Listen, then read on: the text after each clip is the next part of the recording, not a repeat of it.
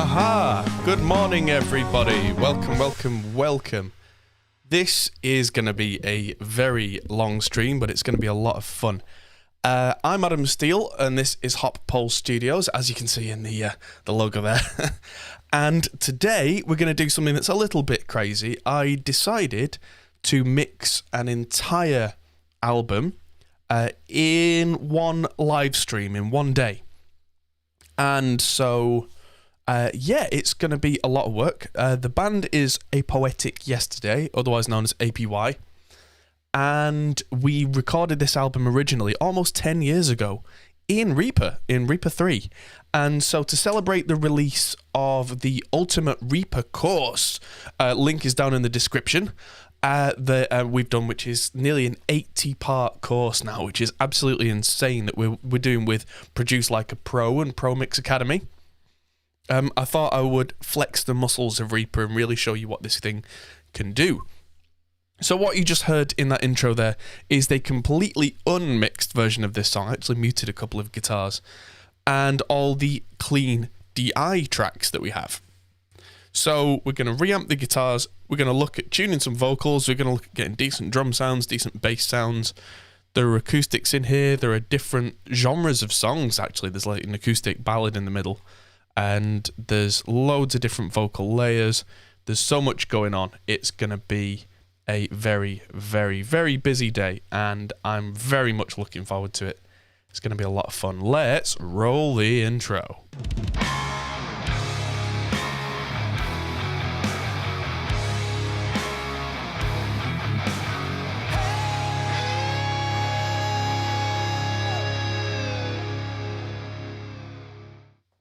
So you guys who are supporters of Warren's channel, Produce Like a Pro, got an email yesterday. Yes, fantastic. I'm very excited about this whole thing. So I'm in my home studio, as you can see. If you've not tuned into the channel for a while, we are, of course, all on lockdown as I film this. So this is my home studio, Studio B, which is this tiny little studio. I'll give you kind of an impromptu tour of the studio. I mean, I'm not even going to get up from my seat, it's that small. Let me just turn on the NDI source. This is state-of-the-art technology, people. There we go. So as soon as it connects, it's not the neatest because this is my setup. I get one screen to do all this mixing on. Yes, guys, I usually use 2 or 3 screens to spread everything out. That's all I've got because I can see all of you on that screen and my chat and make sure everything's working. Under the desk is where it gets interesting. I've got an Arturia Audio Fuse 8 Pre, which I'm using to monitor everything with a Motu MIDI box, which I probably won't use today, but I might do. I've got a MIDI keyboard to go to my side. Below is where it gets really clever. I just got this wonderful little pedal board from Marcus Darby. Definitely check that out. And so what we're going to do with the guitars is in the back of here is a reamp box from Radial. So we're going to use a reamp box. Then I've got currently not a pedal there, but over here on the desk I've got a clone, and I've got a Tube Screamer circuit as well. Got a cheeky shot of the audience sono, which I usually use, but for what I'm doing today, I needed more channels so I could talk to you whilst I do all this. And so that's all going out into either a Marshall JCM 800. This is the JCM 800 Studio Series. Or audio is crackling. I thought I'd fixed all that. And the 5150. So that's really annoying if the audio's crackling and clipping, because the audio looks right, and I've just been having issues with the playback clipping and crackling, so I changed everything and thought that I'd fixed it. Apparently not. How about if I turn off all my processing on the vocal? How's that sound? Is that still crackling? Because yeah, I don't have many things open on this computer that shouldn't be open. I mean, there was Skype and iTunes, they can go. Audio settings, that can probably go as well. That could be There's always a technical issue somewhere. Let me know in the... It only started when I had the other camera on. Right. Oh, you'll have been able to hear the audio off it. Right. Okay, so that makes sense. The camera was using... it was actually my iPhone, which was using NDI, which is very clever network-based stuff, but if the audio's coming through... Let's try turning that back on, but see if I can mute the audio on it. Just for fun. Just for funsies. Ah, yes, so if I mute that NDI source, I mean, not that it particularly matters. I'll leave it off.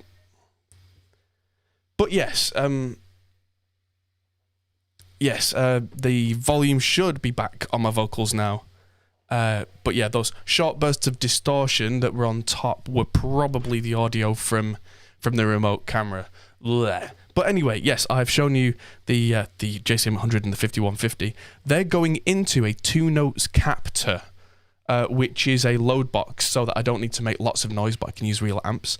And that's going into a 2 notes. Again, I'm wearing a 2 notes t-shirt. 2 notes Cab M, which is their stomp box size cab modeler, which has just had a firmware upgrade and has lots of wonderful new features and sounds really, really, really good. That's not officially out yet. That's in beta. If anybody's watching this a couple of weeks after this goes up, then you will see the firmware come out and you'll be like, oh, it's really good. I get to play with it today and show you what's going on. So we've got 12 songs to plow through. And you can see I've made regions here in Reaper, and I've named them all so we can see what the songs are called. There are 12 songs, and it's very pop-punky. And we recorded this over a number of months, a long time ago. So we've got things like a very raw bass track, which was a good old passive jazz bass, which did the trick rather well. We've got lots of guitars.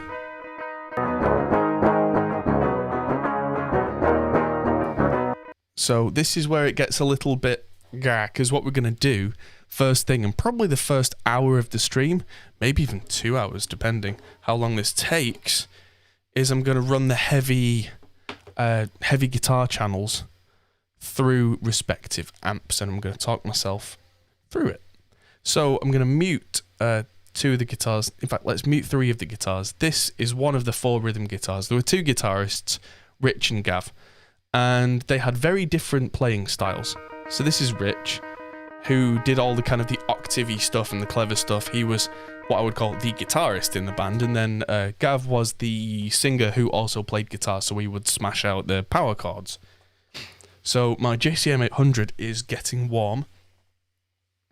And I found a really good tone combo, which is to get this clone, which is a Mosky Silver Horse, which I'm going to plug in now, and run that into a JCM 800, and that sounded really good.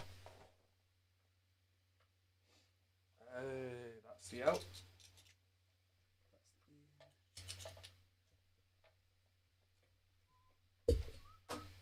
Need to plug its power in, of course.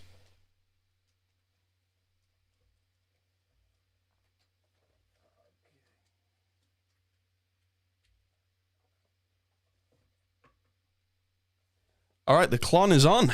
We have on clone. And the first thing I'll want to do here in Reaper is go open my mixer and turn off the master output, because we don't want to hear the DI of that guitar anymore, the plinky plink. So I could go into this little routing button and turn that off. And I can also now hit record. This track's called 5150. I'm going to call this JCM 800 left. Guitar pedals are getting smaller and smaller. It depends on what size the components are. The size of a regular stomp box was that size for a long time, because it was the size it needed to be to get all the big fat components in, and also have a big button on the front and have space for a 9-volt battery, because most pedals, of course, ran on 9 volts traditionally. Now most pedals don't need a 9-volt because most guitarists don't use them. So there's a load of space gone. And so, yeah. And, you know, they're not made by people anymore. They're made by machines. They're all like, what do you call it, SMD components, that kind of thing. So, yeah, I mean, small is good. Let's take the JCM 800 off standby. And I've got record enabled, so I can see a little bit of noise coming through here, which is good. If I hit play... Ah, yes.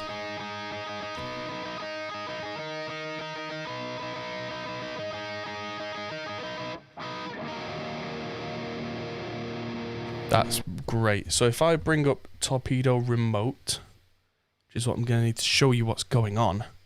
This is a beta version, disclaimer, yes, yes, yes. If anything goes wrong with this during the stream, it is my own fault for using a beta version. So this is what I've got set up right now. Ignore the preset name because I've just basically paved over it. But there's new stuff like the enhancer and all sorts of wonderful stuff. I'm just going to hit play in Reaper to let this play through from a good section. There we go.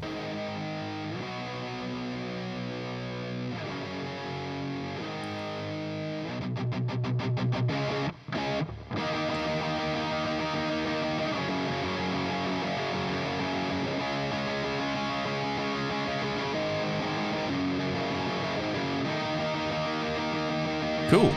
Sounds good to me. So that's coming in around -12, which is probably the ideal kind of volume that we want a DI to come back in at.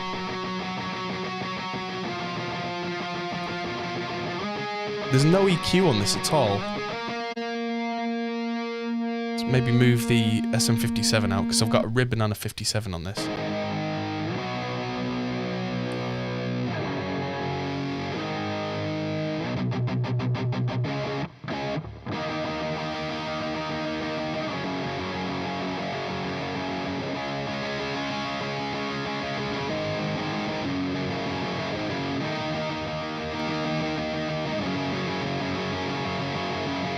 There we go.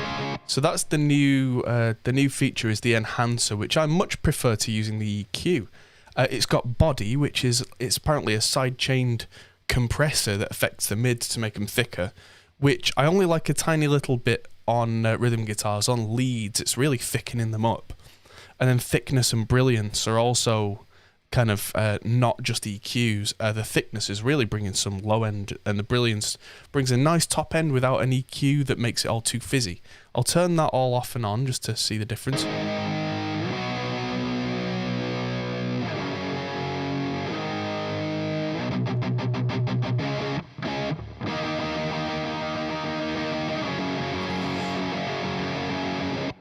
And this guitar, oh, I heard a little bit of reverb in there because I've got a tiny bit. I usually use Studio B for my reverb on these, and it's just the blending in the tiniest little bit. So it sounds good. There is a new gate inbuilt which I'm not using. There's actually a preamp. So the Cab M now has a preamp, which, of course, using a clon into a Marshall JCM, I don't really need that. But I'm going to quickly just play a bit more and then just look at the tone controls. So I've got the presence backed off on the amp a lot, which with Marshalls you do. Bass is dead set. Mids have got a little bit of a scoop. The mid control on JCM 100 is really powerful. It's not like an EQ in a mixing desk. In fact, I'm going to play something and I'm going to slowly move the mid control from 0 all the way to 10 and back, and listen to it change, and it doesn't sound like an active EQ in a DAW. Listen to this.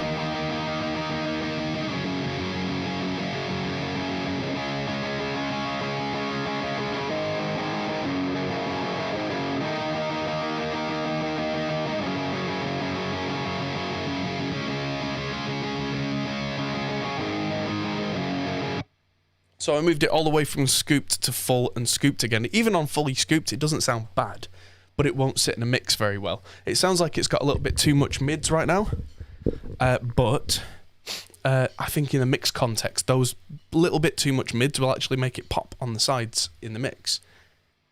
And so, next point of order, if I go to the end of one of these little bits, you'll hear a lot of noise. There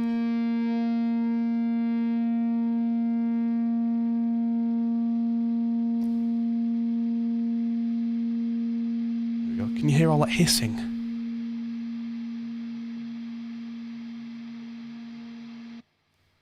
And then it cuts. Now that tells me a couple of things. This was recorded 10 years ago on very budget hardware. This was recorded using a Behringer DI box, a cheap one, into a cheap Behringer mixing desk with really low quality preamps, into an Edirol interface, which was what we could afford at the time, that had 16 inputs. No feet camera today. Don't really want a feet camera if I can afford it. But yes, gating is one suggestion, and I certainly will be gating. But that section there, it's supposed to have the guitar holding the note underneath. It's a creative thing. And also, gates only do so much. Something I've come to realise with poor DIs like this is quite often you can take a lot of detail out of the EQ and still end up with a very good tone. So I was experimenting last night and I came up with this. This is an EQ that I'm putting on the DI track before it even goes out to the clon. And so you can see I'm scooping everything above like 2 kilohertz out, which sounds ridiculous, and it kind of is. And I'm doing a little bit of a low bump, and that's just a personal preference thing for this particular guitar. Rich's guitar, I don't remember what it was we were tracking with. I think it was a Charvel or something. It just didn't have very much low end in the pickups. Whereas the other guitar from Gav definitely had plenty of low end. So that's just a personal taste thing. But listen to this. If I turn this EQ on, you'll hear very little difference.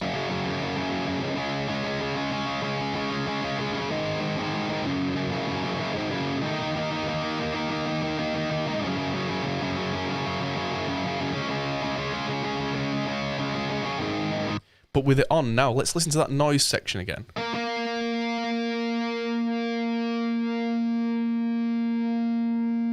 Sounds very clean. And then with the gate off.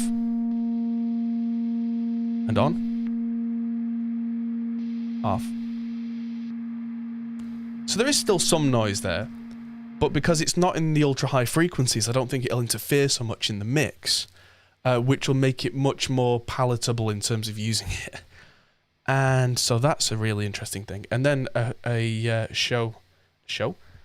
stream that I did a little while back, I made a side-chained gate. So if I gate that, that's now going to be ultra silent on these sections. Best example is probably the start of another track called Frown Proud, which has a proper and it's got little stops. If I turn off my gate and my EQ, it sounds like this.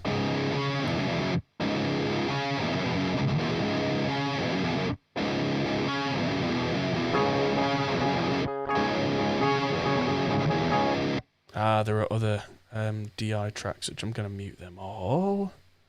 Because, yeah, there's how many guitar tracks here? 2, 3, 4, 5, 6, 7, 8, 9, 10, 11, 12, 13, 14, 15 guitar tracks overall on this album. And that's me condensing them all. A lot of them are kind of little spots and incidentals. There's quite a few cleanish guitar sounds that we're going to make. But that's a thing for another time. Can I program that high frequency cut to come in as the note begins to sustain? Maybe. But that's asking for trouble, especially on a live stream. It's the kind of thing where you can automate things in Reaper. If I decide, oh, that's turning the UI off.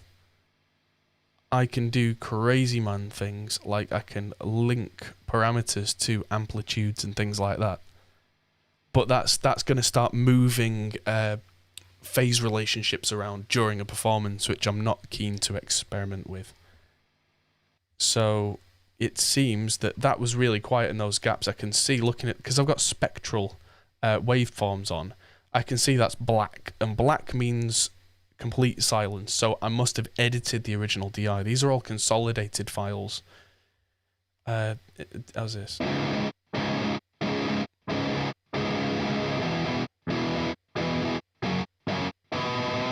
Yeah, I can actually hear where I've edited them. Not the best editing, but it didn't have that click click, and if I was to do that now, it would be quite different.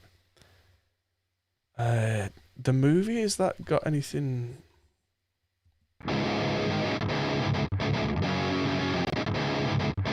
There we go, where it goes chug chug chug. If I just take off my gate and EQ, you can hear a lot of noise in the performance. Whereas if I gate and EQ it, there's still a bit there. And once this is all tracked in and double tracked on the sides, I think it'll be far more pleasant. Let's use a different track. Bring back the clap, let's do that.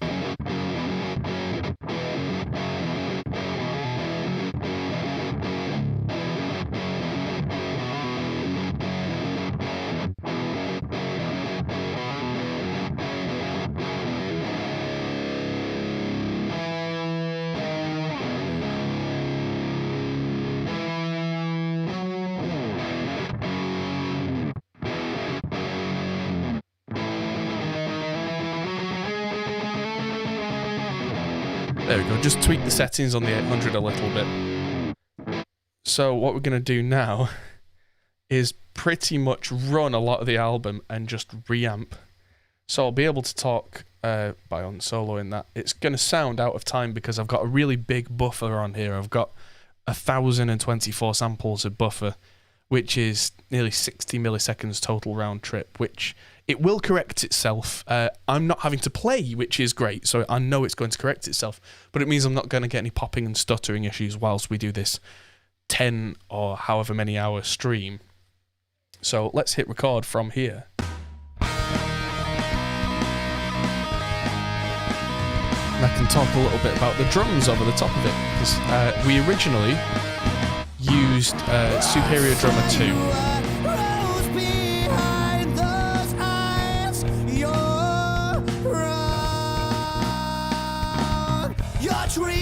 Ah, you hear where the gate started cutting out there. You're going to need to automate the gate off a couple of times.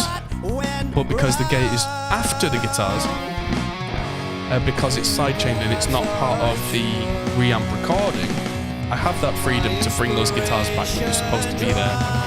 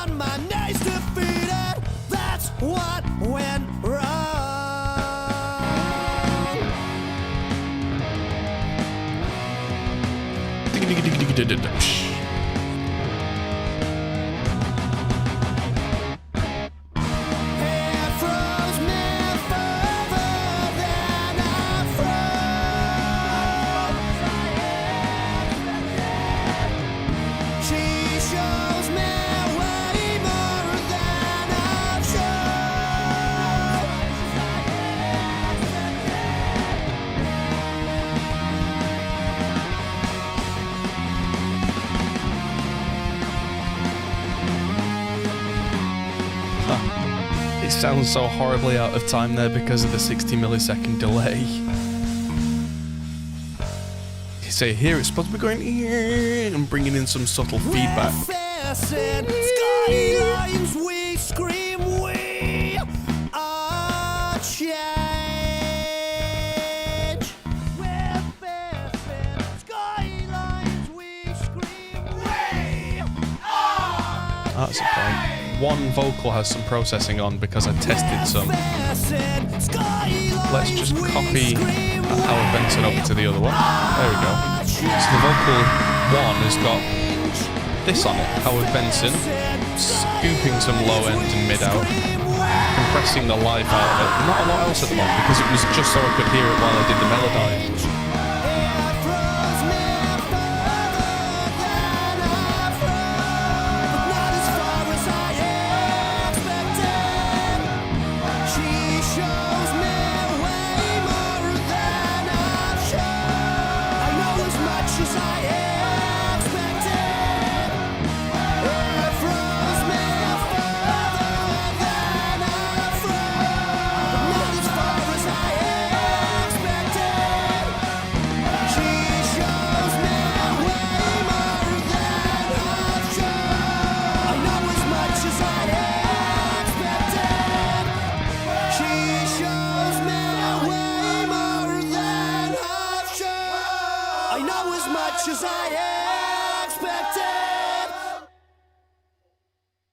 Okay, and stop, and we have one reamped guitar track.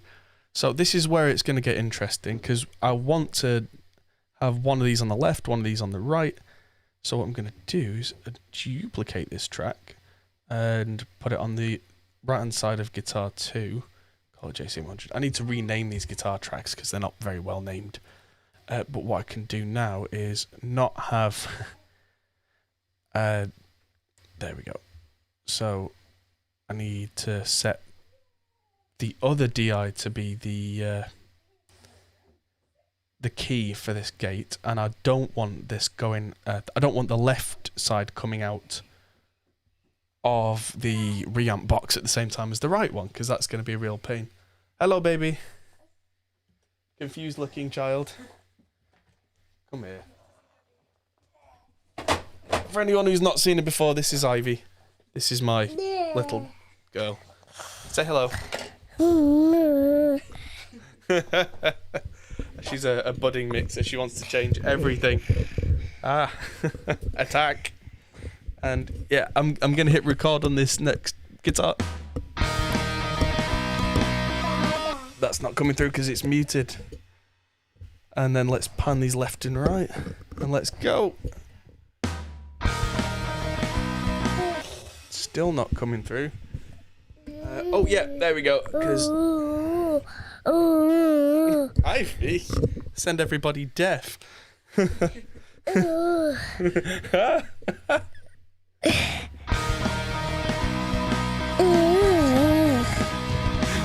that's what Come on.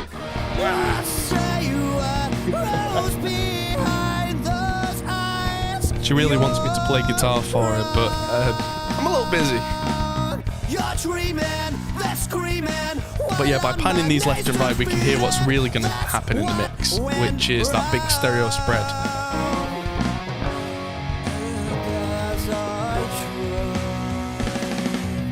My inspiration dried.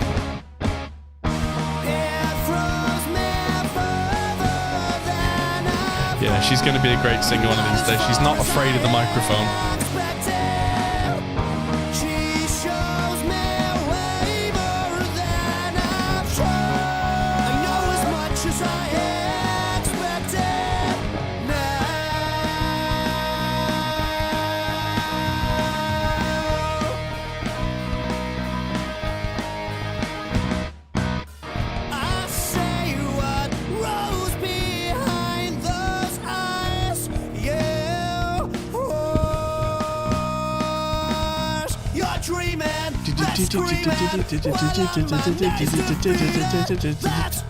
Yeah, so there's a single guitar that I'm gonna have to reamp separately. My inspiration dried. Hair froze me further than I froze, not as far as I expected. She shows me way more than I've shown. I know as much as I expected now.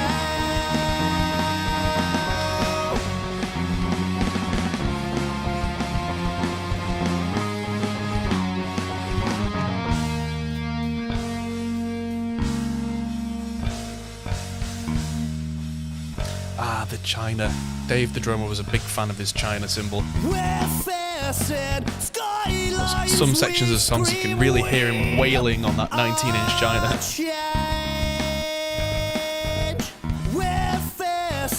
Skylines, we scream, we are change. We're facing skylines, we scream, we are change. We're facing skylines, we scream, we are change.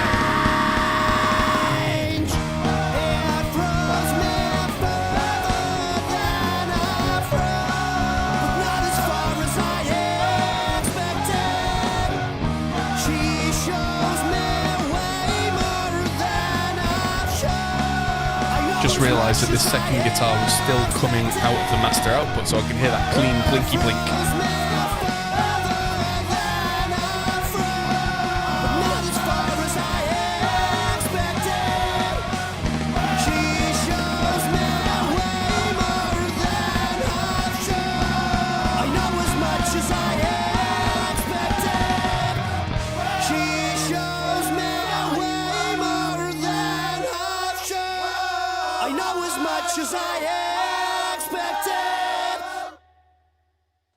And those guitars are still going at the end there, which, again, when I automate those gates to not be on, that'll be awesome. Moving on. This is going to be really weird for a while. Weep, weep, weep. It's going to be really weird. Owl. She's got her owl. With one arm, because she tore the other one off. And a calculator. And yeah, what was I saying? You're only going to hear one half of the guitar performances until we get most of the way through the album, and then we're going to go back and look at using the 5150 to reamp the other rhythm guitar, and suddenly a lot of the composition will make sense. This is one of the things about reamping, so you have to try and take into account, if you've got more than one rhythm guitar, for example, how they work with each other. Hello, baby. So let's start reamping Midnightmares.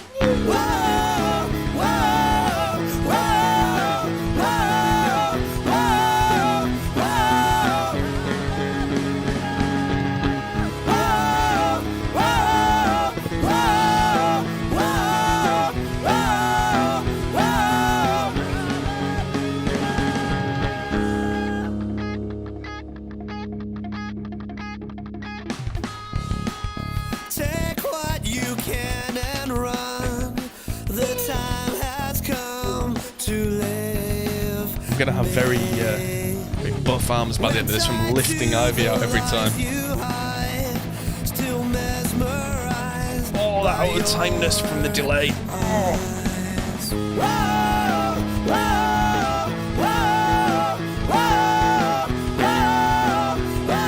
And there's some, yes, that is genuinely bass chords, ladies and gentlemen.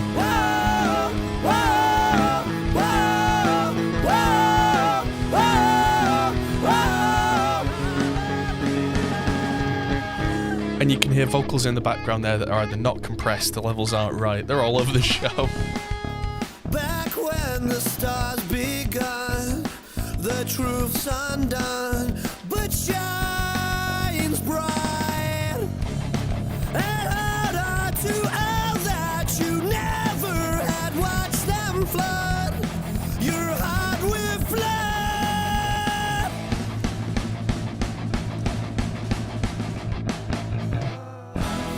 They say I've changed. You were my every dream, my midnight mass. They say I've changed. You were my every dream, my midnight mass. Oh yeah, the acoustics on this song, I can just stop there because there's no electric guitar for a bit. The acoustics I recorded yesterday because I felt like this song could use them. I used this mic in this room with my Fender acoustic, and I'm going to blend them in a little bit later. But they just added a certain something.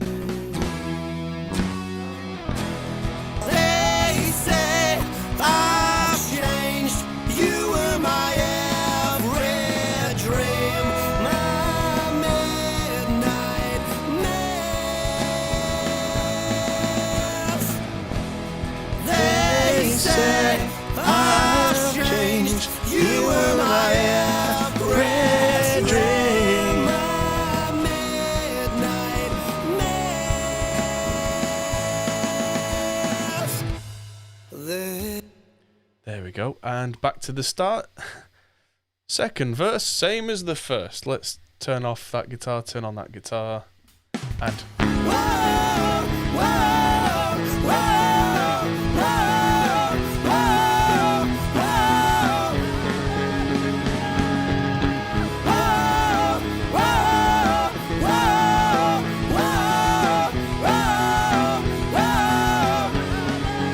There's going to be some Melodyne work on those backing vocals, I think. Wow. Again with the gate thing.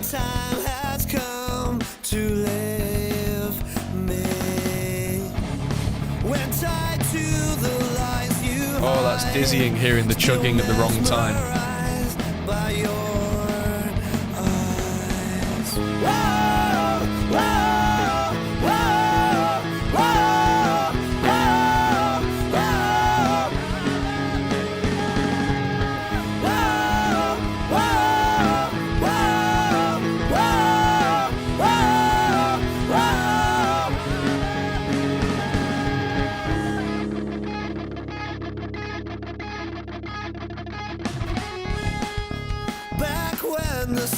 Yeah, that's supposed to go and nicely fade out, and doesn't.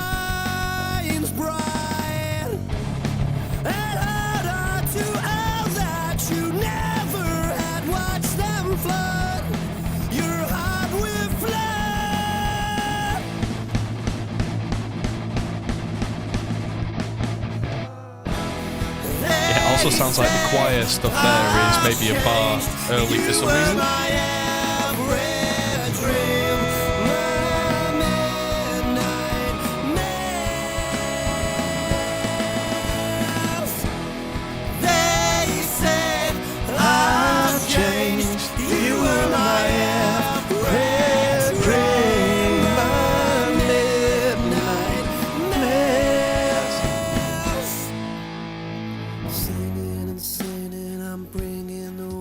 And last but not least on this track.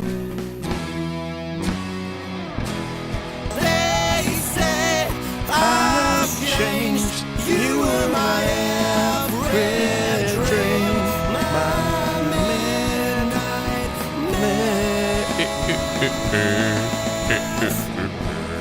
They say I've changed. You were my every dream, my midnight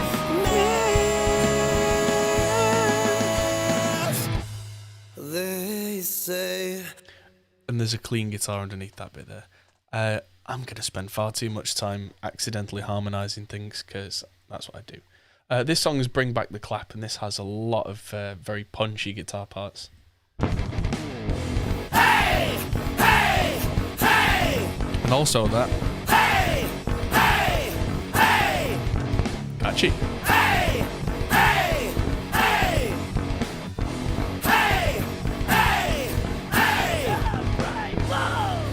3, 4. Here it goes repeating in my head again. Rain, don't break me. I cannot fill my time with all your ignoring. Rain, don't slow down. I'm burning bridges, watch them flow to pieces. Catch my breath as embers come back down. Burning castles to the ground with sound. Hey, hey, hey, hey, hey,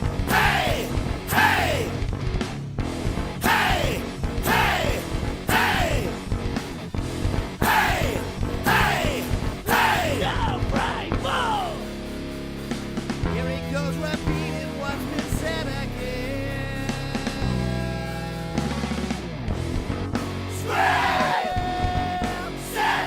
I cannot fill this time with your stupidity. I'm hearing some pops and clicks. I think the next thing, on the bass particularly, the next thing I'm going to do is get a decent bass tone. Abandon ship before it starts to sink. Fill the hospitals with years of patience. Turn to dust before we stop to fade. I'll make a quick buck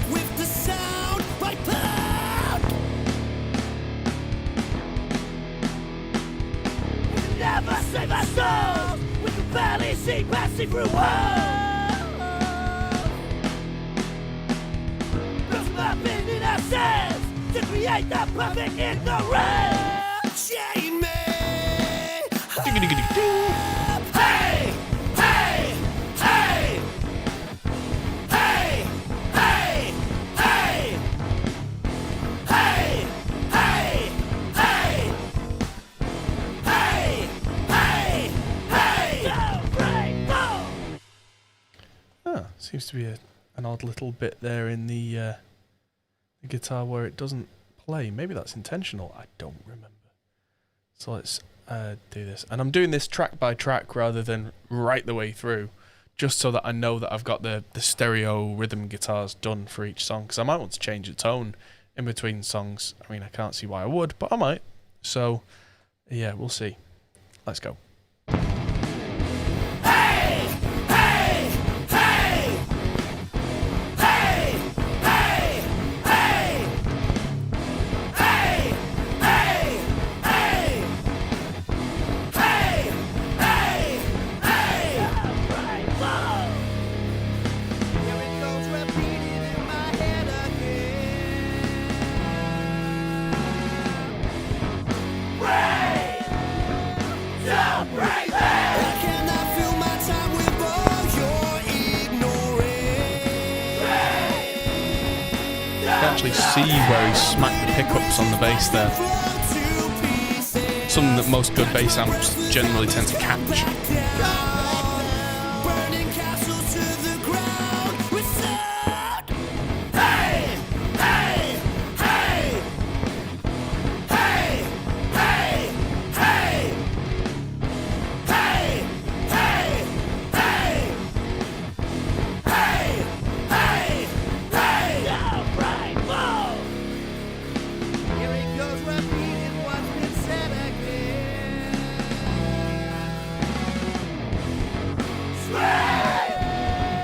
Send that slave. I cannot fill this time with your stupidity. Send that slave. They drop the anchor while the ship is turning. Abandon ship before it starts to sink. Fill the hospitals with years of patience. Turn to dust before we stop to fade. I'll make a quick buck with the sound by pound. We never save our souls. We can barely see passing through walls. Brushing up in ourselves to create the perfect ignorance. Chain me.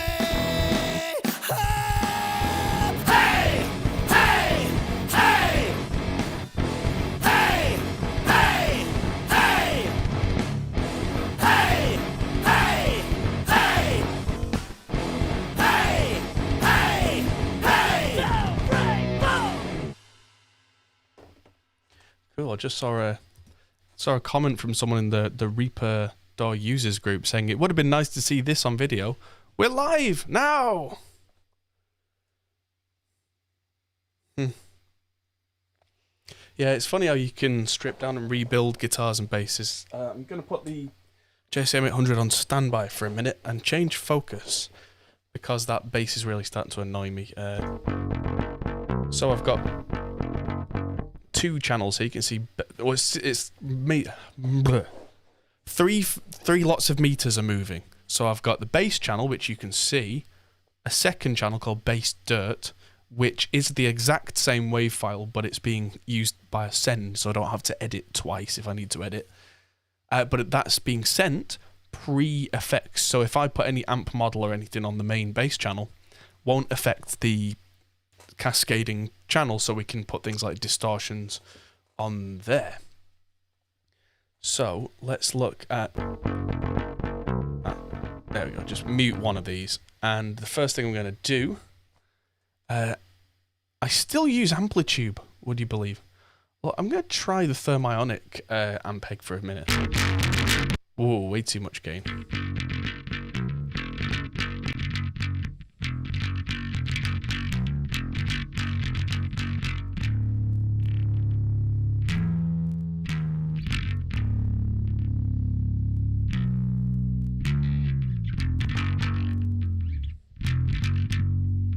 Sounds fairly decent. What I want is to have that Ampeg-y type sound. Let's see how that deals with those clicks.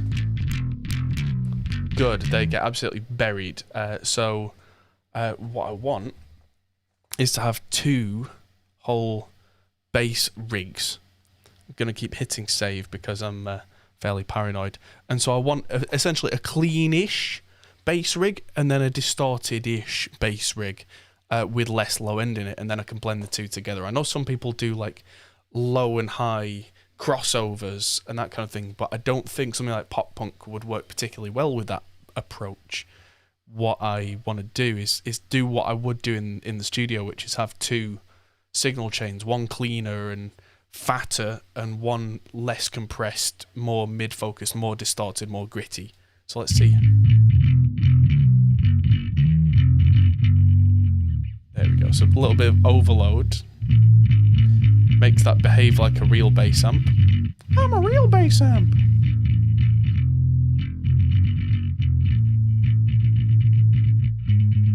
How's the 421 sound on that? Bit too real.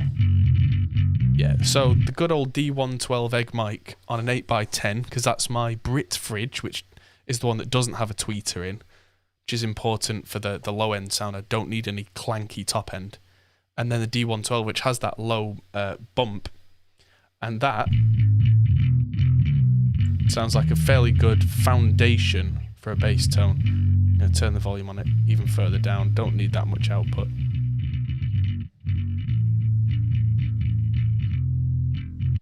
Awesome. Now, just going to solo. There we go. The dirt channel. Have I got BOD on here? Hope I do. Yeah.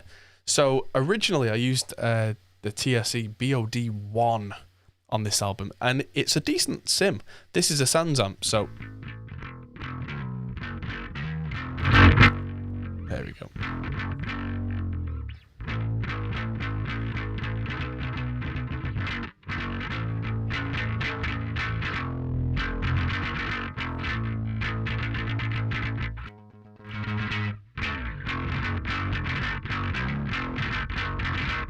That's how a driven Sans amp sounds. Let's mix that with the original. There's our clanky top end.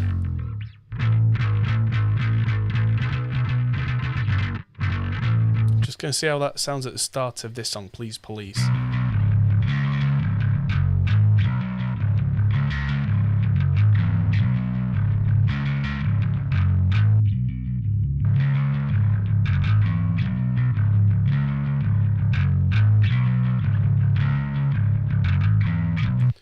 I think what I'm going to do is I'm going to use a pre-shaping EQ before BOD to change the character of the bass going into this distortion.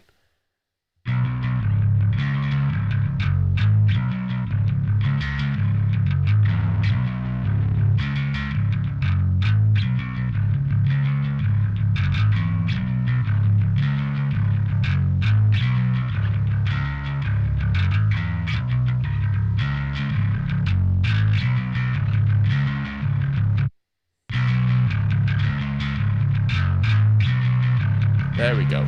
So before the BOD, I've put an EQ where I've boosted that ultra high end before the distortion to get that clanky thing, and I've dipped out a bit of that 300 to 500 hertz mud.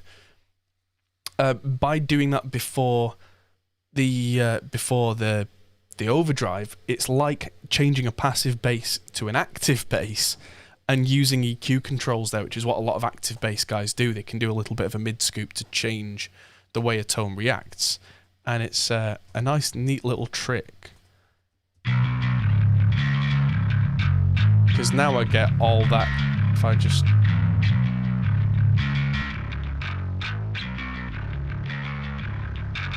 There we go.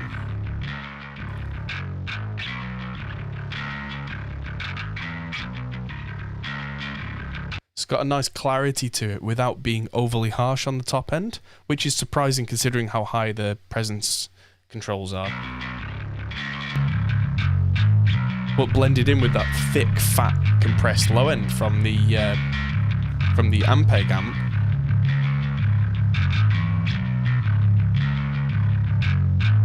what I can do as well is get an EQ after the distortion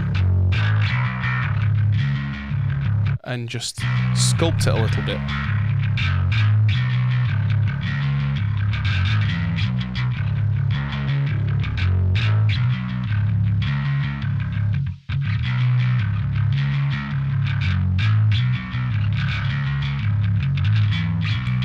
There we go. Now, before we've added any compression or EQ or any saturation or anything to the bass group, which is what I will do, that's probably going to sit in this mix wonderfully.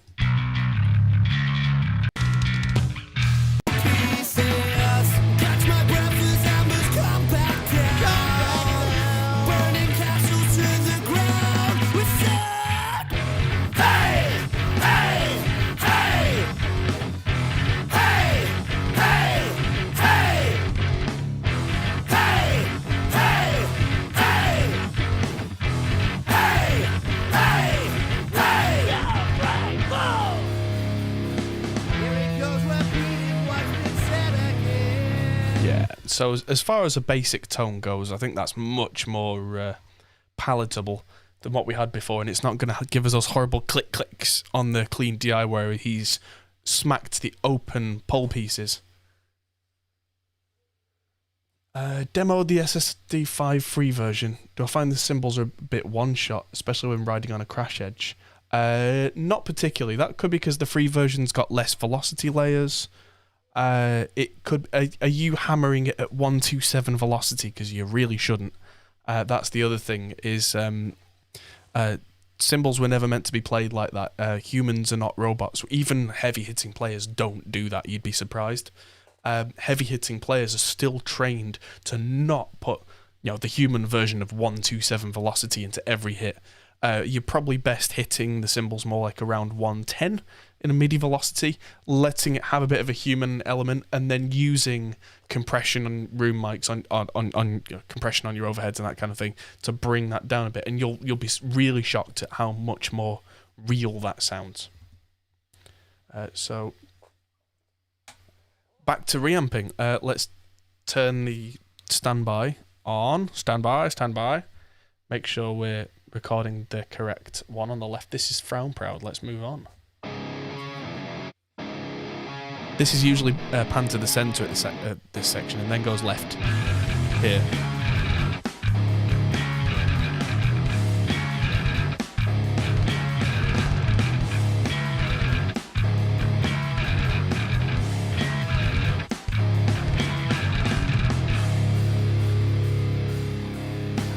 Sit back, relax, fall back, and watch me flow again. I'm not the same as you remember. No need to scream, your dreams melodic could have been. Also, because I've got that big fat bass tone, but I've got the clankiness separately, I can automate the clank on the bass to be more or less on different sections. Hellos, goodbyes, and all the waiting alibis. Regret, remorse, and all the above. Bring on the lies and rise, hypnotic lullaby. Sing me to sleep and I'll sink into lies you hide. Take your time on me. This is not your ceiling. This is not the way to make me right tomorrow. Ooh. I'm not. There's a vocal that didn't go through lower down that it should have. We could change the seasons. We could rewrite reason if we try. That's another fun conversation, is getting Melodyne to recognise kind of vocals, because there's a lot more harmonic content in them. It's quite difficult to work out the pitches. Hello to DJ Crow-G in chat. So, ooh.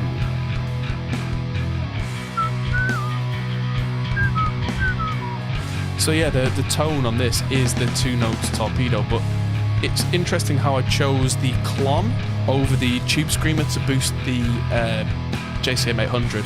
I was finding that the tube screamer took too much detail off the high end as well as the low end and left me with a slightly muffled signal, whereas with the 5150 it's the other way round.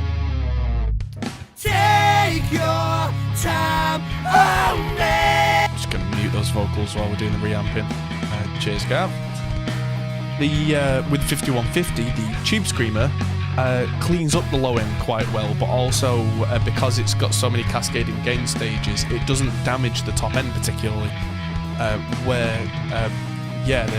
The clon, the low end in the clon, was too much for the 5150, and everything was coming out as a flobby mess.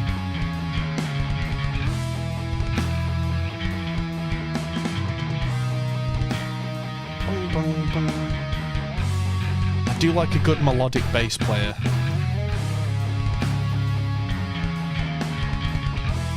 Because it's the kind of thing, gives your ear something to catch on to.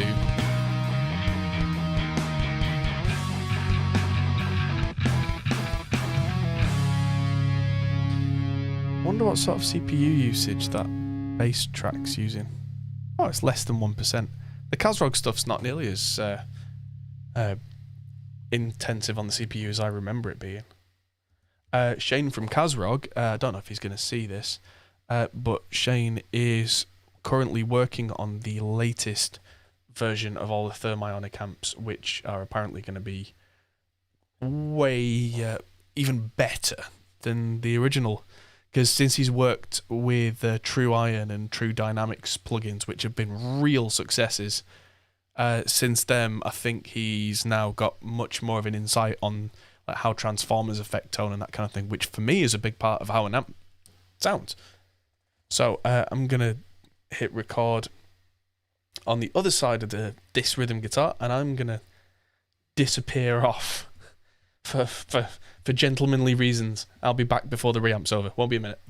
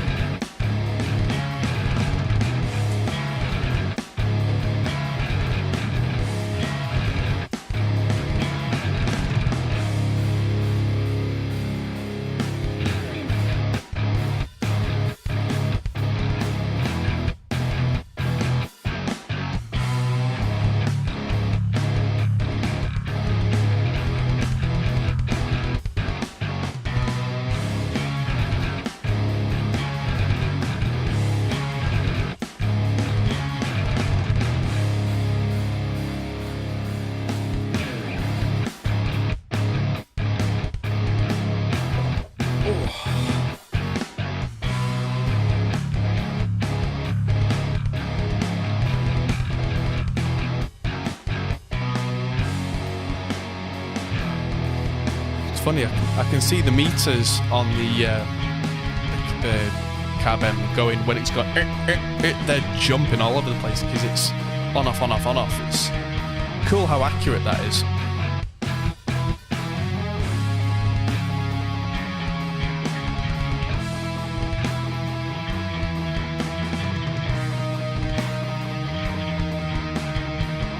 So underneath this, there's another rhythm guitar,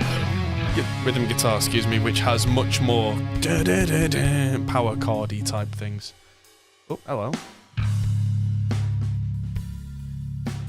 That was weird. My screen went off for a second there, which it usually does when there's some sort of ground spike.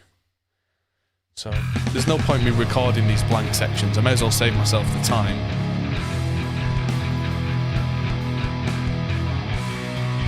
That sounds pretty huge.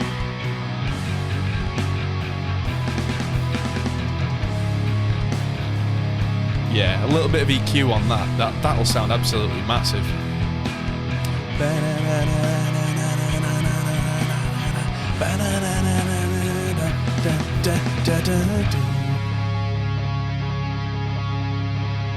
2, 3, 4, do.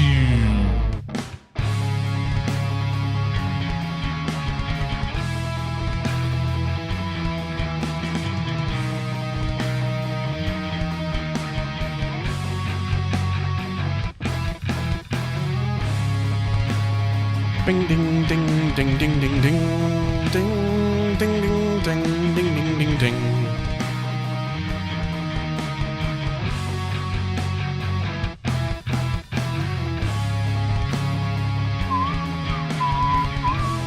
can't wait for you to all hear the properly layered multi-vocals on a lot of this, because we were really getting ambitious with production at this time. When this album was produced, we started pre-production in 2010, and yeah, there are parts where here it's got "This is not your city" with "Will Solo," and another third completely different vocal layer. At the end of Same Old, when we get to that, it's got "No, she didn't know the whoa." There's something like 4 or 5 different vocal layers at the end, and it's a really beautiful thing. So that's the end of Rich's parts there. Now we get on to a song called The Movie, which was essentially the reason that we took these guys on. This was one that was on their first album as well, but in a very, very different format. Much more heavy with blah, blah, blah, blah. But we were working with the band, and they didn't want to be as metal as they had been. They wanted to be more pop punky.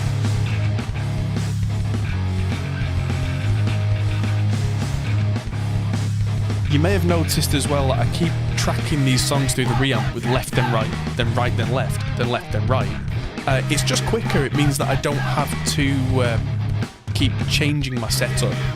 Even though I am recording 2 guitars per song, once I've done the right hand side on one track, I can do the right hand side on the next track, and so on.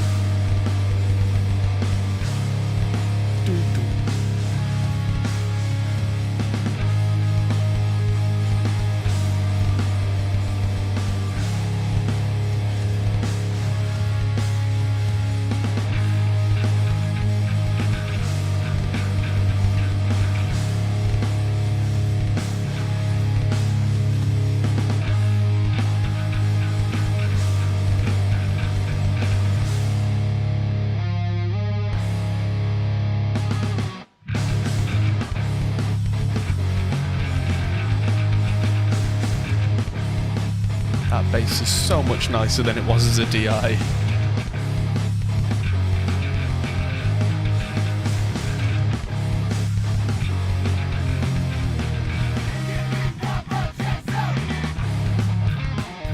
Just goes to show, ladies and gents, a clean DI can do a lot for you.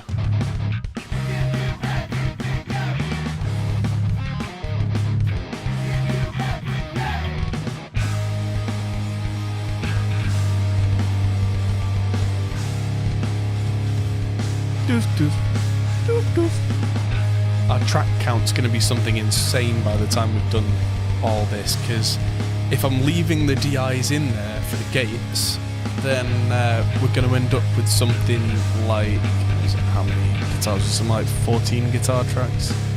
28. So we're going to end up with like 30 guitar tracks. Well, that doesn't mean 30 guitar tracks worth of processing.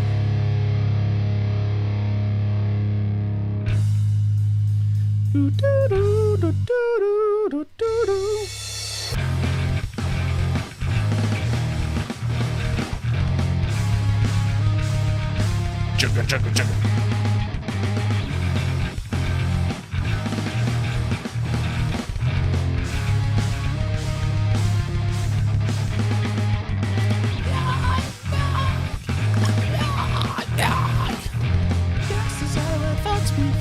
It's just the end of new beginnings. Can't wait to get on to doing the 5150s, because I'm using a completely different guitar cab model on that, and it sounds intense.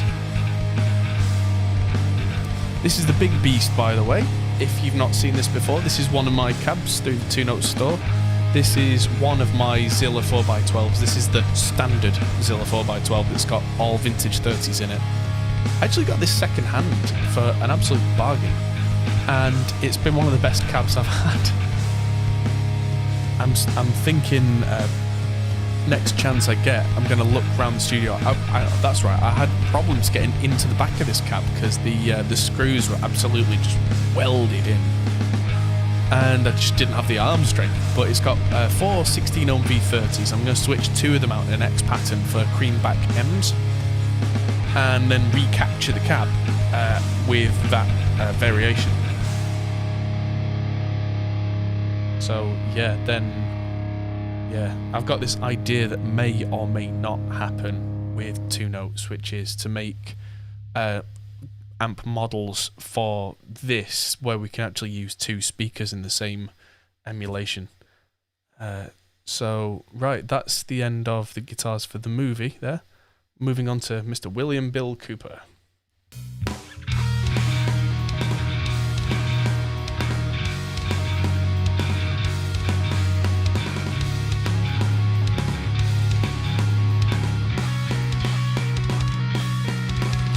Morning, Nick.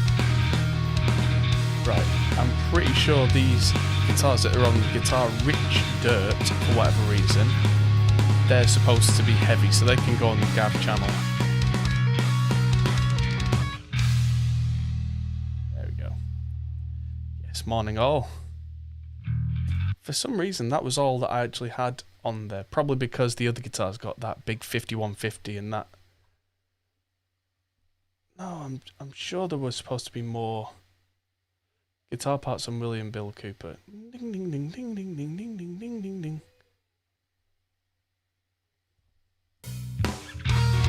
Let's record this in.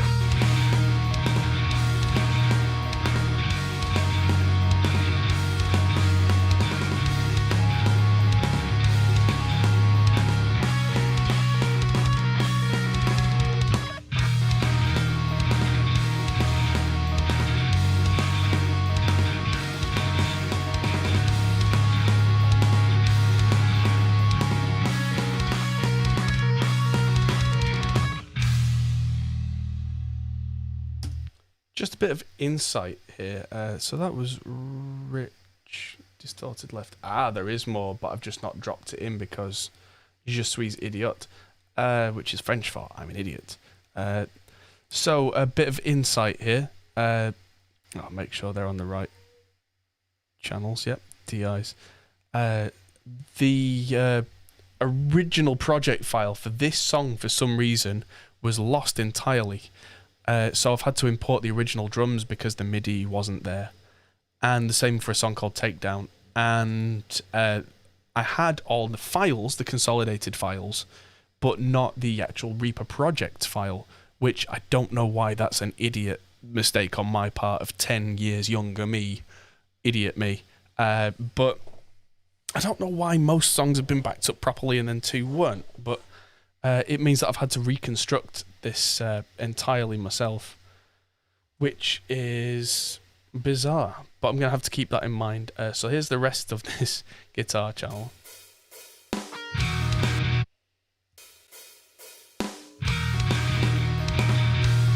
So I'm going to have to keep in mind that that might be slightly out of time, this lot, which means that I'll just have to shuffle this all back in time later. But for now, that's all I need.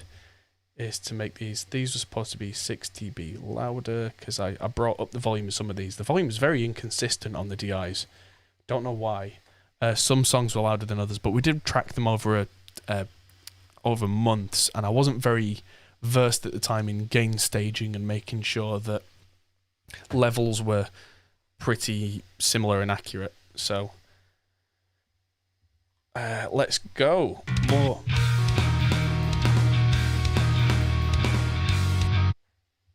Wait, hang on a minute. That had been reamping the wrong side anyway, so again, getting distracted. Let's keep reamping the right hand side, then do the left.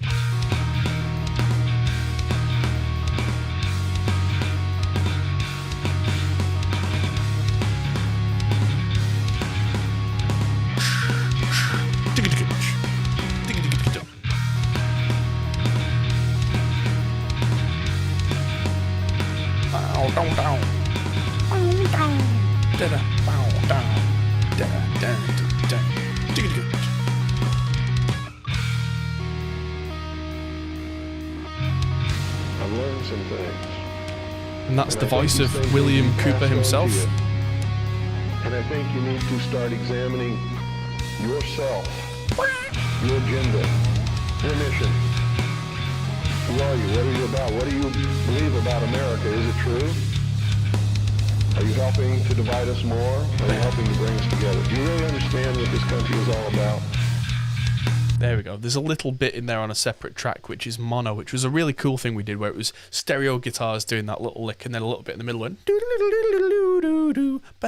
and then back to stereo, and you'll hear that effect later on. So let's just finish preamping these guitars.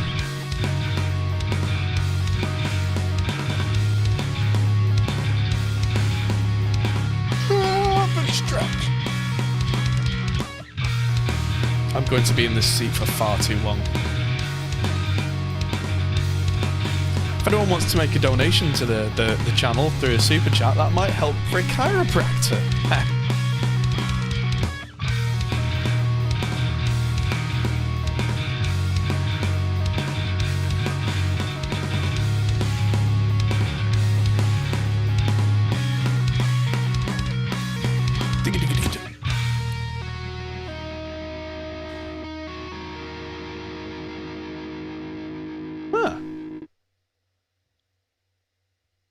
I didn't know he did that underneath the main vocal. That's cool. So I need to have record enabled on the other one, but also switch my... There we go. Turn that one off, turn that one on, so that the right one's going to the amp.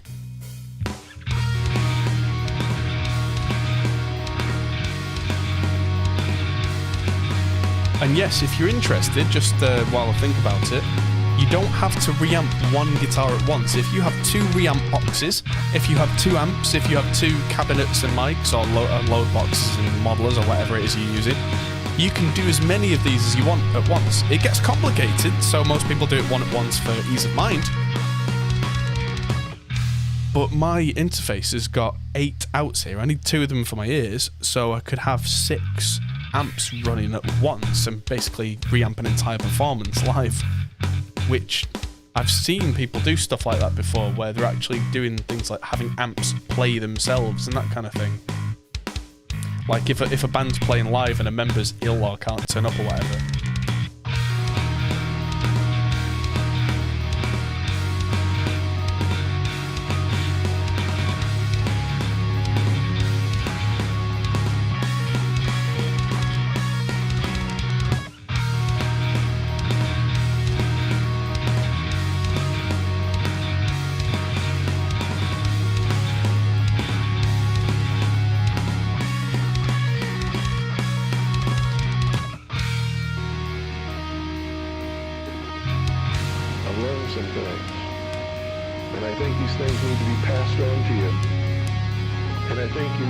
Examining yourself, your agenda, your mission.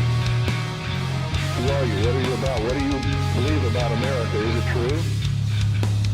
Are you helping to divide us more? Or are you helping to bring us together? Do you really understand what this country is all about? Back and to the left.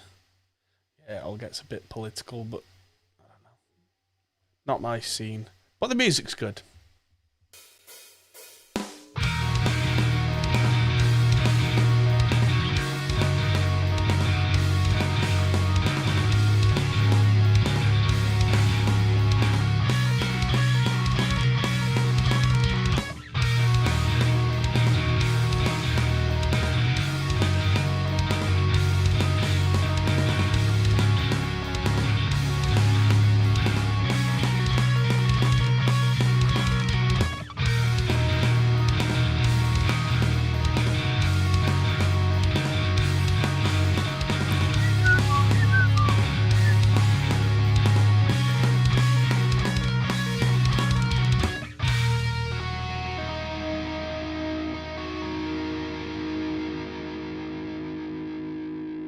And the gate is cutting them off there, but it is still recording, so I'm just going to let that run.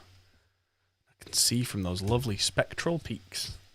Those don't have spectral peaks on. I'm not sure why. It's probably because I just dropped them in rather than recorded them. Not even sure where you'd change that for a specific thing, but if I go to peaks display settings, I can click spectral peaks again, and that will generate those for me. There we go, so I can see that the DIs have got that whole honky mid-range thing going on. Ex Cathedra, this one looks redder because it's lower, because it's very angry. I love this track. It's short, it's experimental, it's kind of quiet and contemplative and then goes bananas. So I can't wait to get the mix done with this. Back when I first tried to mix this, we had some real trouble with trying to get the song to explode out the speakers at that section. So hopefully now, with 10 years of experience and hindsight, I'll be able to really get that to blast, and then have the experimental section at the start be quieter and calmer, and then there it just go bang.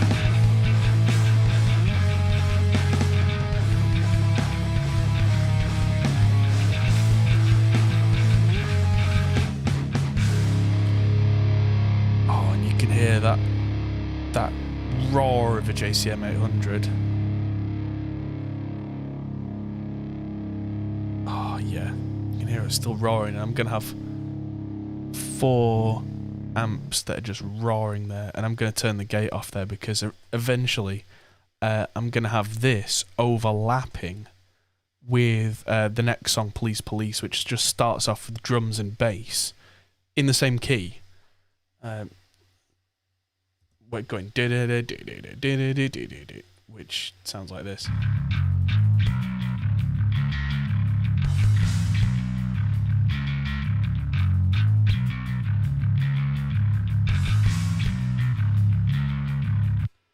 Which is nice. The bass is a bit grumbly there, so I might just have an automated extra EQ just to clean that distortion up on that section, because the bass is very much the focus there.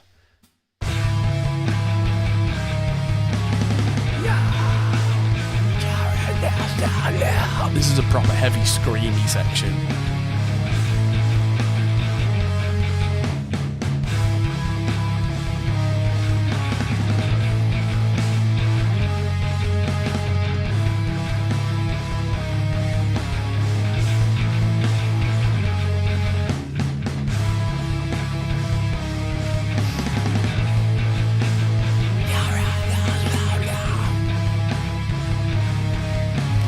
Turn these gates off just to hear the end of this.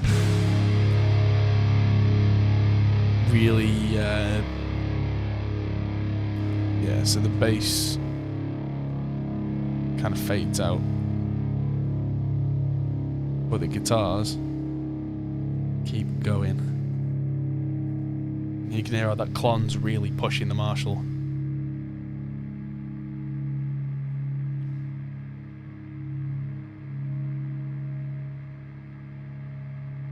And it'll just stop quietly. There we go. The Marshall's still on without a gate, by the way. That's all the noise that you could hear then in that signal was all noise from the original DI being amplified. That's why it's important to get clean DIs, kids. You think, oh, I can do it with anything. I don't need that. I'll use the inbuilt in the interface one. Yeah, I did stuff like that, and that's what happens is you suddenly pick up all this crap that you didn't want. So, on to Police Police, which became the intro song for some MotoGP stuff.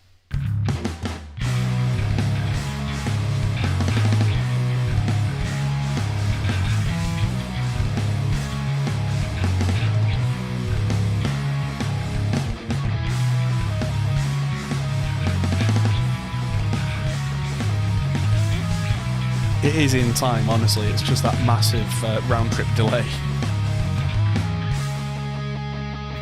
2, 3, 4. I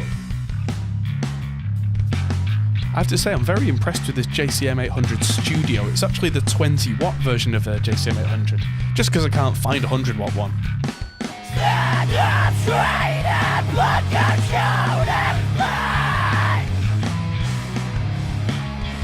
Till we fade to black. No.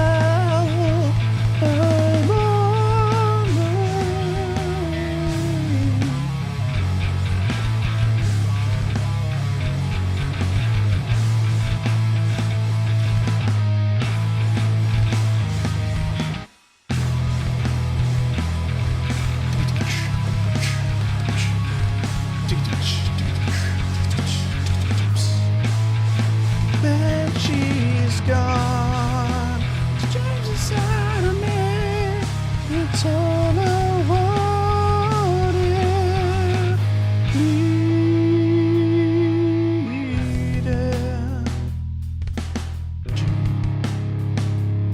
guy in Scotland has a Marshall JMP 2203 going for £1,000, and a real JMP. That they are the Don. Sugar.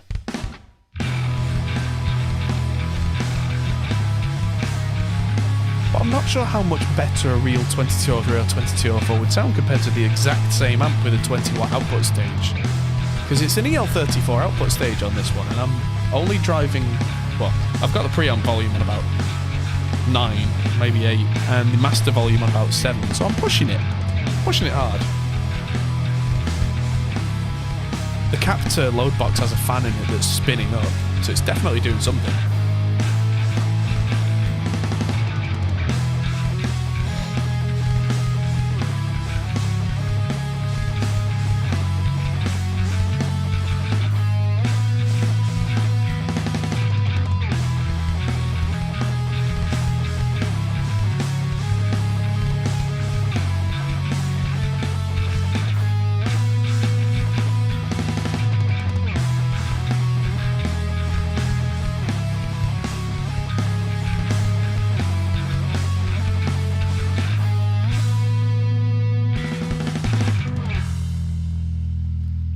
Can hear it just going where the gate's kind of kicking in there, so I'm definitely going to have a few sections of this album where I turn the gates on and off. But once I've set up the automation for that, it's dead easy then to do something like it's then dead easy to just add a couple of points to the automation to just turn something on and off once you've already got that track of automation visible. What's happening now in the mix? So all the guitars are being run through amps. We are reamping. This is rhythm guitar number 1. One of the guitarists, I've got a tone. And all the questions. Hey! So this is a real JCM 800 with a clon copy in front of it that I'm running right now with the Captor and a torpedo cab. And you can hear a horrible delay there because I've put a really big buffer on so that we can stream without any issues. And then when they're done, we're going to run the other guitars through 5150s, through a real 5150. And that is going to be awesome. Can you adjust the impedance of the dummy load in the Captor? No. They're built to a price point, forgot about that. They're built to a price point, so you get a choice when you buy it of either a 4 ohm, an 8 ohm, or a 16 ohm. I've gone for the 8. I find that middle ground works best for me. There are higher end ones. 2 Notes do the Reload, which has got a switchable impedance. But to keep costs down, like I say, they went for a single impedance model, which again works for me.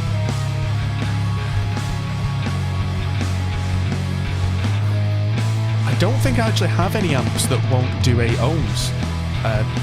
I've got some that are quite specific about 16, but they do 8 as well. I've got some that are 8 or 4.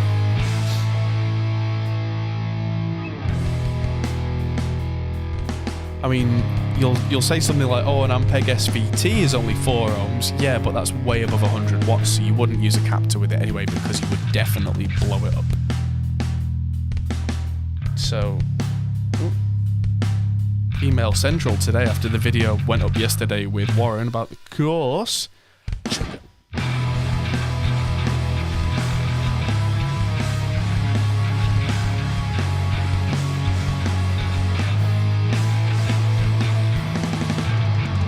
And the drums are MIDI. The drums were originally recorded. It's a real drummer, but we were using a hybrid mesh kit with a Roland TD9 brain and some Elisa's brain as well. So they all need mixing. They are the raw tones from Stephen Slate Drums 5.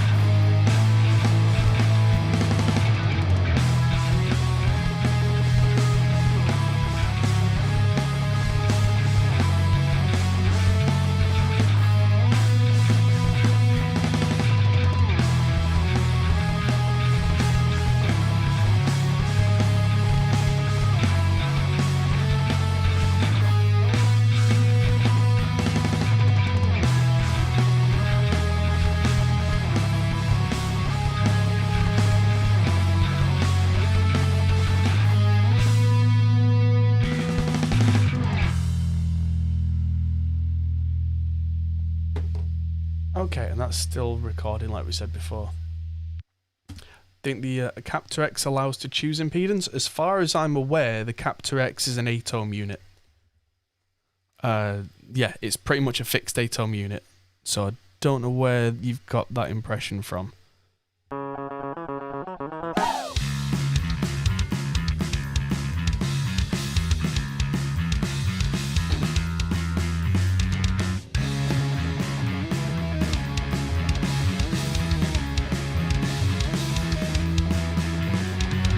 This is Takedown. I'll tell you a little story about Takedown. This song was written in a day. We asked the band to write us a song because we were filming for a mixed martial arts event called Takedown, which was an amateur mixed martial arts event. And we wanted a theme song for it, and the band happened to be in the studio overnight. So we were like, hey, write us a song, because they were part of our record label at the time, so we thought it'd be good fun to do that. And so they wrote Takedown and tracked it, and I mixed it overnight before the event the next day. So I might end up doing something like re-recording some of the rhythm guitars on this myself, because they're not the best performance in the world, and that's absolutely no slight on the guys. Oh, this was another one where because we were in such a rush, I think I lost the MIDI for the drums because we lost the project, and I also lost where is it? Which one? Consolidated? Oh, Octave. Oh.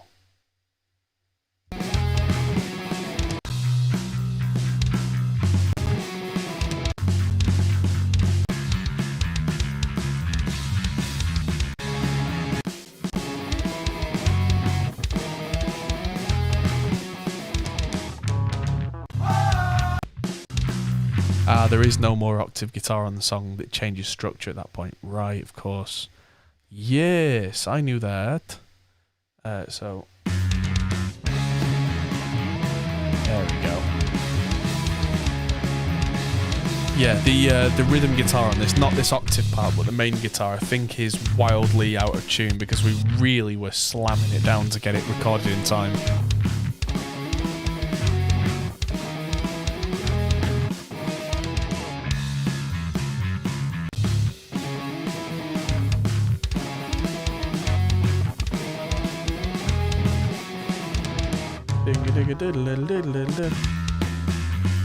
And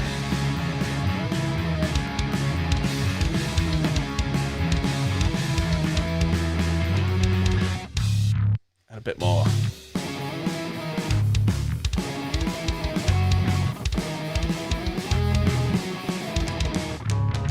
I think the guitar strings might have been quite old. The bass strings might have been old on this. You can hear a distinct difference on this song between that and something like Police Police or Ex Cathedra. You can really hear the difference.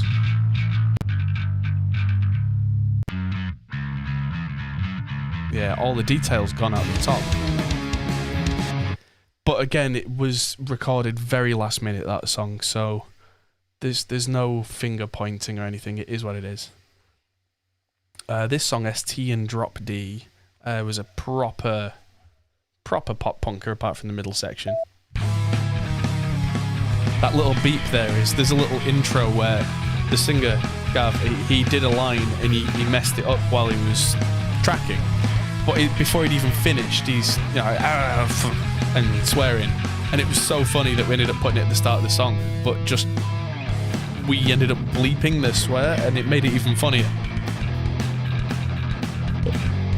Typical pop punk thing to do is just a little quiet vocal at the start. Quote.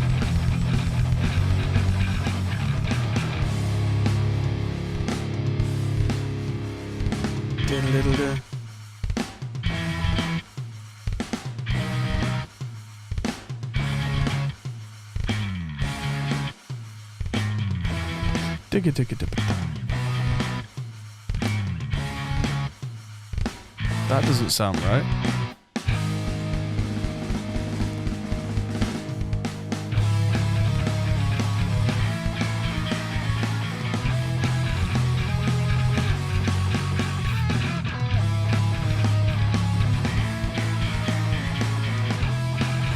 Some of these drum mappings are a little bit weird. I thought I'd fixed all the drum mapping, but I might have to dive in later and make sure that's hitting the right drum.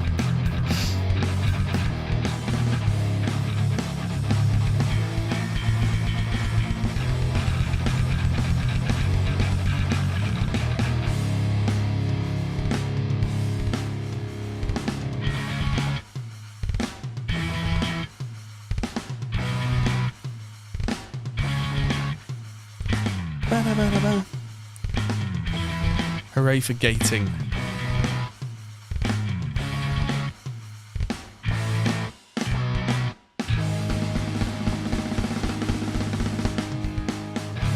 It's funny, even though the drums are MIDI drums, they sound relatively real because it's a real drummer playing and the timing's not quite perfect. I mean, it's not mixed yet, that's literally just raw drum sound, but yeah.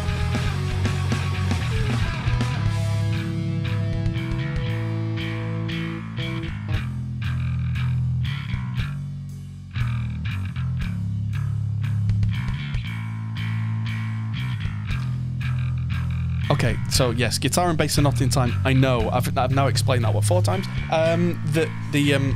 The guitars are being reamped through a 1,000 sample buffer, and that means that it's going out and coming back 60 milliseconds later. As soon as I hit stop, that is perfectly aligned.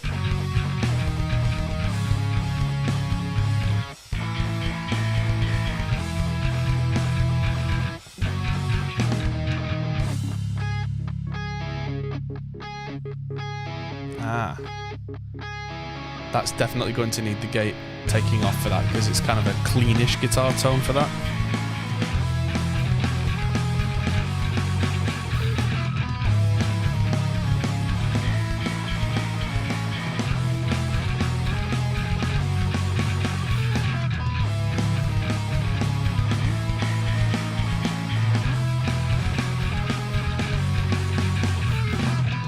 This is going to happen a lot on a long stream, I think, that people are going to ask the same questions over and over. I'm just going to have to adjust to making sure that I keep in mind that, I mean, just play a little section here, you'll now hear.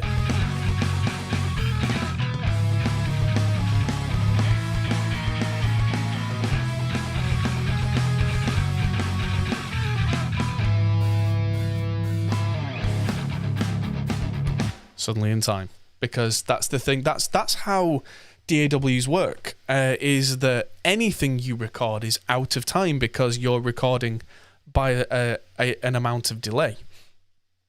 So what happens? It might be. Yeah, it's one of those things where it can correct for that. So.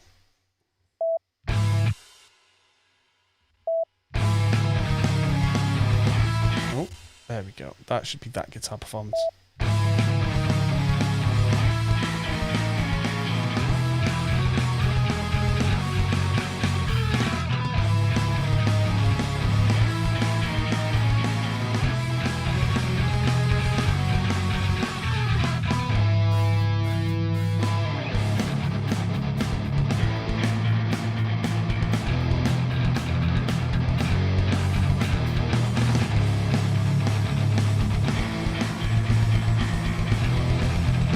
That really does sound weird with it being that far out of time.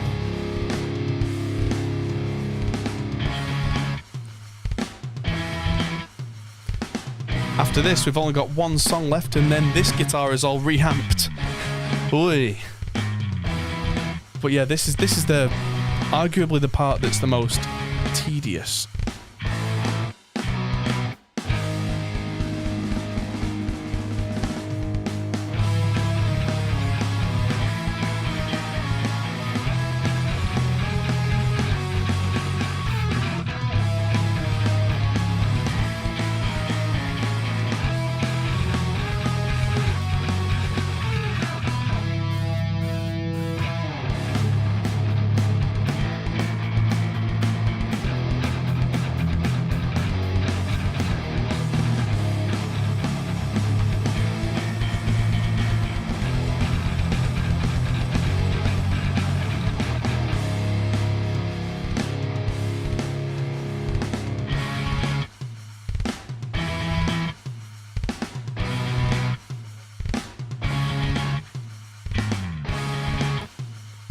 If I remember rightly, that's supposed to be two toms going.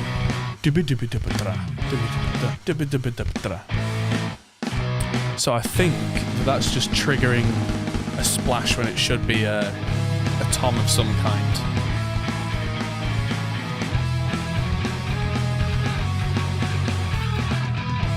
At some point we'll refer back to original mixes for stuff like that. There are also times when the drummer Dave was hitting the ride so hard he was triggering the side of it, so it was going, which is cool. But for a lot of parts of the song, it isn't particularly appropriate. So I've gone back on a few of those and changed them to be more of a top of the ride.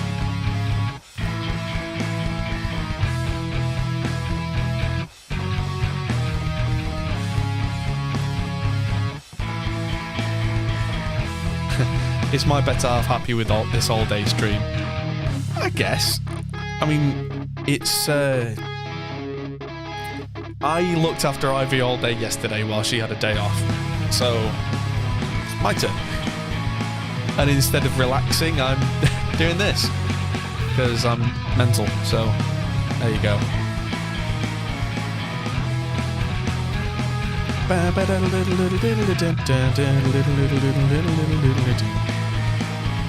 Now, this is where I'm starting to think about guitar tone for the other rhythm guitar, because this guitar is quite mid-focused. The way that I've got to think about it, especially using a Marshall, is it's got less gain stages, which means that it's quite punchy. It's relatively clear for a distorted guitar. I tried using the 5150 on Rich's parts, and they didn't kind of gel right, because he's got a lot of that chugga kind of stuff. Unless you're a really super tight player with a 5150, that always comes out as mush. So this is the last song, Rise and Fall of a Hometown Hero, which the structure of this is like a pyramid. It's got this big experimental intro, then it's got a nice heavy midsection, then it goes back to experimental and gentle again.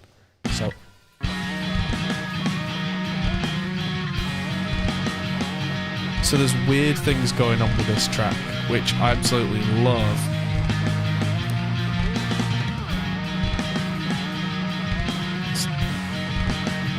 Turn that. Oh, wow.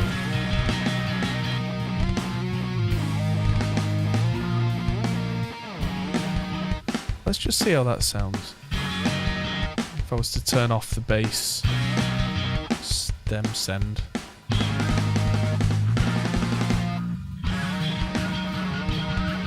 It is only mono.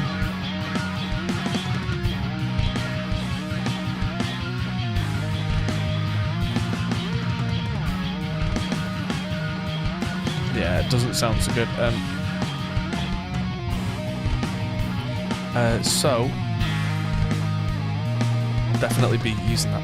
This song has a lot of extra channels.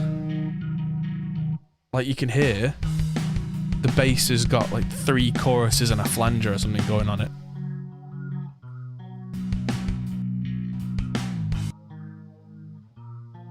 Which is something that we had a lot of fun with.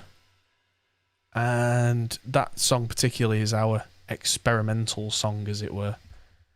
So the mixing for that's going to be a bit of fun.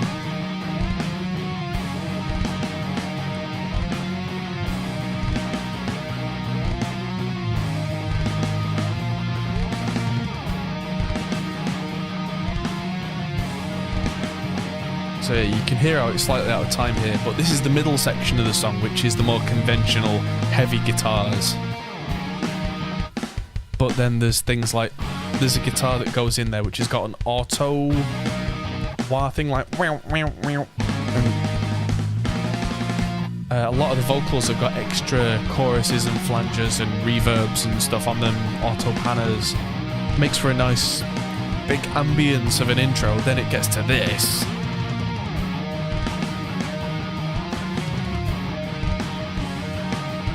And then it goes back to lots of chorusy, flangey stuff.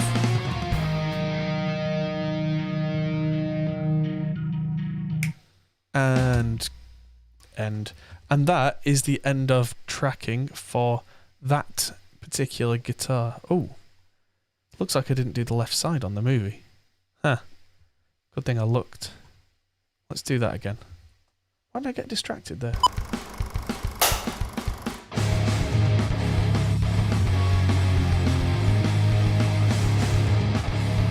There we go. Looks like the board is almost full.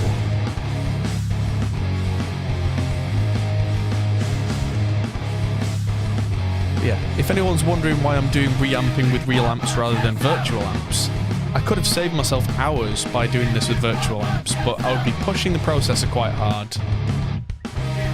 And how do you fade the end of a track? You just grab the top of a track, get a top track, grab the top, just do that with it and just move it. Done. Same in any track.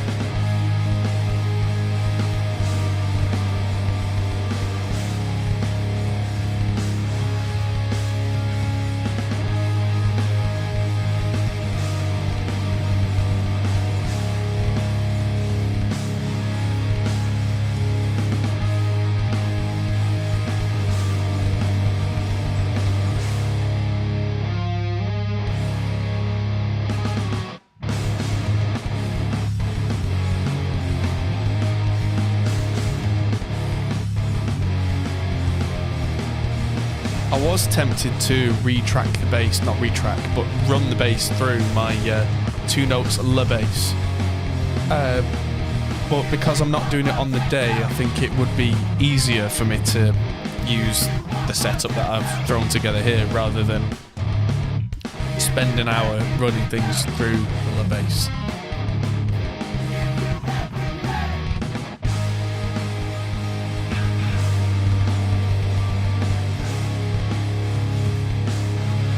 I mean, the sound we've got, which is an Ampeg 8x10 and a Sans amp, is very pop punk. It's very genre appropriate anyway, so there's no need for me to reinvent the wheel there.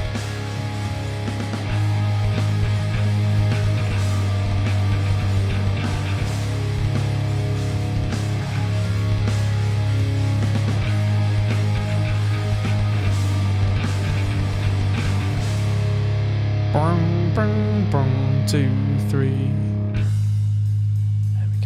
And the last bit here. And we're home and dry then.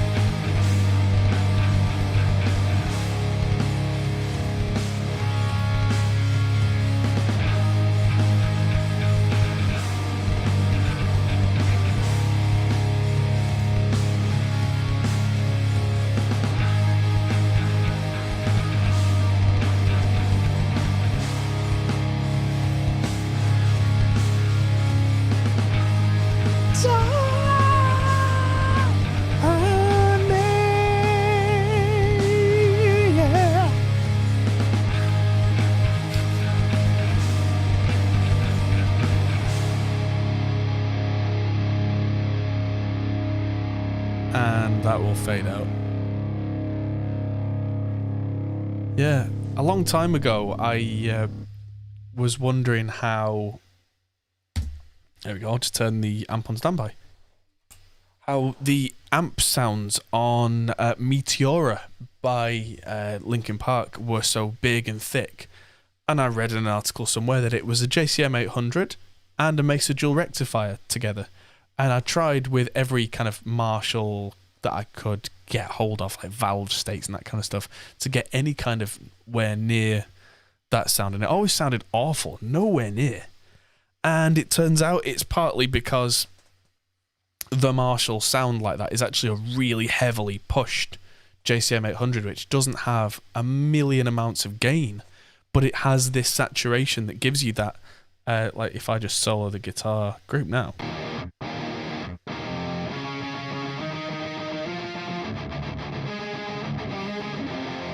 And they didn't mention boosting it with something like a Tube Screamer or a Klon at the time, which of course makes those mids even thicker.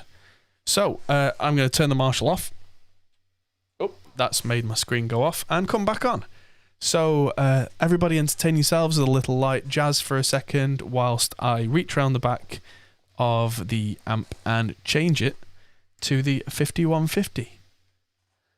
In fact, while we do that, I'm just going to play you back a little bit of one of the tracks because I'll be approximately 20 seconds.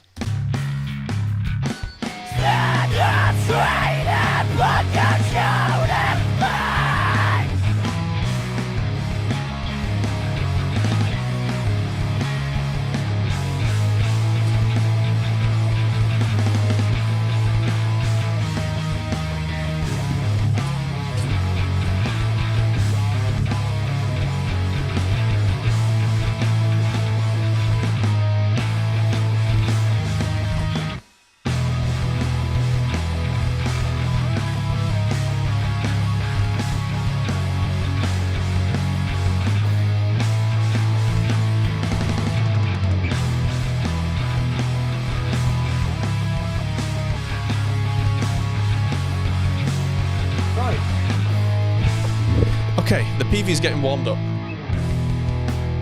So let's go right to the start and walk ourselves through while the PV gets warm, making ourselves a reamp track. So I can turn that off now. So Gav L, that's our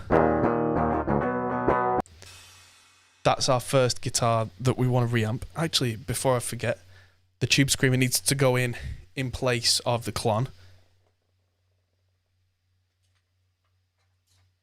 So out comes the Klon. In goes it's basically a TS-808.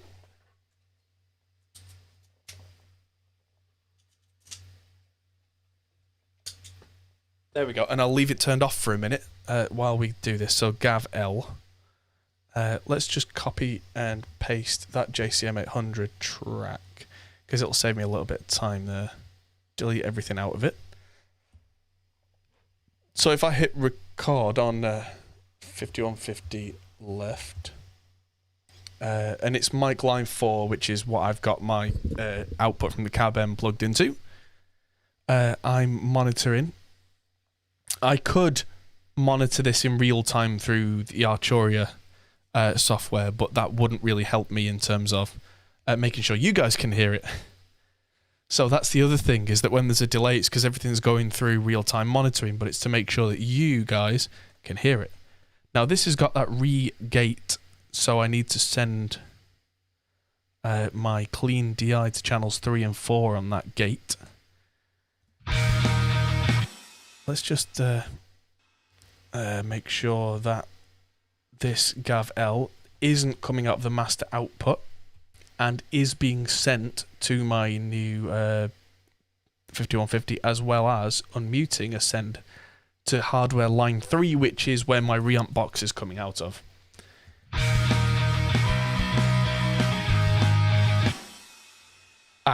Amp's on standby. If I unstandby the amp,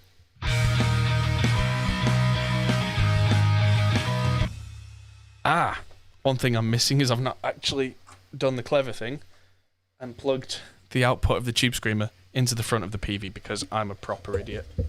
Oh, yay! Thumping noises.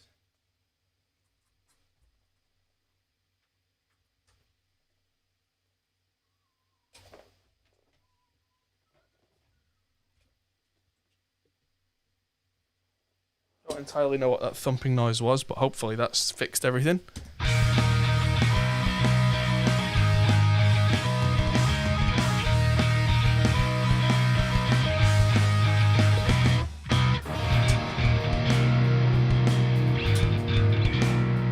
And now I have no sound.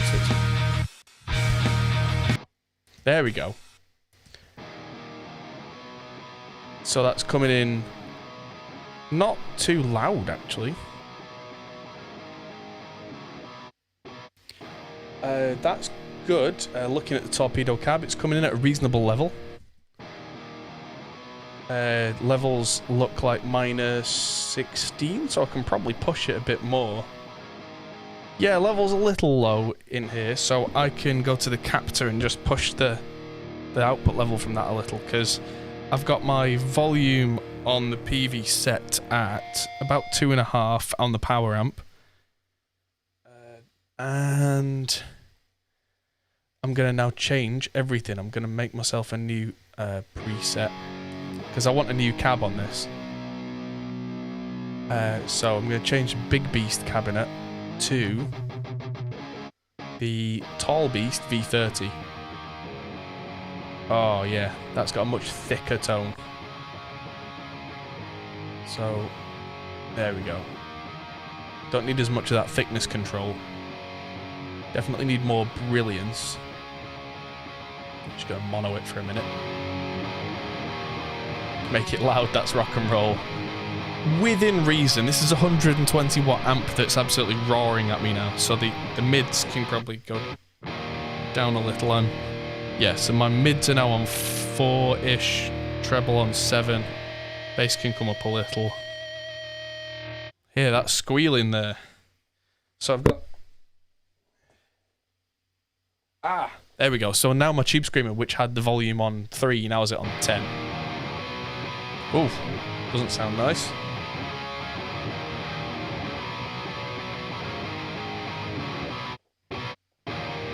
It's not even on, that's a good start.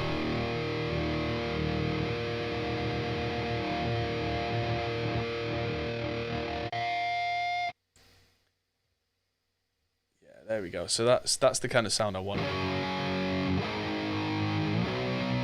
So, a bit less mids on the amp, a bit more bass.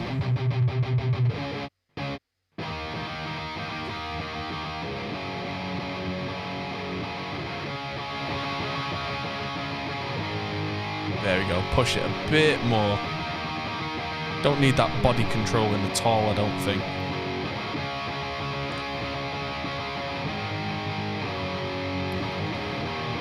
There we go. So, without a Tube Screamer, without, it just sounds a bit meaner with. So that's without, and that's with. Yeah. So this needs to be panned to the left, everything you own in a box to the left. And so I don't think I need that EQ that I had on the other guitars here, because these guitars are much higher output, and as a result the relative noise flow is a lot lower. So let's just try adding this guitar in. Oh, I can smell the amp. Yes, I can smell the dust in the back of the amp as the amp gets hot. So yeah, the Tall Beast has a much thicker kind of tonal profile, and it's got a ribbon and a 57 on it, of course, which is my favourite combination for making a big, thick rock guitar sound. Oh, that was the wrong button. Oh, I also want to...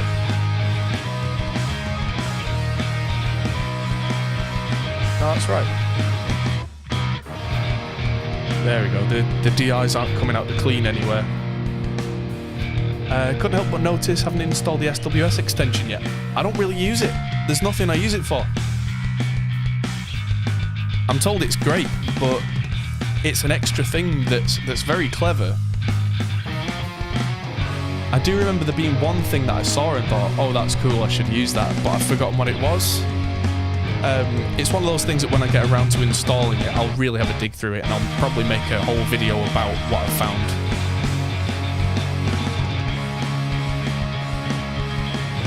But yeah, 5150 is a much thicker sounding amp, so I've used a much thicker sounding cab to match.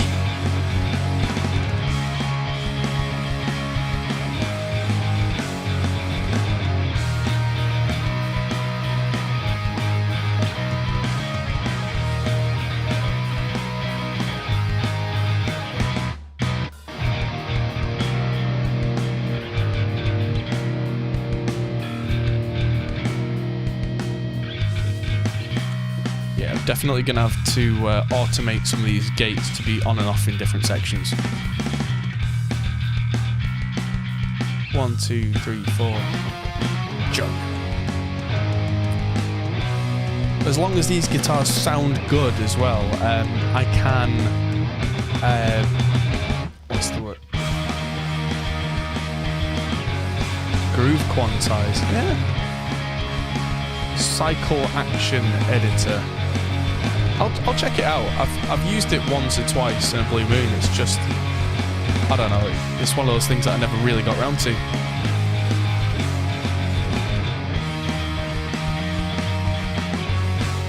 Yeah, I'll check out cycle actions.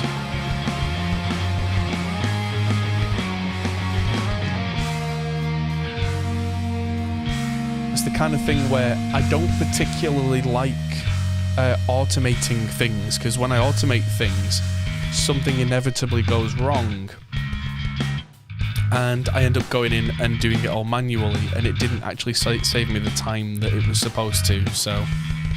That's my personal experience with generally automating things.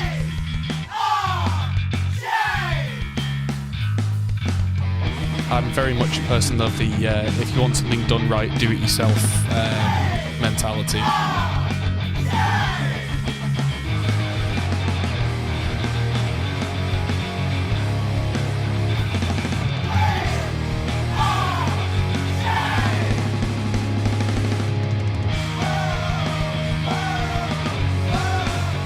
This is suddenly sounding a million times wider.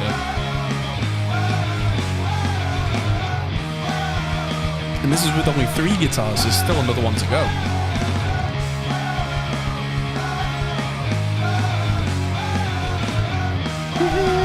This is skylines, we scream, we are change.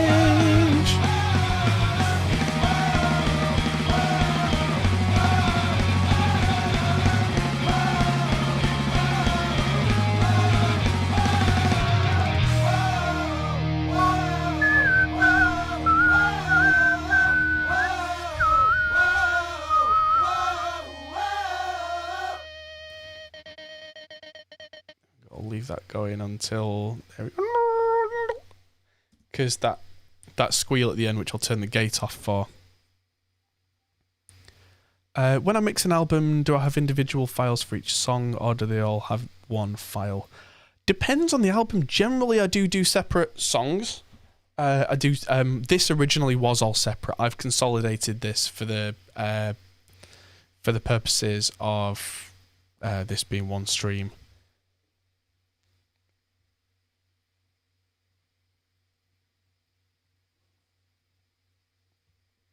And yeah, it's just, again, it's case dependent for me. If it's a pop album where every song sounds quite drastically different, then they're definitely in separate files.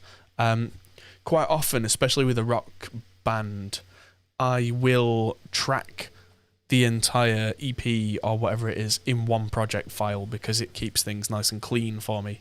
And then if it turns out that they are drastically different, then I will start to then separate those into separate files as needed. But it depends what's fastest. And fastest and most efficient is best for everybody in my experience.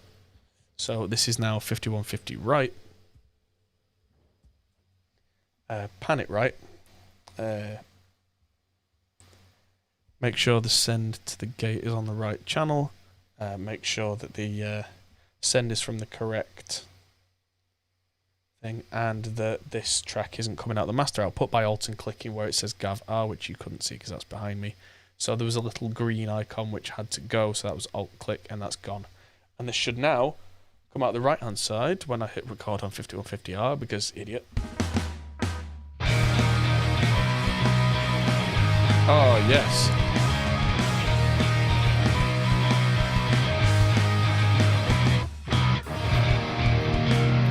What's interesting to me there is I can hear on that the guitars have a lot of the original character of the DI, in them because the JCM 800 with less gain stages retains more of the original character, where a 5150 with all those cascading gain stages sounds very much like its own thing.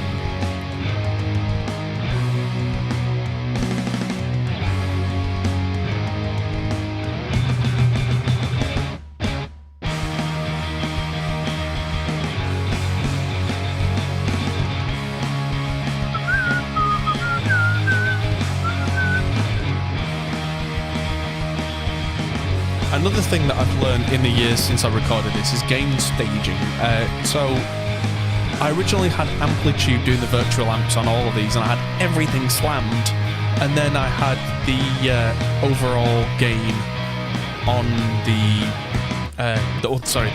levels on the faders down at like -15. So any chance that anything had to breathe organically and have like that chug chug chug headroom had already been clipped off before it got faded, so I didn't quite realise that was going on at the time, and since then I've changed my entire workflow and ethos of gain staging. And without me struggling here, I've just set levels properly each stage. All my faders are at unity, and every track is organically going chuk chuk chuk chuk and breathing, giving me a big organic sound, and it's so much better to work properly. Some people say, oh, it doesn't matter, you don't need to do analog gain staging with it. You don't need to, but it definitely makes for a better philosophy.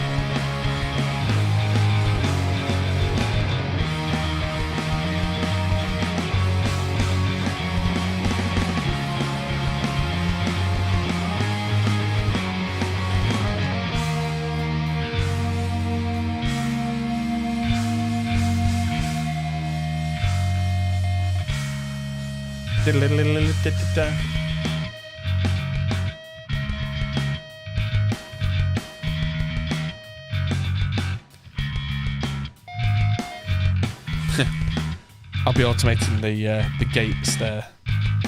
Don't know why I hit stop on the record because it's coming back in a second.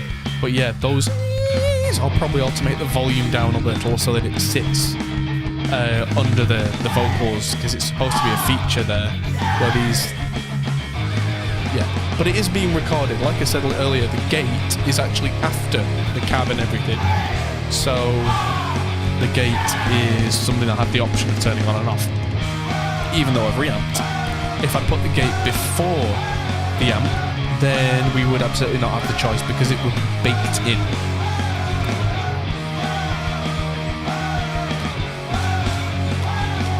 That's a thought. I can turn off the EQs on the rich guitars now they've been reamped. Save myself a tiny bit of processing power, why not? Because that's not really going to affect the way the gates work very differently at all. This is Skylines, we scream, we are change. This is Skylines, we scream, we have feedback. And even though we tracked with virtual amps at the time, we got some really nice feedback. And the way we did that was one of two methods, depending on the day and the track. We were either absolutely slamming the monitors that we had and getting the guitar right up to the monitors, which with virtual guitar amps doesn't actually work that well. It's quite atonal because it's not got the harmonic richness coming straight out the monitors. And the other option... Oh, hello. Yay, crashed it. You track through a desk with EQ, haven't done in years. Don't need to. It's limiting. It bakes everything in. If you decide later that you didn't want that EQ, it's in there and there's nothing you can do about it. So yeah, no, I have tracked clean, as it were, for years now. That was weird that everything crashed, but Reaper loads up that fast again that we're back in business because I hit save so often that, yeah, we're off.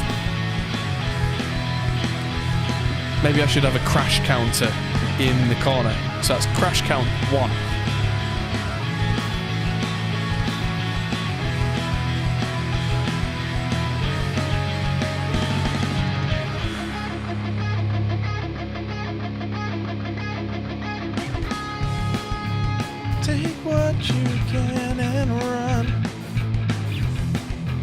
have that down. Oop.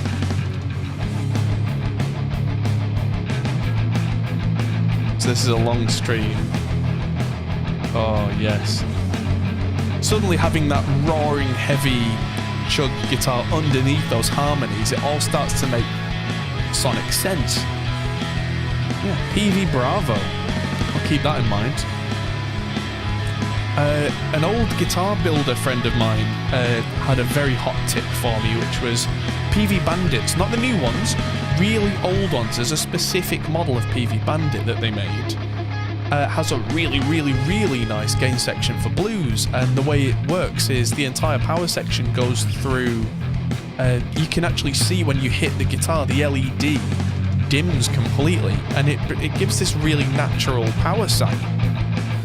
And this little 1x12 was the bluesiest thing that filled the sound of an entire small venue without being mic'd up, and I was incredibly impressed.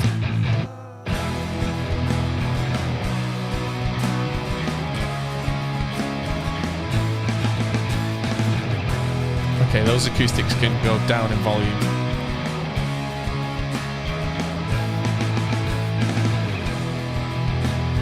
They're definitely supposed to just sit gently underneath. And I can hear that the choir is out of time. I'm going to have to shuffle them in time. I don't know what happened there.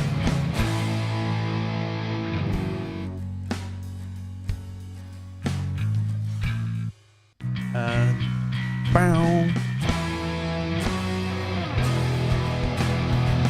Yeah, I can definitely hear some real fire breathing.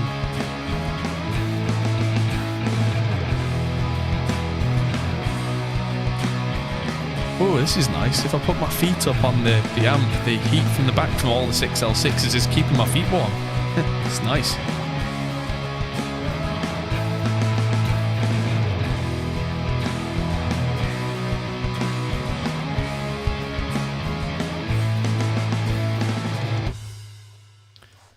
Okay, and there's a guitar at the end there, so let's just hide the mixer for a second. Hit save again. This is why we save regularly, ladies and gentlemen. That little crash that we had earlier was annoying, but didn't hold us back very much. And so if I hit record again, then our heavy guitars, if I just mute the others,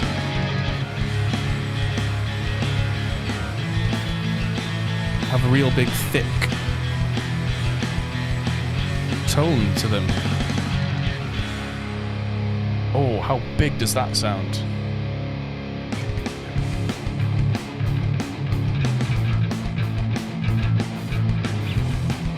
Let's just turn these up a bit.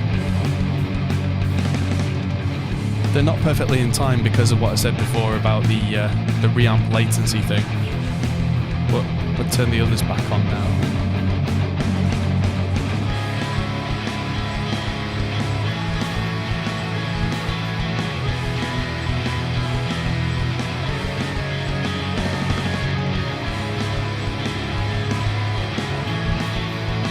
Yeah, that's going to come together nicely when we get around to EQ blending everything.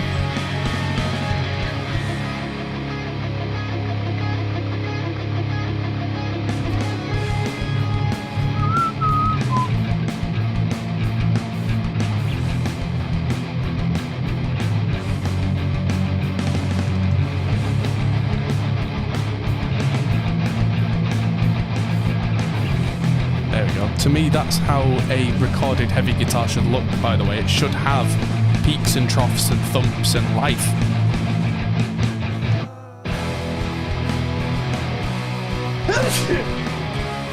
Excuse me.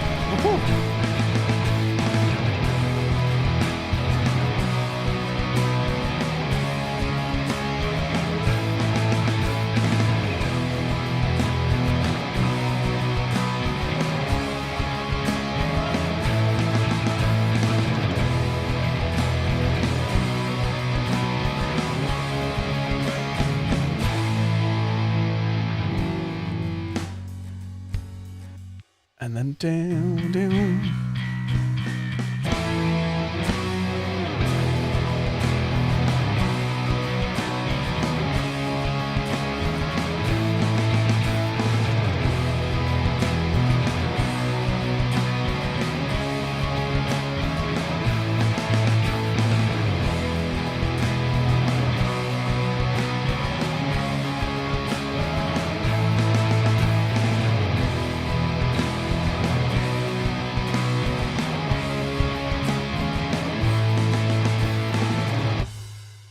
And alright, now on to bring back the clap and see how this yeah,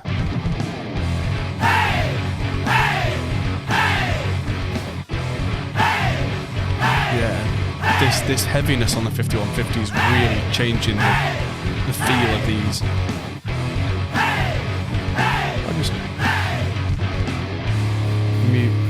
There we go. Mute the left. Right. So just for a bit of tonal comparison, if you want to listen in stereo, the left channel is now the 5150 that we're reamping, and the JCM 800's on the right.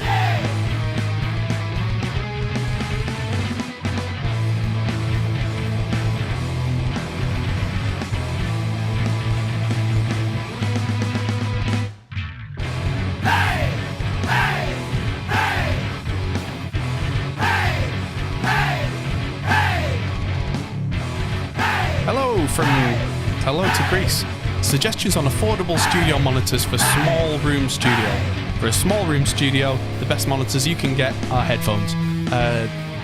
Try and really be aware of your room sound. I mean, I'm in my home office studio here. I've not got any monitors in here at all because I know they would not help me. I've gone for SonarWorks and HD 650s. When I get back to the studio, I've got a nice setup, which of course is part of the course with being a studio engineer, but it's one of those things where, I mean, maybe something like the IK Multimedia iLouds might be helpful for monitoring at home because they're okay, but I mean, the Kali Audio LP6s are okay, but anything that can reproduce a decent amount of bass is going to mess up the sound in your room. So treat the room.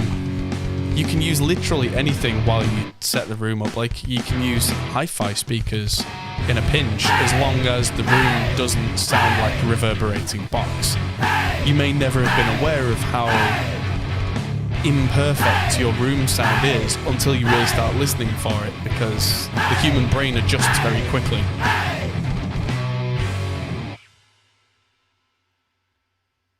And it's you may be absolutely shocked by just how good or bad your small room is. I mean, if you're saying small room, you know you have a problem.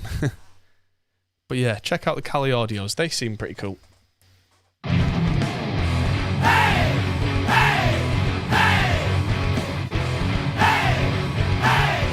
Yeah, 4 guitars.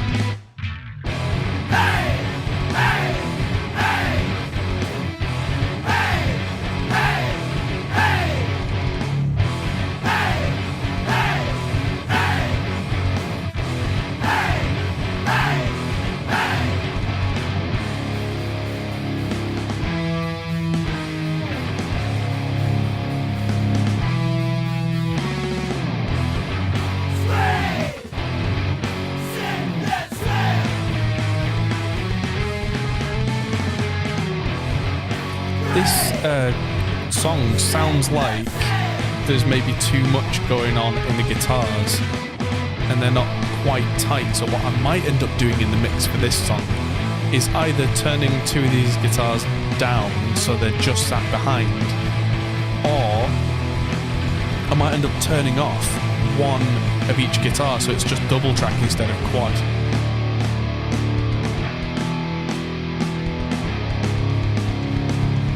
But there's sections like this that sound fantastic with 4.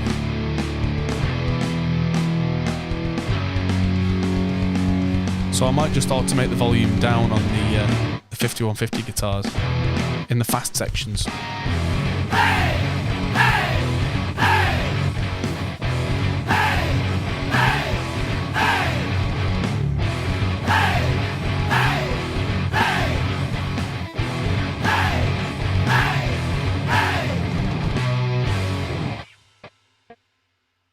Okay, that's the end of song number 4. Onto Frown Proud, which the second half of the song. Let's see, that's when it really gets heavy.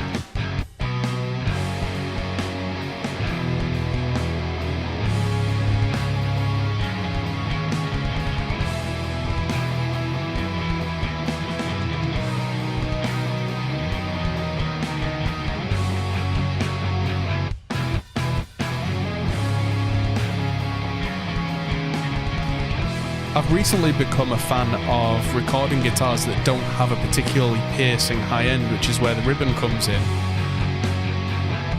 It certainly makes them fit better in a mix, and I'm sure you can hear me talking clearly over the top because it's not got that 4K thing going on. There's another extra bit over there. Ooh, a sub drop. I forgot there's a sub drop in there. That song's got a nice... Hello to Frankie on Mixer.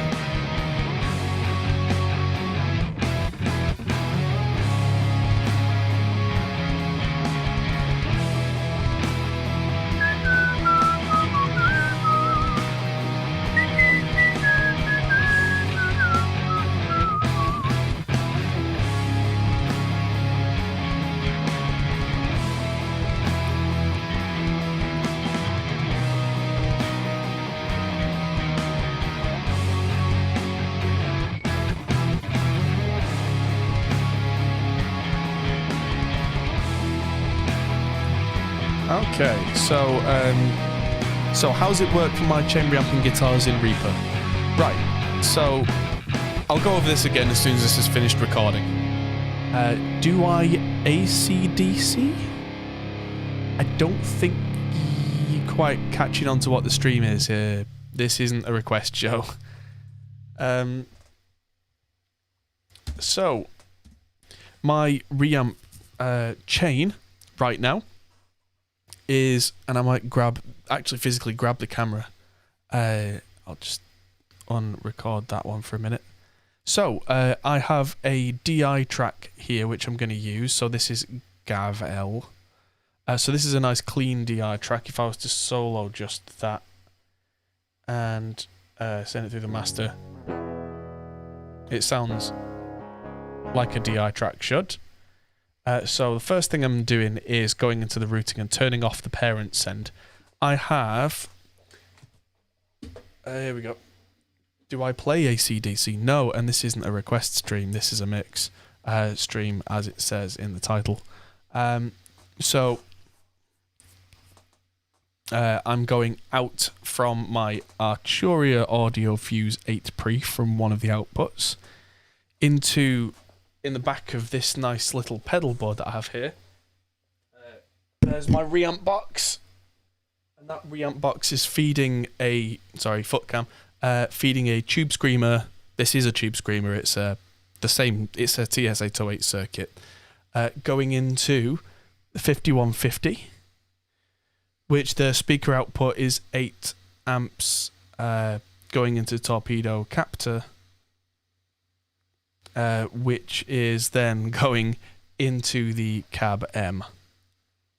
And so then the output from the Cab M, which usually at this point, instead of the load box and the Cab M in the studio, that would go out the back of the 5150, out to the live room to a real cab with microphones. And so instead it's going to the Torpedo Captor and the 2 Notes Cab M, which the model is... currently the Tall Beast V30, which is one of my cabs available in the 2 Note store. I'm just going to reset the camera. There we go. So, oh, why did that move? That's weird. Size changed or something. That's weird, but whatever works. There's going to be some technical issues on a long stream like this. Hello to I Feel Good, yes. So, that's moved everything. That's really weird. Camera size has changed. And bizarre. There we go, I'm back. And so that's now running through the new firmware of the Torpedo Cab M. Which isn't actually out yet, so I'm playing with a beta version. That should be out with you guys in a couple of weeks. And it sounds fantastic. And so if I just solo, that's now coming into this channel on mic line 4, which has a gate on it. Turn the gate off. You can hear some noise in the background. Not much, because the amp's very well set up. And so if I hit record on this track, oh yeah, I need that to be enabled. Then it does that. If I pan that to the middle, I now just sit and wait.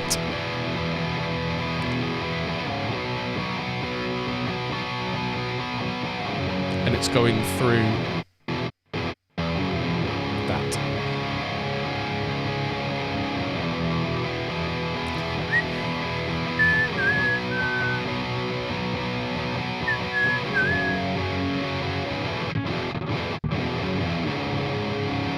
Yeah, sounds like a beast. If I pan that off to the left, these don't have to be soloed. You can hear it in context. It does have some delay because of the amount of time it takes to get out from, especially this high sample latency setup, which I'm using for streaming, because otherwise it might click and pop, and we don't want that. That's now coming out on the left, and it sounds like this, with 3 other guitars being reamped.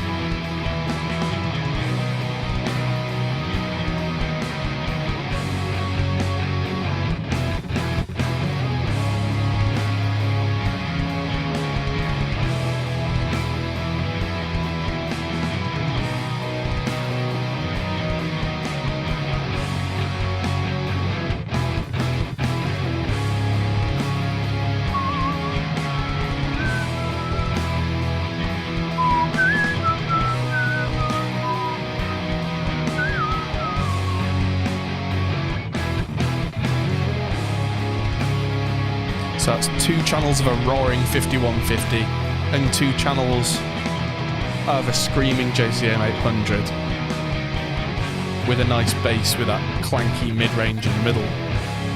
And that's still not mixed, quote unquote.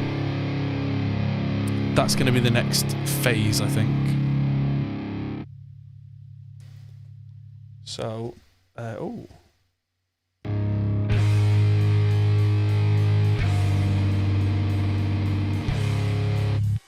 What brand's my reamp box? It's a radial. What do I think of the Palmer da Capo? I'm sure it's fine. I just have a radial. I'm not going to spend hundreds and hundreds of pounds buying every different reamp box when it is basically a balancing transformer. Most of the sound quality that you get genuinely from a reamp box is more to do with the quality of your interface. If you're getting noise and poor signal, that's probably because your interface's outputs aren't as good as you thought they were. So, yeah, I'm using the Arturia Audio Fuse 8 Pre today, and the outputs from that are super clean, very loud, very low noise, and they're pushing my radial reamp box so that it sounds absolutely great. At some point in the future, I was thinking about getting a new reamp box. I know that Glenn Fricker's got a friend who makes high output, low noise the reamp boxes, and they seem really good, so I might get one. But right now I don't have much incentive to, because this sounds fantastic.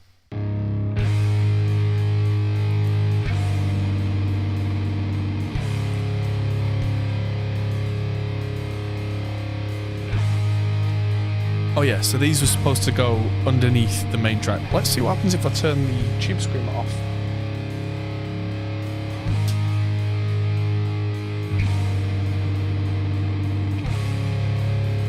Sounds similar. Oh, thank you very much. I was going to ask if there's any food around, but yeah. So I think this section, because this is supposed to be quiet and underneath a nice clean guitar going doo doo it may as well have a lot of gain because it just sits. It's weird. You'll hear it when we come back to this later. It makes no sense having a super heavy guitar in a quiet section, but it kind of works. Mickey just brought me some, still warm flapjack, which she must have just made. Oh, nice. Apologies for eating on stream, but if I'm going to be doing this for 10 to 12 hours, I've got to keep myself going.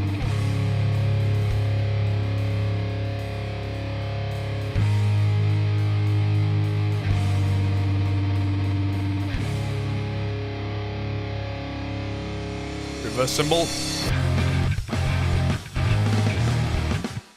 So this song's mostly driven by, and I'm just switching the inputs for the reamp box there.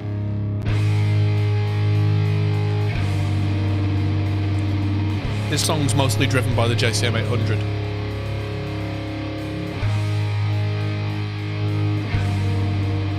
Which has less gain stages than the 5150.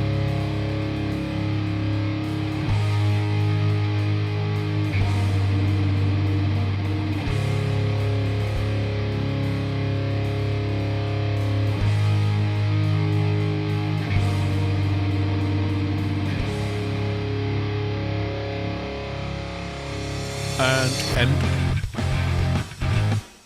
Well, that's the end of that for that song. Now, when we've done all the rhythm guitars, we'll start to pull the basic rhythm guitar tracks, bass, drums together to make a coherent band sound. Then I'll be able to start adding in other guitars and playing with tones that are much more interesting. I know that anyone who's been watching this for the last 2.5 hours is like, oh, it's all just the same thing. So yeah, apologies for that, but if you're watching this on catch-up, you can skip ahead a little to where we start doing things that are a bit more varied.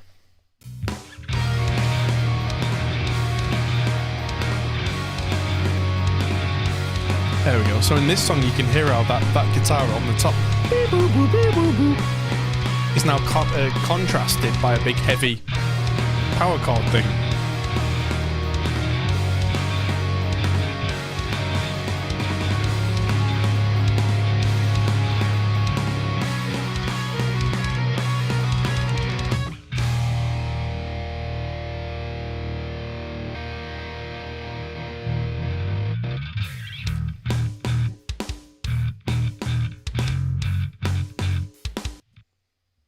Move it on a bit.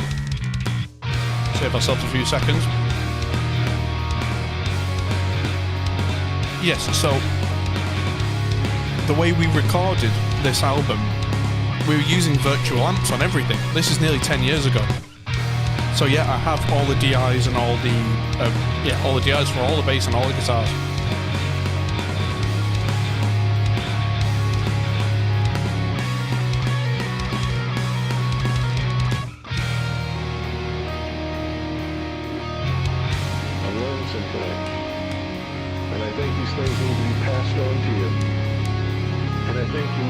Examining yourself, your agenda, your mission.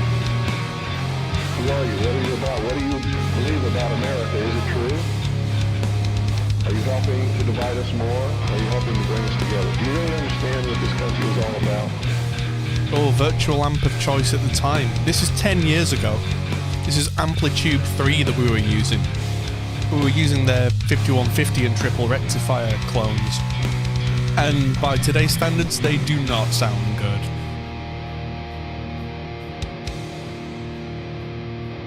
I mean, it was an impressive effort from IK Multimedia at the time that we got them to sound as realistic as we did, but compared to what I can do with modern amp sims or a real amp, they were just flat sounding.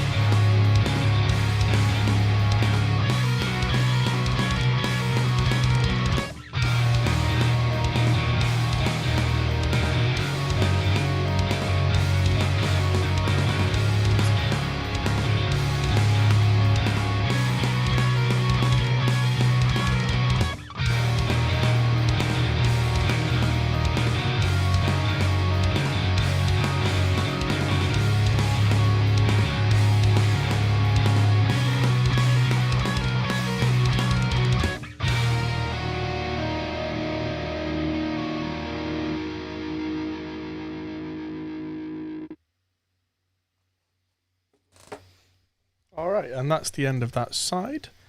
Now I can turn record off, turn record on the left, and then switch the inputs there. You see I shift and clicked to turn on the left one and turn off the right one.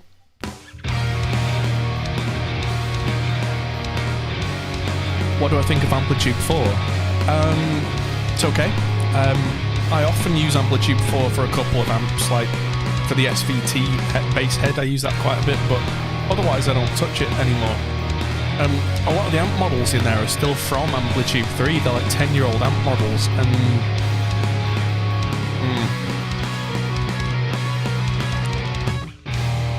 some of the newer Marshall-y ones.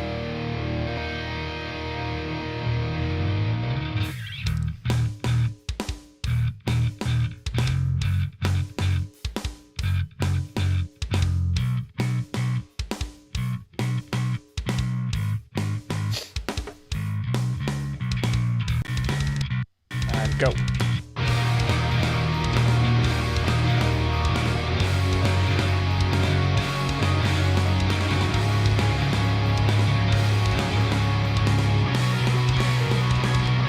Are the drums recorded or MIDI? They are MIDI. But they were a real drummer, so they are recorded and they are MIDI.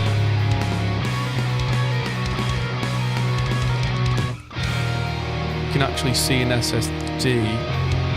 You can actually see the drummer performance. This is Dave Yarnell playing drums. Oh, this particular song I don't have the original MIDI for, so this is actually just a rendered WAV file of what we had at the time, which was Superior Drummer 2. But all the other songs, apart from there were two songs, apart from them two, were all. We've got the MIDI for, so we're going to remix them. These two songs we're just going to have to make do with what we have.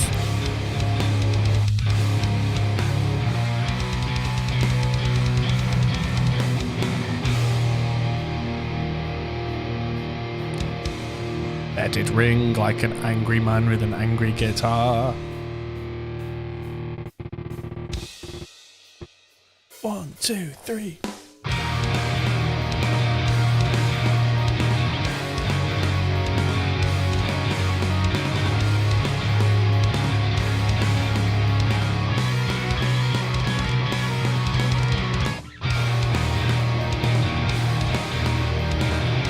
Yeah, I mean, it sounds decent. They're not even mixed, that's the thing. This isn't... We've not got to the mixing stage yet, really. We're getting all the guitars to a point where they are acceptable.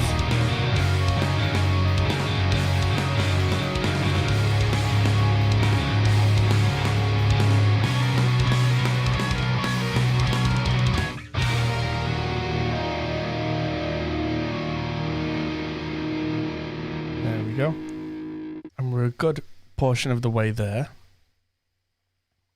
Oh, Ex Cathedra. This one's going to sound monstrous when it's got 4 guitars going, because this is the one where I said it's quiet, it's weird, it's experimental, and then it just explodes. And so, is this going to be saved? Yeah, videos are always saved. Any live video we make is always saved, Josh. Every time.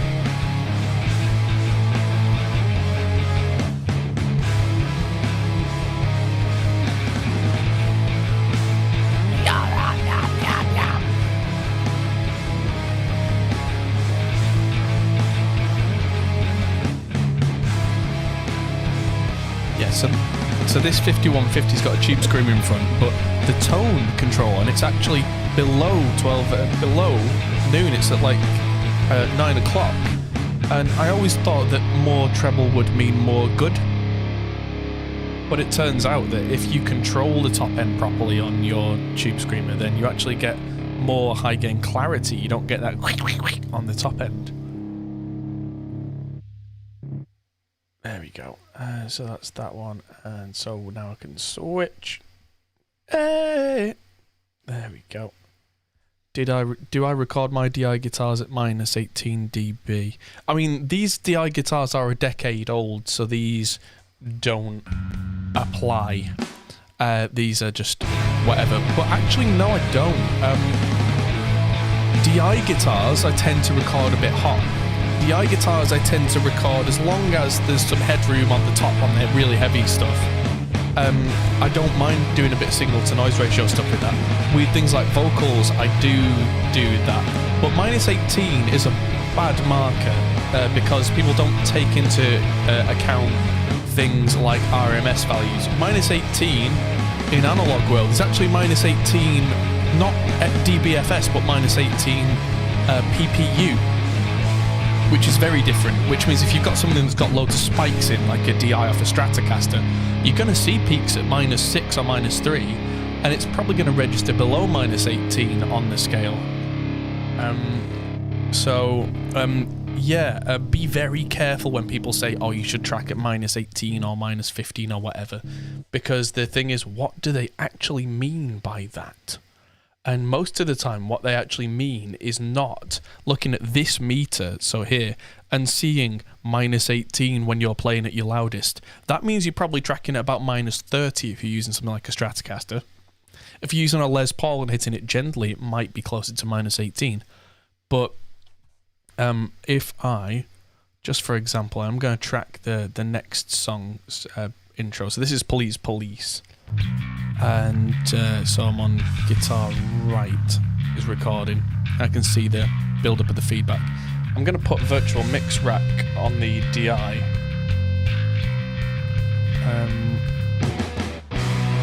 It's going to put something on it, isn't it? No, good. So if I bring up trimmer, even though it looks like I've got a really loud signal, and I can actually, on my DIs, I can see it hitting -8 down here. The -18 calibration in here, I'm not even getting up to 0 on the analog scale. So even though it says, -8 or whatever it is, it's actually below the -18 calibration. So you've got to be really, really careful with what people tell you, what you believe, and what you're measuring. And you see, that's not even getting... No, there we go. A couple of the really heavy hits here are getting up to that. I think this might be -15 calibration in trimmer. But even at -3 dB, that's on par for a -18 calibration, despite the fact that the wave file has actually done... It's clipped at one point and is measuring its maximums at -10, -8... Because the VU meter is more sensitive to low frequencies. No, it's not. VU meters are not more sensitive to low frequencies. That is a misconception. VU meters are more sensitive to sustained level. VU meters are... They can only move so fast. So if there's a really quick transient goes by, that needle can't actually catch up with it, which is part of the reason that we use them. VU meters are slow. VU meters measure different things, but they tend to measure an average of the sound over a certain period of time because they physically can't move fast enough. I've actually seen people try and make really fast needles on things like 1176s and actually bend the needle by it going so fast it's smacked the end and physically bent the needle over. So no, that's a misconception. It's because it's sensitive to it's insensitive to transients, which was really good when everybody recorded to tape, because tape doesn't really do transients. If you send transients off to tape, they will get flattened off.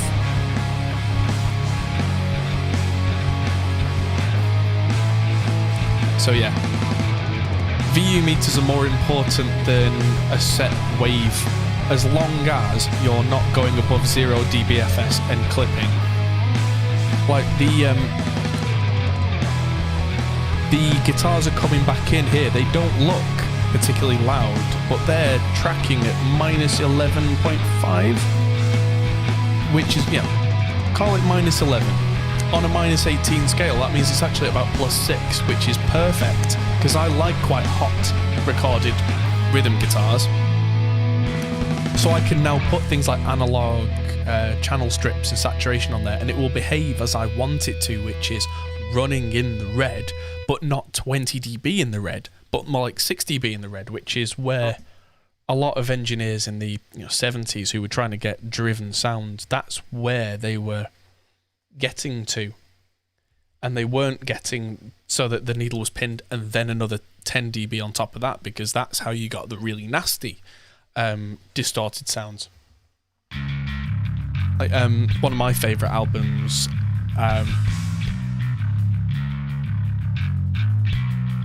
if a kick or snare with the same perceived loudness has a different value on the VU meter, it's usually because low frequency information on a kick tends to hang around for longer, whereas snares tend to have a much more transient da da da.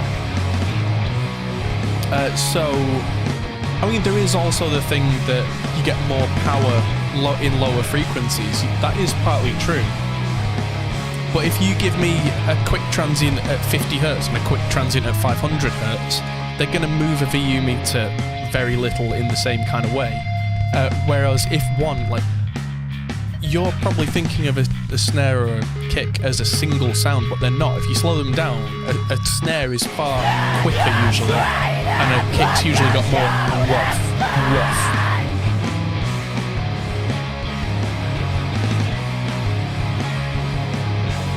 Is it the same with vintage machine plugins? If by vintage machine you mean analog emulations of old gear, then generally speaking, a properly made VU meter in a plugin that's trying to look analog-ish is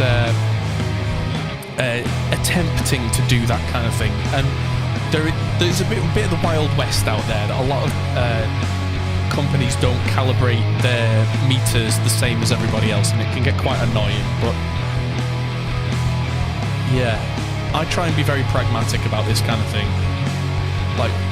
I have recently done a lot of capture, a lot of vocal recording with a Slate ML1 modelling mic, and generally I try and track that so that the RMS is kind of, the needles are say minus 15-ish on the kind of the middle of the road vocal. But then when a singer's absolutely blasting it, that I don't mind that going a bit higher, because that's how they would react and that's how the microphone would react. If it's a real issue, then I can use a trimmer plugin in Virtual Mix Rack to bring the level back down a bit so that it's behaving properly. With really good modern interfaces, we're not really battling noise floors either anymore like we used to. At the start of the stream, I played you some of the guitars on this track, and we're really fighting noise floors because I was using really cheap gear from 10 years ago. Whereas stuff that's affordable now is way higher quality, and we don't have the same issues that we run into that you used to. It used to be that you had to track everything really, really loud so that you didn't get anywhere near the noise floors. And now I've got 120 dB of signal to noise, which is plenty even on a high gain amp sim. And that's a game changer.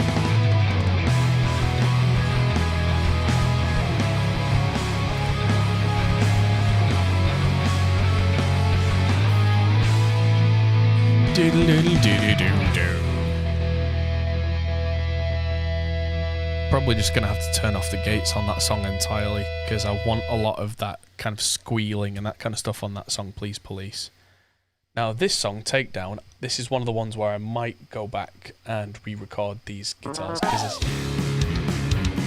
it's not particularly tight. It was recorded in one night. They wrote it and recorded it straight away. And it sounds a bit weird.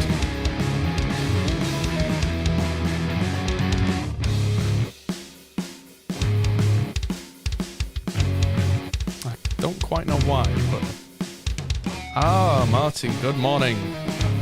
Welcome to our stream. We've now been going for nearly 3 hours, and we're most of the way through reamping the rhythm guitars.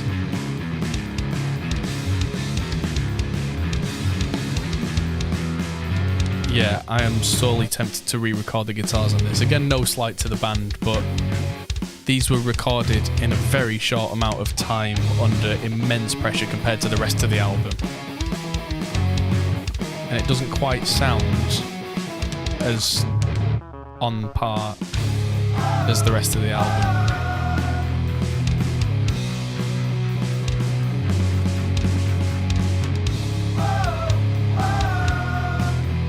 Plus, I've heard this album so many times, I'm pretty sure I can play this with my eyes closed. What about the Reaper stock plugin that have names similar to vintage gear? Is it the benefit similar in terms of gain staging? Don't know. I've never had reason to test them like that, but the way that I tend to work, they do behave as they should at the kind of gain staging that you would use properly. So, yes.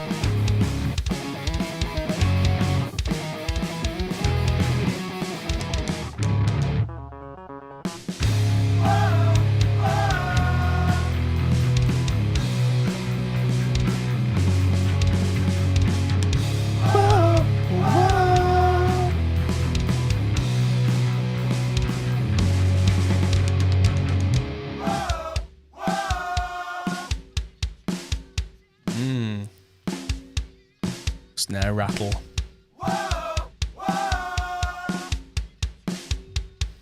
Mixing, that's going to be interesting.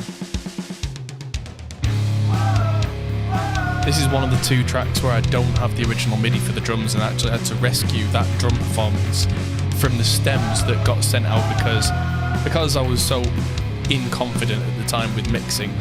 I actually sent myself stems, drums, rhythm guitars, bass, and then did the master based off those, so I had a bit more room to tweak.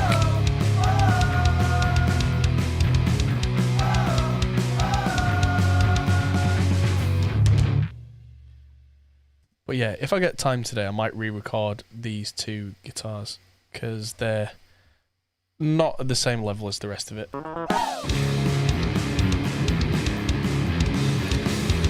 It's got a real raw to it, and I'm not sure why. Vocals can use a touch of Melodyne. Yes, the vocals are off. Oh, they should be off anyway. Most of them. Yeah, that's the gang vocal.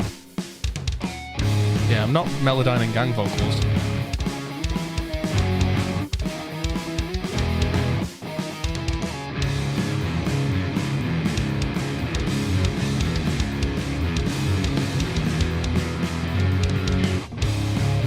I wonder if either the strings were super old or if Gav recorded this with his tone knob down.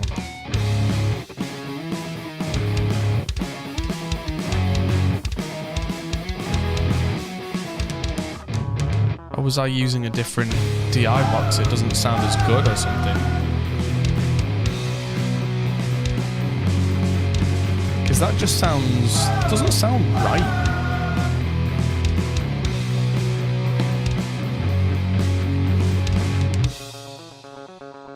Whoa, I was reminding you of Chelsea. Yeah, it's a sign of the genre. Like I said, don't forget, this is nearly 10 years old.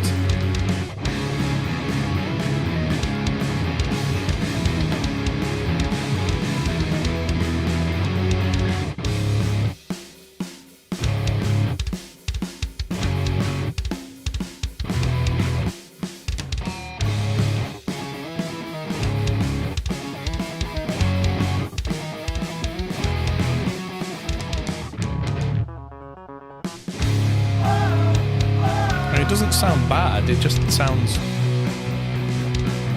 different.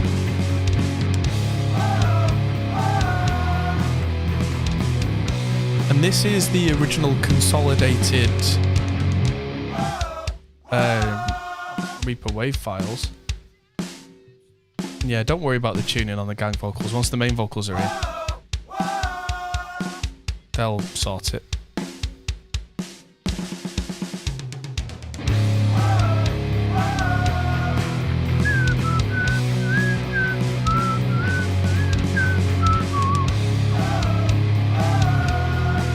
Yeah, that's what gang vocals sound like when you get somebody to track at 4 in the morning and they're all absolutely tired and just want to go to bed.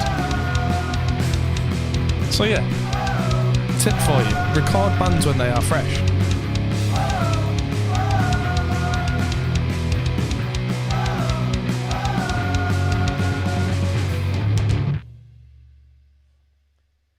But yeah, that's those guitars reamped, and now for ST and Drop D. This is another classic pop punk type. Digga digga digga digga.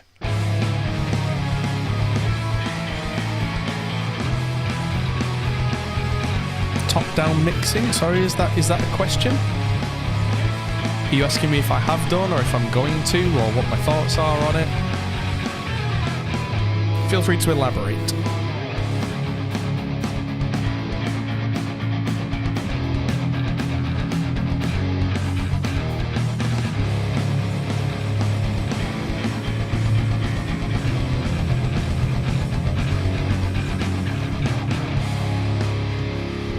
Yes, gang vocals often make sense with the lead vocal on top, yes. Gang vocals are almost always terrible. But when mixed in with the main vocal, they tend to just work.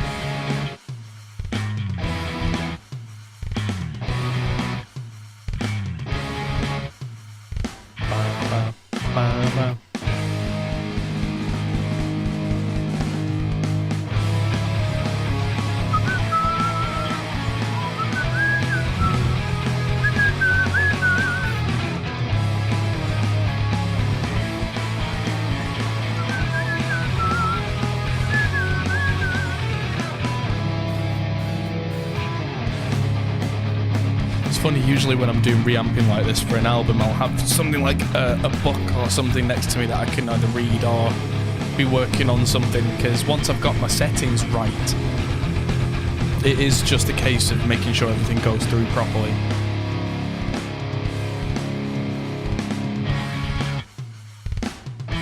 But yeah, I am really enjoying this this cab.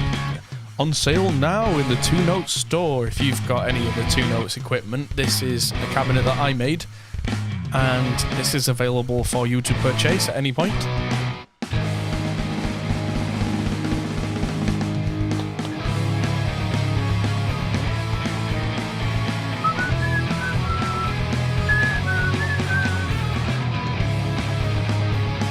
Yeah, there's new features, like there's a tuner in the Cab M now. There's the preamp, which is like a Fender Bassman type. It does grit up a little bit, but it's very clean. The power amp is completely redone. It sounds way thicker and bigger. Yes, please. Is there any non-flapjack? Yeah, lunch food. Do we have any more pot noodles? Do we have anything?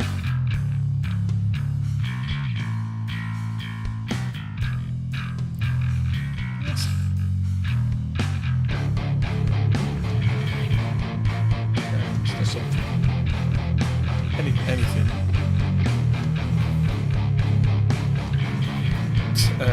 Okay. Sorry, quick interruption from my butler there. She's now going to throw something back through the door at me.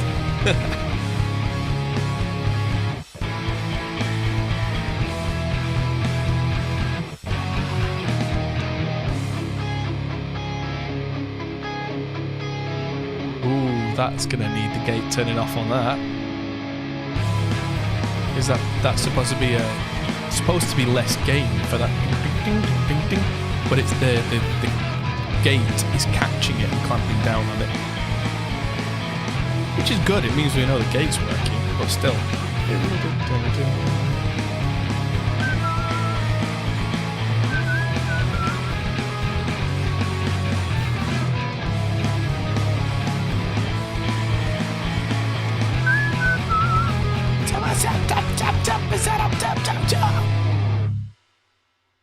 Okay, so that's another song down, and then there's just the heavy section in the middle of Hometown Hero, and then we are home free for reamping rhythms. Just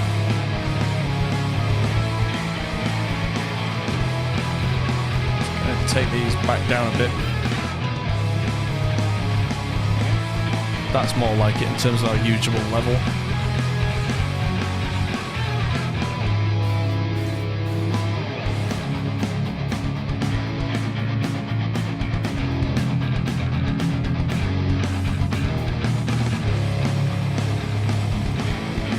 This has got bags of tone we like.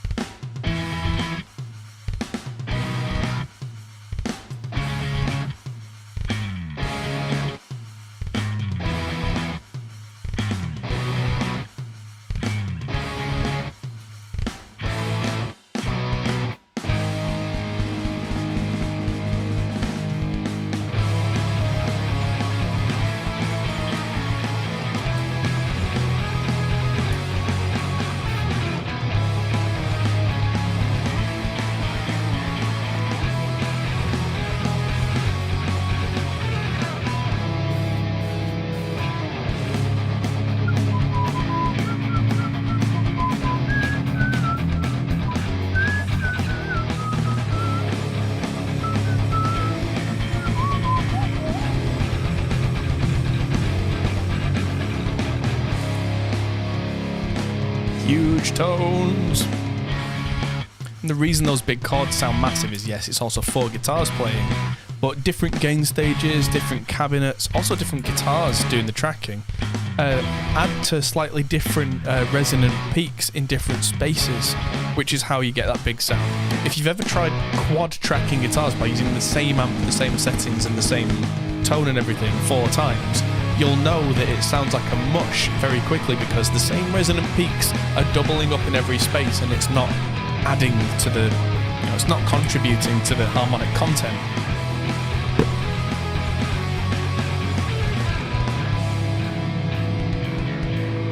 Dropped my pen there, which I don't know why I've even got a pen. Not writing anything down.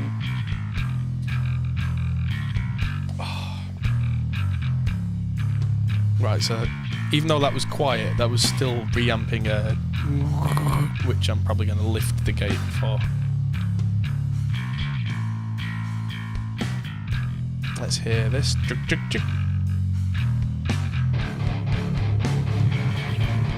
I could see this being low-end chugs by it being purple as well. Best thing about spectral peaks is that I can see the frequency content.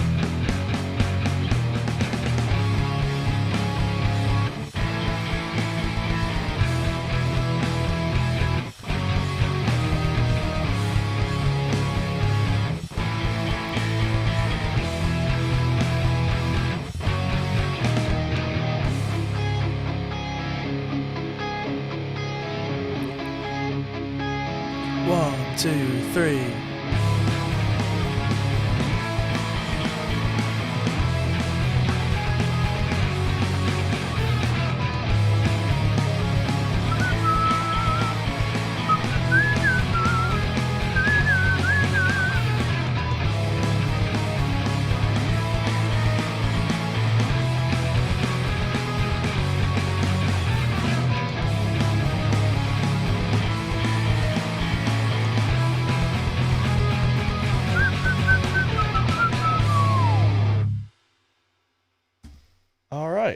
And then on to a very similar sounding part of Rise and Fall of a Hometown Hero.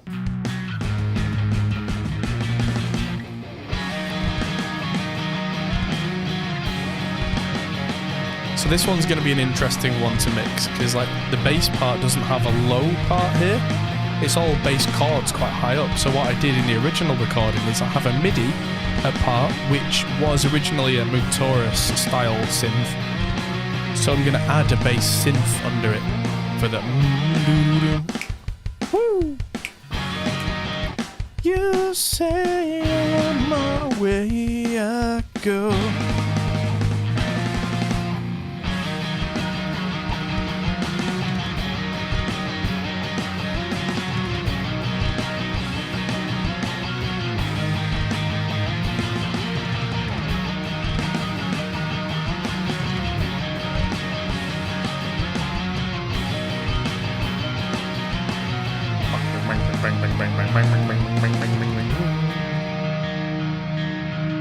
One and a two and a stop. Bing! And last but not least, the other side of that guitar.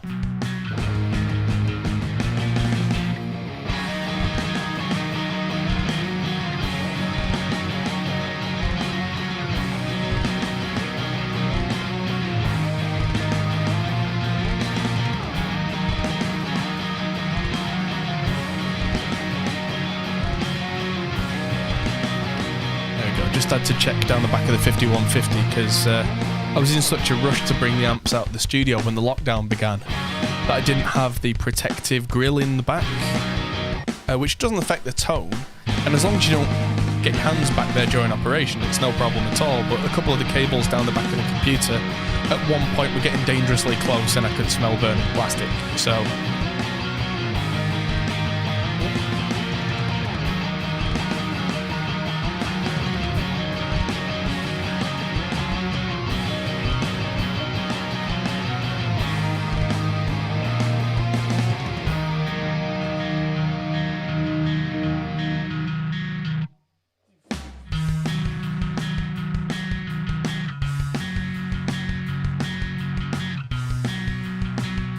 done. And that is all the rhythm reamping for a lot of tracks, and that was us. Oh boy. So that's taken 3 hours to do all of that start to finish. So we've now got a reasonable bass tone for most of the album. I think it's time to start looking at drums. And yes, that track is called Dave Costa Shakers because there's a percussion part in one track, which is actually a handful of sugar packets from Costa Coffee that just happen to have the right sound for that track. There we go. I'm going to put the amp on standby for now. Right, it's big time to begin mixing. So I'm quickly going to nip to the men's room. I suggest everybody else do something similar. Take some time for some recreational purposes. And I'll be back in just a couple of minutes and we'll crack on with actually pulling a mix together of sorts.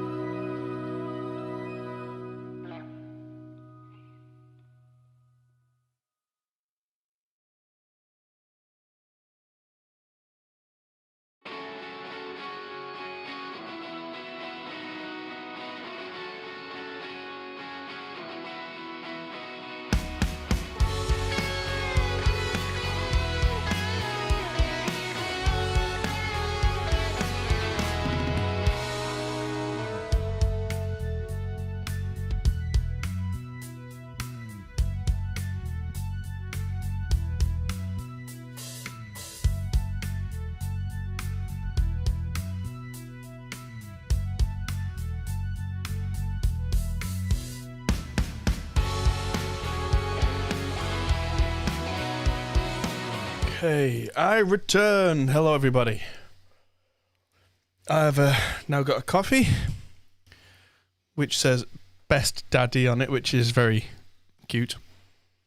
And I've got a bowl of noodles, so I hope you don't mind if I eat on stream. I'll try and do that while some sound's playing. But seeing as though I'm doing this for like 10 or 12 hours or however stupidly long this is going to be, I need to live. So, I had a question in chat. When I mix my songs, I find it's good, but when I try to master it, vocals are too loud and guitars are too low.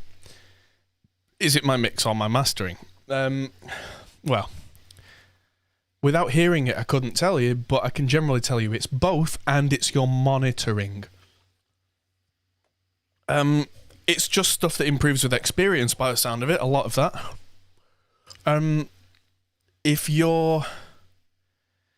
If your vocals are too loud, that tells me that when you're mixing, your monitoring has a dip in the middle.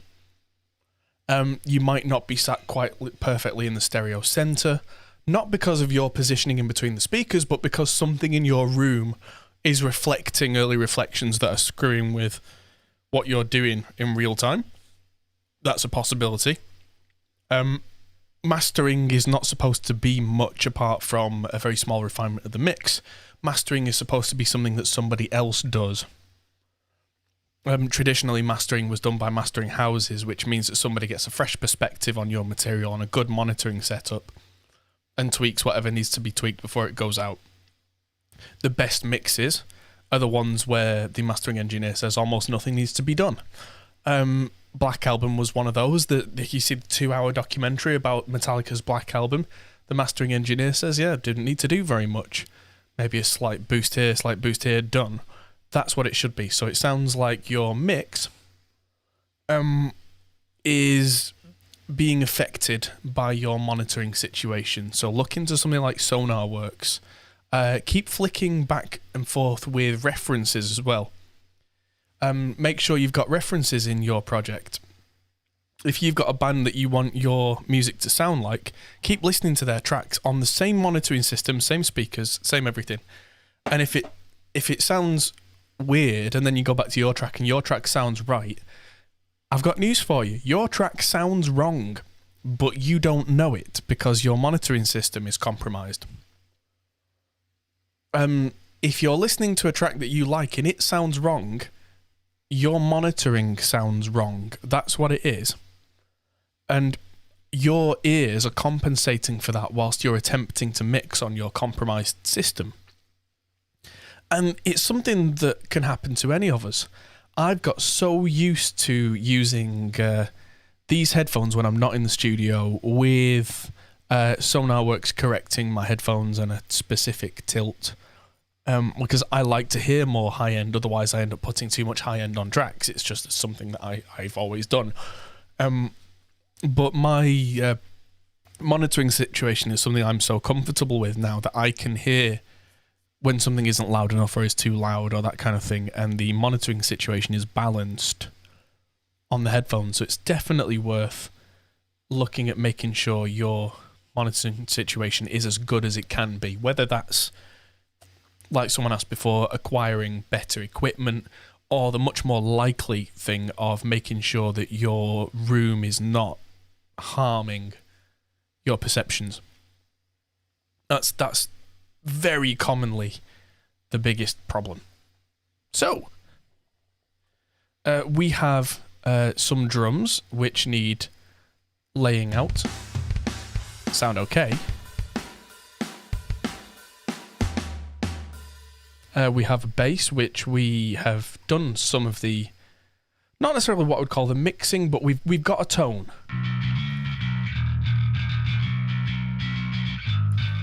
That's another thing that's worth talking about at this point, is that getting a tone is not mixing.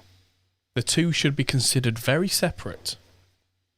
If you're getting a good bass tone or a good guitar tone, that is not mixing. That is creative choices. That's essentially part of tracking, which for me is a different process. And that's bringing the song together. When people say, oh, think about the arrangement Arrangement can be things like how much gain a guitar has, how fizzy the actual tone of the guitar is. Mixing is making it all blend together at the end. But really, strictly speaking, finding the right guitar amp and that kind of thing is not mixing. That should already be decided. That should already be here. I mean, so what was the point of me doing the last 3 hours? I mean, yes, it is mixing from a different perspective, but it's all about mentality. I mean, if your guitars aren't popping in the mix, then maybe they don't have enough mid-range because you, on your monitoring situation, think, oh, I'll just scoop these mids, that sounds good. Especially metal guys are prone to scooping mids out way too much. Especially when you're starting out, you think, oh, no mid, sounds like Dimebag, sounds cool. Nobody in the history of music production has ever got a really scooped guitar tone to sound good. And that includes Dimebag Darrell. I mean, I don't want to slight the guy. He's the only person who's ever made that work. And even then it didn't sound good. It was impressive because it was Dimebag Darrell, not the other way round.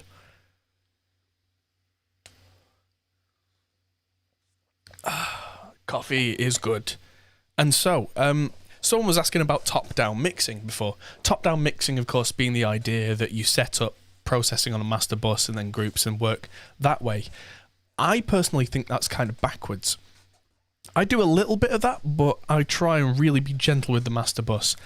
And I do something that's a bit closer to what I would call inside-out mixing, which is I kind of, in my ideal world, I look through individual tracks and individual channels, make sure that that group of instruments sounds great together. Then I go back up to the master, do a little bit of light processing, then see how everything sounds together, then go back down, and then do whatever tweaks are necessary to make everything fit together. So it's almost like inside-out mixing rather than top-down. For me, if your tones on everything aren't right because you've not fixed things in that needed fixing and got everything right for your mix, if you then start putting things like bus compressors on the master bus, you can screw things up really quick, and nobody wants that. So, if you don't want things to be screwed up, start with nothing. Start with a clean master bus. And that's what we're doing right now. There's a re-EQ on the master bus, and that's doing nothing. That's literally just pulling the gain down before that Restream plugin. And the Restream plugin is what I'm using to send the audio out to you. So that's a very clever little system that I did in a video a couple of weeks ago. That's not affecting the sound. The re-EQ isn't affecting the sound either. That's just making things less loud so that you guys don't go deaf. And with a minimal CPU overhead. I mean, in Logic, I might use the plugin called Gain for that, which is just a slider and then just do -6. I just happen to know that Reaper EQ had that. But yeah, now let's look at the drums and start to really split these out. So the drums are Stephen Slate's SSD sampler. And I went through and chose drums that I wanted. Again, not necessarily mixing. This is supposed to be an arrangement thing. So I got a 24-inch kick. Instruments. So I got a 24-inch kick. There's an extra layer called kick depth, which I kind of liked. But too much of it made it sound really fake. I went for quite a high-pitched Ludwig snare, which is close to the original snare that we recorded it with. That big, high-tuned snare sound worked quite well for this album because a lot of the drum parts were quite fast. I don't really need Tom 1 and Tom 4, but these Pearl Toms just seem to do the job quite well. There was a crash on the left, which is a 19-inch Paiste, a 19-inch Zildjian on the right, which gets a lot of use, and then that Sabian. And then there was a Zildjian set of hats. Zildjian. But I'm using Zildjian, Sabian and Paiste, so there's no affiliation with one particular drum manufacturer here. I think it's quite silly when a lot of people say, I prefer the sound of this brand, I prefer the sound of that brand. It's brass that's hammered by people. I mean, Sabian make a massive variety of stuff. Zildjian make a massive variety of stuff. Paiste make a massive variety of stuff. I can really like and dislike things from all three of those manufacturers, and the same for every other manufacturer. Beyond that, I mean, you know, preference is preference, and that's okay. My real cymbals happen to now be an all Paiste setup, but that's just the way that the chips have fallen. Num num num num num.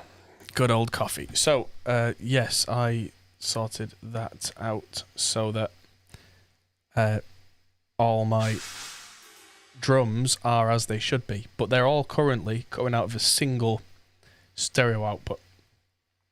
So the quickest way for me to do this would be to... Oh, and there's a channel here called Hi-Hat MIDI, because one particular song, Same Old, the first song that we recorded for the album, I'm not entirely sure why. I think we had some sort of hybrid drum kit going on at that time, and I had a separate drum brain for that. So that's now a child track in that folder that's just feeding its MIDI to blend in with the rest of the kit. I did something similar with Ascend originally, so the folder-in thing just makes life simple for me.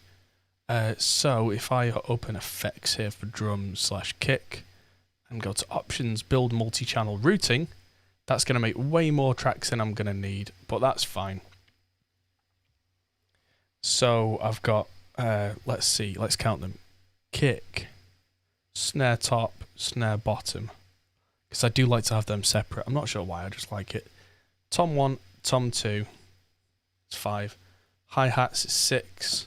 I think rides are separate mics, so 7. Overheads, rooms. That's it. So that's all I'm going to need for the way that I like to mix. So there's a possibility of 32 outs, which is impressive. But I don't need that many. So these are all now routed. So let's name them. I'm just going to move my mic a minute so I can reach my keyboard. Kick, snare, top, snare, bottom, tom 1, tom 2. Hats, not hate. Although I do hate sometimes the way that hats go overheads, and room. And in that folder, I'm going to leave the Costa shakers as well, because they can be part of the drum kit on that song, so that any drum group processing makes it all sound like it belongs together, which is kind of nice. And those all feed back up through the drum group folder. Currently, it all comes out of where it says kick. So what I want to do now is go back into Slate drums and find all my outputs. So Slate top, snare top 2, snare bottom 3, snare ring. I'm going to leave out the top snare top mic, because a snare ring, what they did in Slate drums 5, is they isolated a particular frequency on the snare that was ringing, and then EQ'd that out, but then flipped the phase on it so that you can bring it back in. Not flip the phase. They sent the results of that out to a separate channel. So if I hit play, you can hear the ring on the snare. No ring. Ring. It's nice. For this kind of genre, I do like to have some ring on the snare, because I just find that it gives me a liveliness, so it doesn't just sound like a thud on the snare. So it sounds like there's some real urgency to it. But the fact that I have that on a control means that later on, oh yeah, E snare. Oh yeah, there's a snare sample in there, the hybrid Slate one shots, which is just giving a little extra something. I might just get rid of that. That's not. I'll do one shots separately. So Tom. So it was what? Tom. So I'll say these two out of Tom 4 in case I end up using that high tom for some reason. Then the floor toms out of tom 5 in case I end up using the bottom tom for some extra dramatic thing. Hi-hat 6, ride 7, clap 7. I'm not using them, so let's just put them out the ride mic in case I end up wanting to use one. I won't, but 8 for the overheads, 9 for the rooms, and there's this SLR, which...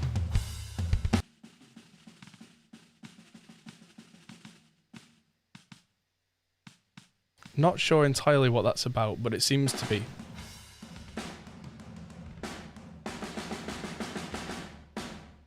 It's like someone's holding a telephone up. So I'm just going to send that out of where the room mics are going. So we should hit play now and see all our meters going. Fantastic. So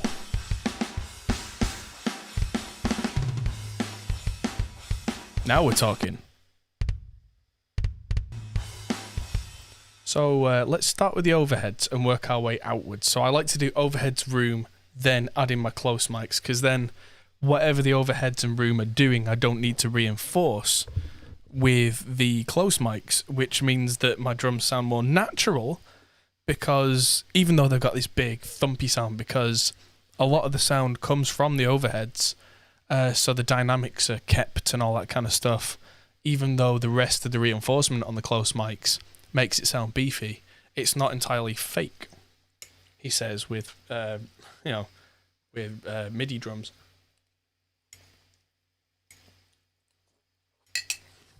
Noodles. So,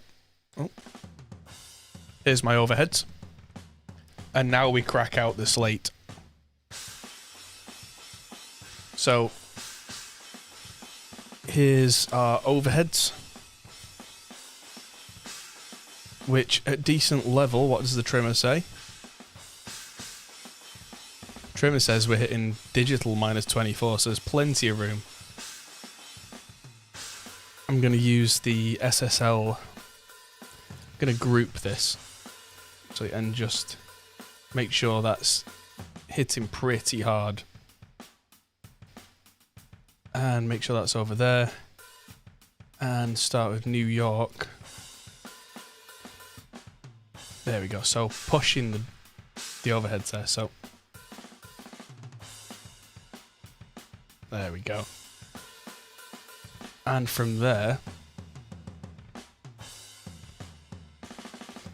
that's just going to give our drums a bit more analog feel, quote unquote.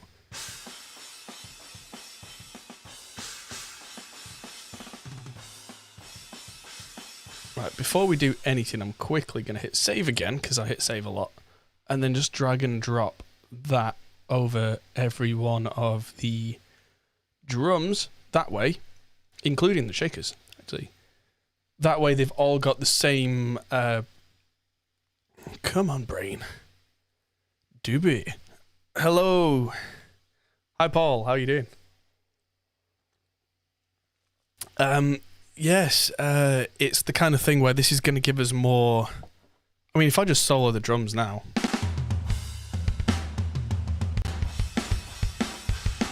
So this is without. Without sounds good. With sounds more lively. Because everything at like peak to peak to peak to peak, transient to transient on the separate instruments is now being given that analog flavour type thing. Because, you know, people have said to me before, why don't you just put that on the group? It does different things on different instruments, because being given the dynamics of each instrument's performance, plus I'm now going to put extra mix things in between these two, it's going to end up with a much more organic analog feel than if I just copy paste it. So the overheads, like we were saying,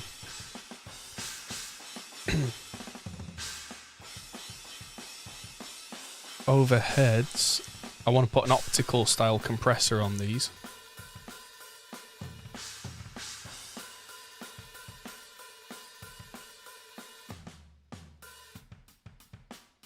And just bring it up.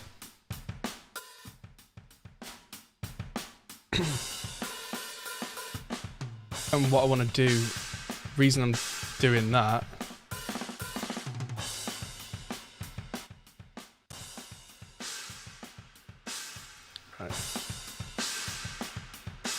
right, so that's now too much makeup game. What I want to do is get this really lively, properly pushed overhead sound.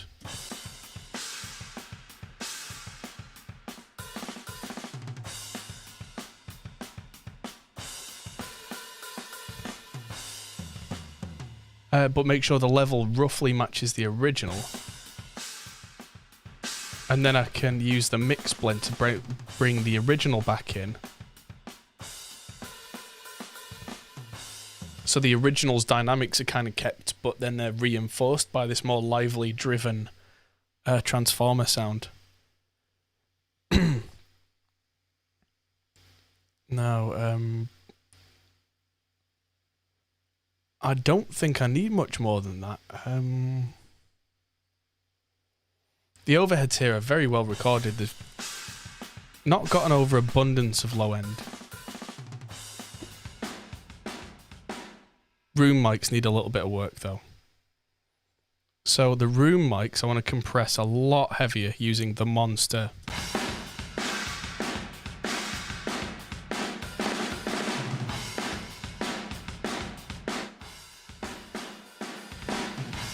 So the output's too loud. There we go. So mixed in 50-50-ish.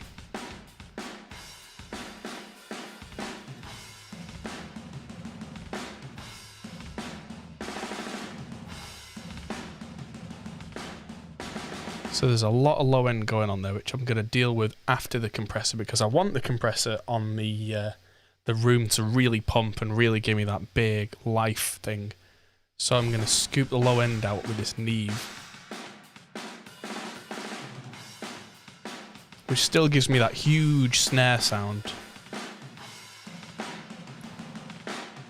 Push the mids a bit underneath the overheads.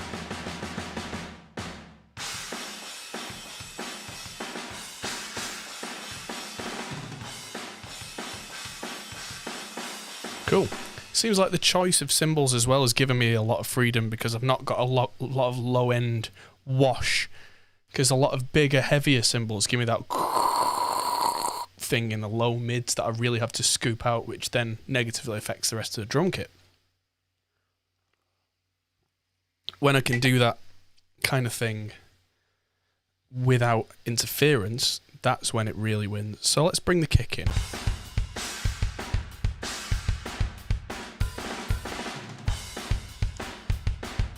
So the kick's kind of nice. Where's, I think, that extra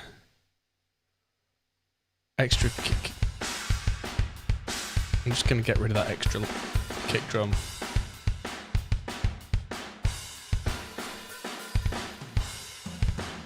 Right, so I really want to slam the kick drum to give it that modern feel. So I want the FG stress.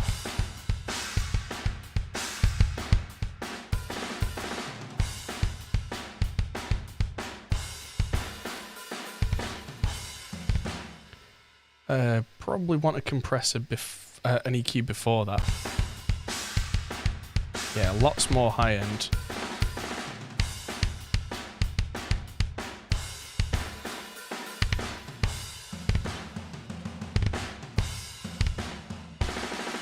Bit less of that 300 hertz-ish mud, and quite a bit more of this 100 hertz thump.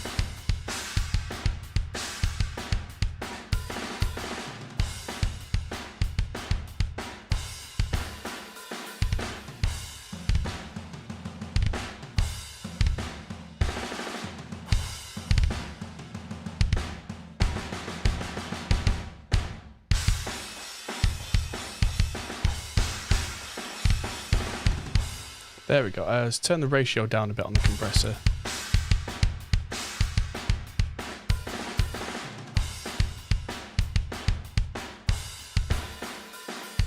And use probably the custom EQ after the compressor just to give it a little bit more sheen.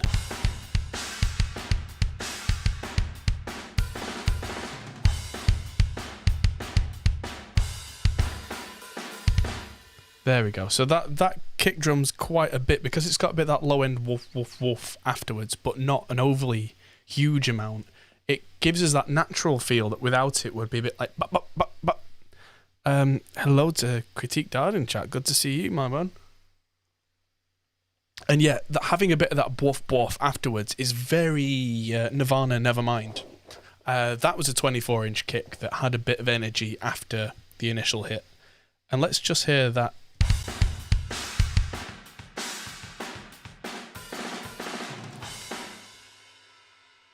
Again, to anyone who's concerned about this not being available afterwards, it absolutely will be. I don't see a reason why this would not be available. This is absolutely going to be... I mean, hopefully as soon as this stream is finished this evening, this will start to process and go... it will go... come on, brain. It will go straight to YouTube. It might take a few hours to process because it just does. But... yeah, if it doesn't for some reason, I will have a local file here that I can upload. It's going to be huge, but you know, by Monday it'll be uploaded. I've got 20 megabit upload here, so it shouldn't be too bad for that. But anyway.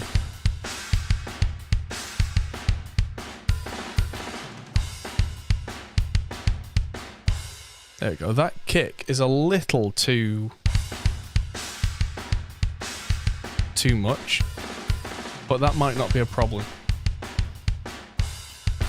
I'm going to take a bit of low end off it, actually. And at this point, I'm going to fatten up the drum group. This is what I was talking about, inside-out mixing rather than top-down. So you switched from Cubase to Reaper. Well, welcome, welcome. Today we're mixing an entire album in Reaper. And it's going to be a slog. We spent 3 hours this morning reamping a lot. Well, if you missed the first 3 hours, you missed me reamping lots and lots of rhythm guitars, which will be... I'm going to turn the 5150 off. I mean, it's warming my feet nicely, but it's taking a lot of power. I mean, don't write Cubase off quite so soon. There's nothing wrong with Cubase. It's just that Reaper's awesome. And so, yeah, this is True Iron from my friend Shane at Kazrog. And this suddenly will make the drums, if I just push this strength up on the transformer, it will push it through virtual transformers, which will make it sound fat. So this is without. And this is with, ooh, fatness.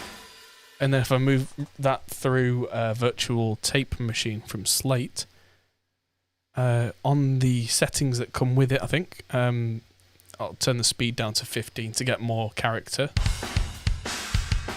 Oh, that's huge.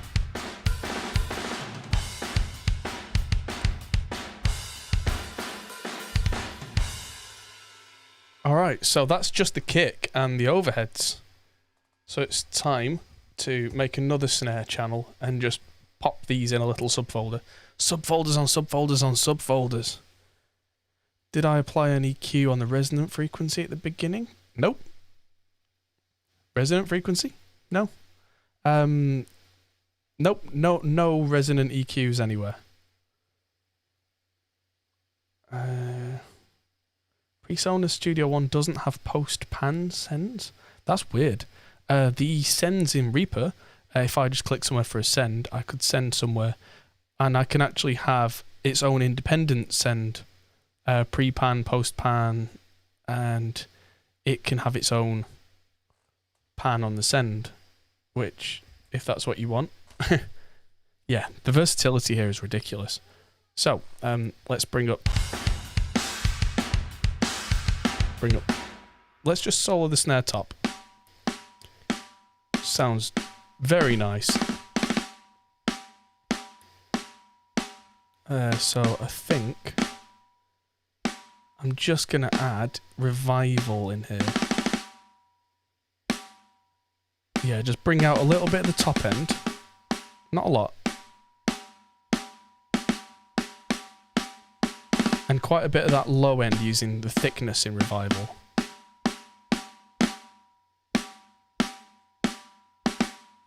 Now, like I say, there is a ring in that snare, but I've left that in very much on purpose because for the genre it works well. And I don't like dampening snares too much. If it works in the context of the song, you should definitely keep it. But I have an option. Now the snare bottom.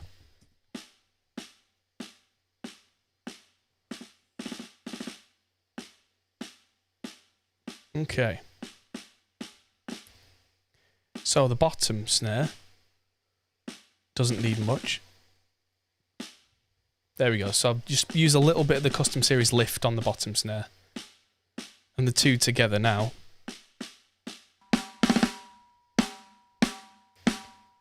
There we go. That sounds huge.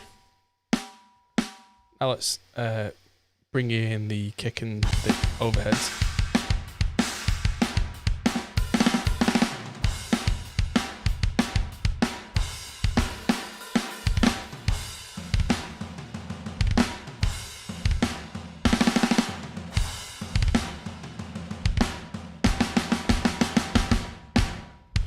Right, so the output and the input are both clipping on the tape machine, so I'm going to bring the input down.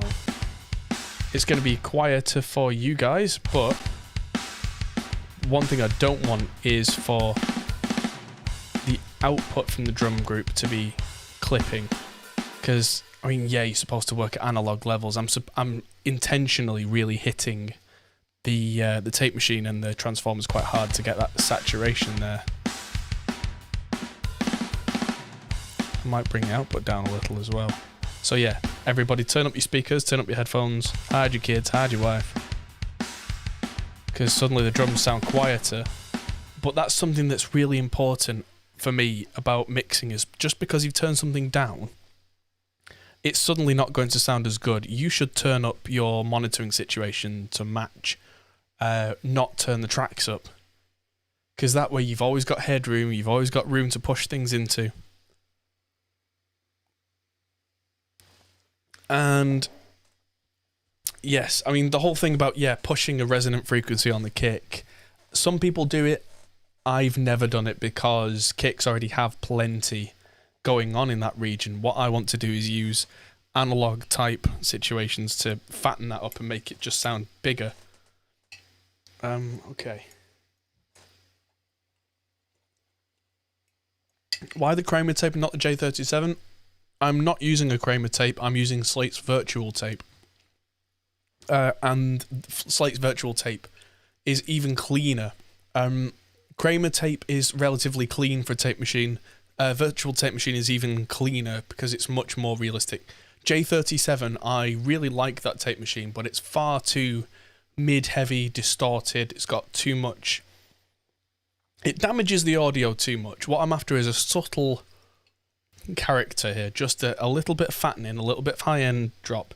Real modern tape machines, I say modern, don't damage the signal the way the J37, which is a vintage Abbey Road tape machine, did. But for its time, it didn't damage anything.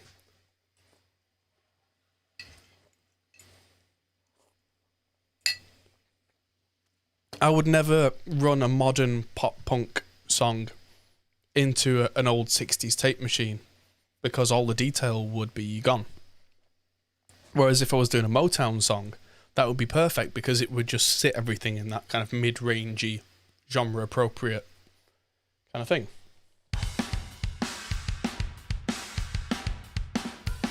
There we go. So I'm going to bring down the overheads, the kick, and the room.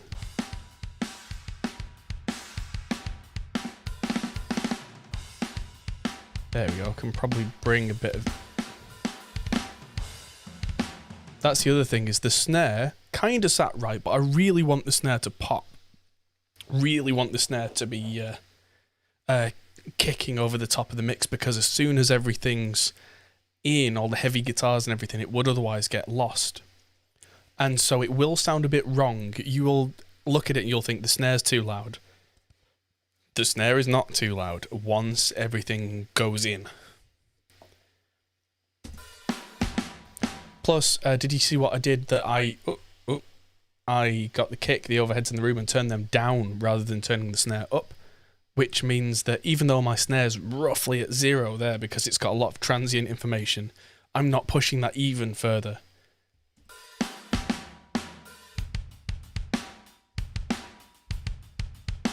Right, let's get these hi-hats in there.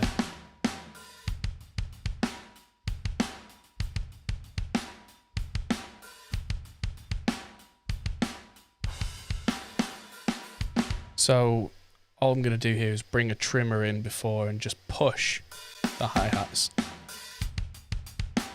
and saturate it and turn the output down on it.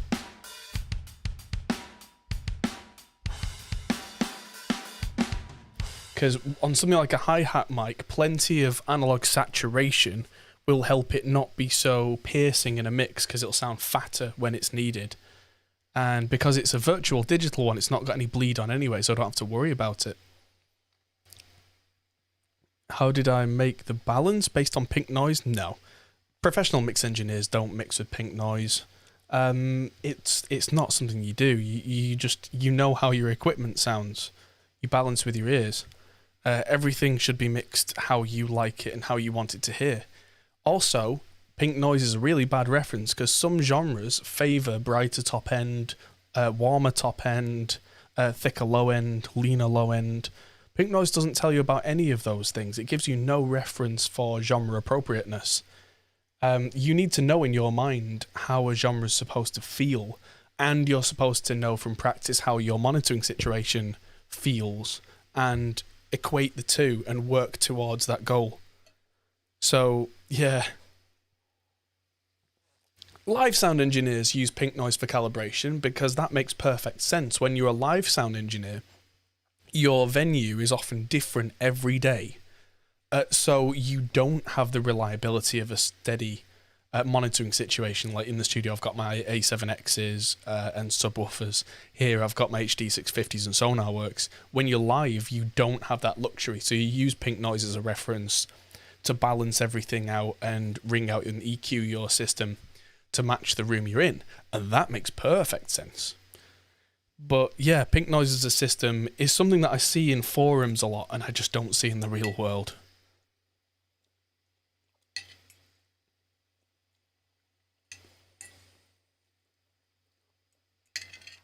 Sorry, if I don't eat, then I may fall over and nobody wants that.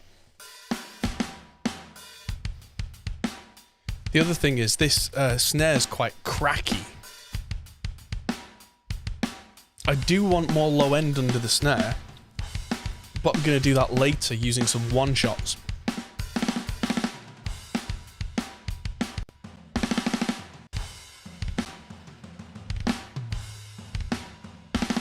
Right, so it's time for the toms. So that floor tom there sounds okay. So in my Mix Academy video, I showed the spectral option for tracks. That doesn't apply to MIDI drum tracks. That's right. So the drum tracks are just dots. In the view here, in the MIDI view, you can see the colours for the different velocities. I think it would just get really dizzying and hard to see on this view if they were all colours. The greyed out ones are the ones that are being pushed in from child tracks, which is quite a nice thing, so I can see it all as one there. But yeah, it would just look like a disgusting rainbow. I mean, trying to decode that little bit there as all the different colours for velocities, I think that would be difficult, whereas if I just open it up, I've got so much more space to see that.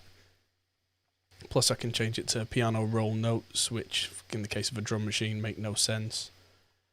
But yeah, it makes much more sense. So the toms. I don't think the toms are going to need any compression in this case because they sound right as they are, but they do need some EQ, and I do like the Neve EQ. So, where was I?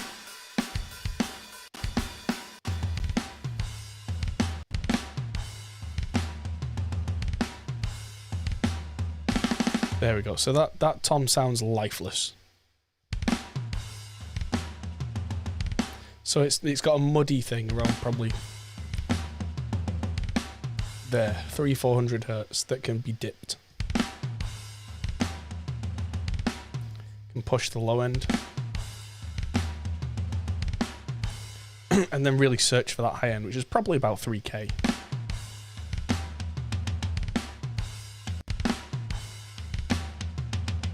That sounds a bit papery, so let's bring it down. Bring it up. In the middle. There it is. And a bit of super high end just for that air.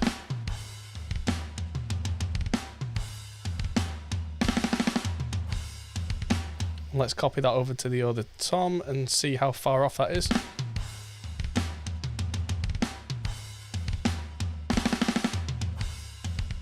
Probably doesn't need quite as much high end on the top tom because it's a little bit clearer, probably because of the skin that was used. Maybe a bit more low end on the bottom tom just to compensate.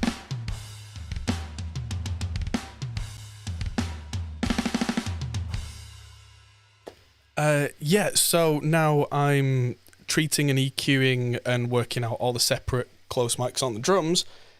And yes, it is, generally speaking, the first instrument that I go to on a mix once everything's kind of in place, because it's the thing that takes up most of the EQ spectrum at different times. So it's the most complex to mix. And once I've finished with getting what I think is a reasonable drum sound, that doesn't mean I'm done on the drums, but it does mean I've done enough that I feel like I can then move on. And once I've moved on, I think the next thing I'm going to go to is making my effects group. Because right now I don't have reverbs, I don't have delays. I tend to have things like that quite often in every mix. I tend to have staples in my mind of where I'll go. So that's the next thing. And so, keep eating these noodles.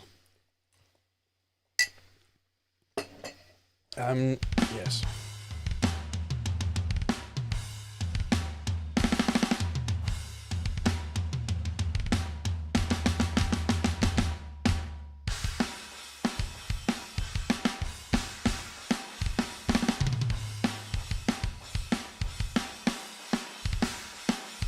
There we go. So the kick doesn't sound overbearing. The drum group's got that bit of nice fat saturation on it. The bass is going to be way too loud, so I'm going to try and bring in the bass quickly.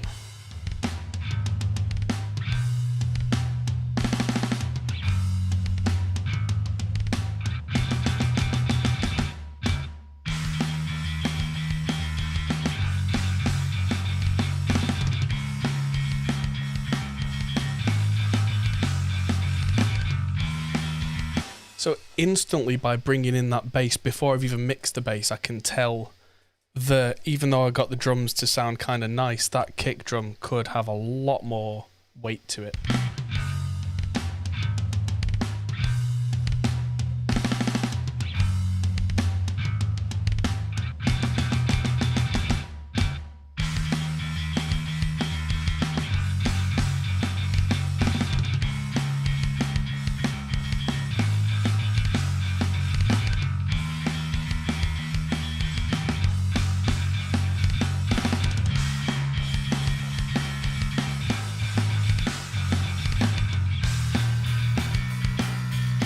And I've brought the overheads up in room as well.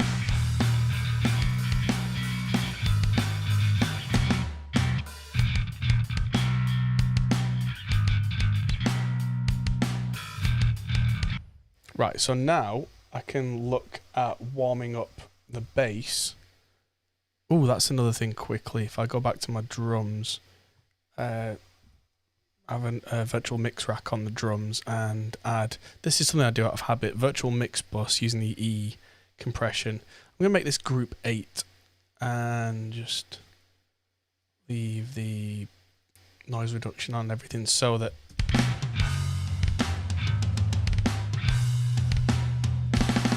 it's a very subtle thing that just makes each group richer, and I'm going to add that same thing to the bass group, to the guitar group, to the vocal group, all the different groups, and that together just gives me an extra bit of crispness and fatness and cohesion because they're all being processed on the same type of analog console as it.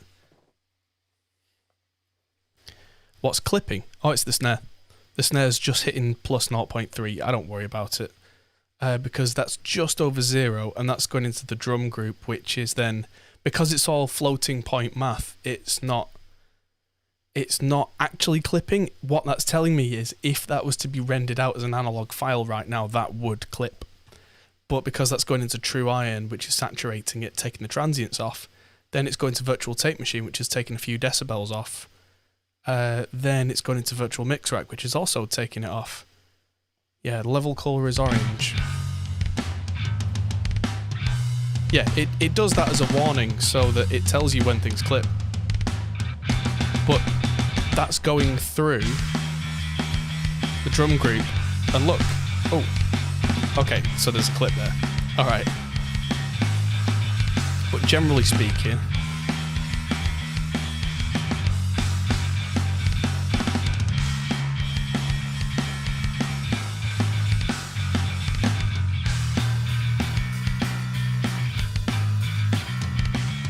okay, so let's bring the drums down by a few dB, and then bring the bass down to match.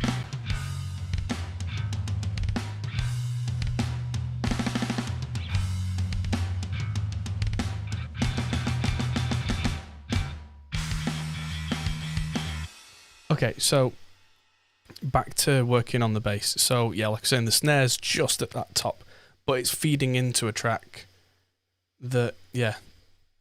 Why has everybody got different themes of Reaper? This is the default version 6.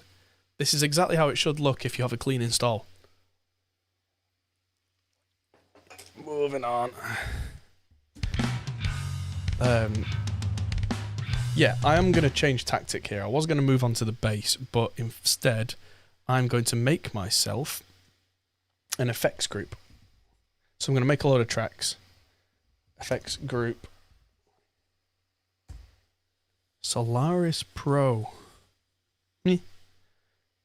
So I'm going to add these in.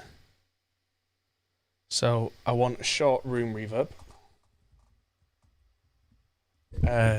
Probably a vocal plate, snare plate,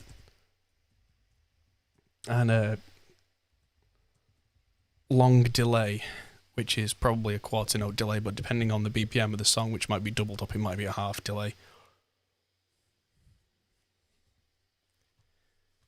Okay, so I'm going to just add in here Verb Suite Classics for my short room, which I universally just have the Bricasti BM7 rooms, Studio B Close,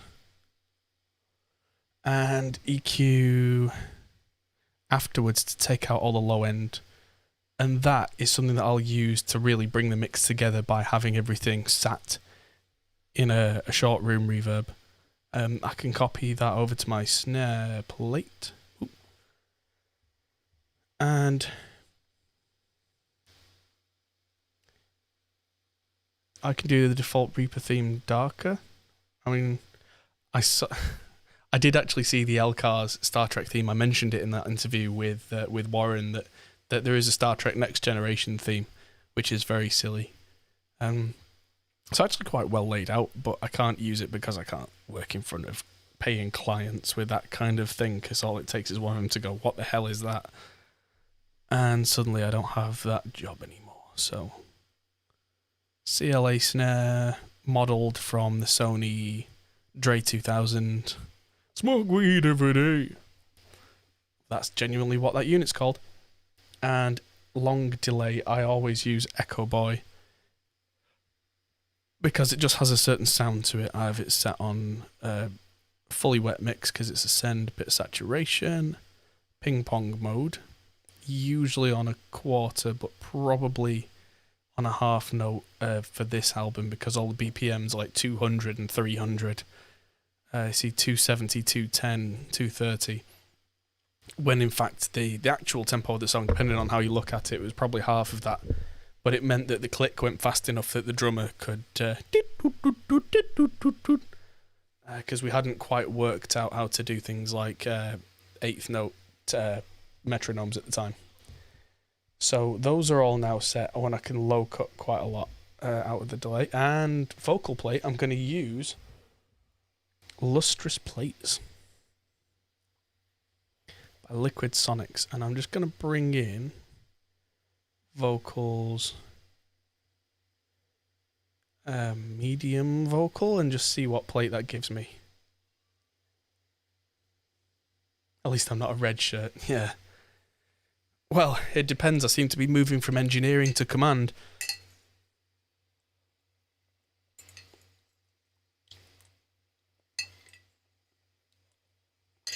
I'll have to recalibrate the denoodlerizer. But yes, I can EQ out all the low end from Lustrous Plates and make it nice and clean as a vocal. Right, so these are not just specifically for the drums, these are for the whole mix, and these are right at the end. I'm going to go through quickly and I'm going to colour everything. So these are the drums, so I can see things much better. So the drums are now blue, I've set them to one random colour. Bass is going to be another random colour. Guitar group goes all the way over here. That is going to be grey. Are you kidding me? Purple. That'll do. Acoustic groups. Going to be another colour. Light pink, I guess. Vocals, there's a lot of... They can be... What colour are you going to be? No, you can't be pink again. I said you can't be pink again. Come on. There we go. Weird military green. Gang vocals. Light blue. Choir. It's picking some of the same colours over and over today. That could be that green. Keys and samples. Because it's quite a dense set of mixes here. They can be that fun purple, and effects can be another colour indeed. Okay, so now when I zoom out, I can actually see what's going on a lot clearer. I see Morph Verb from United Plugins. I have not. Yeah, so a reverb, not for the whole mix, but a reverb that elements of the mix can use. So that's something that I've got to be very careful about saying. I'm not just sending the entire mix to a reverb. Yeah, it is a little bit henning. What I'm actually doing here, and I can probably solve the group now instead of those separate channels, is I now have a choice of sending things wherever I want them. So if I have my effects now. If I bring up the...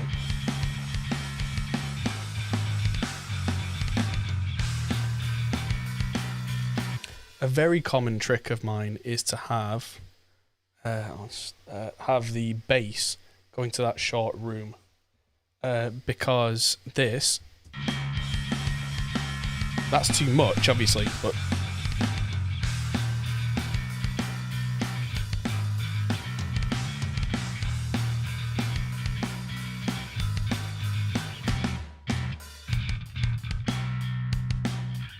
suddenly the bass isn't just flat and mono and right out the middle. It's wide. It's got some space. It's as if it was bleeding slightly into the microphones on all the other instruments, which gives you a certain organic feel. And because I put that low end EQ scoop to get rid of the low end on that reverb further over, that's not going to mess up the low end stereo information on the bass, which, depending on your monitoring situation, can be quite important for you. Also, the snare can now have some of that snare reverb, but I might want to send something to it later. So, snare plate. This is going to sound crazy.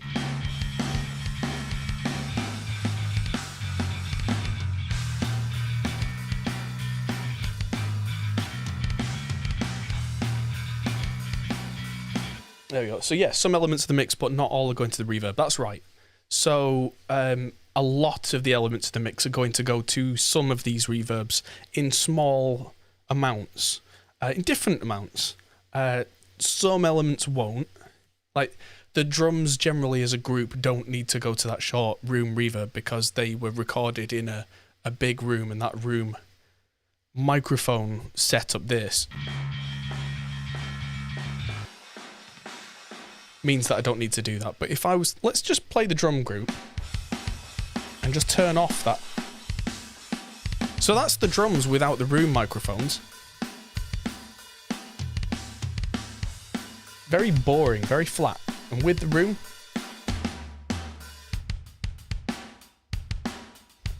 suddenly it sounds a lot bigger and it has a lot more character. And that's something I've learned over the years, is that bigness and character from a mix is often from small, tasteful amounts of the right room sound and the right reverb in the right place, in the right amounts, can really bring something from being a flat sounding, boring recording to something that's suddenly way bigger without any extra volume. So, especially the bass. If I just solo the bass, that's got all that room reverb on. I turn that off. It's kind of flat and boring. With it back on, it's still at almost minus 12 dB, so it's not there in a huge amount. But suddenly, just the drums and the bass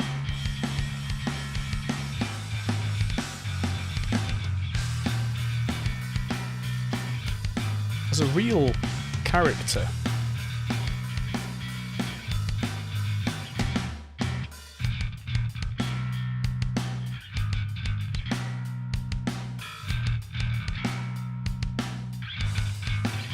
Right, so I'm on a bit less bass dirt channel.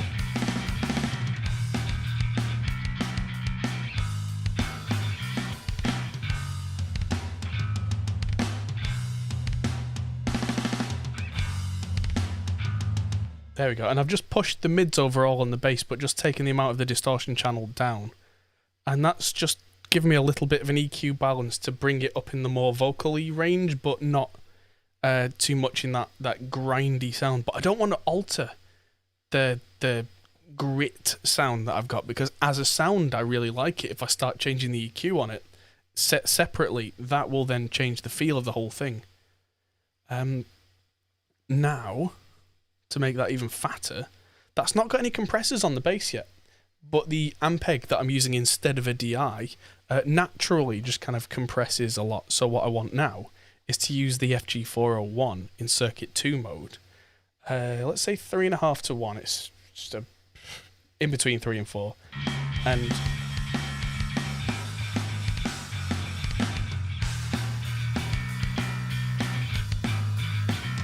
there we go. I can hear too much room reverb now. Now I've pushed the mids on the bass.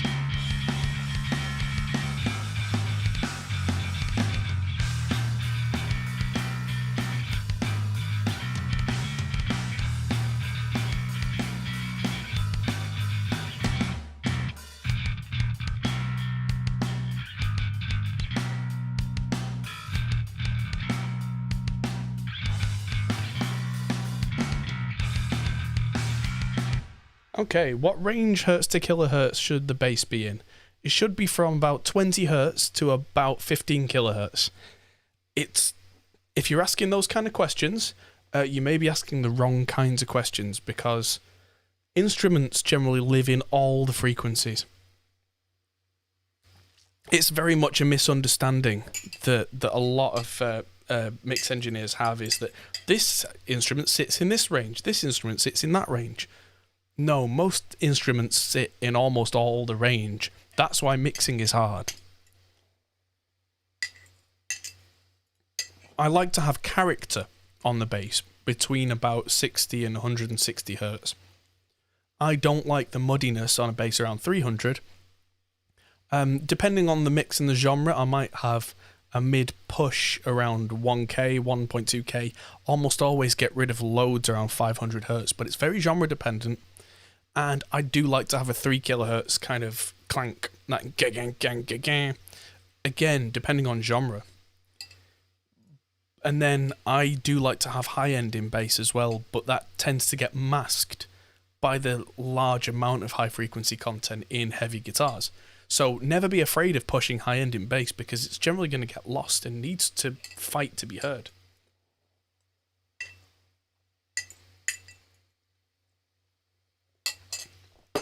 Like, you hear all this high end in the bass.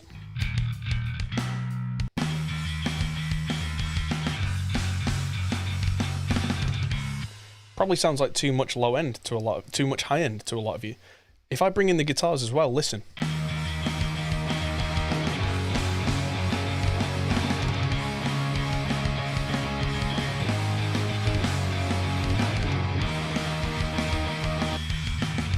So all that high end that was really too much suddenly is just fighting to just be heard on top of that heavy guitar.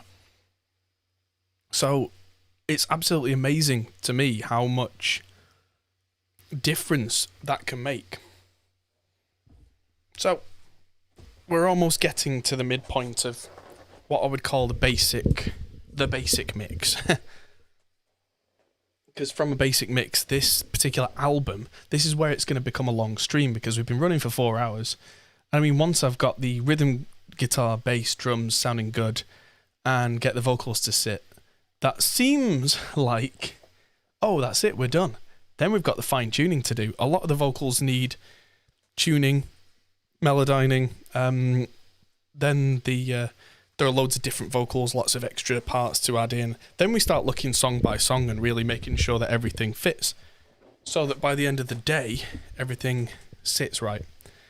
There was a guy that yesterday that I posted this in the Reaper forum on Facebook, and he was like, "Oh, that's really easy. I did 19 tracks in a day." And I'm like, well, if they all sound exactly the damn same, then you just hit play. It's not hard.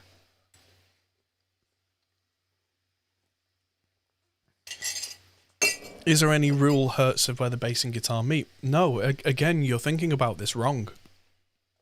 Guitars go from about 30 hertz on the intermodulation distortion on chug chug chug, all the way up to about 7 kilohertz. There is no meeting. There is just taming frequencies that sound bad and stuff up a mix independently, then blending the levels on everything until it works for you. And I can't give you hard and fast rules, because again, it's genre dependent, it's tone dependent.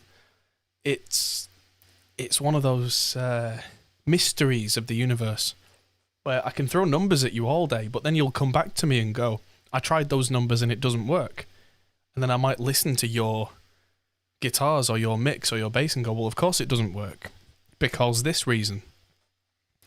You have to hear what's coming through. That's why good monitoring is important. Like, if you had a bass guitar that had very little information in the low end, like 100, 200, 300 hertz, and then you've got a guitar that's got loads of low end, you could really heavily scoop the guitars to a frequency that I tell you, and you could boost the low end a little bit in a frequency that I tell you. But if I haven't heard your tracks, there's probably still not enough low end in the bass, and there's probably still too much low end in the guitars. It's very, very personal, and very, it's one of those things. Like, I do tend to cut some low end out of my rhythm guitars, but not as much as you would think. And I don't cut any low end out of the bass, and I generally don't tend to cut high end out of the bass either, like a lot of people do in mixes that aren't very good. I mean, again, genre dependent. If I was doing something like a thumpy Motown track, I might take some high end out. But again, I never ever filter all the top end off. If I was supposed to not have high end in a tone, it should have been recorded in such a way that you are playing with less high end. Like, Motown bass is a great example. You'll play flat wound strings and you'll play it with a pick, so it goes thump, thump, thump, thump, thump. That's still got high end in, just not as much as other genres might. But that high end is the character and the definition that make that a feature of a composition. And so just blanket statements like this and that in terms of numbers in terms of hertz don't work. Sorry to disappoint there, but it's worth knowing. So,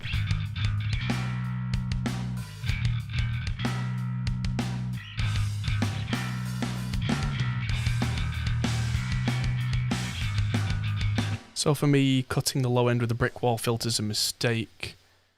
I don't know about mistake, but it just doesn't work for me. If there's a problem somewhere in one of the instruments, then filter it out by all means. Generally speaking, if I've got issues on an instrument, then of course I get rid of them. But if I don't have issues, I'm just introducing phase problems. Every time you use an EQ, that screws up the phase of that track a little bit more in different regions. That can be not a problem depending on what you're doing, but especially in the low end, I tend to find that can cause issues, especially in digital mixing systems. Depends if I'm mixing and there's a drum kit and the bass drum has some real like 30 hertz stuff going on, like proper whoop. I will filter that out because that's not helping in my mix, because nobody's going to be able to hear it, and it can be really screwing up the low end. If I'm recording, say, like a 5-string bass that's really low and going down to 20 something hertz, and somehow the original signals got through, that's going to need filtering. I can talk for days, but it's all ifs. It's all listening closely with good monitoring to what you've been presented with. What do you have? What's fighting you? What's messing you up? This bass, for example, is a really good example of a well-recorded instrument. It's a passive jazz bass, so it doesn't have super low information in it. Without the effects, it sounds fairly mid-rich. With, it's still fairly mid-rich.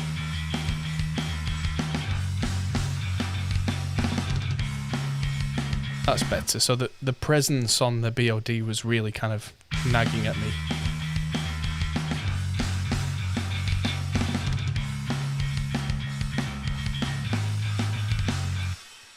There we go. But the low end on that, I mean, the low end's fairly cranked on that amp, but that's partly in an effort to saturate the bass amp.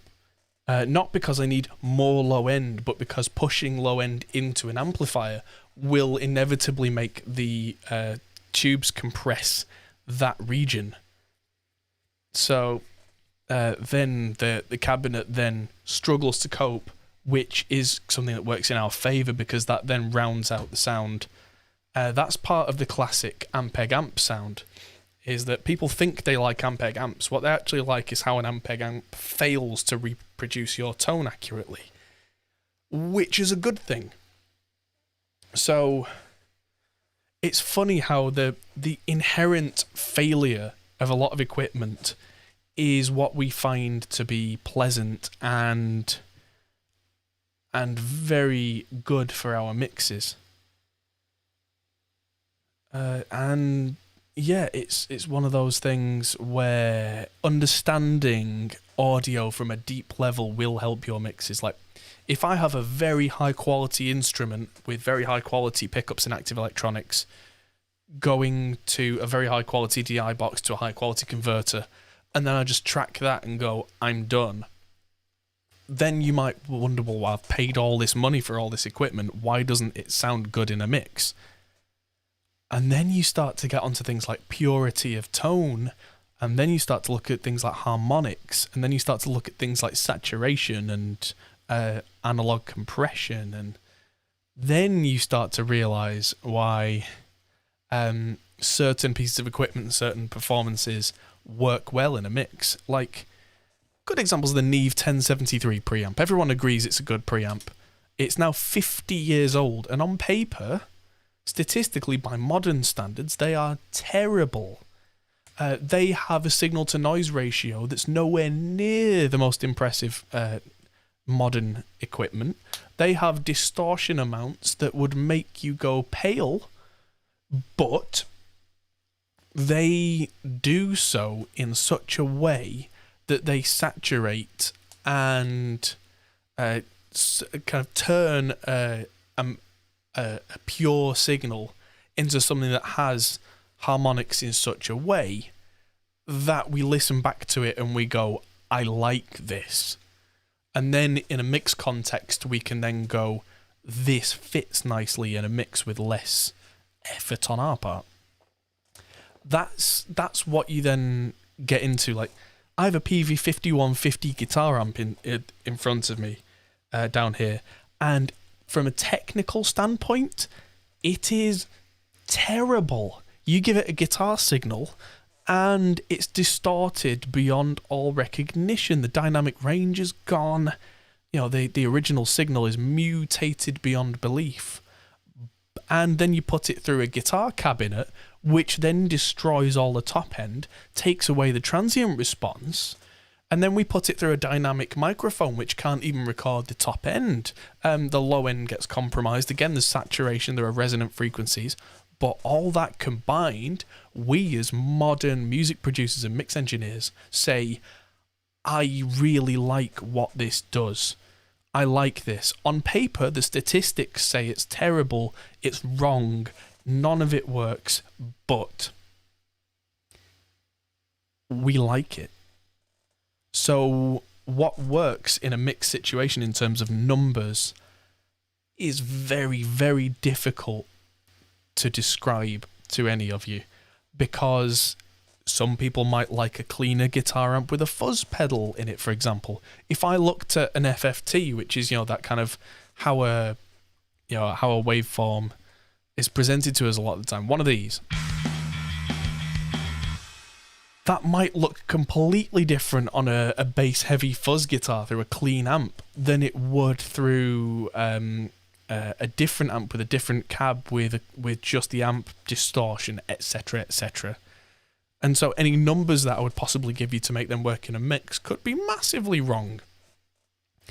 In terms of bass, a lot of genres do tend to use DIs on basses, and a lot of genres don't. Like pop punk generally doesn't, unless you're using something like a Music Man Stingray, which just happens to have a pickup and an active system and an EQ that lend themselves naturally to that genre. So it's, I keep saying so, I know. It's one of those things where I'll talk you through exactly what I'm doing here, and hopefully you can pick a lot of stuff up from what I'm doing. But none of what I or any other mix engineer says this is how it should always be done. They're all wrong. And I will never tell you this is how things should always be done, because you have to be aware of what's in front of you and what you're working with. And it can be exactly what the advice that you've been given. It could work. Next time it might not work. So the skill of the recording and mix engineer is not just having the tools like this EQ, that compressor, this amp, but being aware of the cards you've been dealt and then doing the best with what you have. Am I telling you the phase problem's not a problem? That depends very much on the mix you have, on the genre you're doing. I mean, when you say brick wall filtering, are you brick wall filtering the master or a specific instrument? Does the mix sound better without it? Is there information in there on the channel you are brick wall filtering that was causing a problem? If so, that's the lesser of two evils, is using something like a brick wall to not have that issue anymore. Whereas if there wasn't any information down there, then all you're doing is screwing up the low end phase for the rest of that channel and then causing yourself problems. So yeah, what it all comes down to is, do you have problems that need fixing? If not, don't do things you don't need to do, because you will only make things worse. It's like the old thing that, like I said earlier, the best mastering engineers in the world will listen to the best mix in the world that they've been sent, and they will go, you know what this needs? Nothing. And then they will sign off on it, and it's done. With all the dynamics occurring when recording a 5150 with a mic, would it be better to record it with a Captor? I don't know about better, it's just different. I have, like I said, the 5150 with me today, and I've been using a Captor to record it. I don't have a live room at home to put a cabinet in and really crank it. Ideally speaking, for me, it's always better to use the real deal, to use the real cab, the real mics, good preamps, because there's a certain impedance relationship between the cabinet and the power amp. But it's how to describe, if you are in a limited situation where you don't have access to that, or you can't record that loud, or in my case I can't record with any volume at all, then there are options. And I have to say, especially when the Captor is a great unit, and the 2 Notes Cab M, which I've got accompanying it, is really, really, really good. Now that there's been a very clever firmware update, which is currently in beta and is going to be released in a couple of weeks. And so that sounds as close to the real cabinets as you can possibly get. I mean, again, I'm quite lucky that my cabinets in the 2 Notes store, like, that's actually my cabinet recorded in my live room. And yes, for anyone interested who has any 2 Notes products, these are on sale in the 2 Notes store right now. And yeah, if I need to track guitars and I don't have access to my own live room, I'm in a very rare position where I have a virtual version of my own cabs, and I know how they sound and how they behave. And that means that in my mind, I kind of have a library of guitar cabinet tones, and I can just go, this amp might work well with this, click, and very quickly gravitate towards the right sound. Question, what are my thoughts on ISO boxes for guitar? I think they're very silly most of the time. There are reasons to use one. Like if you're a live band especially, well, that's the only time really. If you're a live band and you need to push a guitar speaker hard enough to get that thing out of the speaker, that breakup, it's one way to do it. But an ISO box, anyone who's not used an ISO box before thinks that they're magic and that you can put a speaker and a microphone in it and you can't hear anything. And it's just not true. When you've got an ISO box, I mean, there's only so thick you can make an ISO box. If you're in the same room or even in the next room, if you're putting enough wattage through an ISO box to get that breakup on a guitar cabinet sound, you can feel the low end off that for 100 meters. So ISO boxes also compromise the sound because the speaker is not in its proper cabinet setting.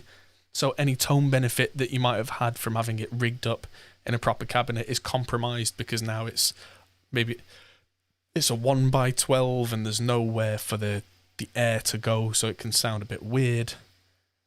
And so it's one of those situations where I think a lot of guitarists now are starting to come round to the idea of using something like a 2 Notes torpedo rather than an ISO box, because when you're using an ISO box, you're not hearing that speaker anyway. So why not just have a decent load box and modeling system if it gets the job done? Slipknot are a great example that they've started using the 2 Notes torpedo live, I think it is. Might be a studio, I'm not sure.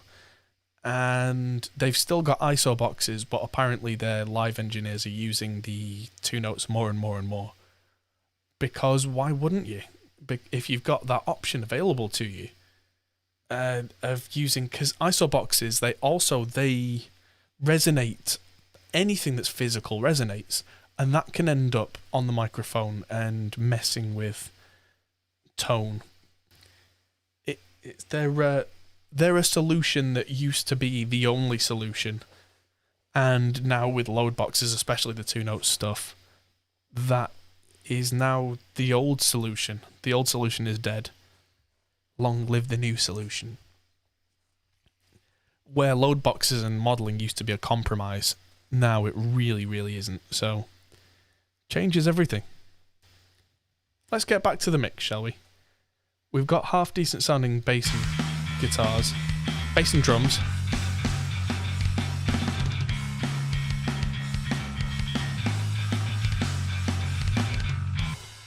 So now I am going to group up all these guitars. You see I've got this big block of guitars here.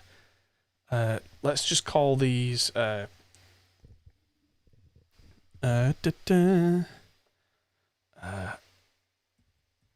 rhythm, rich, and then just took all four of those tracks hard panned into a group, and then have rhythm gav.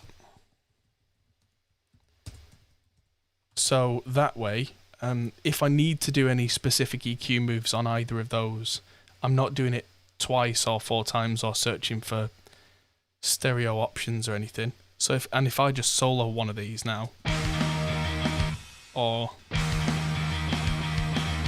they're both available to me, and that's nice and easy to work with. So this is where we'll do a little bit of top-down stuff. The guitar group, I'm going to add True Iron. One instance of True Iron, even though I've got all these guitars running through it. So I like the default transformer type.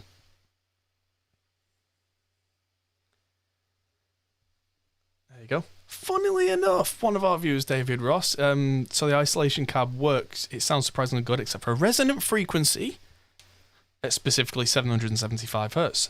A resonant frequency, you say? How about that? What's the key to group all the channels? You just make yourself another channel, and then you just select all your other channels that you want, and you just move them around, and underneath another channel, there's a blue line of where it's going to go. And if you look closely, let's just, for fun, just use that one. If I just grab that and move it around, you'll see a blue line. The left-hand side of the blue line kind of notches in a little bit, and when it's notched in, that, if I let go, is going to become folded. There we go. So that's it, and that suddenly, that top one is the folder. That's it, simple. No real regrets, but I wish it built it bigger for mic placement. Well, that's the thing, but the bigger and bigger you make equipment like ISO cabs, especially for live sound, the more and more it defeats the point, you know.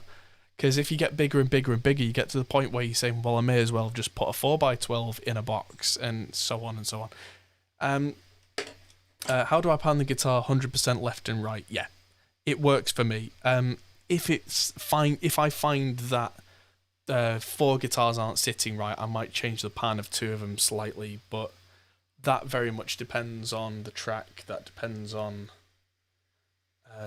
how things are sitting. But as a default, I have them 100% left and right. So, True Iron, virtual tape is very good on guitars, especially heavy guitars. So I'm going to have that on the 16 track, 15 IPS, 456. Oh, yes. Yeah. And then virtual mix rack is going to have that mix bus, group 8. So, there we go. Keeping the recording parameters constant, do sound quality vary for different DAWs? No, not really. If you've got an interface that can record 24-bit audio, that then goes into whatever your DAW is, 24-bit audio, and it just plays that back, so it won't make a difference. When recording 5150 makes car, blah, blah, blah. Found the sound fuller when recorded through an RME preamp from the interface rather than through a Focusrite ISA preamp. Does that make sense? It makes perfect sense. What's happening is your Focusrite ISA preamp is adding harmonics.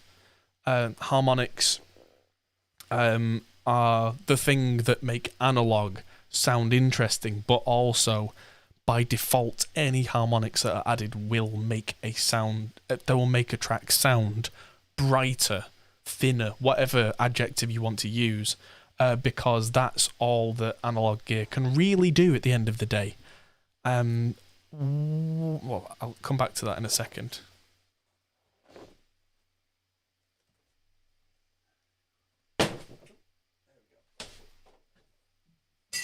There we go. So, could that 100% left and right panning be a big deal with mono correlation? I mean, kind of, but this kind of genre isn't designed for mono, and most phones, you can listen on stereo speakers on most of them now. You can listen on headphones. Most radio is in stereo. Most rock albums and singles have been hard panned guitars since the early 70s. It's not a new thing. I mean, genuinely, if you listen to any album from Led Zeppelin 2 onwards, where it's got two guitars, they're hard left and right, and it makes things sound bigger, and you can mono them, and it will lose some guitar. But that's perfectly normal.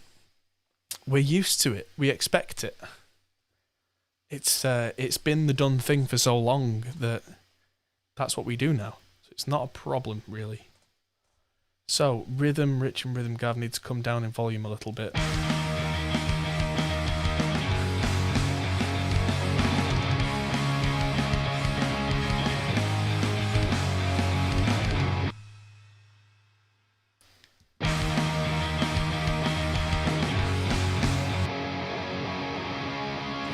Right, so the last thing I'm going to do with this top-down thing is add a little bit of this room to the guitar bus.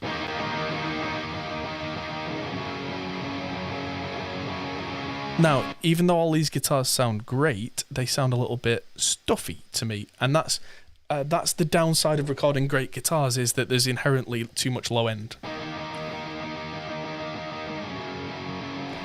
But I leave that in while I'm tracking so that the amps do what we expect them to do, especially things like chug chug and that kind of thing. You need the low end to be in the amp to produce not only the low end but the harmonics above. When someone goes chug chug chug chug, most of the ultra low stuff gets filtered out on record, but we still hear the chug chug chug chug because the harmonics in that 200 hertz region and above, they stay.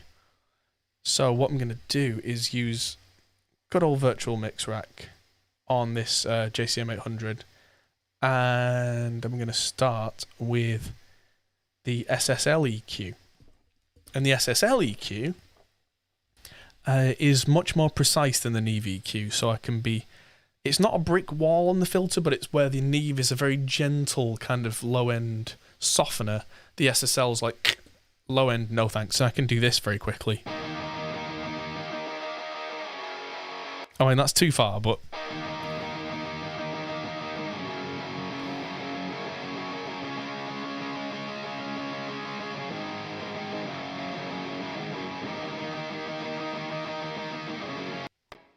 There we go. Hey, you hear that chug chug chug? Even with a 115 hertz filter, I'll turn that off. And on. So I'll tone that down a bit.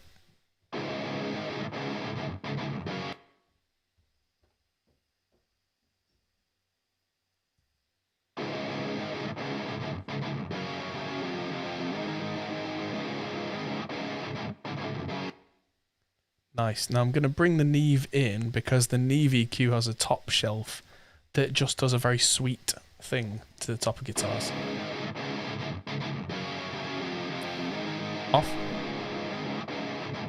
on.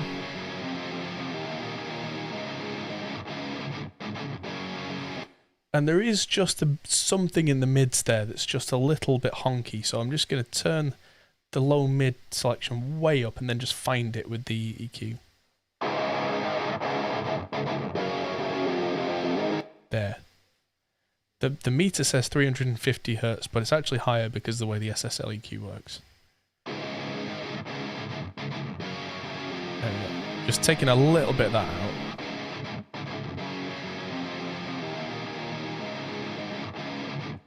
There we go. So if I turn this whole thing on and off,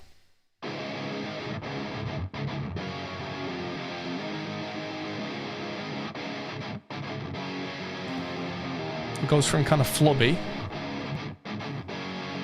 to very thick. Might add a little bit of low end back with that Neve low end EQ. Because even though I've scooped out everything below 100-ish Hertz, what this shelf does is it brings it up from way above 100 Hertz and just gives me a gentle slope.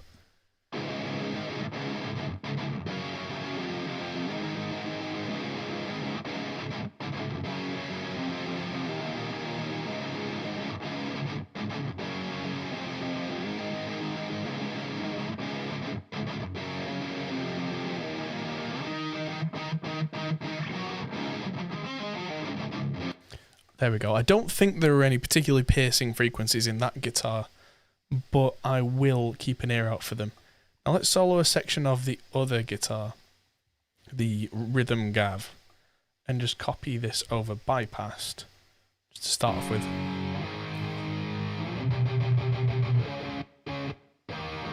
Yeah.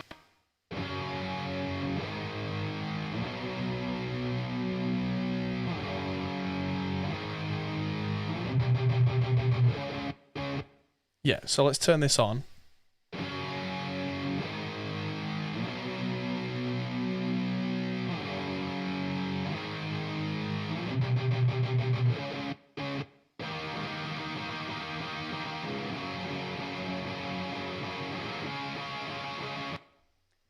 Oh, good question. Do I recommend to mix the different tracks right after recording them or once everything is recorded?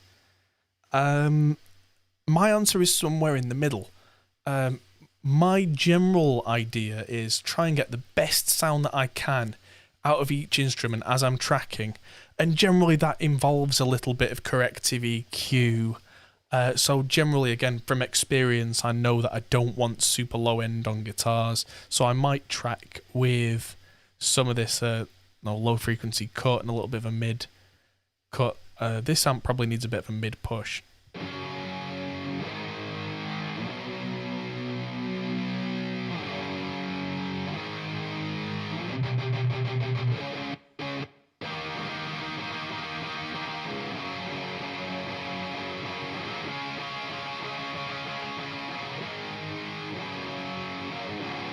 But I do try and get instruments to roughly fit with whatever I already have. That way, I don't spend too much time on it, but I make sure that it roughly fits the other instruments after tracking, because then as I add the next layer, I already have an idea of where I have space to add the next thing, which will influence the way that I adjust the tone on the next instrument. So let's say I've already recorded one layer of heavy guitars, and it turns out that the heavy guitars that I already have, through making space in the mix, are quite, I don't know, high, mid, heavy. I might do the next layer with more of a low, mid, heavy, because that little bit of mixing that I've done means that I know where I've got complementary space.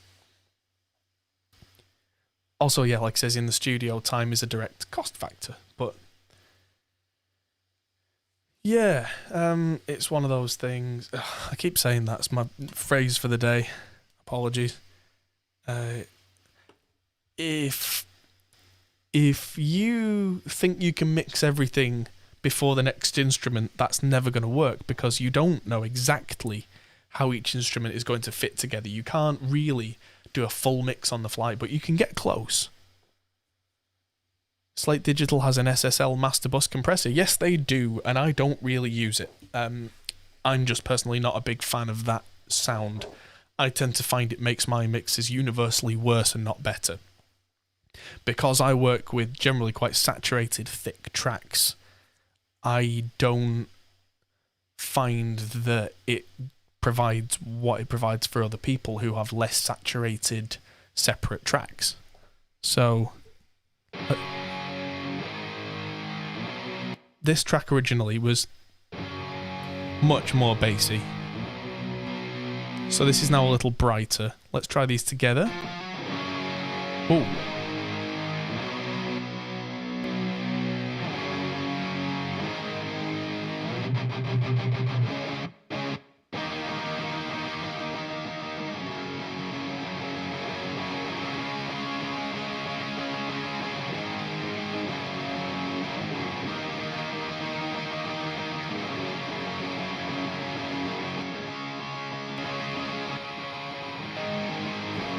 Not bad, but when I blend the two, I've got a very obvious low-mid problem on the rich guitars.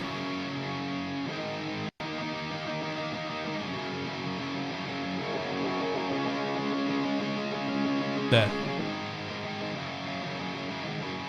Which I can compensate with. So that low-mid was really... Well, yeah, so I'm not compressing the Busmaster. I prefer the harmonic saturation of the full mix. Generally, yeah, I, in that way, have a more 70s mindset than an 80s mindset. And it's, it works for me most of the time. There are genres that I'll work on where the bus compressor works better. What kind of master bus processing do I use while mixing? So this is what I was saying earlier about kind of inside-out mixing rather than top-down. I don't do top-down, but once I've got the drums sounding how I want them, once I've got the bass and guitars like this sounding how I want them, and then I'll get a vocal to kind of sit. So I'll get the main vocal in place, then I've got what I call the basic mix, of which more instruments will be added. At that point, then I can start throwing a couple of fancy things on the master bus, like a little bit of saturation, a little bit of maybe compression. Quite often on the master bus, I will add something like the Focusrite Red compressor, absolutely slammed, but then blended in dry wet just a few percent, just to add some life. But it's again works depending on the album, depending on the signals I have, and I just like more character and more life. And again, you have to be very gentle with master bus processing, because otherwise you can do more harm than good, because then everything you do from then on is mixing into that, and that can be destructive. And I find that, like, a lot of the time, the way that I mix, I like to mix so that sections are bigger than quieter, then bigger than quieter. And if I've got anything on the master bus, if I go bigger, it's then misbehaving like a bus compressor, like an SSL, will then be being hit too hard and will start to pump and will sound terrible. If I didn't have that on the master bus in the first place, everything just sounds bigger and exactly how I imagined it in the first place. No, the Focusrite plugin that comes with the interface is not good. No, the Slate Digital one, VBC Red. VBC Red is so much more like the actual compressor than Focusrite's own one. It's laughable. But don't tell Focusrite I said that. So anyway, I've just taken a load of low mid out this guitar, and to make up for the fact that it now sounded a bit flat, I've pushed just under 1K on the Neve. So the colours on the track are, you're right, it's at that moment, that's whether that's high mids or low mids, that's called spectral peaks, and it's a fancy new thing.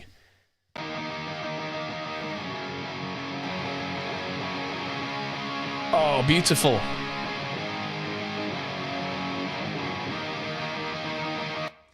So that's what happens when our slightly thinner 5150 track combines with our... Ooh, so if anything, there's a little bit too much mid on the rich guitar because I need to bring some mid back on the Gav guitar.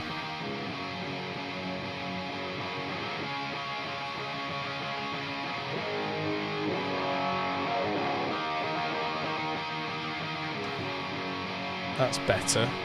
There we go. So I've sacrificed a bit of low mid on that second guitar to bring some vocal mid back in.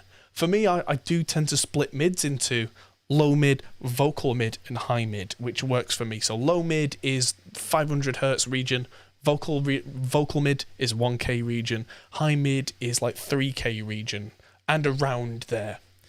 And by splitting it up into 3 rather than 2, that means that I get a much quicker visualization. Vocal mid is that 1K right in the middle region that really hits you in the face. Low mid, 500 hertz, can be muddiness, tubbiness, or it can be body on an instrument. 3K can be presence, or it can be nastiness, depending on, again, the instrument. So let's see how these two gel.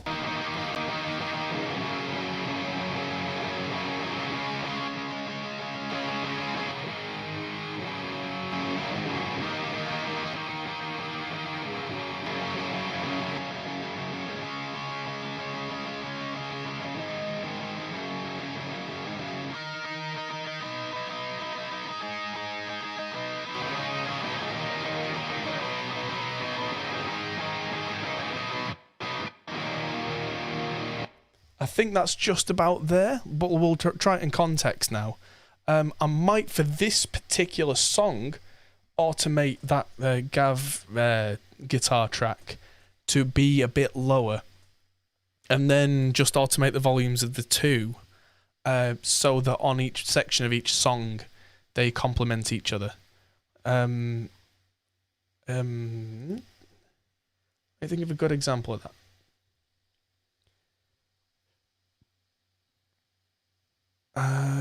With vocal mix on guitars, you cut them or you boost them in order to get the vocal sound on the face. I think I know what you mean. I try not to do either. If the vocal is properly compressed and properly EQ'd, it should sit right on top of everything anyway. If I absolutely need to, I will cut a little bit on the guitars rather than push the vocal too hard, because with distorted guitars, it's relatively easy to play around with the EQ frequencies without it sounding wrong. Whereas with a vocal, if you play around too much with an EQ, it's very easy to hear problems.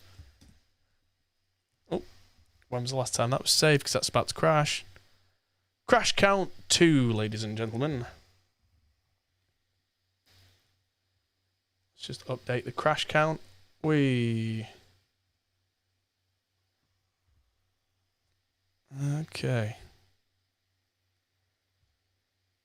This is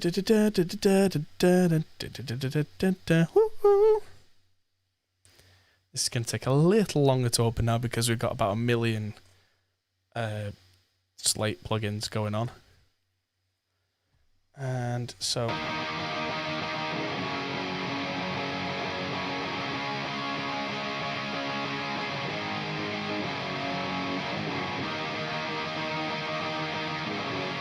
Right, so that's right. I was going to try this in a mixed context.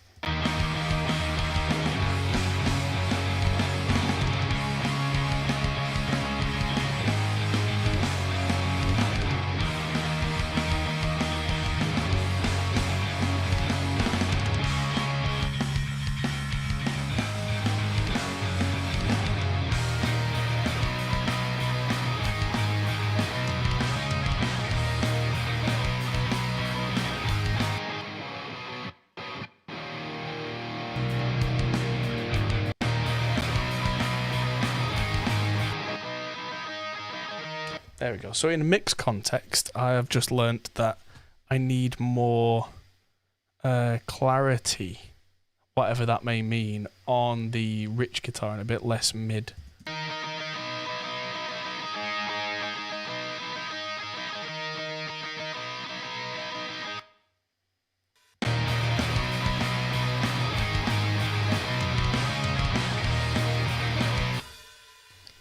Do I prefer recording on separate projects or in the same project? Depends. When I'm recording, if I'm recording a band in the studio, I prefer recording as much as possible in one project before separating it out. If it's an artist where everything's going to be wildly different, then I prefer doing it per a project file for each song. It really depends on the genre, on the artist, how they want to work. What CPU do I have and how much RAM? They are largely inconsequential. But I may as well tell you, I've got the processor. It's a newish laptop. It's a oh god, why can't I remember? It's a something. It's a 6-core 8750H. There we go, 8750H, and I've got 32 gigabytes of RAM, which you don't need for audio production. Before anybody gets any ideas, 16 is more than plenty. In fact, system free, I've got more than 18 gigabytes of memory free during this mix, and that's including having about 6 Chrome tabs open and OBS, which is live streaming this entire thing. 16 gigabytes of RAM is more than you need for audio production unless you're doing something really silly like an entire sampled orchestra. So let's listen to this in context.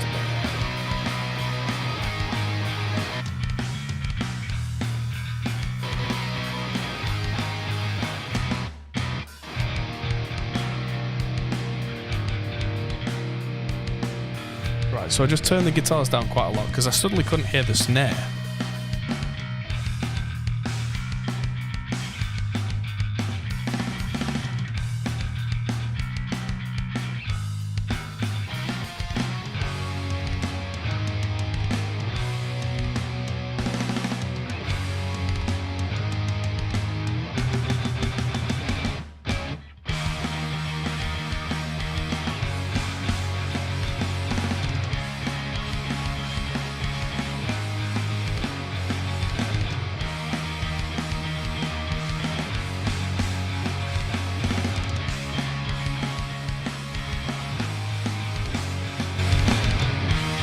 There we go. Sorry, headphone users. I keep turning my tracks down, so I've turned off that 6 dB thing on the output, so that should be louder for you now.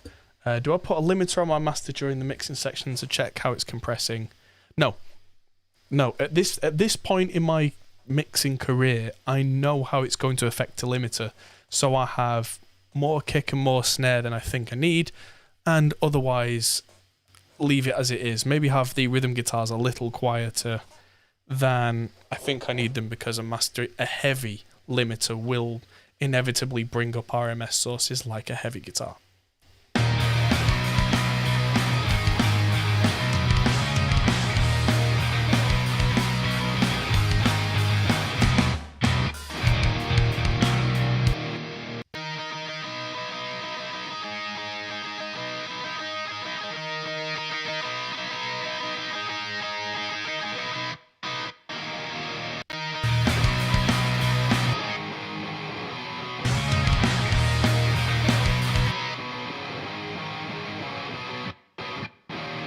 That's really kind of muddy and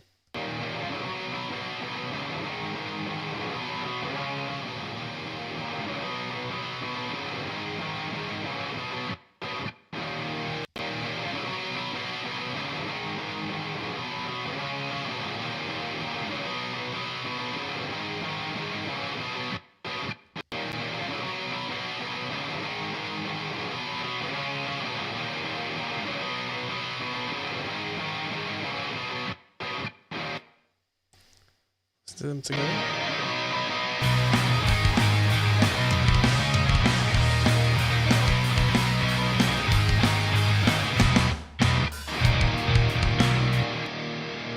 Just going to try something on these. I'm just going to try a filter on the top.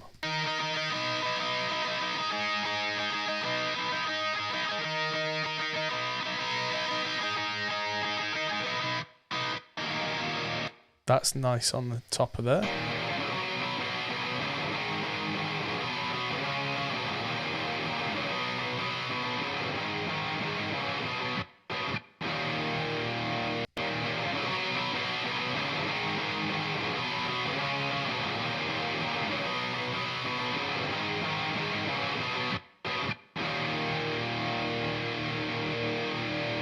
there's something on that guitar that's just going to need a digital EQ, a Reaper EQ, just to tame it. There's a kind of a high-end...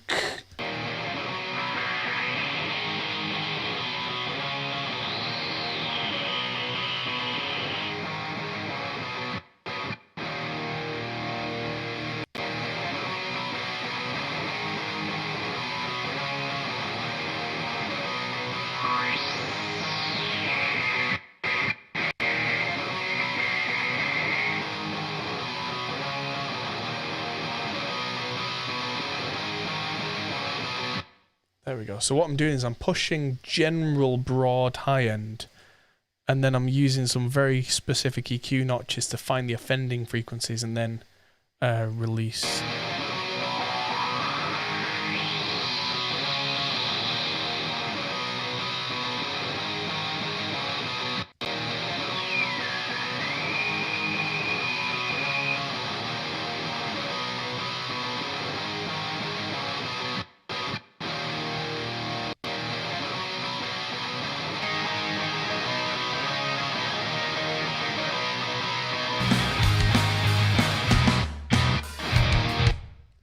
Brilliant, that's much better. And just for good measure, if I use Gullfoss, that should see if there's anything particularly nasty that needs to dip.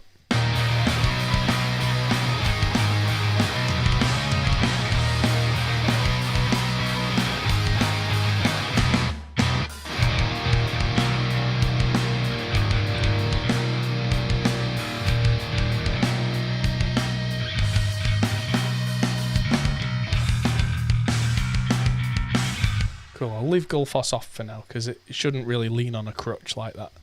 But it's good to have the option. So...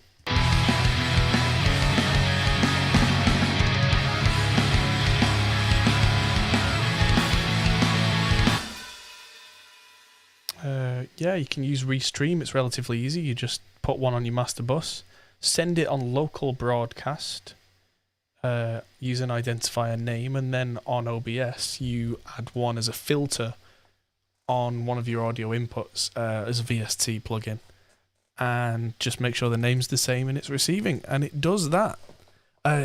Generally I don't use Restream apart from these live streams because it's just one of the few times. I mean, generally in the big studio I've got the RME interface with a big copy of Total Mix, which I can just send a mix through to a channel that OBS is using. But I can do that here and it works. So,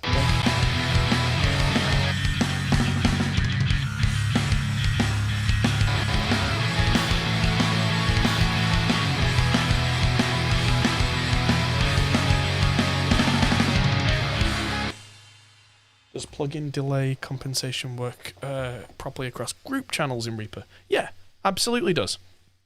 PDC, plugin delay compensation, stacks appropriately in Reaper. So if I bring up the performance meter again, you can see I've got a really big buffer going on here. Hey, check out my big buffer. And it properly cascades delay compensation, as it should. Why would it not? I mean, come on, Logic. Yeah, there's no need to compensate for anything in Reaper. It all just adjusts naturally. It all does what it's supposed to do. And you can have group within a group within a group within a group, all with plugins on, and it cascades the latency compensation as it should, which is amazing.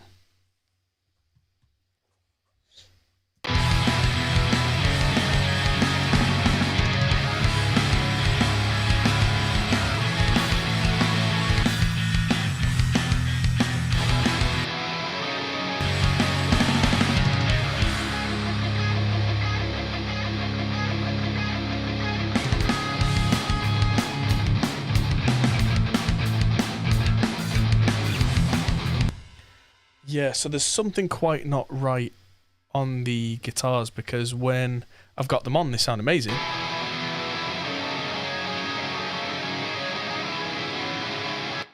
When I've got them turned off, I can hear the drums and the bass.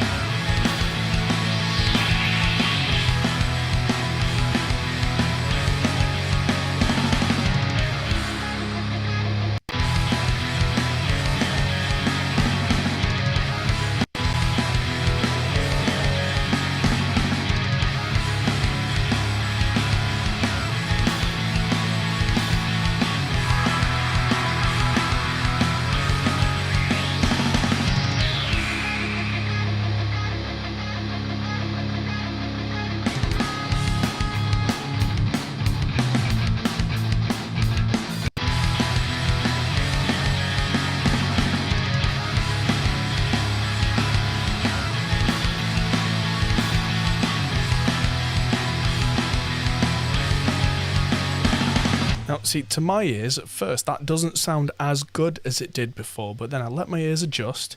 The guitars are all there, and they sound nice and crisp, and we can hear the hits on the drums, we can hear the clarity on the bass.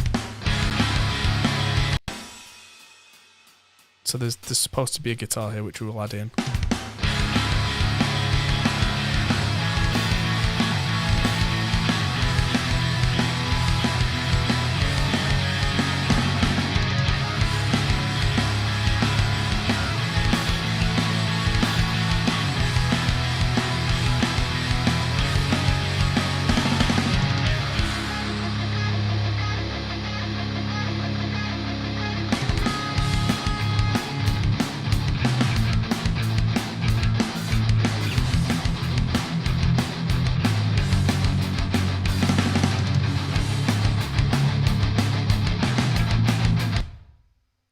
Yeah, so I don't mind a bit of clipping on tracks. It's not something I prefer. I generally prefer not to have clipping on tracks, but the snare is a general exception just because a good snare in a pop and rock mix has such a high transient information that if I'm calibrating to -18 or -15, that big of a transient does sometimes go above that.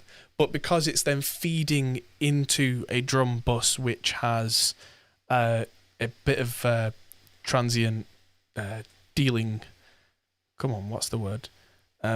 It's got some analog emulation stuff, some of which actually has like input reduction, gain reduction, so it's proper gain staging. By the time it gets out of the drum group, it's no longer even looking at clipping.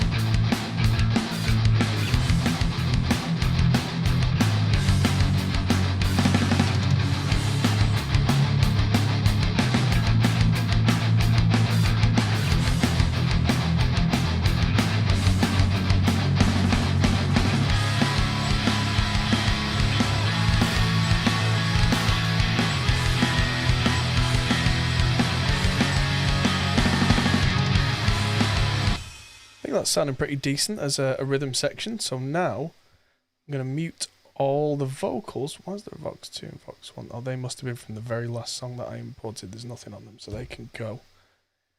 And nice neat trick that they nicked from Logic, and I'm glad they did. If I click and hold mute or solo, either of those, I can click and drag across several tracks all at once, which saves me tons of time, so I'm not going with my mouse. I can just do that very quickly. So, yes. Let's just listen to a bit of the main vocal on here and see how we're doing. From here. The main vocal, I did already slap the Howard Benson plugin on just so that I had something to work with while I was doing Melodyne. So this has got the compression absolutely slammed, some low end and high pass frequency just before the compressor. I think there's a tiny bit of reverb just to give me a bit of a thing, so I can take that off now. Take what you can. Whoa, volume. Don't need that. Take what you can and run. The time has come to live me. Okay, so that's on vocal 1. So let's do the thing on the vocal group, save, that we did on, and just ignore the acoustic group for a minute. And so, the vocal group had True Iron, which can go on here as well. Virtual Tape Machine, yes, I'll have that.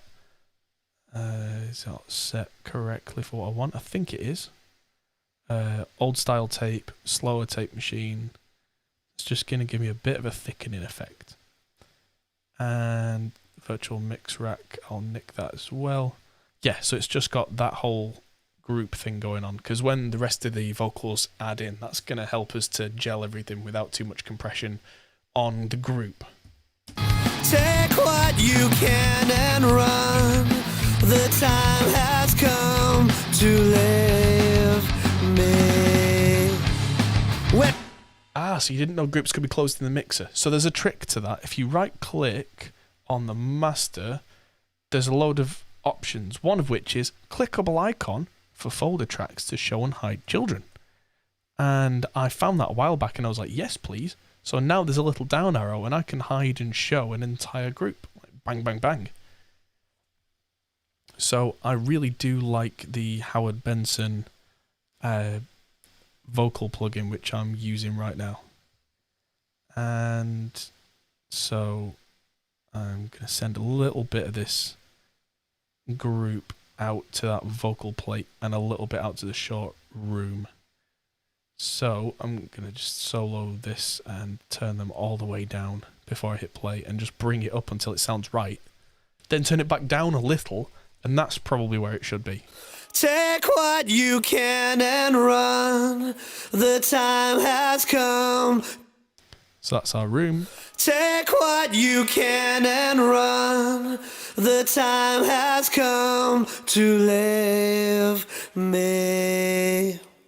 When tied to the lies you hide. There we go. So, without either of those, again. Take what you can and run. And with them. Take what you can and run. The time has come to live me. And in context. Take what you can and run. The time has come to live me. When tied to the lies you hide, still mesmerized by your eyes. Whoa! Whoa! Oh, let's just copy and paste that Howard Benson with all the compression over to that line. Whoa! Whoa! Whoa! Whoa! Whoa!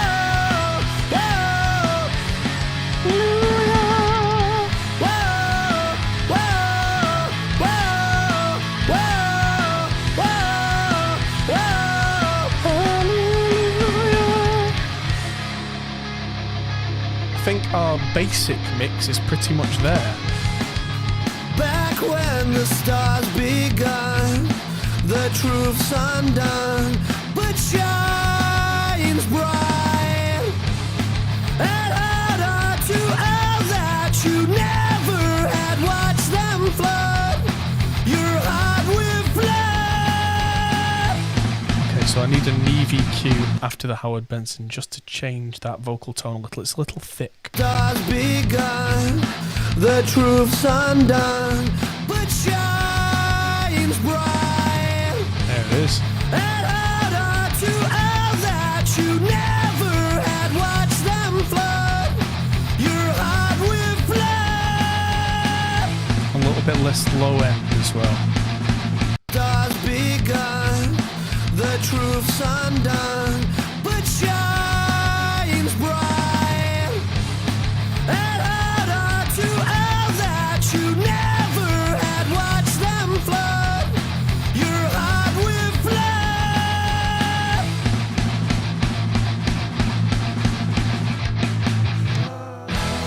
They say That's really funny hearing the choir come in there because they should come in.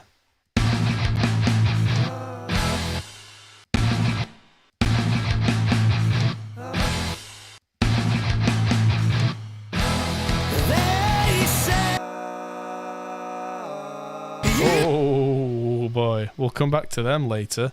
They're gonna need a little tuning. Ooh. They say I've changed. You were my dream, my midnight maze.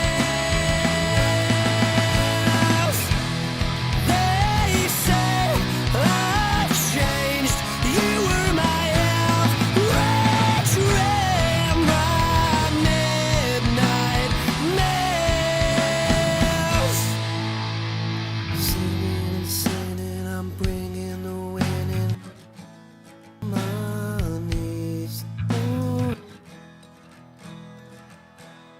we go. Loads of delay, loads of reverb even on the acoustic.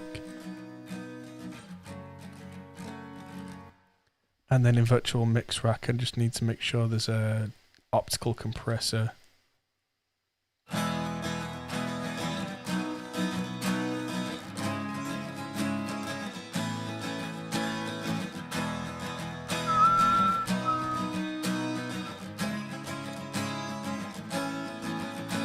There we go.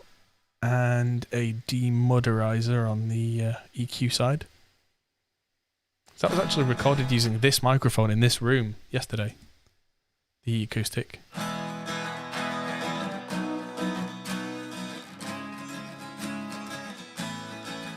There we go.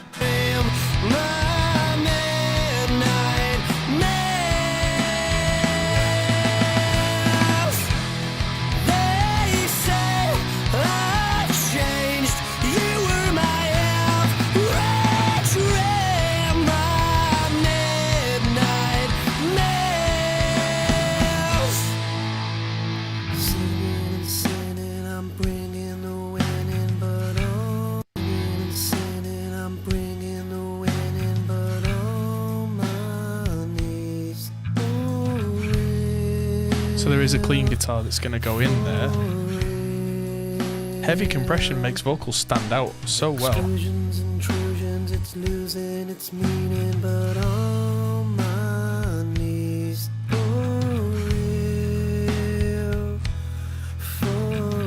Those 4 chords, they keep coming up and up and up and up and up.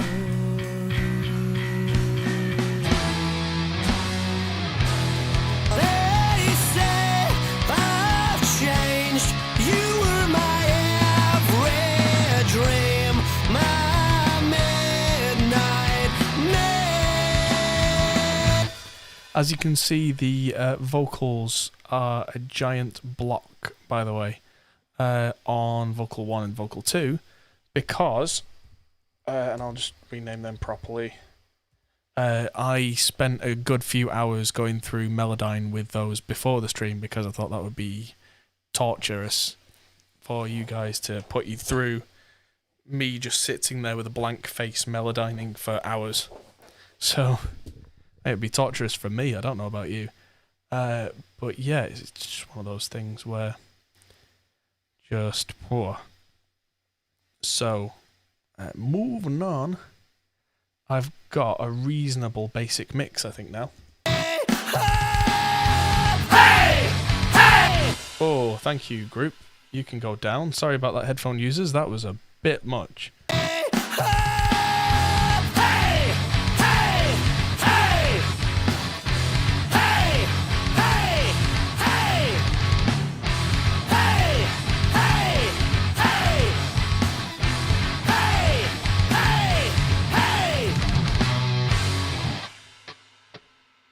Excellent. So we're getting there in terms of a basic mix.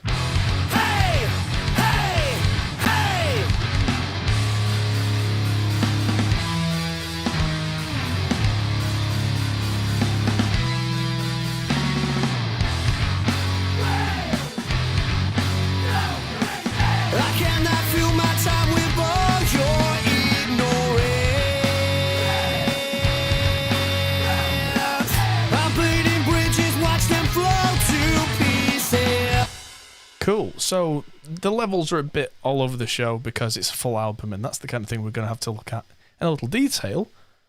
But yeah, I mean, as a basic track, I think we're getting there. So this is good. Tick.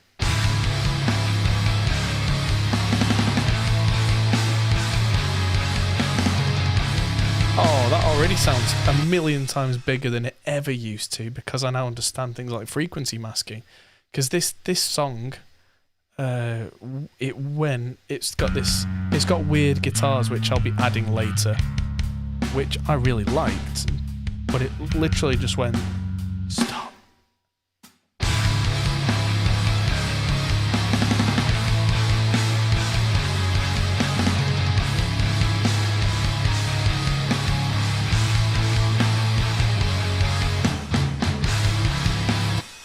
That's so much bigger than it ever used to sound. That's brilliant.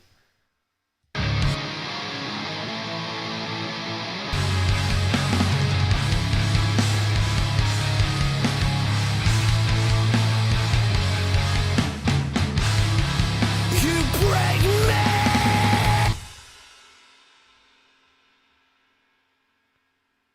Okay. So, yes, okay. Well, it's been a pleasure having you here, Critique Dard. It's been quite the afternoon so far. Hit the like button, everybody, if you haven't already done so. It's very much appreciated. We're currently on 51 likes. That's kind of cool, considering that we're not off air yet. So, this is where the one-shots come in.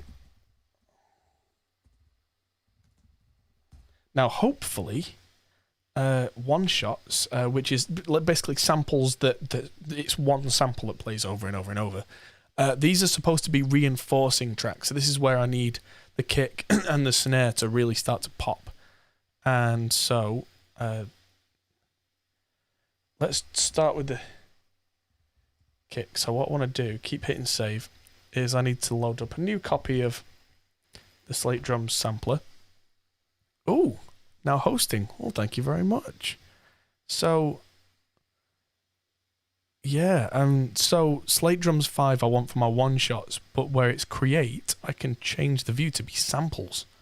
And I've got a set of the Andrew Wade drum shots from Joey Sturgis's Drum Forge company.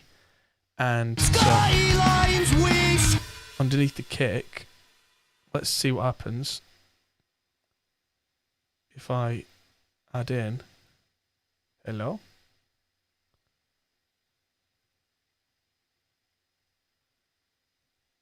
That's weird. Why are they not just dropping in there?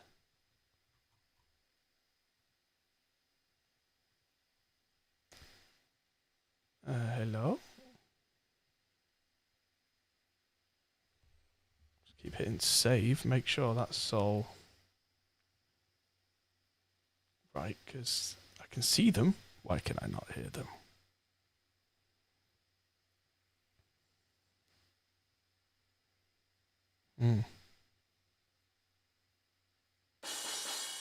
Right, so if I drop have a Goog one, yes. I should be able to just drop samples in here. I don't know why it's not letting me, that's weird. Because I already have a folder, and yes, they're in my Dropbox so that I can easily get to them. You know what? I'm not even going to do that at all. I'm going to get rid of it, and I'm going to use Reaper's Samplomatic 5000. Because this is exactly what Samplomatic 5000 was meant for.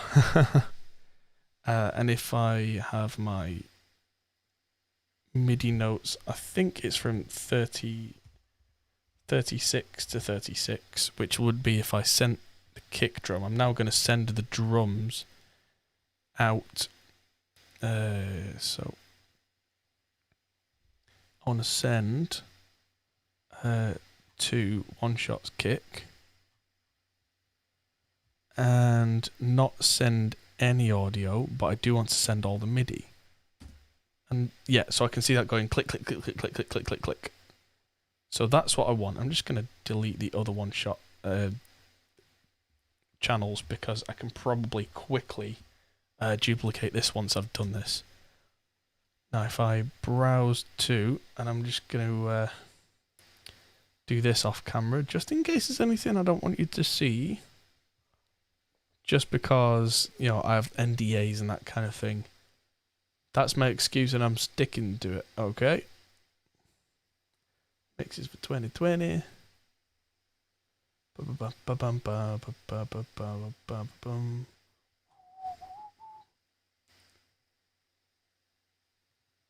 Oh, right, that's why it's not working, because Dropbox. Let's just quickly... This may cause the stream to go all weird. Hopefully not. I'm gonna get all these downloaded because Dropbox, in its infinite wisdom, has decided that my drum shots are going to be online only because I've not modified them in a month. I mean, the logic is sound, but I need these now, please. Seems to still be streaming okay, which is good because Dropbox is now using the rest of my bandwidth to upload everything that we've reamped today. Which, again, is usually useful, but when you're trying to do an entire stream at the same time. Yeah. I see this live stream with SonarWorks system-wide on, and the correction of headphones on too. It makes... Yeah, that might do double correction. I don't know. I stopped using SonarWorks system-wide because I was having issues with it. I only use it inside my DAW now. So, keep that in mind. Come on. Okay, so hopefully I can now add the banging kick. Oh, jumper kick will do for now. Oh, jeez. Oh. That made me jump a mile. Sorry, everybody. Let's turn the volume down a bit. Right, so... Oh, boy. So...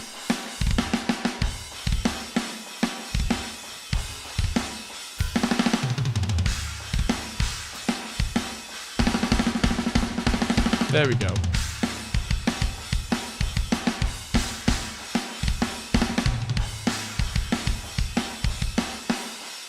So, now on this channel I've got Samplomatic, and every time it gets sent MIDI note 36, which is the kick, it now will trigger and it'll go bum bum bum bum bum bum bum.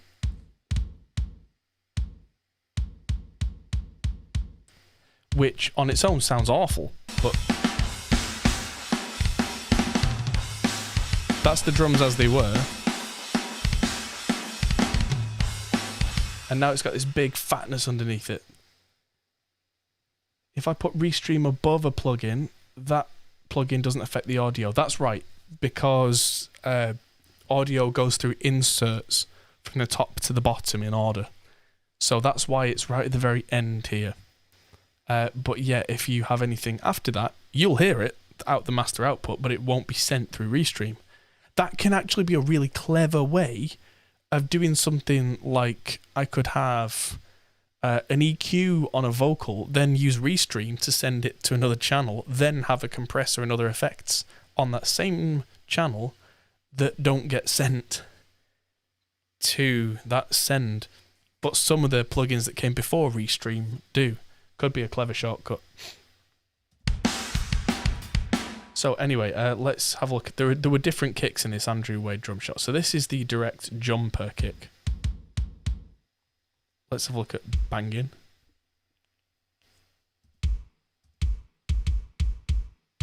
Sledge. Yeah, softy. Ooh.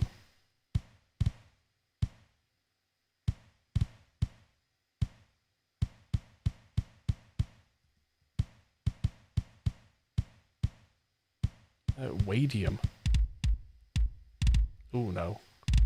Let's try that banging one. Skylines we scream, we are change. We're facing skylines we scream, we are. It's kind of cool, but I think the jumper had more of that attack that I wanted. Change. We're facing. Actually, I'm going to have them both. I'm going to call that jumper kick, duplicate it so that it's got all the same sends, all that kind of stuff, and call this one banging kick.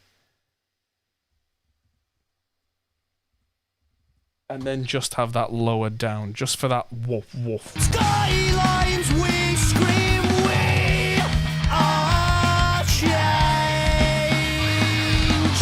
We're facing skylines we scream, we are change. Okay, so use Superior Drummer 3. Is there a way of adding additional drum parts on a different lane or track, but don't want to add 2 or more instances of Superior 3? Yes! So you just have as many tracks with MIDI on as you like, and then you just send that track by adding a send to your Superior Drummer channel, and then when you add that, it's got options for audio and MIDI. You might want to turn the audio to none, but send all the MIDI, and that will then add that MIDI in. So I'm going to turn that off. Skylines, we scream, we are change. We're facing skylines, we scream, we are. Okay, and from there, I'm going to then duplicate this bang kick again. But this is where I'm going to change the input from note 36, which is a kick, to 38, which is the snare. And I'm just going to start by picking banging snare. Ooh, hello.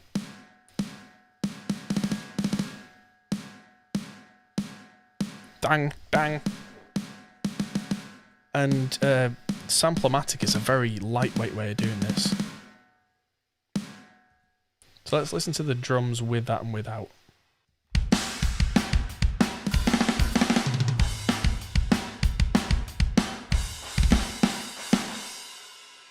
Awesome, I'm keeping that.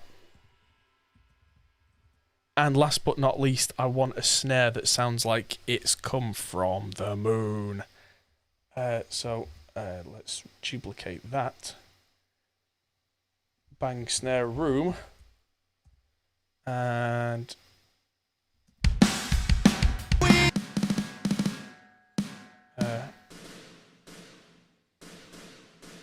no, not that one.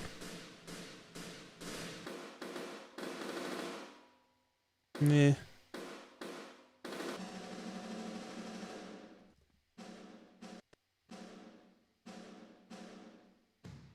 Wrong one.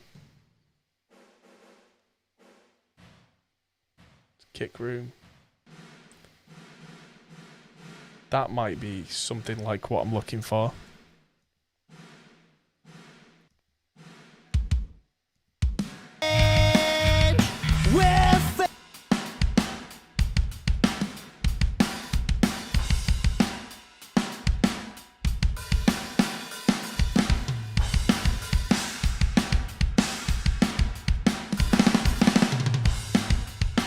So that's without the one-shots and sounds great. And that's with the one-shots, it sounds thicker, fuller, ridiculous.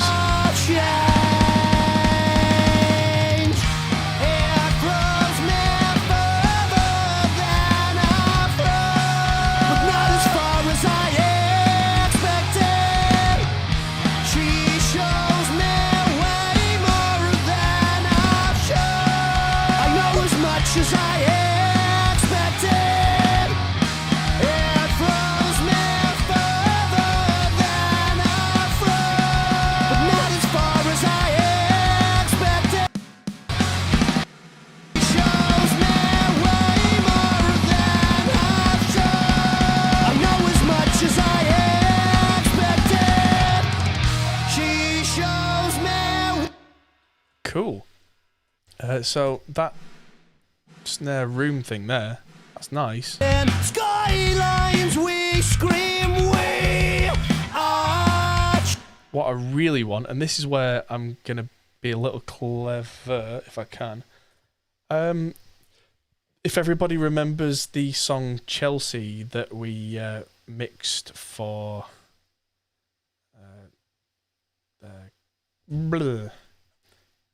we mixed it for the come on brain, the Pro Mix Academy competition. There was a particular one shot I'm going to just copy into my Andrew Wade folder, which was used right the way throughout the song, and what I'm going to do is quickly just import that whole song, which is insane. I know. Hopefully this was the right song, so I'm gonna.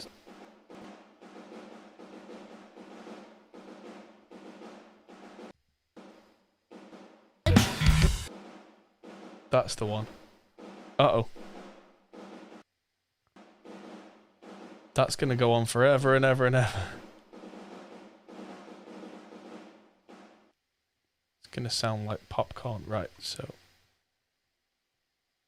What I really want, this is old school sampling, is to get this right to the start of one snare hit.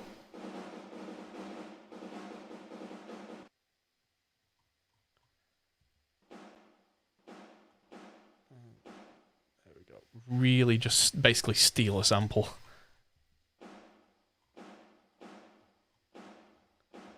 So it's going digga digga.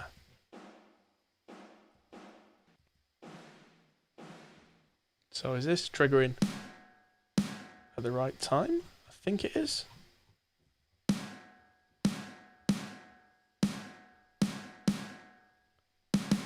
There we go. So turn the volume up here on this.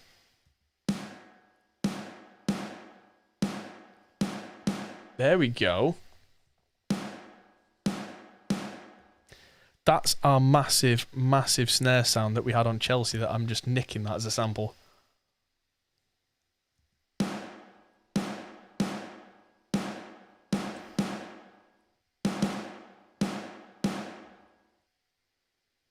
Let's just see how that works in mixed context.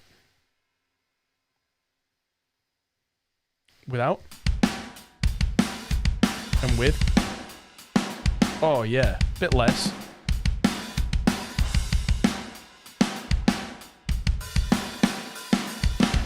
Yes, please. Skylines with rose behind those eyes. Yeah. Eyes. Yeah. Those eyes. Yeah. You're dreaming, they're screaming while on my knees defeated. That's what went wrong.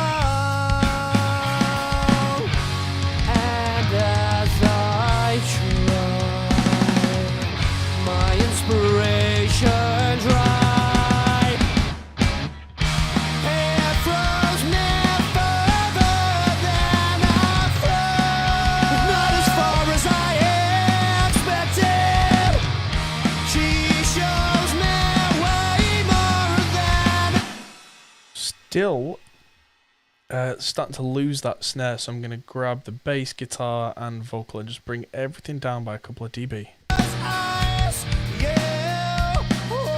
Kick's going to be a bit much, but I can adjust that.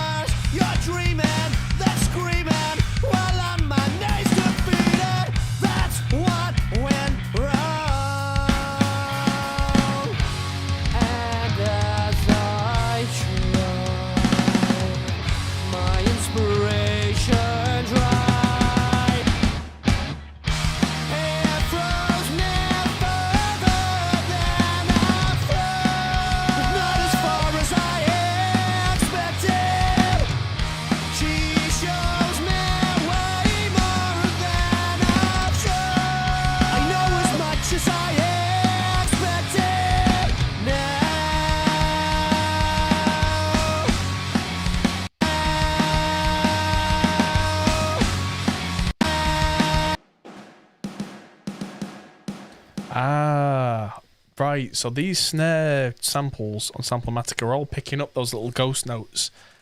So velocity minimum, I'm going to turn that up to about 85 and see if that just fixes it. Because that way, hopefully, any little notes won't trigger the samples. Because that way it'll go and be a sort of a conditional snare. That already sounds cleaner.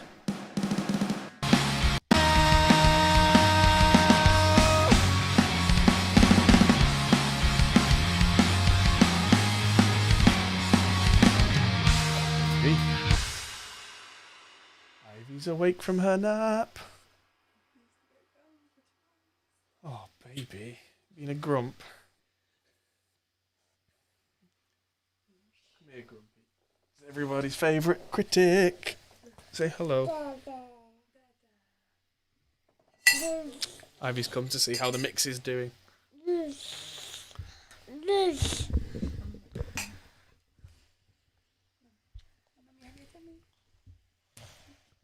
This is my mix assistant. This is Ivy. Oh wow. Huge. Yeah. Yeah.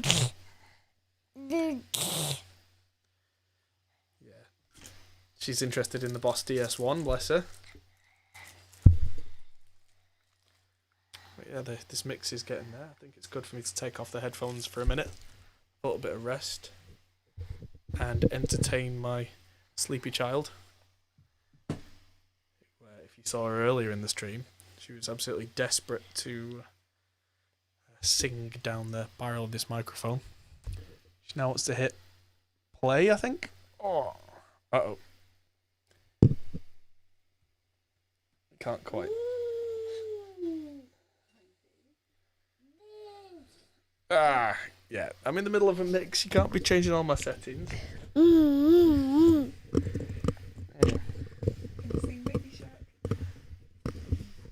Shark do do do do do do baby shark do do do do do do baby shark do do do do do do baby shark. Okay, I'm gonna get back to work.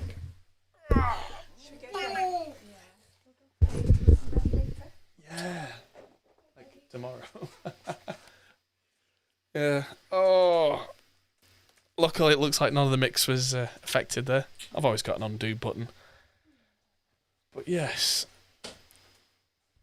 Picking up the boss, yeah, quite. Yeah, she keeps me on my toes. Oh, little Richard's dead. Oh, that's a shame.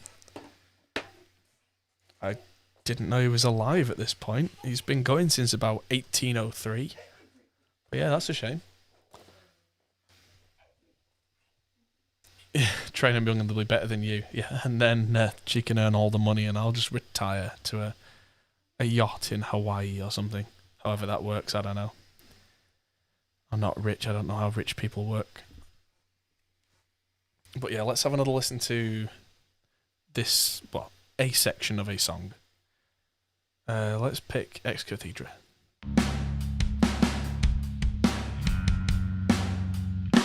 Ooh, I can...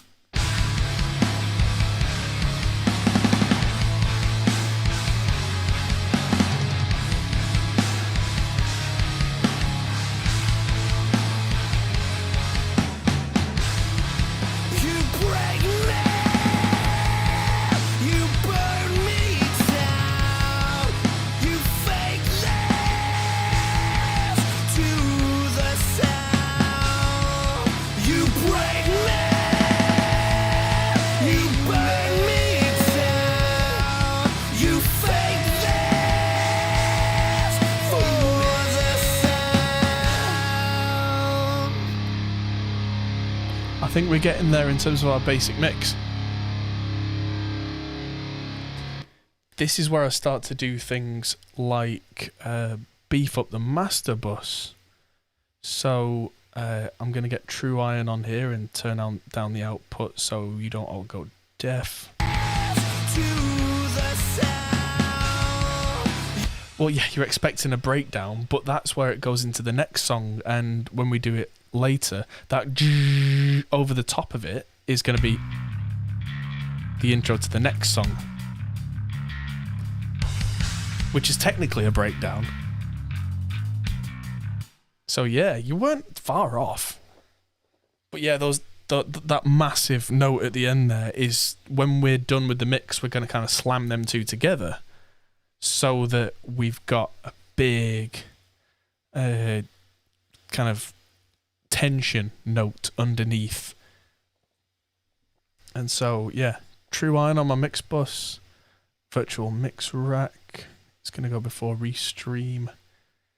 So I've been really liking recently, I think it was Hollywood? No, it was New York. So I'm going to run New York as a console, no extra saturation needed, 50-50. Not much else needed on the master bus. With those types of tracks, how do you separate them? What do you mean? You'll have to elaborate there, my man.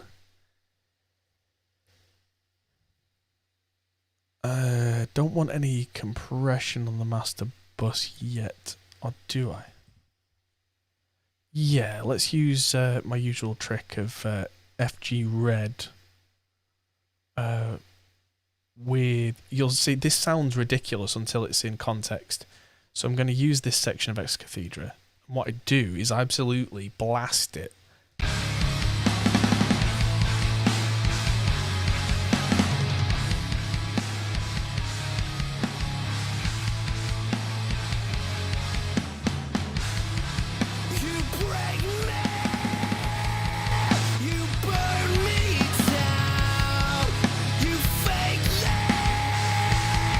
There we go, and I've just, now it's slamming, I've adjusted the makeup gain so that as I turn it on and off it doesn't sound much different. And now I can back them, oh, I can.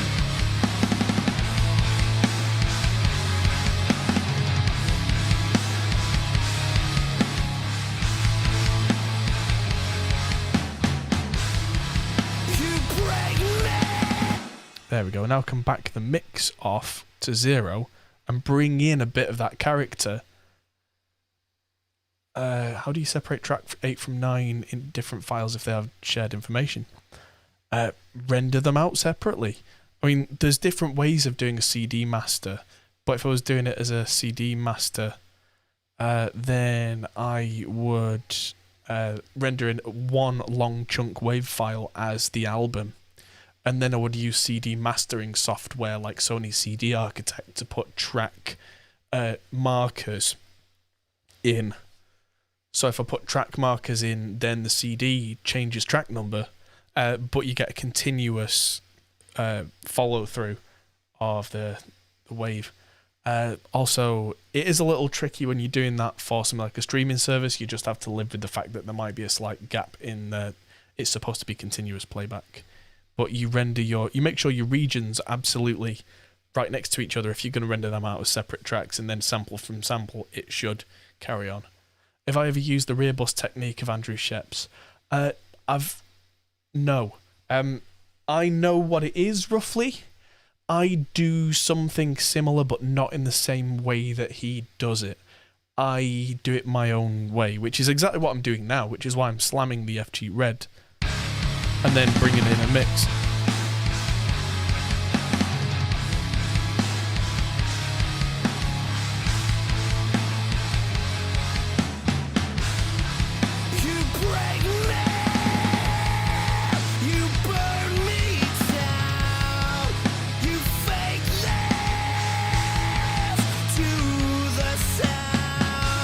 And it's a very subtle thing indeed, because it's blended in at a relatively low percentage, but what that's doing is it's just, yeah. Well, it is parallel compression. Andrew Sheps calls it rear bus because he's always used a Neve desk, and Neve desks just call it the rear bus in the way they work. It's just an ancient naming scheme. But it's nothing special. In fact, I've met Andy Sheps. He's really nice, and yeah, he would probably tell you the same thing. It's nothing special. It's just what he does and what gets him what he likes. And yeah, it's something that I've done before with trying to get 2 instances of 1176s to do a very similar thing, and it just gives a certain bigness. But yeah, I wouldn't have done the settings that I have without pulling this basic mix together, because now with the basic mix I know how it's going to react. Now any mix decisions I make, because I've got more tracks to add, I'm going to keep saving because habit, any more tracks that I add will be affected by the master bus stuff. But it's a backwards and forwards for me. It's organic, it evolves. But we're at that midpoint now, which is good timing because we're nearly 6 hours in. Ooh. But yeah, I know it's a lovely day outside, but I am a studio engineer. This is what I do. You know, we sit inside and ruminate rather than go and enjoy ourselves in the sun. I am so pale, as you can see, that I am causing the lights to reflect back off my head. That is just the way it goes. Like the Michael Brauer approach with parallel compression. I don't like the Michael Brauer approach. The Michael Brauer approach is like 4 or 5 different compressors for the same channel, and the characteristics of this, the characteristics of that, and I'm like, that's just ridiculous luxury. Why not just get 1 or maybe 2 sounds that work for you? It works for him. Can Reaper save different mixes of the same project? Yes. I generally don't. I mean, I can just go file save as and make myself a new project. That's one way of doing it. And it doesn't have to move or save any of the source wave files. I can make millions. And actually, I have Reaper set so that every time I hit save, and let's find you the... So this is the folder that we have, and it's got all the reamp files in it. But at the bottom, there's the file that I have, a backup file. There's a... Oh, I mustn't have changed... I need to change my settings. This is a new installation of Reaper. Naughty Adam. So, where is project? Every 15 minutes, save... Oh, keep multiple versions. There we go. And save timestamped file. There we go. So now, every 15 minutes, and when I hit save, it will have staggered backup files. So that I can go back as far as I want and far as I need. That's my own fault for not having that set up.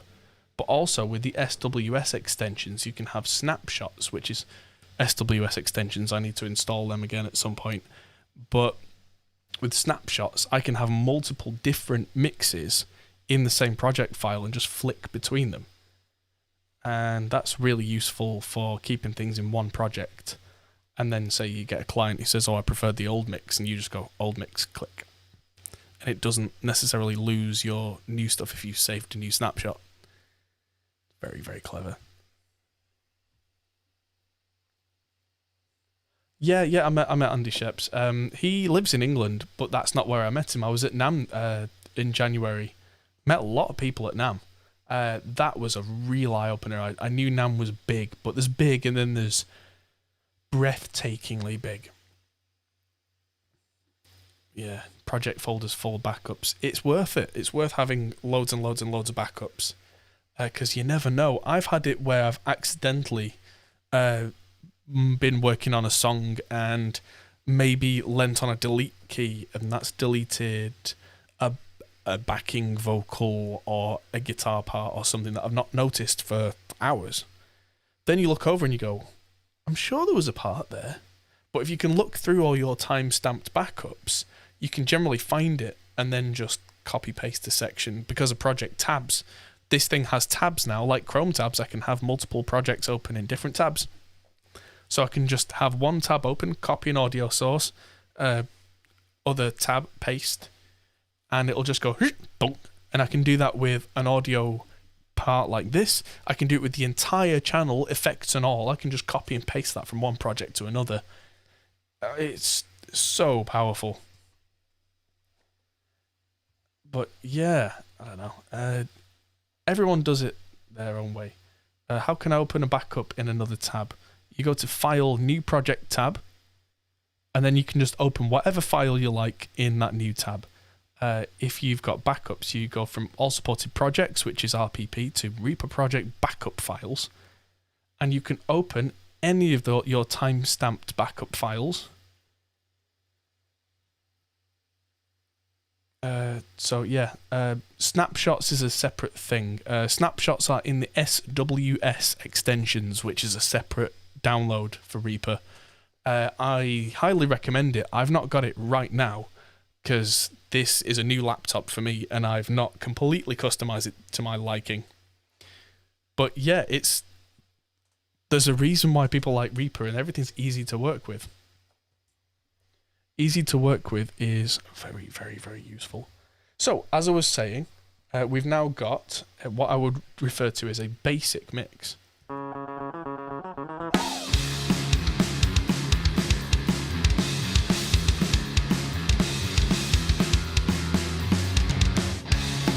Let's go back before expected.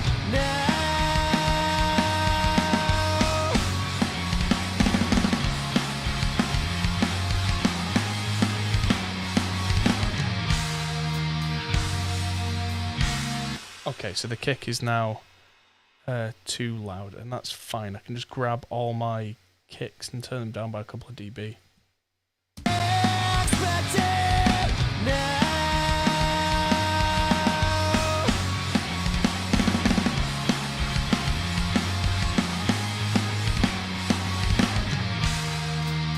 Yes, January Nam, the weather was incredible. And there's me every day in a black suit jacket. Don't think I'm going to be doing that again next year if the weather's similar, because LA is so much warmer than I suspected. Although one day it rained and I was stood there in a jacket like, haha, and everybody else is like, no, trying to cover their makeup and all that kind of thing. That's just the men. And oh, Nam was weird, man. It was amazing, but weird. But weird. It was, but weird. That's not a thing, I know. As Marty was saying in chat, if anyone wants to help us out by way of return for helping out the channel, we have a Patreon, which you can get early access to all our published videos. We have a kind of a system through there where I can give you feedback on your mixes and show you where you can improve personally on what I can hear. As a Patreon, you get kind of basically my time as a thanks for helping us out. It's one of the many, many things that helps keep the lights on here, and any support there is very much appreciated. We're always grateful. Okay.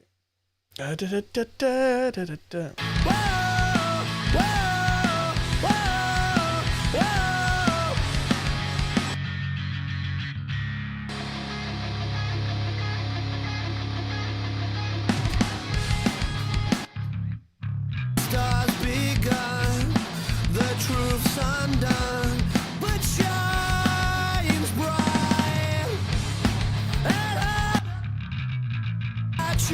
Okay, so listening to the bass group here, I get the impression that I'm missing a little bit of the ultra low bass.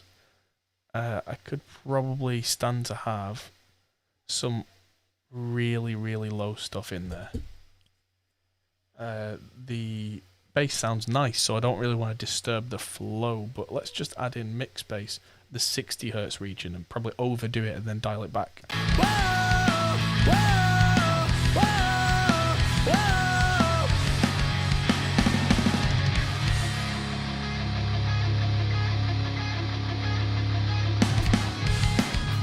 Back when the stars begun, the truth's undone, but shines bright. And harder to all that you never had watched them flood. Your heart with blood. There we go, bit of EQ in on the bass, gently. They say I've changed. You were my every dream, my midnight mass. They say I've changed. I have retrimmed my midnight mass. Singing and singing, I'm bringing the winning, but on my knees. For real.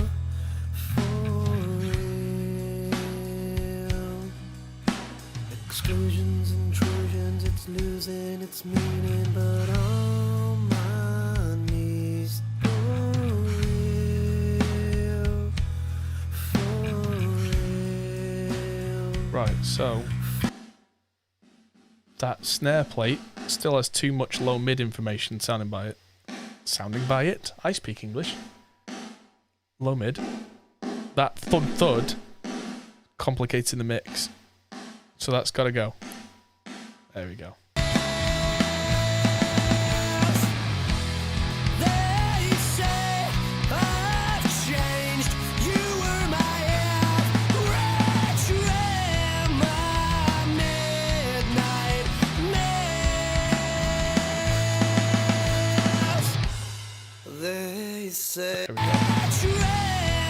So because I've taken some low mid out of that snare reverb that was going in the mix, I was then able to push the snare reverb up more, and also adding more of that drum room one shot that we had, because without muddying the mix up, we then had more space. And yeah, need to get a Windows computer for OBS. It's kind of a hassle on Mac. Can you not boot camp your Mac and start Windows on that machine? I mean, Macs, generally speaking, are pretty solid machines. It's I have nothing bad really to say about Macs apart from, well, cost is the main thing. There are other small things, but that's the main thing. And yes, the tutorial on how to stream OBS, you're very welcome. It's the kind of thing that somebody asked me on stream, well, how do I do this? And I went, well, it's easy. And then I thought about explaining it and was like, hang on. This is easier to show than it is to say words. So I ended up making a video, because that's kind of how I do that. A lot of the time I end up making videos based on what I think I should say to a person. Kind of how it works for me. So And I'm not the same as you remember. No need to scream your dreams. Melodic cut of beans tasted so sour, but after taste so good.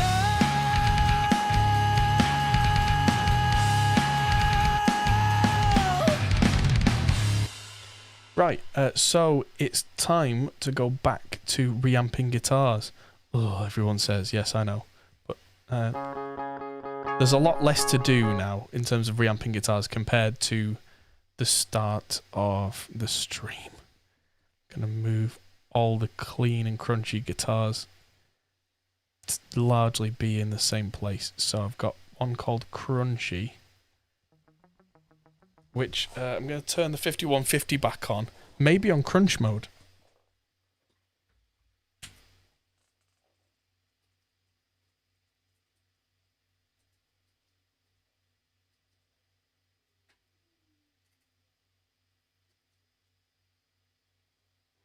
There we go. So, let's copy one of our reamp guitar tracks, duplicate even, and just move it down to where Gav Crunchy is, and just take all the audio information off there.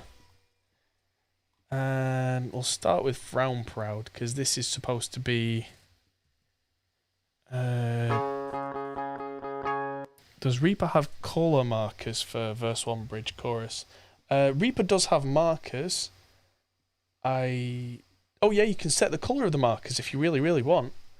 So yeah, I mean, you can color regions. If you would rather have regions for that, you can set colors for regions. If that's the way you would like to work, you can do that. You can change your regions and markers to have different colors. I generally don't, but there you go. It's something that's there for you, if that's how you would rather work. And in fact, you can just add a name. So I could call that marker verse 1. Hello to Husky DJ on Mixer. We are live streaming across Twitch, Mixer, and YouTube, and Periscope, or what used to be Periscope, what is now Twitter, I believe. And we're also on Facebook. If you've not found us on Facebook, we are Hop Pole Studios. So yeah, the choices are all there for you, however you would like that to work. Yeah, you can make it look like a unicorn poop if you so desire. You can make the colours make you dizzy.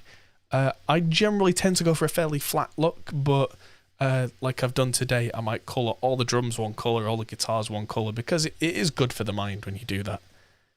So I'm going to get this Gav Crunchy. Where is it? Where's it gone? Over here somewhere? Oh, have I hidden the guitars? I have hidden the guitars. There they are. So what I want is to send this Crunchy out to line 3, I think. And then have this set to record. Let's see if that does what we wanted it to do. Yeah, so I also need to send the audio through from 1 and 2 on the DI track to 3 and 4 on our new track, which is where the gate is. So we get something that's coming in.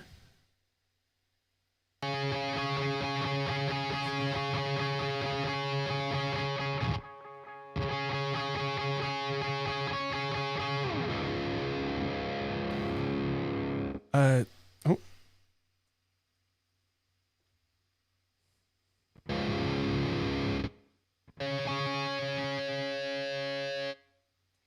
Let's not have the gate on for this.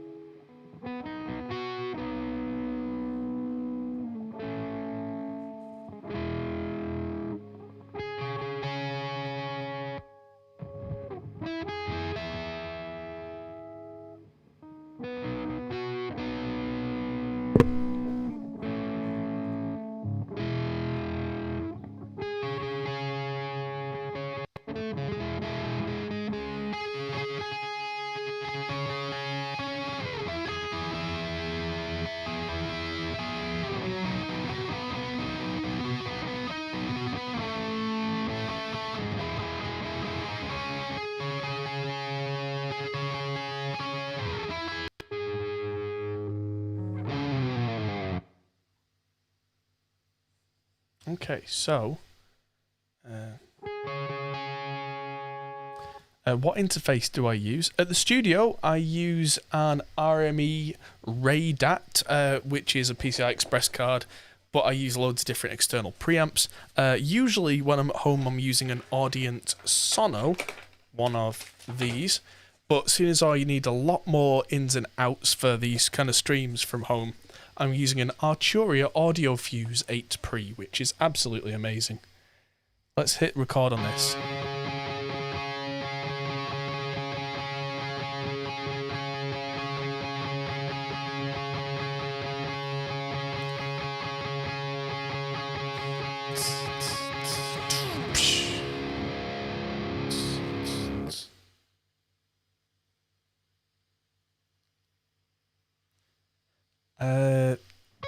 If somebody in chat wants to help this guy with a poem, they can. It's not really my thing. This needs to sound more epic, so this is going to get sent to some reverbs and delays here.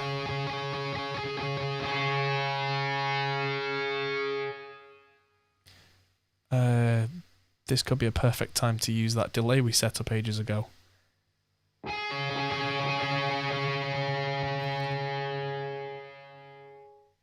There we go. So this is the bit that's really nice. This is really low gain, as you can see, but that's how we tracked it. It was using a high gain amp sim and then just backing the guitar volume off.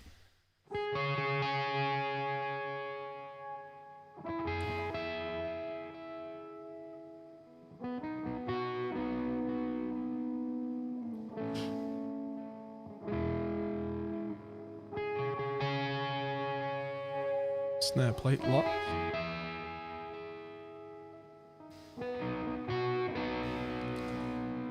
Hello, Nick. How's the stream going? 6 hours. That's how the stream's going. The basic mix is now done. And so now, let's just unsolo this.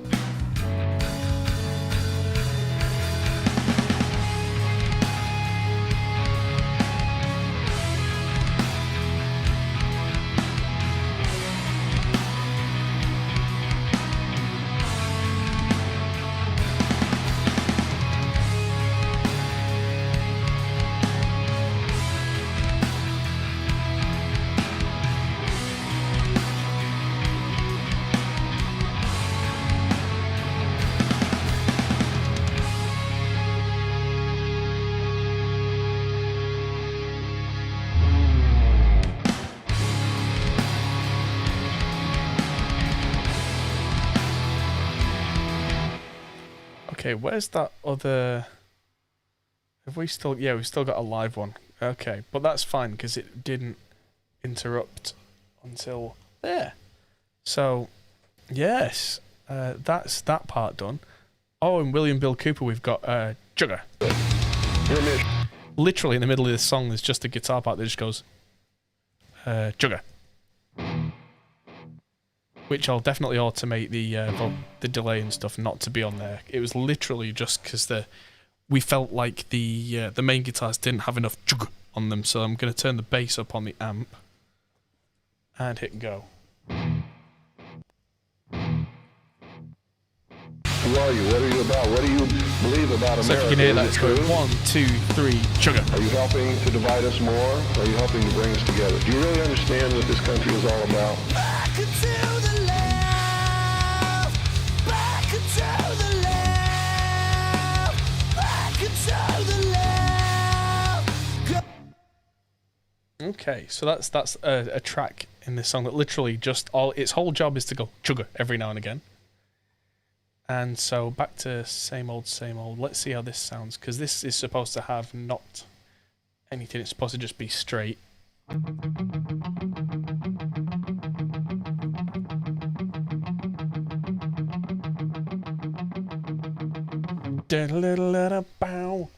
So if I play that, it's going to be slightly out of time because of the delay in the round trip. You're dreaming, they're screaming, while on my knees defeated. That's what went wrong. Let's give that a bit more teeth. I'm going to put bright switch in, turn the gain up on that crunch channel. You're dreaming, they're screaming, while on my knees defeated. That's what went wrong. That's going to need some EQing definitely to make it brighter and more cutting, but it's got the general feel of what I want. So, crunch. Cringe. The crunch. The cringe. Is that the person who's doesn't like metal? No crunch. You're dreaming, they're screaming, while on my knees defeated. That's what went wrong. And as I try.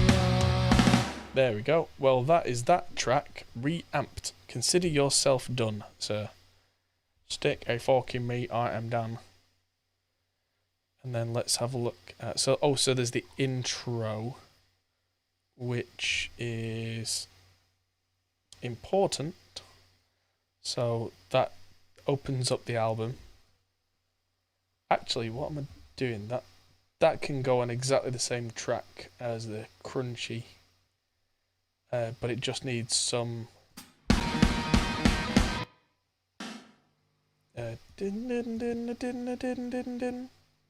La Crunch. That can go. Actually, let's just undo that and just check. So there were some other bits that can go on the La Crunch channel. And then La Crunch can go. So let's listen to it.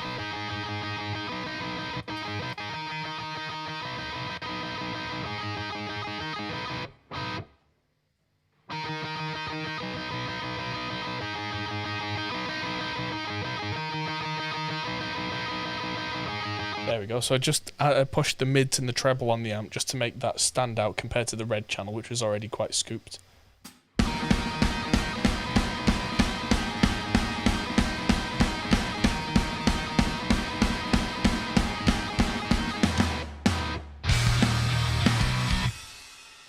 Awesome. There we go. Without the reamp, that should sound in time.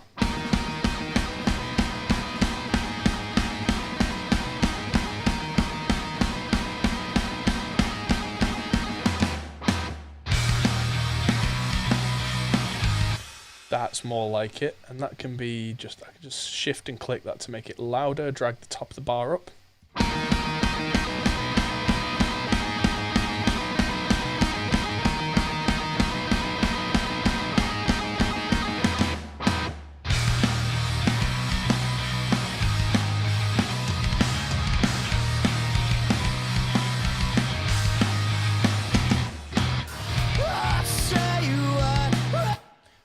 The guitars seem strangely quiet now. Why are they at -11?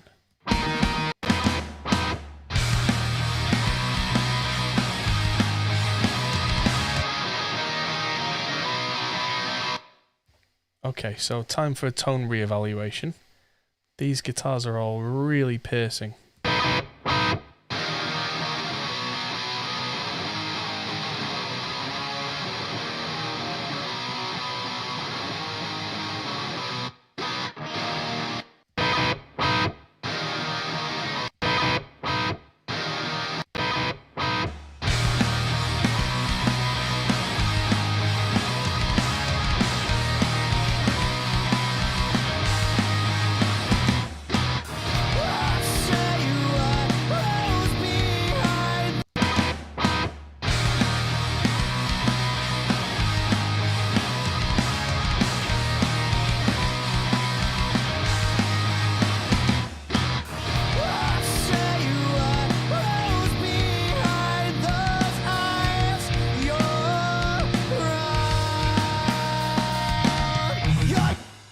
Okay, so what else have we got that's supposed to be heavy? So we've got a solo.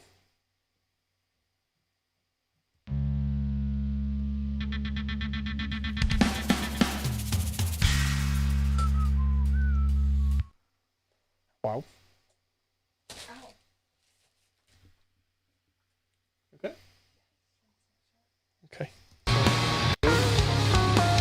Are you helping to divide us more? Or are you helping to bring us together? Right, so that is also a sound. Losing the will to speak now. So that's also a high gain tone, but that can't go on the same track as the one that goes sugar. So this is gonna need solo middle, because it's a solo track that goes right down the middle. And so this can go like that, and so record happens here. That doesn't go through line 3 so far. True? Are you helping to divide us more? True?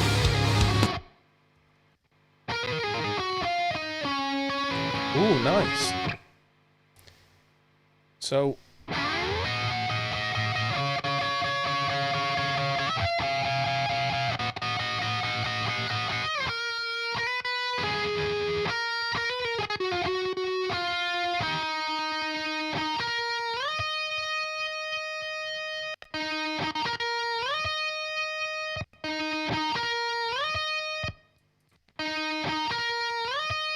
try and decide between the green and the red channel. The green channel on the 5150 is a bit more low mid full, whereas the red channel really cuts. I think I'll go with the red for this. Let's just do it. It's going to be out of time again. Are you helping to divide us more? Are you helping to bring us together? Do you really understand what this country is all about? Back into the left, back into the left, back into the left, go back. Save me as you open minds up. Save and move on. Save and move on. So, what's this?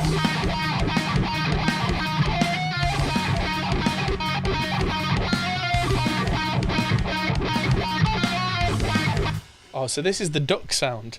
This is the experimental track at the end, Rise and Fall of a Hometown Hero, and there's some really weird guitar tones on here. When we start layering these up, I think you'll love them. There's like proper weird wide choruses and stuff. This is a bit out of time, but this is genuinely how this was supposed to sound.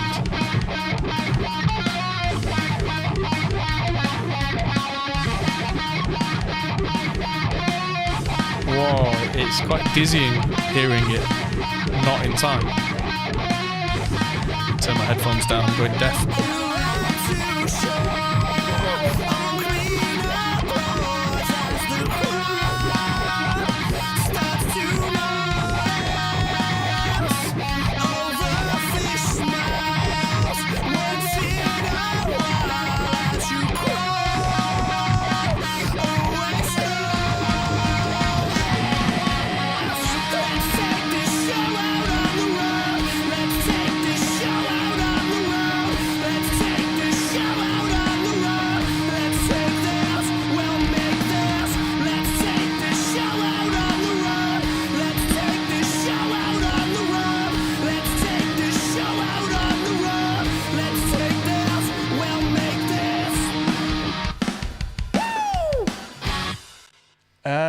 let's just add in the last bit, which is, so like I said before, this is a pyramid structure, so the song builds and builds and builds, and then goes down and down and down. Dum.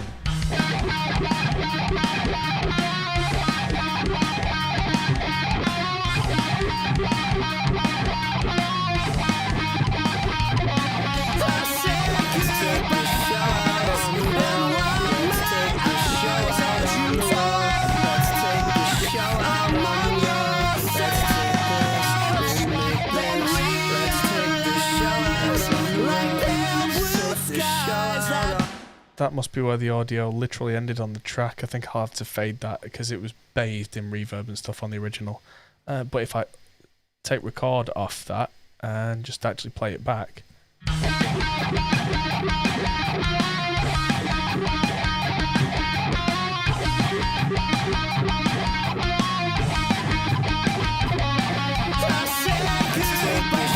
There we go. Sounds close enough for jazz. Now, what other guitars have I got left? Clean. Dirt, you say? So I'm going to go through these in order of gain, I think. So there's solo, middle, and then there's a pick scream, which is very much a cool effect that just needs dropping in. So I'm just going to do this pick scream thing. Because that's only on the very start of the first song, and it's that kind of scraping the picks, but doing it so slowly it goes in. Kind of like an overexcited electric turkey.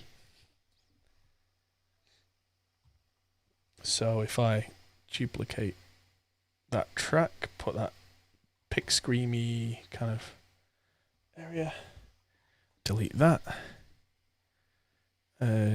Don't want that going to the same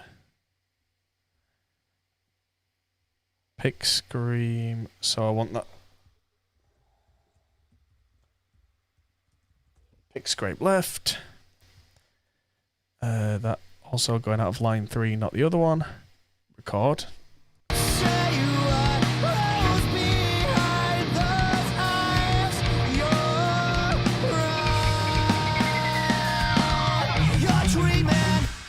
Just solo that. That sounded weird.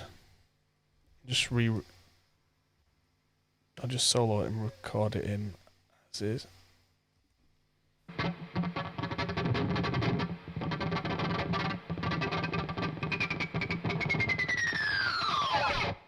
Yeah, so that sounds really cool. I just have to I'll add a little bit of this plate to it. I'll definitely have to heavily high pass that.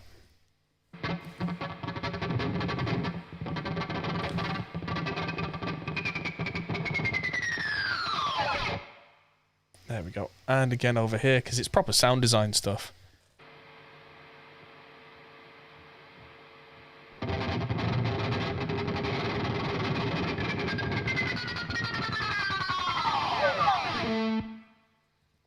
At the end there. Oh yeah, it's still coming out of the main output. That's why it sounds weird. So if I duplicate that again, put that there, and have that so that's on the right, not the left.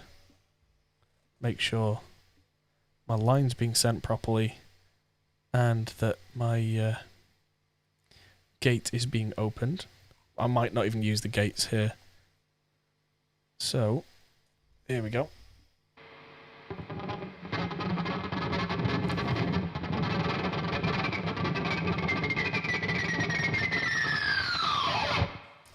Now that's a pretty cool sound effect. And then if I do that again on the other side.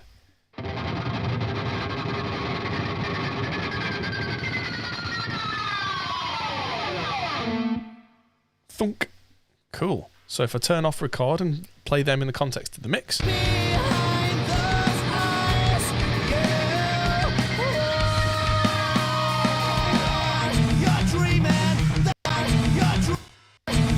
So I need to cut off the thunk, which I probably wouldn't have even heard in the original mix.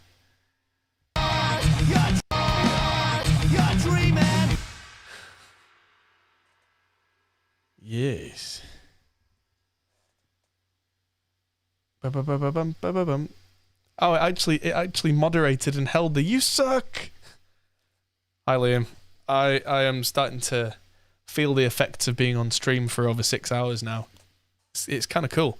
But yeah, you suck too. Oh, there we go.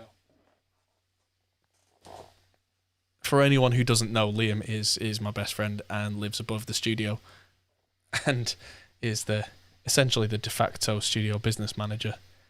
So yes, it's all good fun.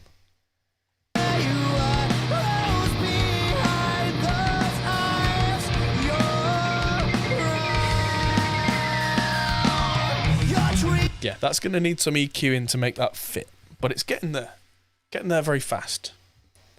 So, what else have we got? Guitar Rich Dirt.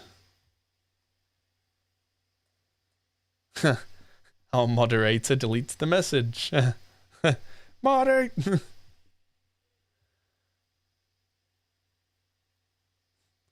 Ah, hilarious. If only Liam were here to play us some Rick and Morty sound effects. I can hear Ivy outside screaming about owls. Ow, that's her new thing. It's ow. So, pick scrape left can become dirt left. Because I call these dirt because if I can get this to play, I need to get a tone that's actually quite thick, but not like metal gain. So I need my line 3 send, and I want to hear this. So that's too high gain. So the first thing I'll do is turn off the Tube Screamer.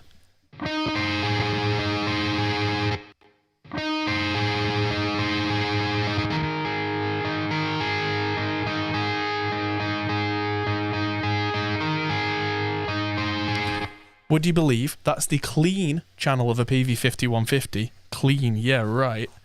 Or with the gain on about 4.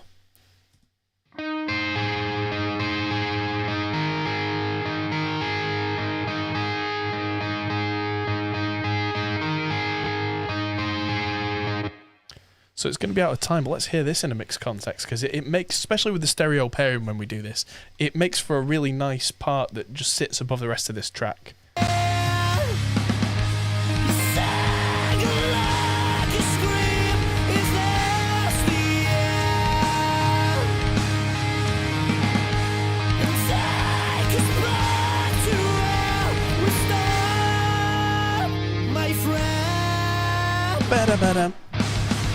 Yeah, that's the real PV5150, no boost, clean channel apparently, using this cab and setup. If you want to pause and copy my settings down, because the Zilla, vertical Zilla, is one of my favourite 4x12s I think I've ever heard. And there are only 2 of them in the world, and one of them is mine, and the other one belongs to the owner of Zilla. Yes. And it's a solid back, front-loaded, tall 4x12 that's almost like a bass cab, but not. And it just thumps and sings. It's wonderful. So.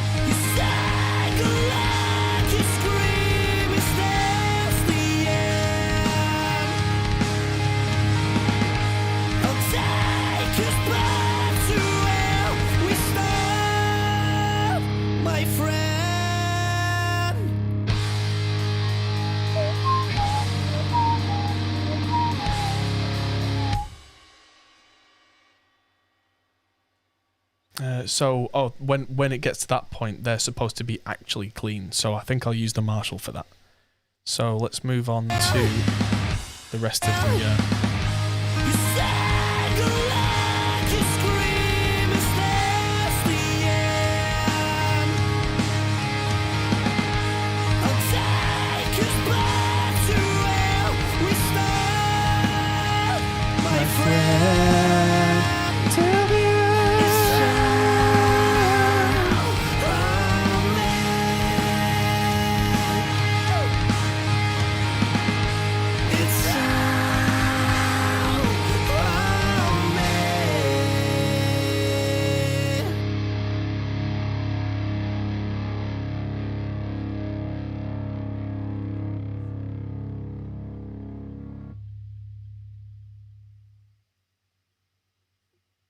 Okay. Trying to reply to messages at the same time. There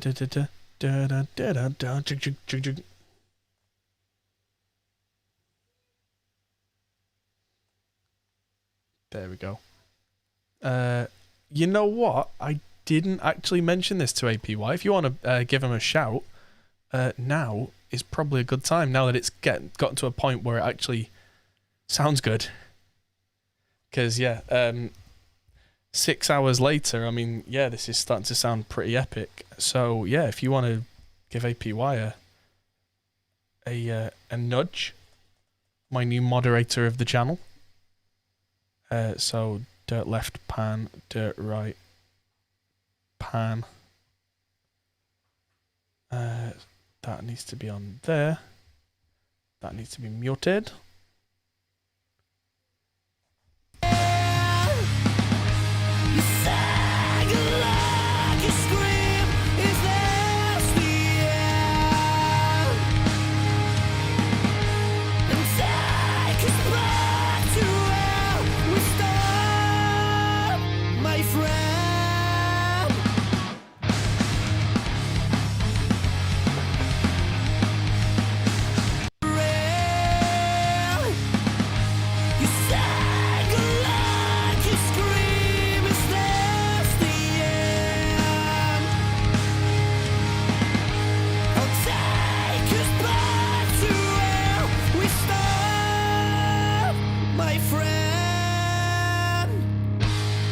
Thank you to our new viewer on Mixer, Mr. Strings.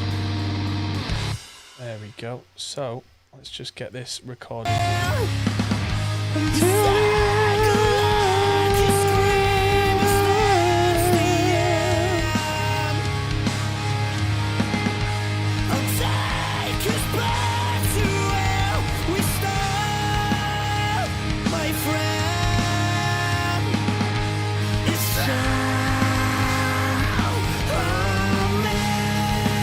Ooh, double vocal. Yeah, love a double vocal.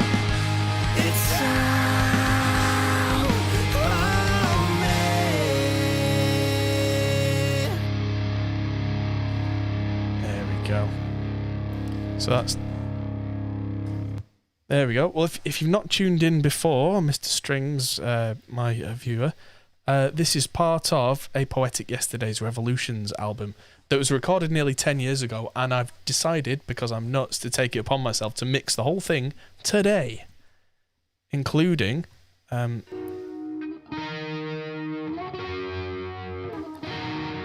I like that tone. I'm keeping that. So, some of these guitars for Hometown Hero were actually mono guitars, but they went through like stereo chorus stomp boxes and that kind of thing. So I'm actually reamping them with all the pedals intact.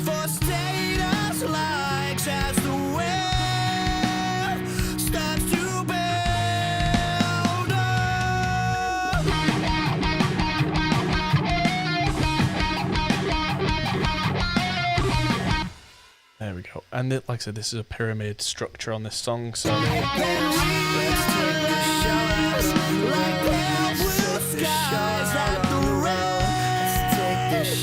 Oh, the air drums. Oh, I do love a good air drums. Gavin, hello! Good to see you. Welcome, welcome. Gavin in the chat is the man you are hearing right now.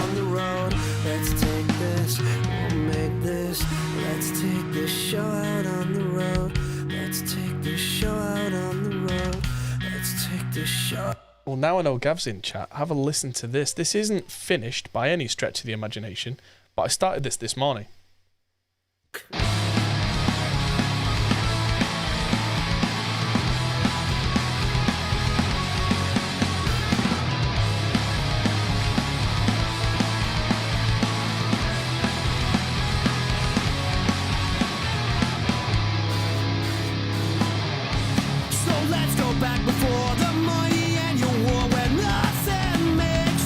Heartbeat like snare, you want more. I'll take that lonely road. It's paved with all you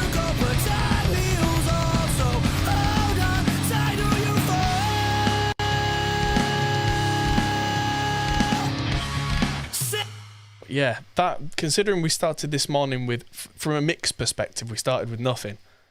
That's really starting to come together now.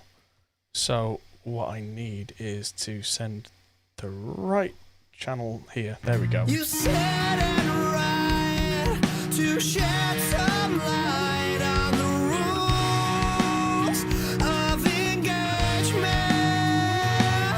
You dry your eyes for status likes as the web starts to build up.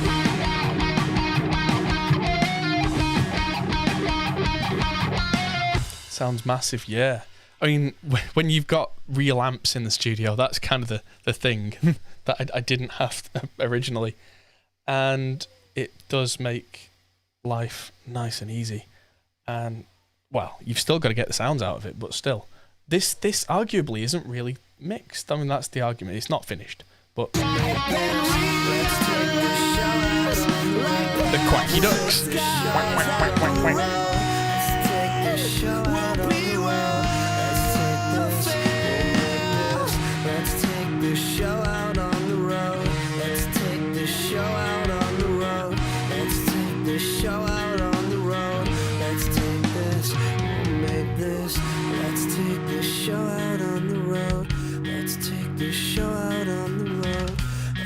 Right, there we go. Well, that's those guitars now reamped.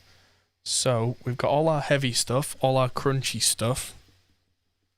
Now we've got clean plus outro. Oh yeah, so these are all actually clean guitars, or at least they were originally. So what I'm gonna do now, yes, so yeah, when this is all finished, hopefully it'll take a few hours for YouTube to process it, but it should then be live on YouTube forevermore. Yeah, way too into brand new. Well, I'm still way too into brand new, so between us, you know, it is what it is. So I'm going to turn off the 5150. Oh, years ago, like younger me would have been love to be able to say that. I'm turning off my 5150 and I'm going to plug into my JCM 800. But I'm plugging into the JCM 800 on the low sensitivity input, which is so maligned. And I'm going to plug in the loadbox for that, get that warmed up. Where am I located? I'm currently in a room. I'll tell you more when I've changed my plugs. Hello, baby. Wow, you drew all that. I drew around her mouth and she said it's Dada, so apparently it looks like you. With a crayon. Kind of does. Glasses and long hair. And, Is it Dada? well, yeah. Glasses, long hair. Okay, where's Dada? Oh. Mickey drew something of me and Ivy's saying that's Dada. Oh. Just tried to colour you in with purple. Oh, there we go. Ivy's back to keep you all entertained. Oh, boop. While I change these cables over, a word from our sponsor. Where's Dada? Have you drawn your daddy drawing?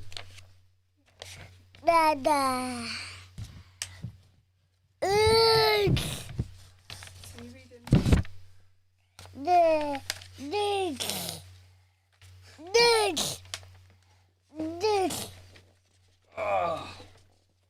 Whee.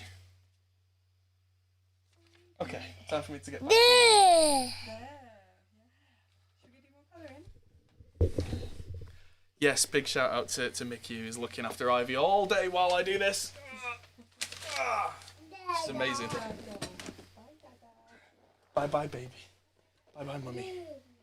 Yeah, Had your shelter time. she is adorable and she's a massive pain, and all of that and more. Wouldn't have it any other way. So, the JCM 800 is now plugged in again and on. So, we get cleaner tones, I hope.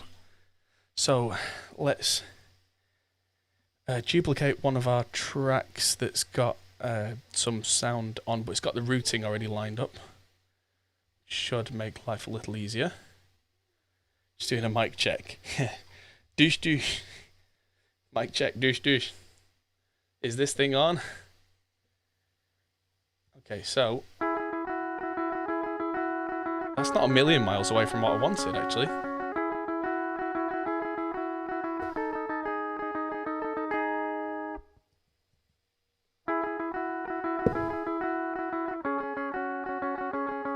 No wonder I'm not soloing it and it's still coming out through DI.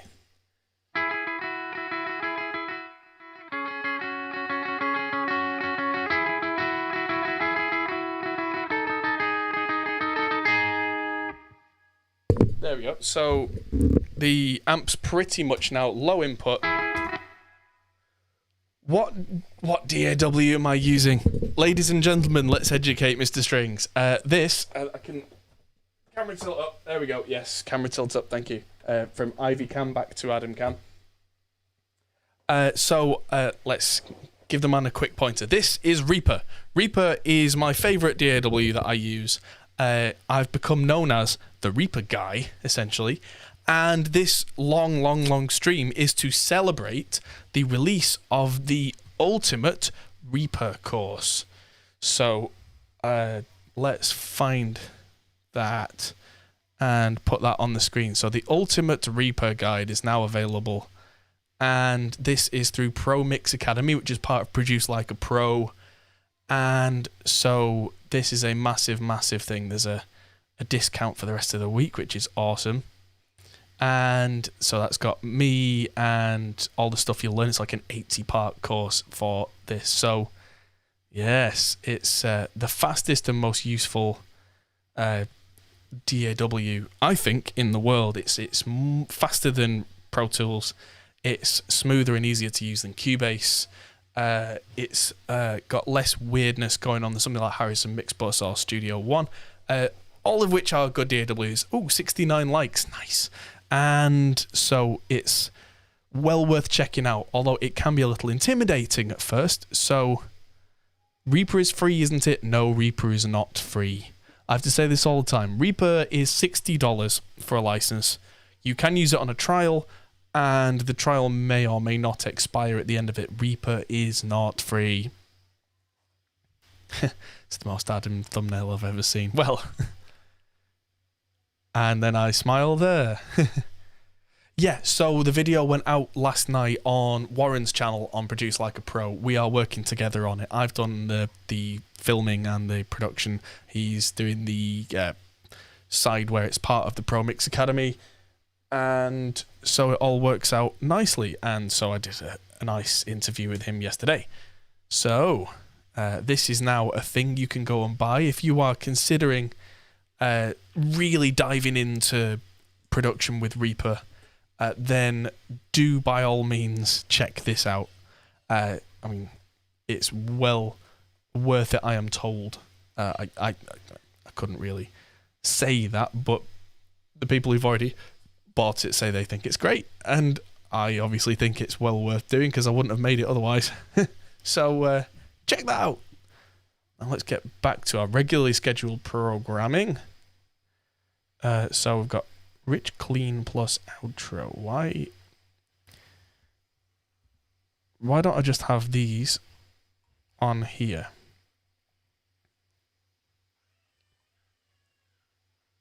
So there we go.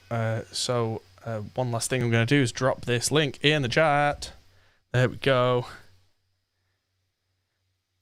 The course is more than the program. Well, so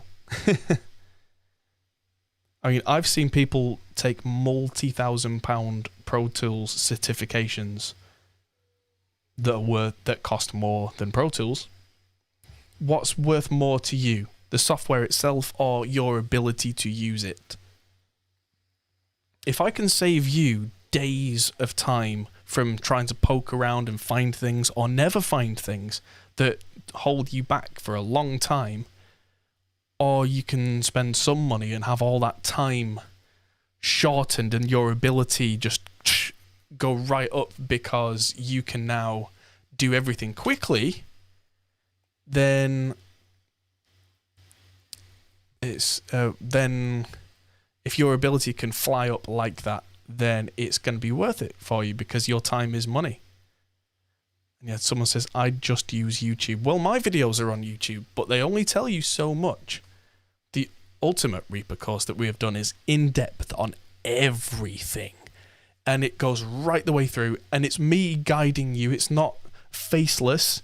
I'm actually talking you through processes like how to record a guitar amp start to finish, like how to get your inputs lined up, how to record MIDI and how to use MIDI control messages. But yeah, the program isn't worth anything if you don't know how to use it. Thank you very much, Paul, in chat. That's very much, yeah.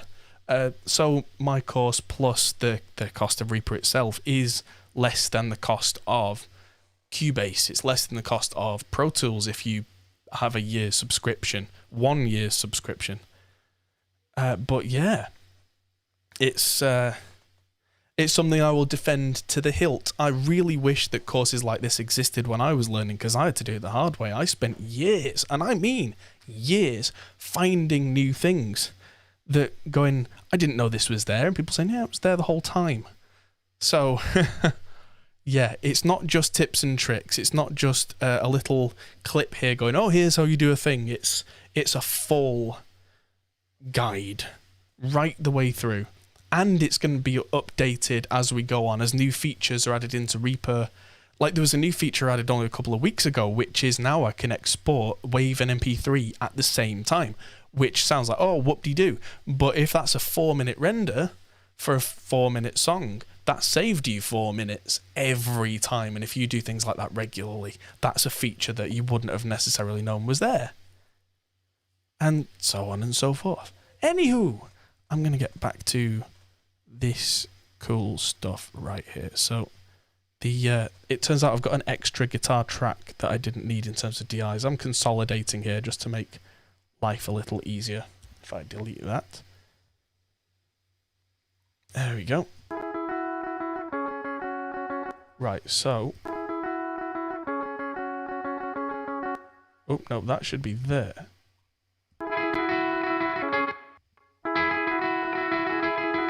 Ugh.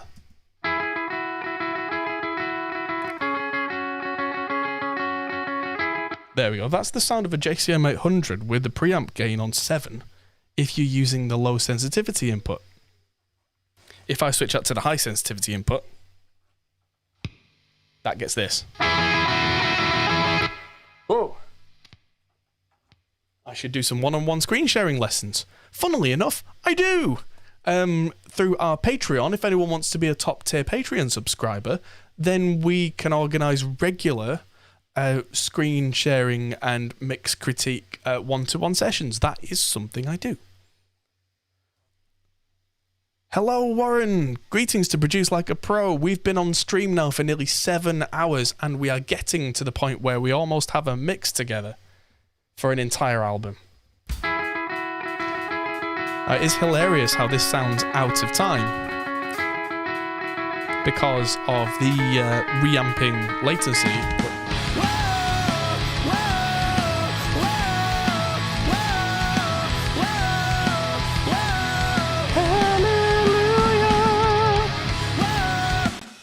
So let's move on. Exclusions, intrusions, it's losing its meaning, but on my knees. Prizes. Yeah, 7 hours so far, and it looks like we're on for roughly a 12-hour stream at this rate, I think.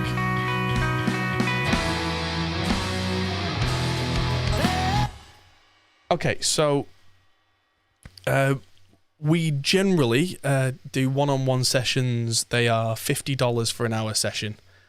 And if you sign up for the $50 a month Patreon, you then get a monthly thing included. So that's kind of, you know, if you want to become a member of the Patreon, then, I mean, we take a bit of a hit through the back end of Patreon, but that's good. That's a regular thing.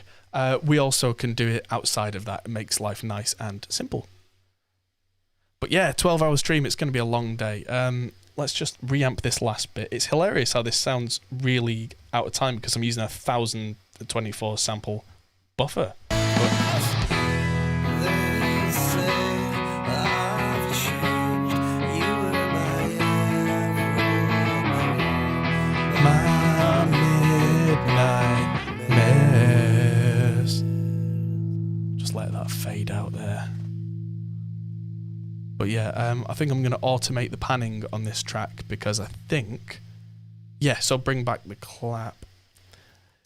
A marathon indeed. 12 hours is a marathon stream. But it is to celebrate the release of the Ultimate Reaper course, which I will now mention more often than I have been doing. I didn't realise time's been going quite so quickly. And it's also something that I've just wanted to do for a while, was remix this whole album. But... that was a personal curiosity thing of what would that album sound like if I mixed it in 2020, and not something I could really dedicate a lot of time to because I'm, dead busy all the time. So I thought, you know what, why not make this an event? I'll do this as a big thing, and it'll be a long stream, and that'll be a good thing. I mean, I'll curl up in a ball and cry at the end, but I've always got tomorrow to sit in the sun and just, recuperate. But in the meantime, let's rock out a bit. So this is Bring Back the Clap. I always thought that guitar was maybe a bit too clean. I think that was our Charvel Model 4, which is a very clean sounding guitar, oddly enough, for a shredder's guitar. Has active pickups, which have got that very glassy tone. So what I think I'm going to do on this intro is kick in the Tube Screamer and see if that does something.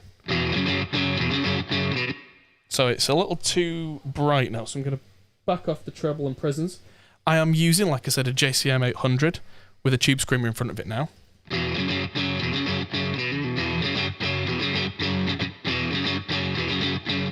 There we go. So if I record.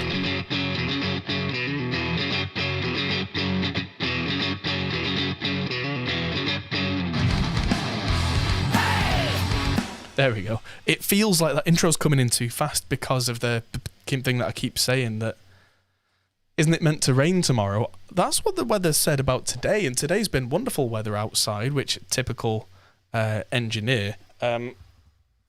Clean. I'm going to call this cleanish left. Cleanish, because it is cleanish. And I'm going to start with getting this ready for the other side of this. So if I duplicate, because most of these clean guitars are going to be a stereo group. If I get that ready, take record off there, and put line 3 over there, we should now have... Yeah, this should now... If I pan that to the left, pan this one to the right, stuck in the middle with you. Oh, so it's still coming out.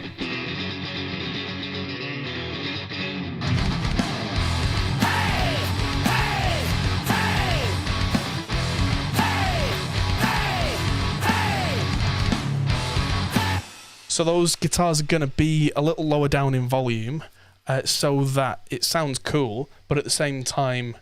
there we go. Yeah, so automation and volume can really give you a massive boost. So if I turn these down so it sounds right, sounds decent, but wait for this now to hit you.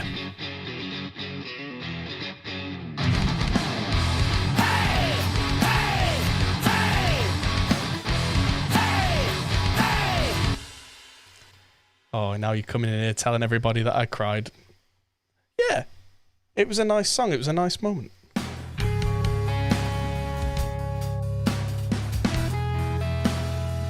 Where's the synth?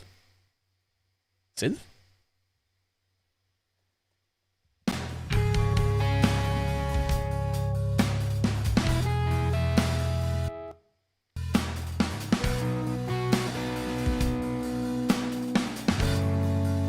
Right, so I need to hit record here and have this one enabled.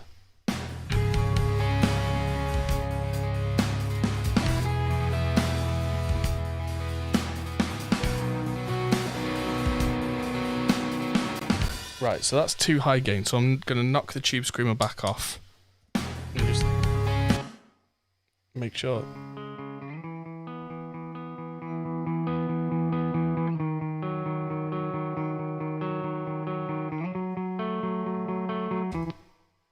There we go. So I've turned the preamp gain on the JCM 800 up to 8 now, but because it's the low sensitivity input, it just sounds clean. And I've turned the bass down on the amp to about 3 so that the tone doesn't sound too muddy. I'll be automating the pan all over the show on this channel.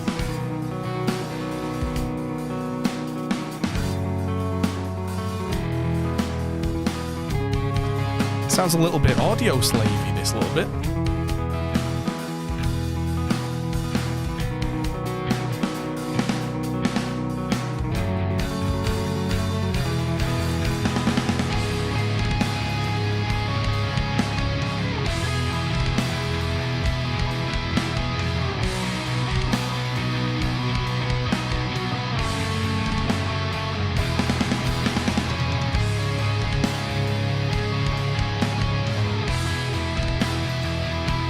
Sounds huge. Now, what's this one at the end here?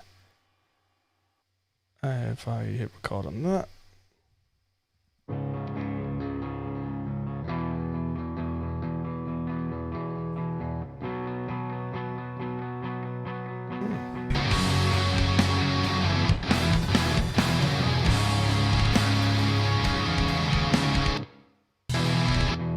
Don't remember this track particularly.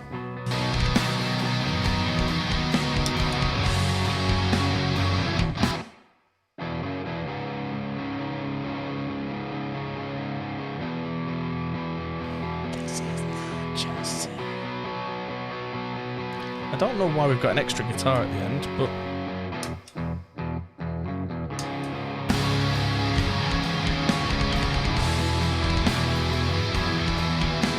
yeah, I'm gonna kick the tube screamer on for this and make sure the gain's fairly high on it and the volume's a little higher, just because this is an extra channel that I think originally went down the middle, which might have muddied the mix up a bit. I'm gonna have it off to the side just to make things sound a little fuller.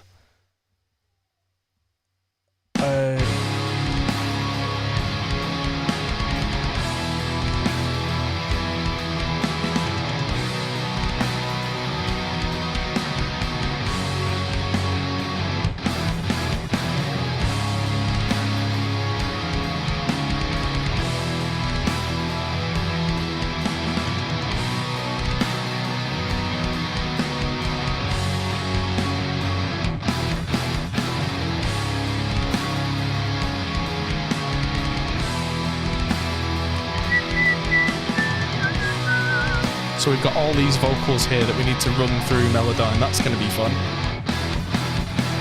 I'm not yours to get.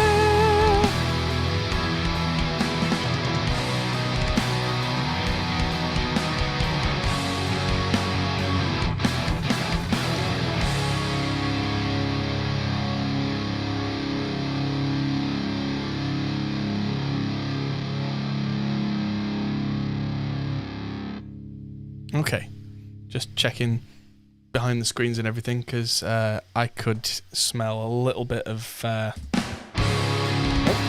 what smelt like burning something or other, but probably wasn't. Okay, so one more time we'll talk about the reamping setup, because I may as well, because that was a whole different section. So I'm going to grab the camera and show you. So from the computer, I'm going out and in through an Audio Fuse 8 Pre by Arturia. This thing is clean as you like, gain for days. And so, from there, from one of the outputs, I'm going into this wonderful little pedal board that was made for me only last week by Marcus Deluxe. Henning Pauley's got one of these as well, and I saw it and I was like, yeah, I want one. So, in the back here, I have my radial reamp box, which is being fed from one of the outputs of the Arturia, which has been going to either a Tube Screamer 808 clone, or it's been going to, where have I put it, a Mosky Silver Horse Klon when I've been doing the heavy tracks with the JCM 800 mostly. Although in this case, the Tube Screamer seems to be working nicely. But I've been using the Klon with the Marshall JCM 800, which you see here, the JCM 800 Studio. And I've been using the Tube Screamer with my 5150 by Peavey. Whichever one of those I'm using at the moment goes into the Torpedo Captor loadbox, which is an 8-ohm loadbox. And that means that I can run these as loud as I want without any actual noise, which is great. That's then going by a TRS cable, which is a balanced cable to make sure there's no noise, to the 2 Notes Torpedo Cab M, which is handling all the virtual cabinet stuff.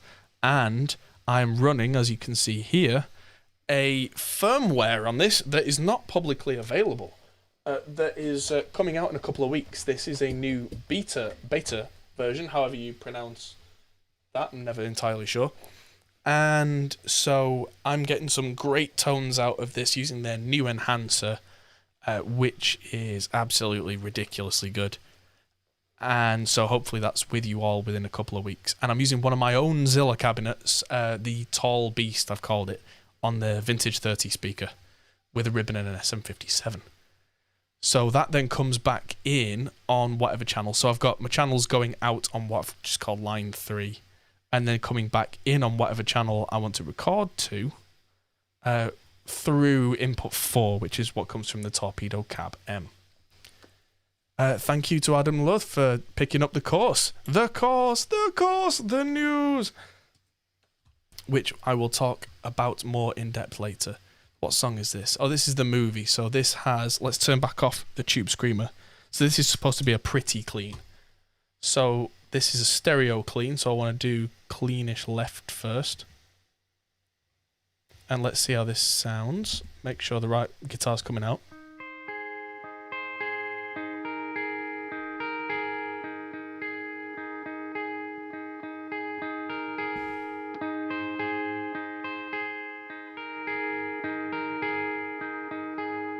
There we go. So the preamp gain on the low sensitivity input is on 8. Because a mantra I have always had in getting great guitar tones is that really good heavy guitar tones probably need less gain than you thought, and really good clean tones need a little bit more gain than you thought. So it's one of those things where just that extra bit more preamp gain than you thought gives you a little bit of breakup and a little bit of harmonic excitation, shall we say.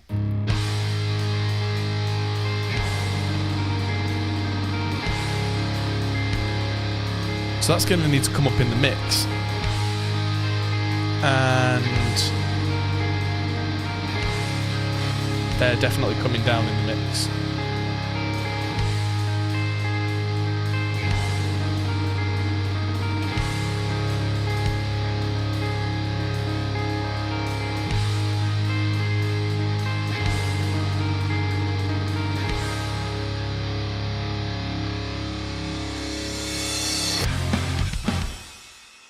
Ooh.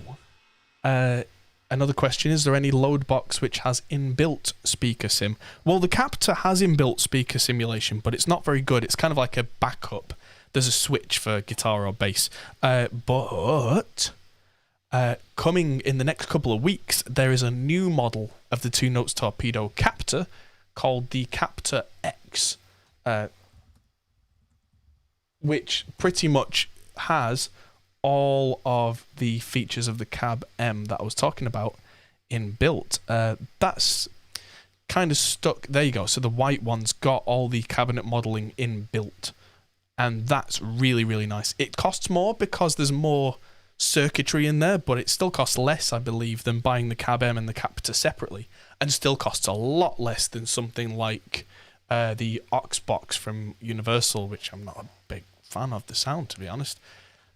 So yeah, these are really, really cool and will be out very, very shortly. Apparently they are being sent out to distributors right now. So places like Toman and Sweetwater, their orders are being sent to them right now. So within the next couple of weeks, they'll be available. And so, yeah, very, very nice indeed. It doesn't need the line out necessarily the way that I'm using the line out from the Captor, because I'm using the cab M separately. And if I smushed the two together and then actually made it a stereo twin tracker feature that they have with stereo reverb, I think, on the nice... Oh, yeah. You can even change it to dry wet routing, so you can have one channel there that's just not processed and one side that has the cab sim, so you can record both with one muted, say. And yeah, I mean, the guys at Two Notes are good friends of mine. I'm not going to not promote their stuff because, I mean, I'm wearing a Two Notes t-shirt right now. I'm wearing the 10th anniversary NAMM t-shirt. They are great people. I sell virtual cabs through them, and even if I didn't, their stuff is brilliant. And they're great people. They've become really good friends because they are just the best people, and that's what I look for. Whenever I talk to a company and it's like, hey, would you like to do something together? And they're like, talk to marketing or whatever. It's like, but when I talk to Two Notes, I talk to Guillaume at Two Notes, who is the CEO of Two Notes, and he instantly opened a dialogue with me and started talking with me straight away, which was just like, wow, great, what a guy.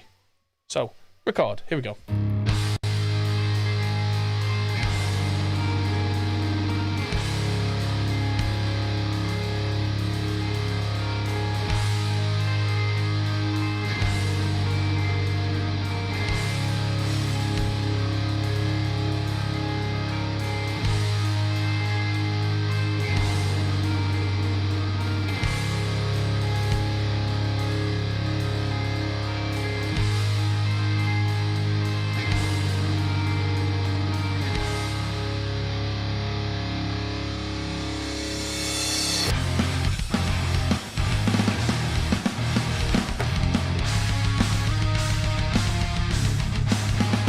Gotta love that China being smashed.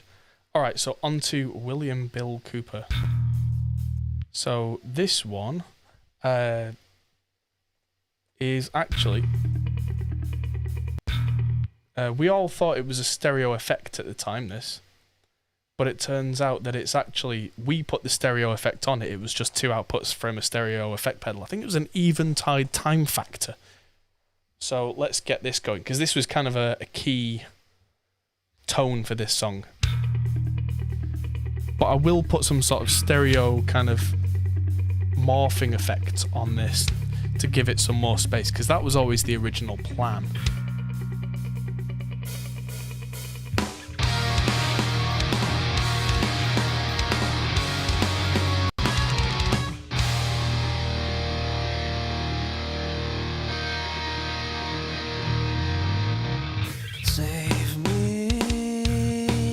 Cool, there we go. And the other one was a very clean do-do-do-do-do, if I remember rightly. Yeah. As you float through chemtrails, as your daughter inhales, he warned you. Cool, so I've just turned down my bass and middle controls and turned up the treble so that we get more of a clean, more Fender-ish tone. Save me as you float through chemtrails.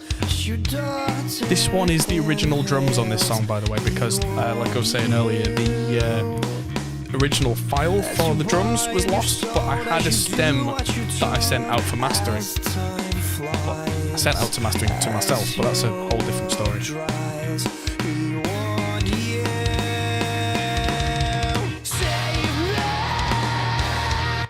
Moving on. Really trying to pick up the pace a little bit here because there's a lot to get through and I've already been live 7 hours. So that's the start of Ex Cathedra, which was the reason that we got in touch with APY, the band, because this song was originally done for the film of the same name.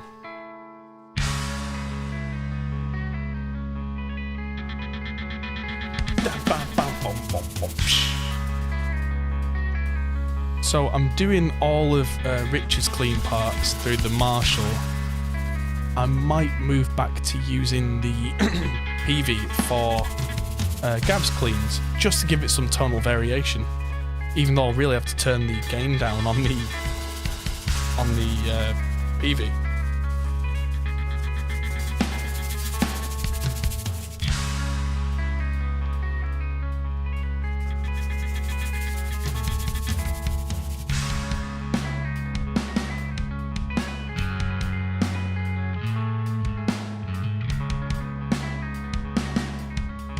Almost sounds like two people trying to play the same song without listening to each other. It's weird having such a huge delay there.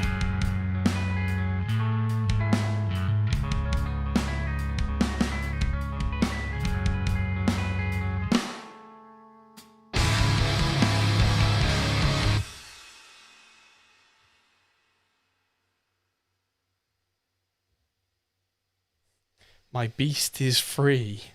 What? You trying to...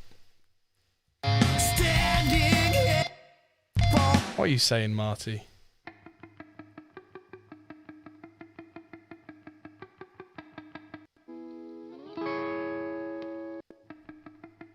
That needs some extra volume there. There we go.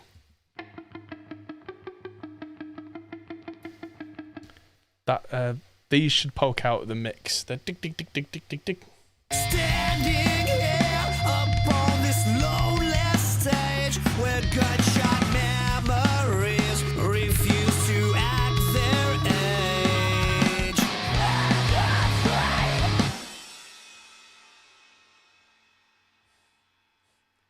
Oh, that's weird.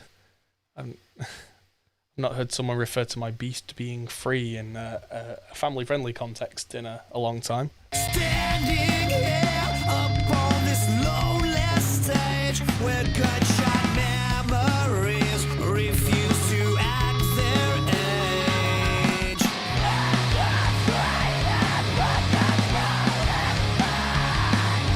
Screaming nonsense till we fail. Liam's quite accurate there. Just for anyone who's not looking at the chat, we had a label and we worked for months on this album, and I slept in the studio most nights. Yeah.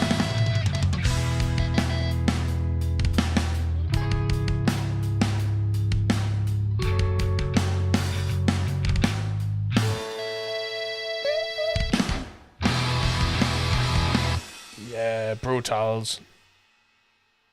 And then the left side, save. Crash count is only at 2, which is quite impressive. I mean, not that Reaper's very prone to crashing, but some of the plugins that you use, especially third party, can be unreliable. And if they're unreliable, they can take the ship down with them. Oh, that's fantastic. I just moved on to the clean section from ST in drop D, and the tone just seems to be about right. I think on the album I used a Marshall tone for a lot of the clean stuff, so that's why it naturally works, because we dialed the sounds in very similarly to this on the original album.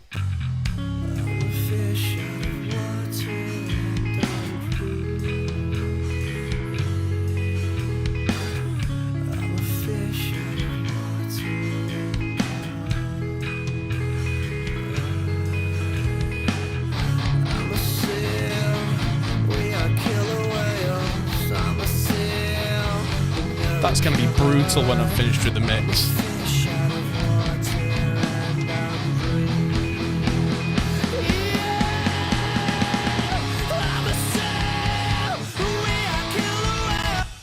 Cool. And then Rise and Fall of a Hometown Hero, which has this really weird effect stuff on, which I absolutely love. Oh, that tone. All the choruses and weird stuff.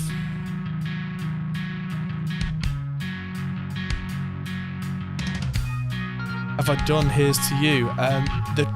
The tracks are in here, but it's not been mixed at all yet. That's convenient.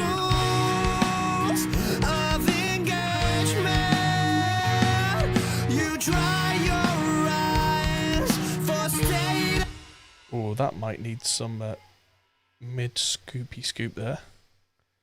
But yeah, let's finish this. Oh, so while we're talking, so the option to turn on the spectral display that I'm using is under View, and further down there's Peaks Display Settings.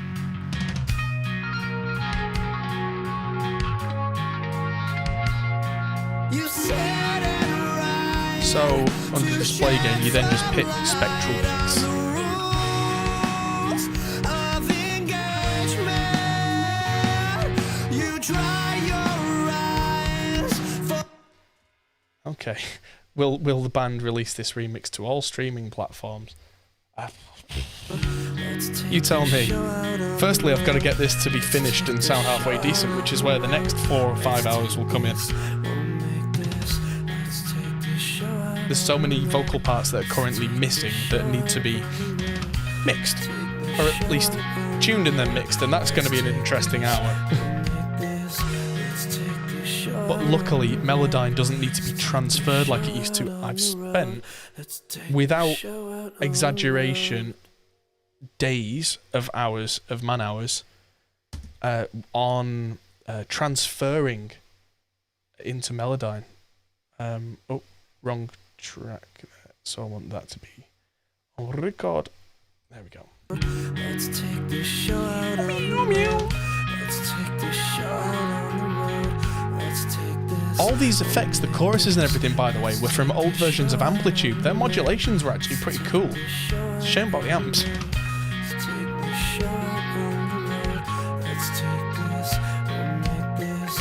Let's take this show out on the road. Let's take this show out on the road. Let's take this show out on the road. Okay, so that's now transferred. So now I've got Gavin's clean guitar tones, and then the guitar tones are done.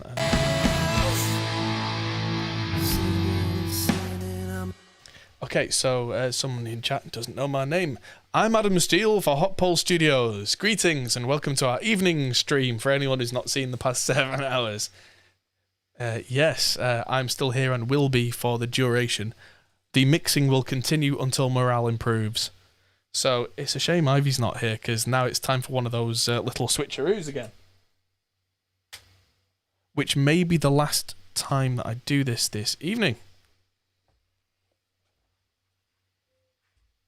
So, everything. I'm just going to let those valves cool down for a second, and yes, if anybody who's not seen us before wants to tune in every Thursday, 8 p.m. UK time, we do a podcast called The Hop Pole Position. And we talk about the weekly music tech news and have a good laugh. And it's me and Liam on camera. And we quite often get special guests. We've had Warren Hewitt. We've had John McLucas, Oliver Shillito. We've had the guys from Zilla Cabs. And we try and get more and more and more. So, yeah, I'm just going to dive under the desk and change out for the 5150 for the most inappropriate clean tone amp ever.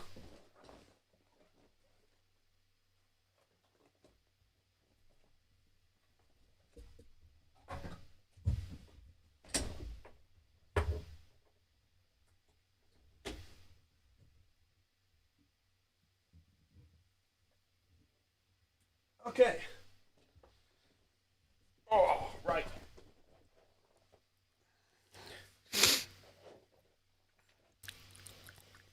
Amplitude heads.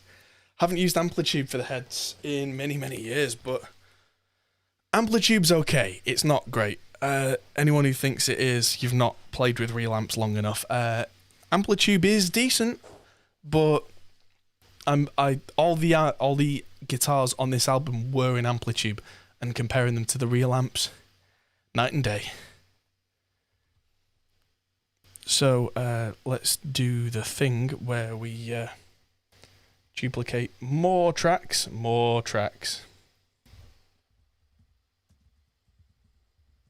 Because we can always group things up. There we go.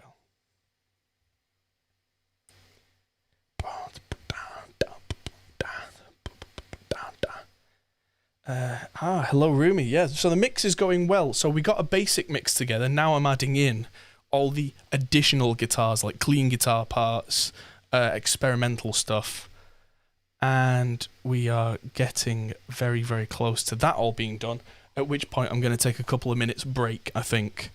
Re-hit my head. Re-hit. So, yeah, Amplitube. I used Amplitube originally when we mixed this album nearly 10 years ago. And if you don't agree with me about Amplitube, that's fine. We'll agree to disagree. I've been on the search for guitar tone in... the last 10 years I've been searching for realism in guitar amps, and Amplitube just isn't anywhere near the top of the list, I'm afraid. Because I have the real amps to compare with. I have references, and Amplitube consistently falls flat. So it's not bad, but yeah.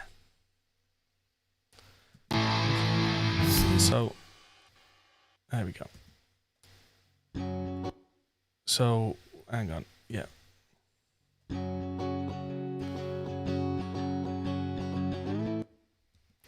So this is soloed and going out. Standby, still on.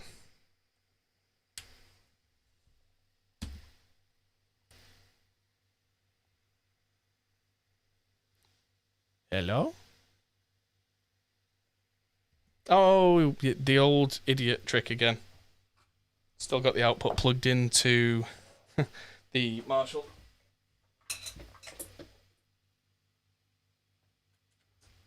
So this is going rather unusual into the normal gain channel of the 5150.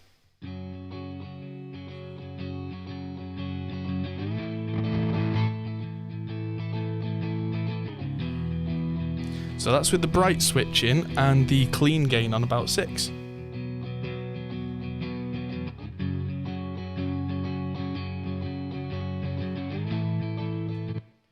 So for me, who's got the reference, the heads are not amazing and the cabs are really not great compared to what you've got now as an opportunity. It doesn't sound anything like the real deal. I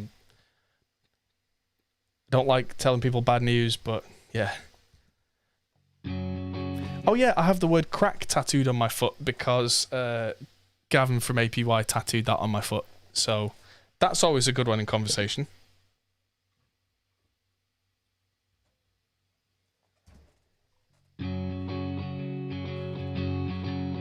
Ooh. That's quite a nice clean tone. I think I'll keep that.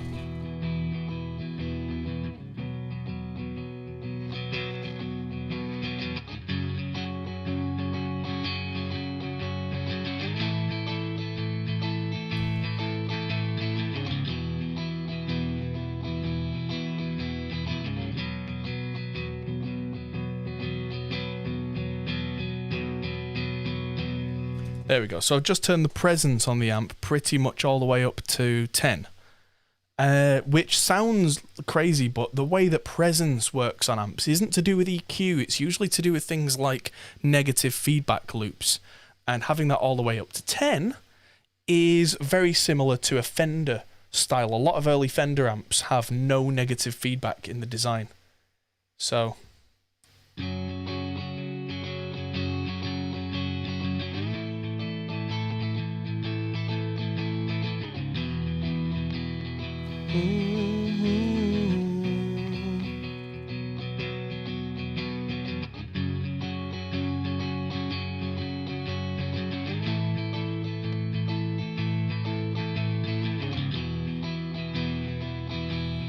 For real. And yeah, that's a nice... I do always like a little bit of crunchiness on my clean tones whenever I can help it. It just gives a bit of that extra life that's so hard to put your finger on. So if I cue this up for my, I think, 14th guitar channel of the day. Now, that can be from that amp. Oh, Glenn's calling.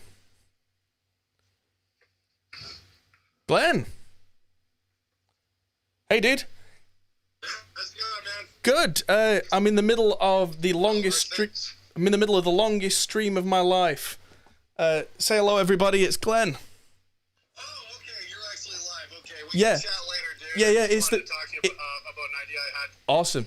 I'm in the middle of a 12-hour stream mixing an entire album.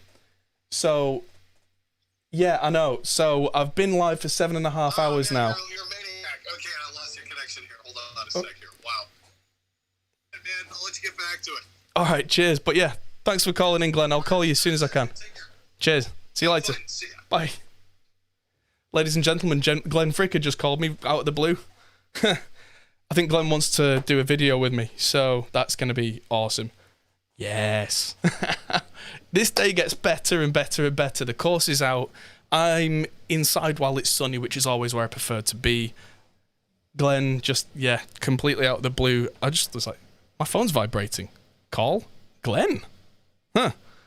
So yeah, this is how I spend my Saturday nights because I am insane.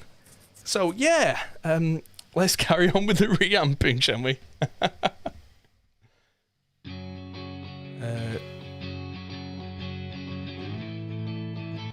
There we go. Helps when you turn it on.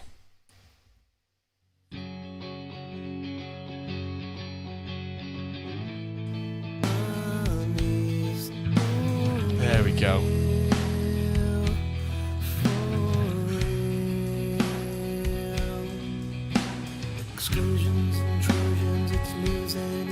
There we go. It's always an interesting day when your favourite producer calls you out of the blue. But yeah, must focus, must stay composed. So I've got the rest of this to do. There we go. Pretty much committed now to mixing this album. So we are so close. So that should be Gav Clean, right? That should be coming out from line 3. Let's hit record. There we go.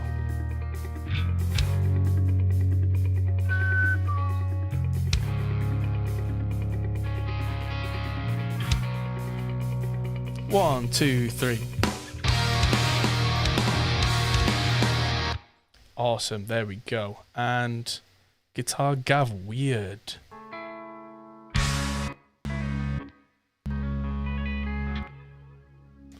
Oh, this has got tons of effects on it. Oh yeah, this is going to be great in the mix. So, you know, we've doubled the clean DI. Have you changed the tone a little so it's not the exact same signal? Doubled the clean DI? So the clean DI shouldn't be coming out at all. Oh, thank you for that. That shouldn't be coming out at all.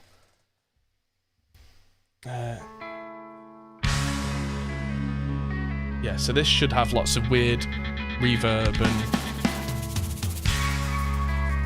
weird tones. This is going to be a fun one to mix. It's the start of Ex Cathedra.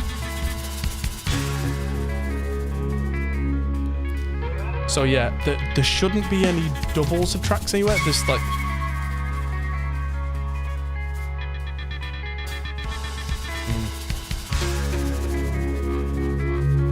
Weirdness. I like weirdness. So this is currently mono, but I think when we get to automation, I'm going to make sure that this bit gets sent out to loads of short room reverb and some of the vocal reverb and the delay to make it have lots of space around the main vocal.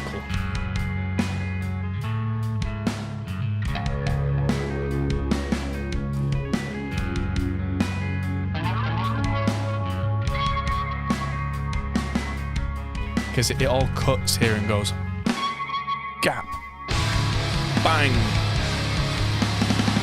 So I'm really looking forward to getting that automation and the mix balance right there so that you get into it and you start grooving and then it drops and then just hits you like a ton of bricks. That was always the intention there. So what else have we got left? To hit the save button again. And near the end, what have we got?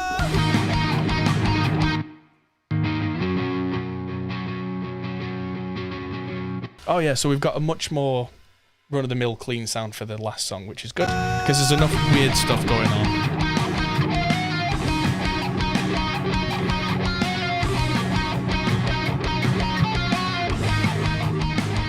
The Duck of Doom.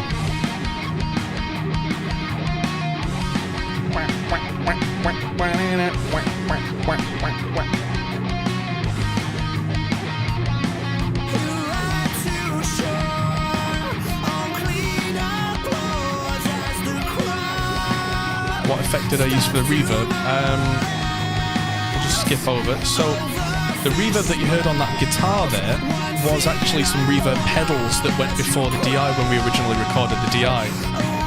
And so I'm not entirely sure what that was, but the reverbs that I'll be using a couple of instances of Verb Suite classics from Slate, one of which is a Bricasti M7 and one which is a Sony DRE2000. The main vocal plate reverb is going to be Lustrous Plates from Liquid Sonics. The Crystallizer's cool, but I didn't have that 10 years ago. And a lot of the effects that were baked into the stuff that I'm reamping today were pedals that we had, that the band had brought in. But we decided to keep them as part of the original tone, so we recorded the DIs through them.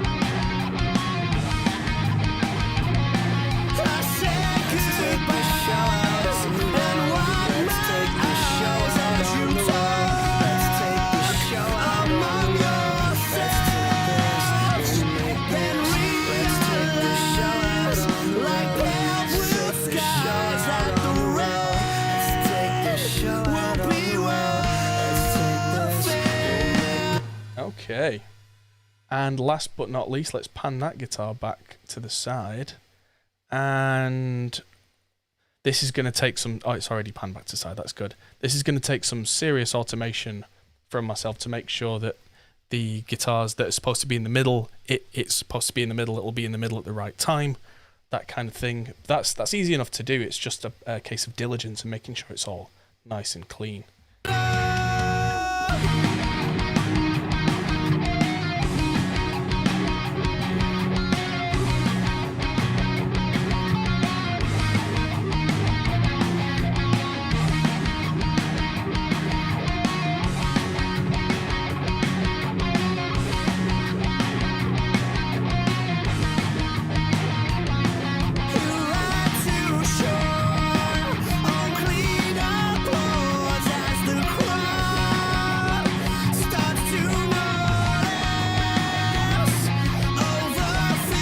Am I in England? Yes, I am. The studio is not too far from Manchester, and I live 45 minutes drive away, which is practically the other side of the country, near Blackburn. So yes, I am in England. I am English, and this is where I live.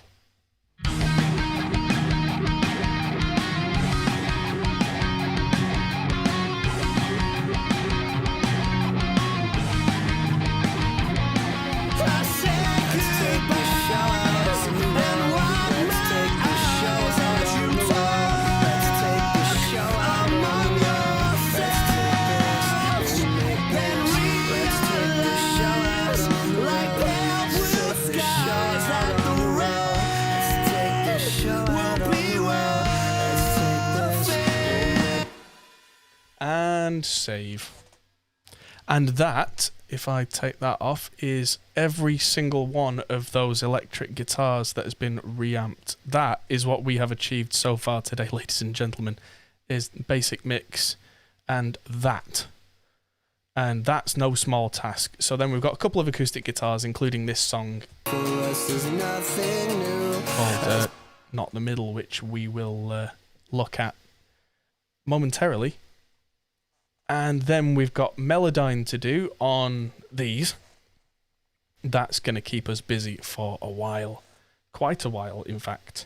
So, now is a good time for a break. So, ladies and gentlemen, I'm going to go and do what I need to do. I suggest if you've been watching this for 7.5 hours that you do the same and go and look after yourself. Go and get yourself a drink and stretch and all that kind of good stuff. So, I will meet you back here in just a couple of minutes. I'm not going to be a super long time. If you're watching this on catch up, do feel free to skip ahead. But yeah, so far we've got 108 tracks going in this project, and there's probably going to be a few more before we're done thinking about it. But yeah, so that's 108 channels so far, and that's a fair number of channels. So yes, I'll see you all back here in a couple of minutes.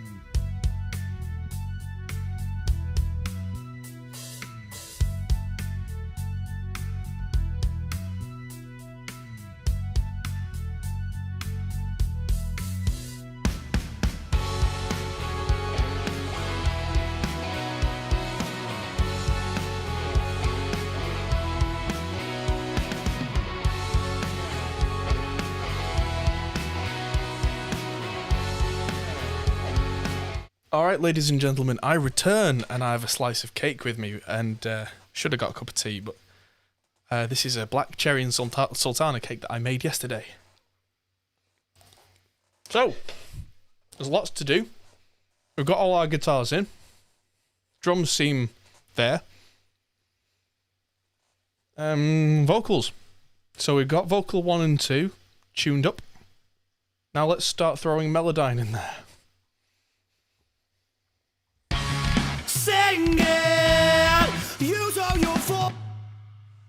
Now, this is where Melodyne used to take forever. Melodyne now, if I use the VST3 version, has a thing called ARA. ARA means that when I double click on Melodyne, if I had any more effects on there, it would bump it to the top of the list. And in just a couple of seconds, I can hit save. And there it is. Done. Transferred. So I can now use the automatic, go to pitch center. I use 50-ish% pitch drift, and solo that channel. Sing it, sing it. So that should be da ba ba. So if I just zoom in, you can see where it's not quite caught the tuning right there. So it should be double click. Sing it. There we go. And the second one there should be Scream it. Scream it. there's going to be an absolutely hilarious in there. Every time Melodyne corrects anything, or should I say anytime I correct anything in Melodyne, Sing. it sounds absolutely hilarious as I do it. So, Sing. there we go. Sing it. Sing it. Sing it. Sing it. Let's just check what key we're in.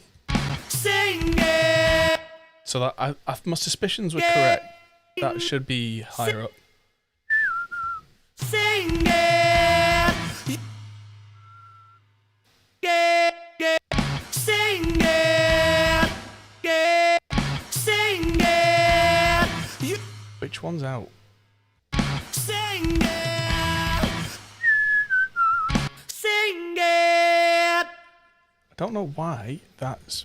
Sing. Oh, because it's not been double clicked. Pitch correct. Sing it. There we go, because I only selected the first lot for auto grab. Which Melodyne version am I using? I am using Melodyne 4, the latest version, Assistant. Melodyne Assistant. So it's not the Essentials one, it's the next one up. Because this has some features like you can change modulation and all that kind of stuff, which is very important to me. But I didn't need to spend the extra money on the polyphonic tuning. Yes, it can genuinely like pick up a guitar or a piano or something, and you can change a note inside of that, which is really impressive. But it's a lot more money for something I wouldn't use. Scream it. Scream it. Say.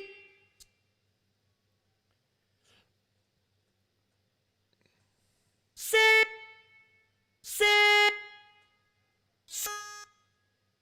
Scream it. What is the Reaper Pro Mix Academy, like the Academy of Warren? Yes, it is Warren's Pro Mix Academy. It's his domain. So it's my course.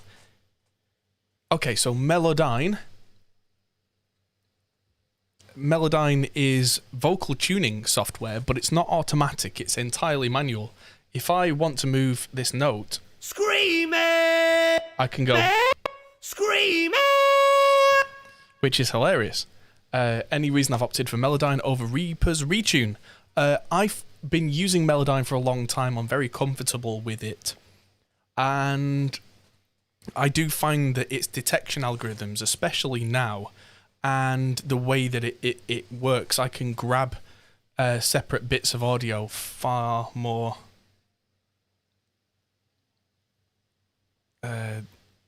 efficiently. I find that it's the most transparent sounding tuning software. So let's go back now. So that's that done. If I hit save, what I need to do is render this to a mono stem track and mute the original. So that's going to take a minute while that goes. It's going to fly through the bit that doesn't have any audio on it.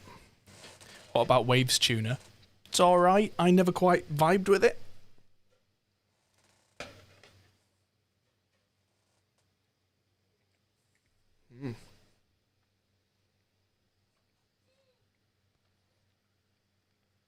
Right, so that what I'm going to do, that vocal double, the original one, just going to hide the mixer, that can just be tucked away.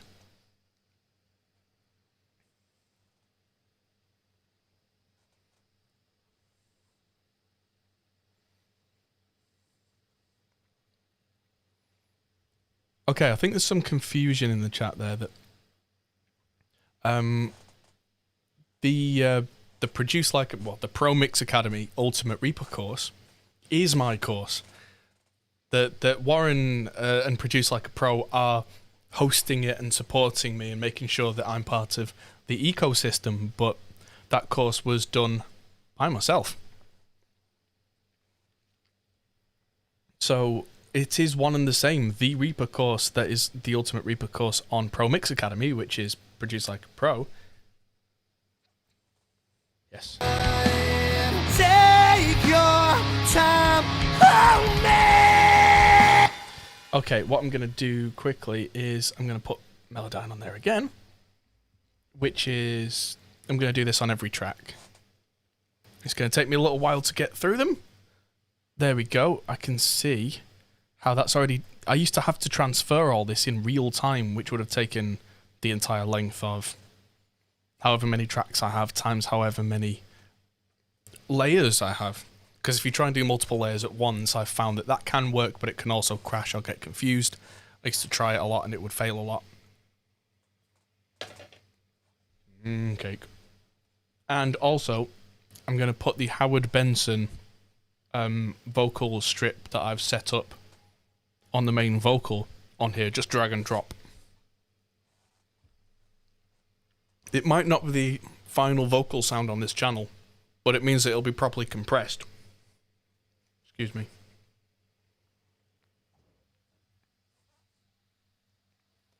Balanced plugin on RX7. What?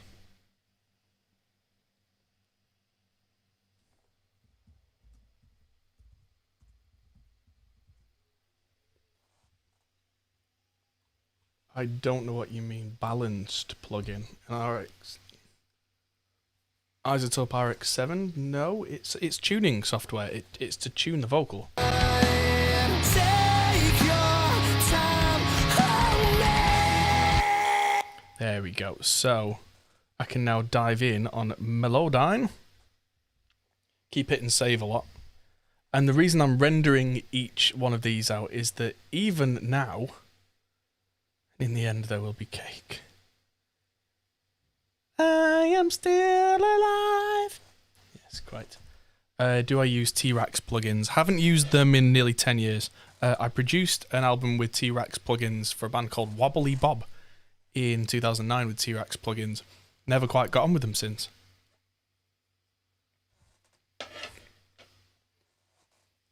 It seems that I just don't get on with IK Multimedia's stuff, really.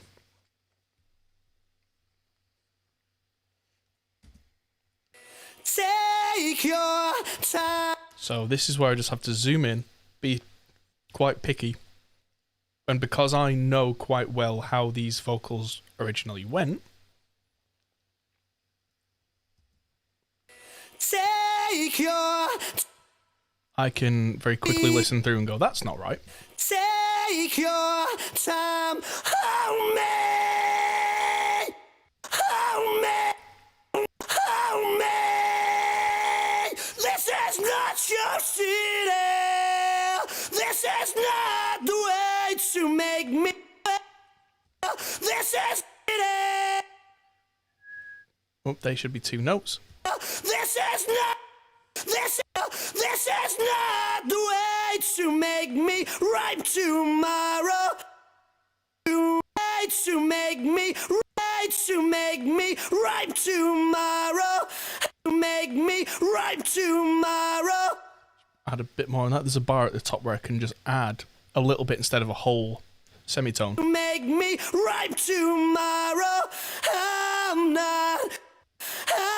not yours to keep. We can change this. We can change the season. The season. The season. What about volume automation? Before a compressor and after the whole plugin chain. I never automate before anything. If I have to, if a section isn't loud enough or is too quiet, I will just trim it, and like that I'll split it and then just change volume. But I very rarely do that because I like the approach of being very heavy-handed with compression. I really like the idea of having compressors that very quickly will flick to like 20 dB of reduction. I'm not afraid of that. And I don't like automation in terms of fine-tuning until I know that most of my mix elements are pretty much in place and that there's just small changes need to be made. I would much rather have my mix elements sit in such a way that minimum automation is needed, then go to town on the fine details, rather than spending ages going, oh, I automated all these volumes, and then changing an EQ on a couple of things and finding that all your automation that you spent all that time on now doesn't work and is invalid because the frequency masking or whatever that was going on is now fixed. So, Make me ripe tomorrow. I'm not yours to keep. We can change the season. We can rewrite reason if we try. right, so that should be if we try. And if we try. There we go. Another thing that you've got to keep in mind with things like tuning is if you're doing it right, you shouldn't necessarily be absolutely straightening out every note. There's a lot of passion put into these performances. Sorry, that's the cake. And especially the stuff, it doesn't necessarily have to be perfectly in time. But if there's a melodic note and it's not on, especially because this is a multi-part harmony, that's when I had to start moving pitch centers around. Take your time on me. This is not your city. This is not the way. This is not the way to make me right. That's not the way to make me right tomorrow. I'm not yours to keep. We can change the sea. We can change the sea. We can change. We can. It's like you rewrite the song. We can change the season. No, I disagree. I don't think tuning and that kind of thing is like rewriting a song at all. It's no, I think that editing, it's not rewriting a song at all. Not even close. This is me getting everything. Oh, I can turn the guitar amp off now. Thought my foot was getting warm. This is me getting the artist's intention as closely to a sonic perfection as they intended through my lens. Of course, I will end up putting my own spin on it, but then if you're working on something, you are expected to have your own artistic interpretation of things. But it's one of those things where tuning and editing and mixing, it's just refinement. It's not changing. I've not changed a single note. With someone who takes pride in their musical ear, I think I know exactly what the singer was going for, and I much preferred to have the singer really dig into the emotion and miss the note a little bit than concentrate really hard on making everything perfect and sound a little bit boring. If there are sections where the artist can put all the emotion in and it's perfectly in tune, great. And there are sections in here like that. We can rewrite reason if we can rewrite we can rewrite Oh, wrong one. We can rewrite reason if we try. If we That should be Zenith.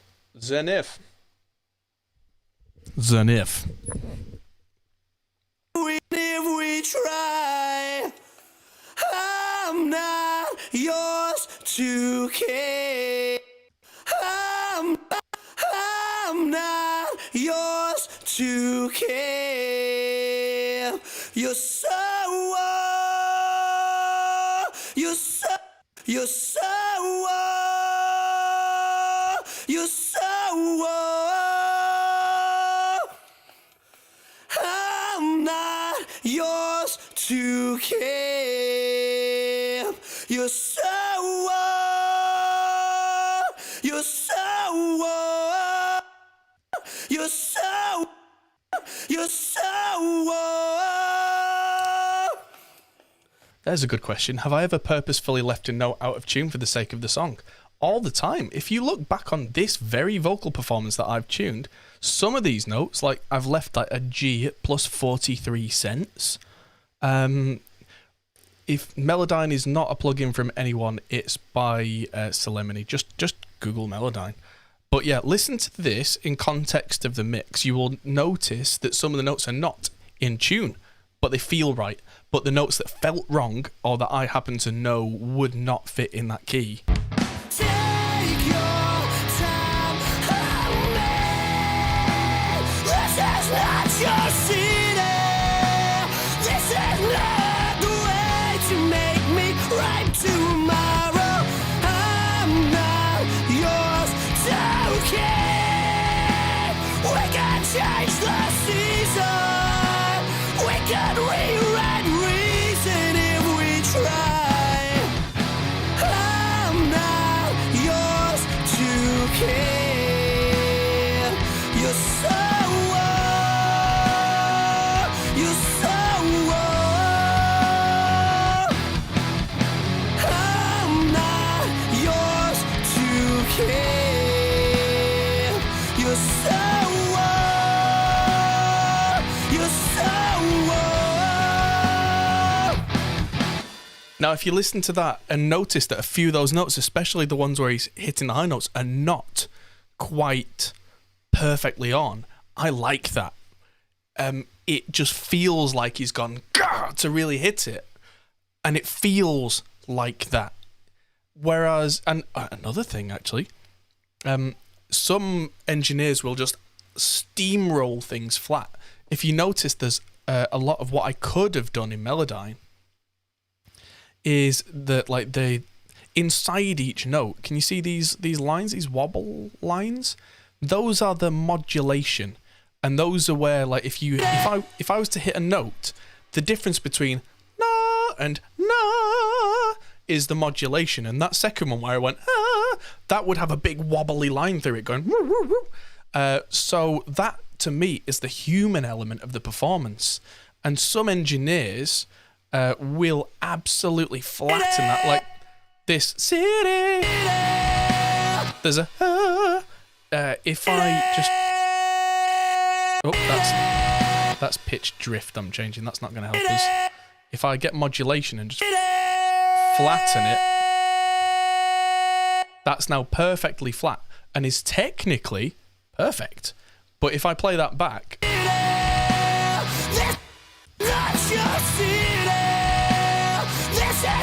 it's technically in tune for the perfect duration. Sounds horrible to me. Yeah, there we go. Make sure the pitch drift is right. Yeah, there we go. So when this is in tune, there's another layer underneath, and there's a backing vocal doing a two-part harmony with a doubled main vocal and a harmony.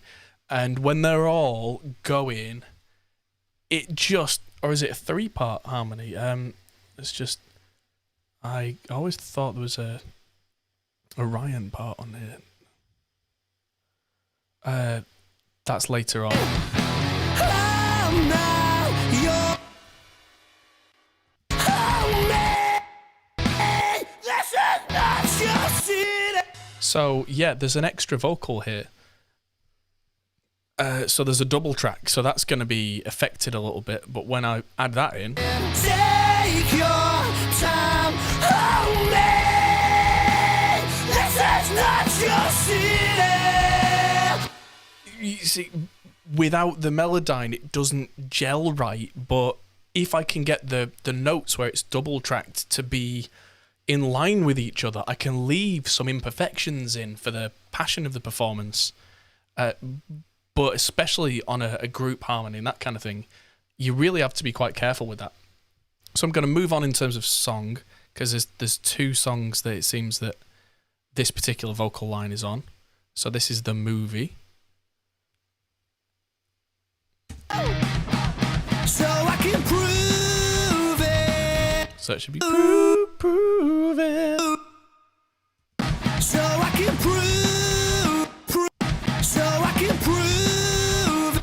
Whoops. So that should be prove. It should be much quicker.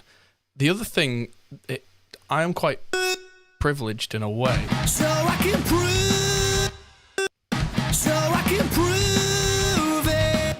That I used to know this band very well. I've seen them play all these songs over and over and over at live shows, private performances. I know how these songs are supposed to go. So it's not just personal interpretation. I mean, it is. But at the same time, I've heard these guys do these songs enough times that I've got a good idea how this should go. To break you until the end. That should be Until the end. Until the end. I can't be honest 'cause I can't pretend. Until the end. Your voice is screaming out your end. Thank you very much. Thank you. I have food now. And everybody else, make sure you're looking after yourselves properly. Come on, I'm trying to save my project, not save an effects chain. Pop Melodyne out so I don't get that anymore. Oh, did I? Yep, open the wrong one. Well done, Chungus.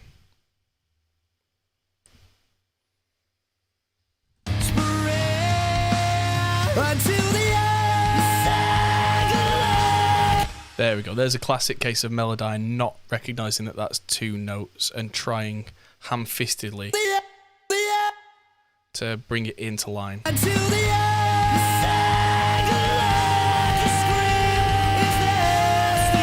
There we go. So that's wobbling around a bit too much because I know this is a backing vocal and that it's got to fit with the guitars. Until the end.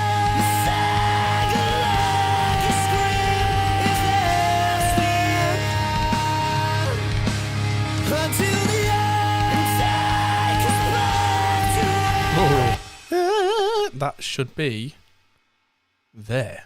Until the end. Until the end. Take us back to where we stand, my friend. It's not cold, but we're up. Am I using a compressor for distorted guitars? Not currently. I might use one later on a little bit, but if I don't have to, I won't.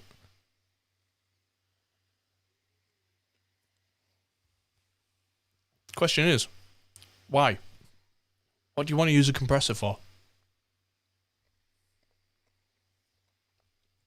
It's like someone asking me, do you use EQ on guitars? Why? That's not a no. That's a what do you need it for? What's the problem that you are trying to fix?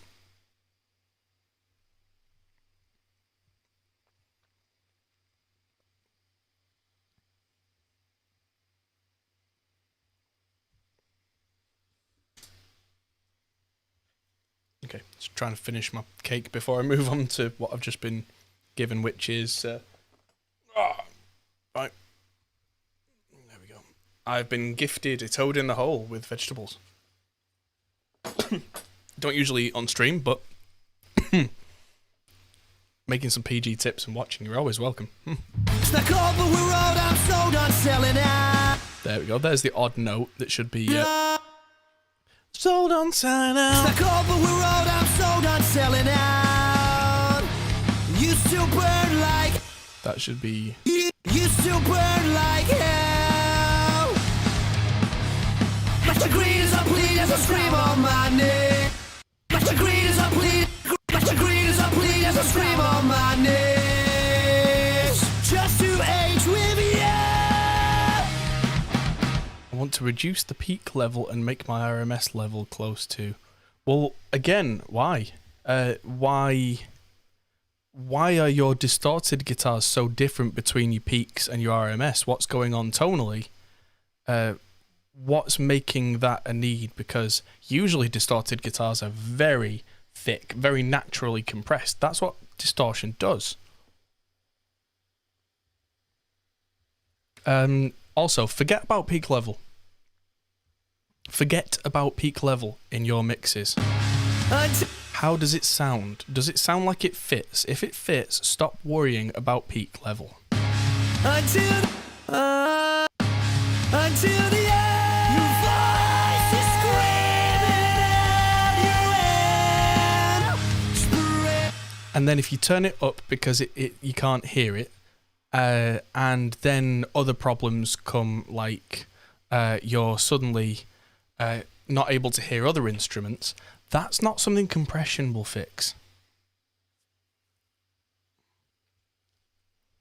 That's something where you just need to start looking at intense EQ work, like, for instance, we did a couple of hours ago.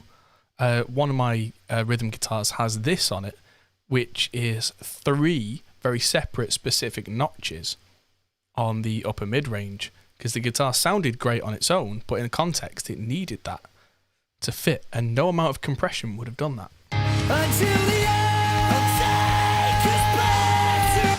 There we go. Again, Melodyne not quite getting the hang of this vocal line. Until the end, take us back to where we stand, my friend.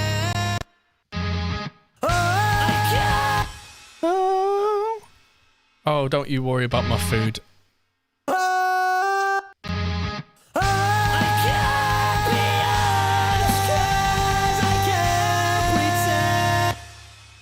I spent years training and working as a chef. I'm used to eating my food cold.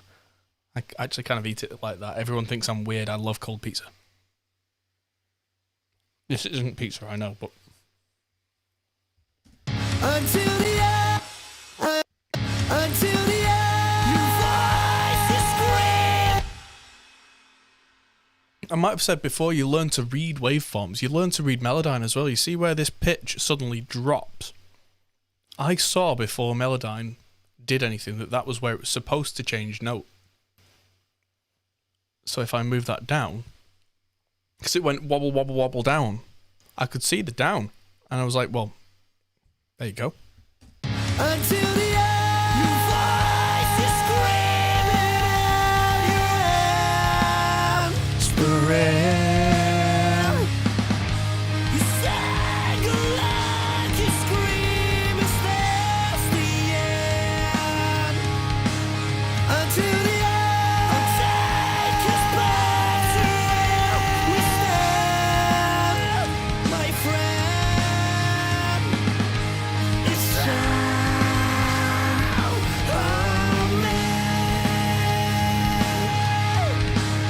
until the end, it's Oh, there's another one it didn't catch. until the until the until the it's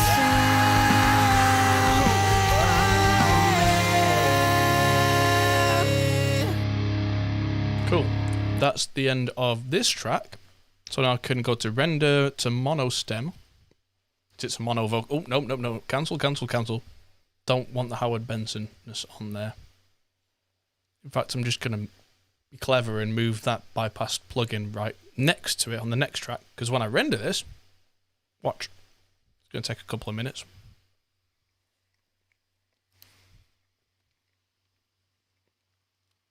He says it takes seconds. Melodyne's pretty fast. And so there we go, Frown Proud in the movie. The muted, oh yeah, there we go. So the Howard Benson that I bypassed, I can just move that back over and turn it on again. Do I use the plugin Vitamin sometimes? Nah, I used it a couple of times when it was new to try it out. Didn't impress me, didn't do anything I couldn't already do. if anything, it made me try and rely on it too much, and my mixes got noticeably worse until I just stopped using it and started using my own skills again. So that track is now done. That can go right at the bottom of the project, in the vocal bin, as it were. And so let's have a look. Oh, stretch, everybody stretch. Nice big stretchy stretch. Sarek. Yeah. So, next vocal channel, Mike Gav. Oh yeah, this is the Hallelujah. So, that's how we left the day away in the merry old land of. Not gonna finish it for copyright reasons. VST3 Melodyne, that's now pulled the entire thing in. ARA is amazing. It used to take hours to transfer everything in. I keep saying it, but I'm just going to look at that Howard Benson thing, bring the volume up on this a little bit, and loads of space, because that's something that sounds good.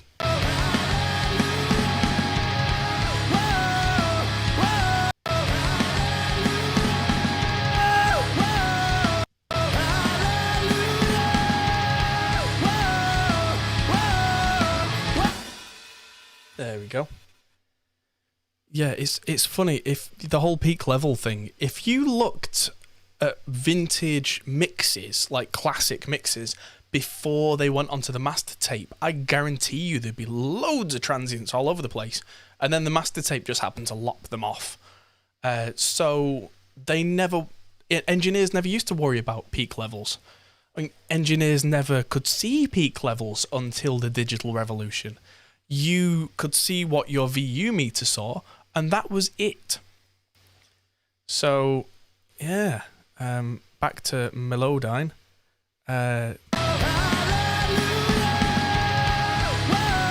It's a slightly turned down fader, that's why.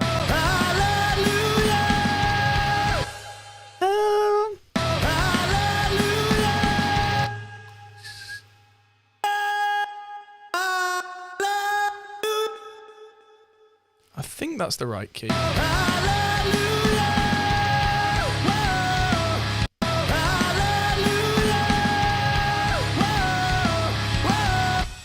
The VU meter is slower than a transient. Yes, exactly. That's my point.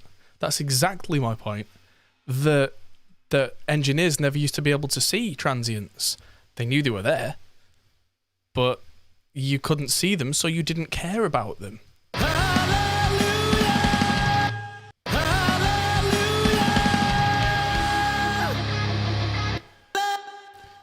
Is that supposed to be on a different... I don't think I actually corrected anything. There we go. Let's try it again. Our eyes are blurring our ears. Very well put. That's better. And this should have been a couple of different notes. I can see the hallelujah. It should be 1, 2, 3, 4. And that's a little sharp now.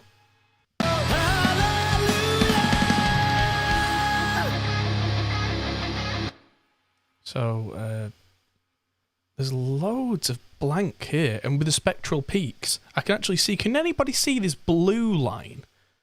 So if I just move the camera over a little bit, so there's a black line here, but some of it's blue. What's happened? And I can see it now. Is that I must have just left. Yeah, there we go. Can you hear it gently? I've left all the headphone bleeding. Lazy engineering, man. There we go. So you should work like the old time? Yeah, absolutely. Analog engineers had it right. I mean, obviously they didn't do things like I'm doing now, like Melodyne, but engineering at its absolute fundamental has not changed really since about 1972. I mean, new boxes and new gadgets and new toys have come in, and it can sound clearer and nicer. And it's there we go. It's one of those things.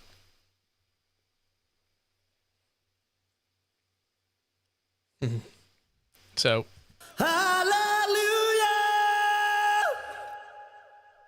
There we go. So I've now cleared out all the headphone noise. And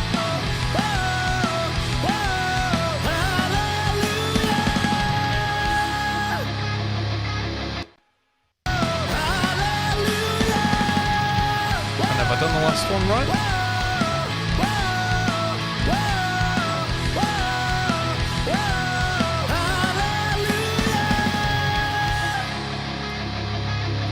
Awesome. Let's move on. So I can build you down again. Okay, that's that needs a little work. I think we just kept it because it felt good as a line. So I can build.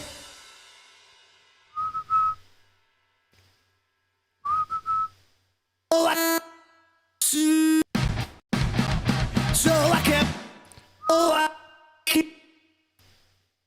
So, oh yeah, I already did this.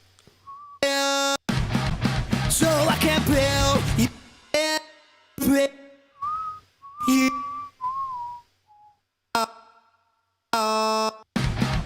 So I can build you down again.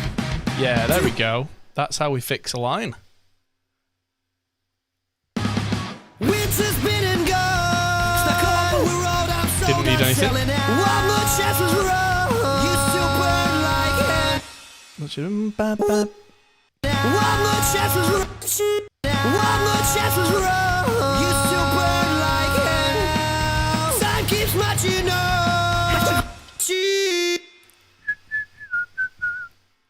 Yeah, there are some really good lyrics on it. Time keeps marching on. As I scream on my knees, just to age with you, so I can prove it. There we go.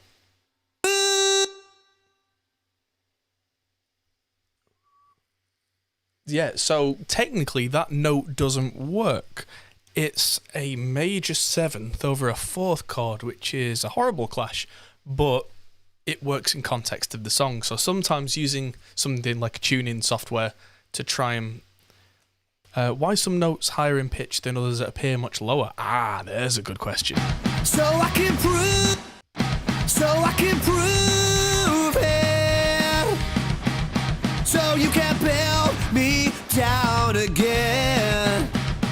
So sometimes it'll seem like it's going up, down, up, down, up, down.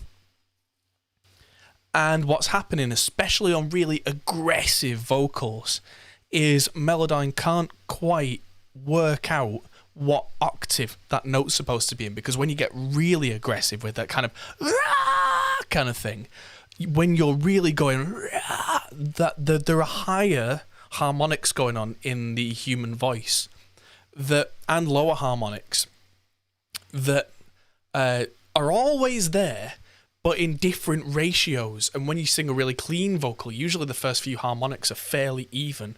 We don't make like sine waves with our vocal cords. We actually make quite a complex set of harmonic overtones, which is why men and women and children and we all sound different. So it detects the fundamental, and I think when you go rah, it has some trouble working out which one is actually the fundamental, so it flicks. So I've learned over the years to kind of roll with it with Melodyne and try and not correct it too much. But it's just one of those idiosyncrasies. To break you. So yeah, gotta roll. Until the end. I can't. Until the end. I can't be honest, 'cause I can't pretend. Until the end. Okay, next. Until the end. So is that the only one that should be the G? Until the end. Until the end.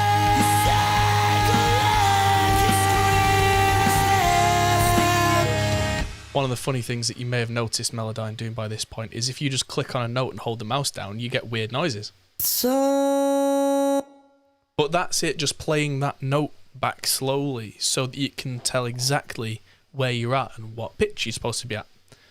So. Until the end. It's Like, that should be there. It's me.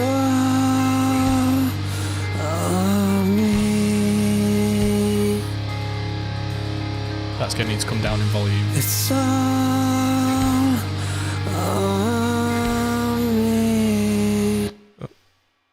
It's all on me.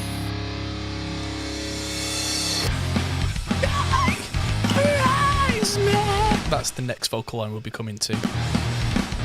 Cast aside where thoughts meet feelings. Is this the end on? Cast aside where thoughts meet feelings. Cast aside where thoughts meet feelings.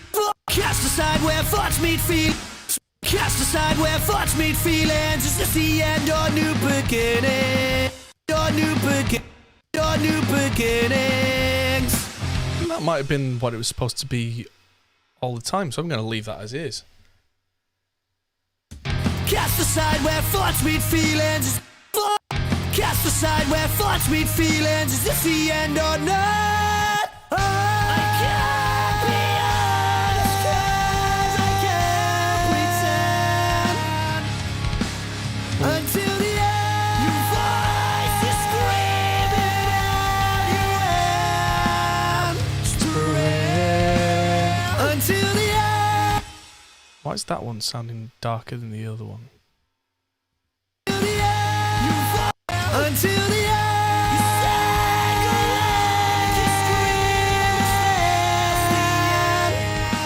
Until Fend. until the end, until the end, I think because there's a lot of back and forth on these until the ends. until the end, Yeah, there we go. So that was supposed to be there. I've also found that's an issue with Melodyne a lot, where if you're singing and you drop down by one semitone, it quite often doesn't catch it. Just one semitone, it's like, oh, what?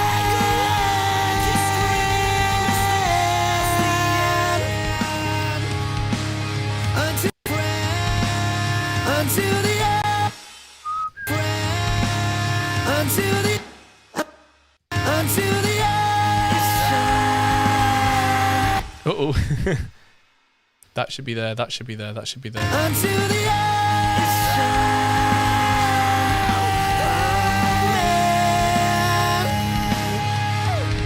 Right, so there's a little bit in Bill Cooper.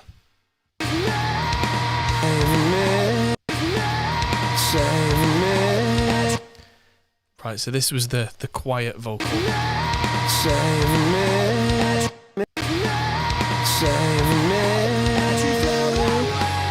Float away. Hear me pray.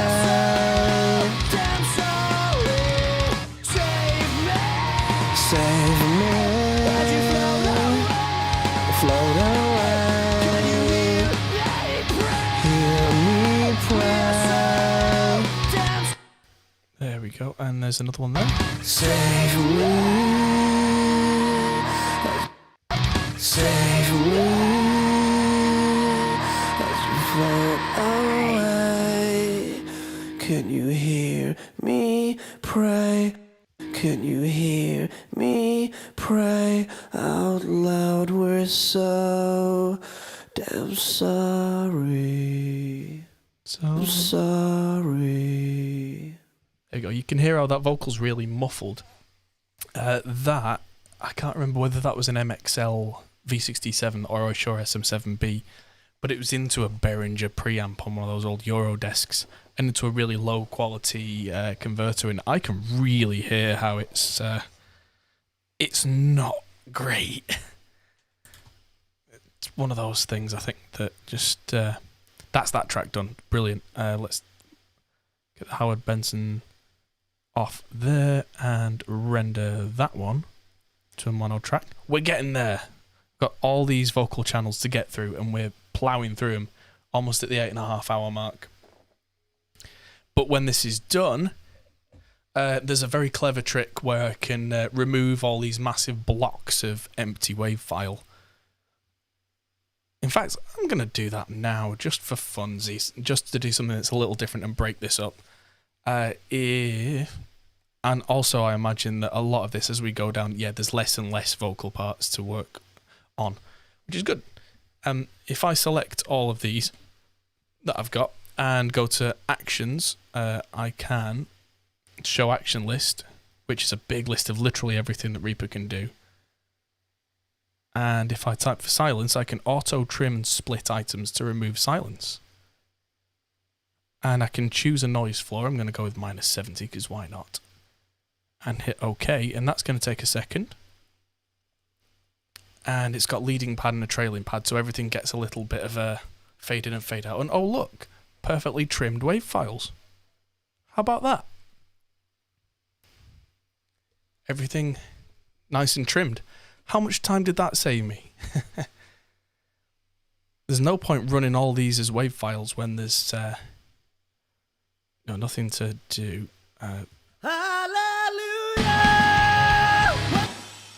So before I try and work on that one just needs to go away. So that's one less vocal channel to worry about. And I will eat my food in a minute. No need to badger me about it.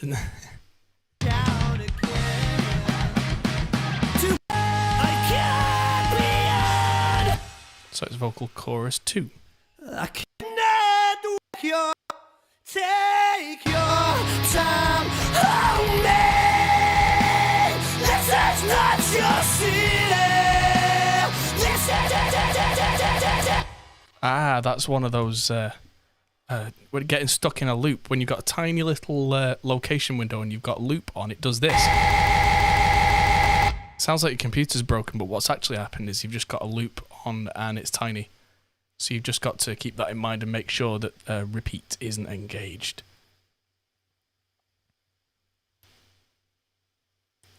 Yeah, that split is awesome. It's one of those many, many million billion things in Reaper that's just really cool. So what have we got? I'm going to stick the Melodyne on this one. Melodyne.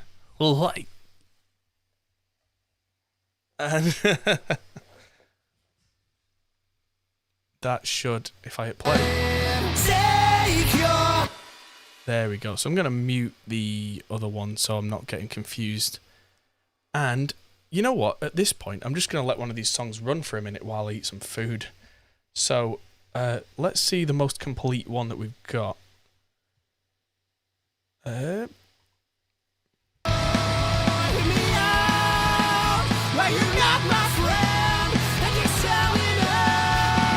Right, so I'm going to leave the untuned backing vocal in. This is ST and drop D. So this is what we've got for this so far. So standing on the stage, fuck.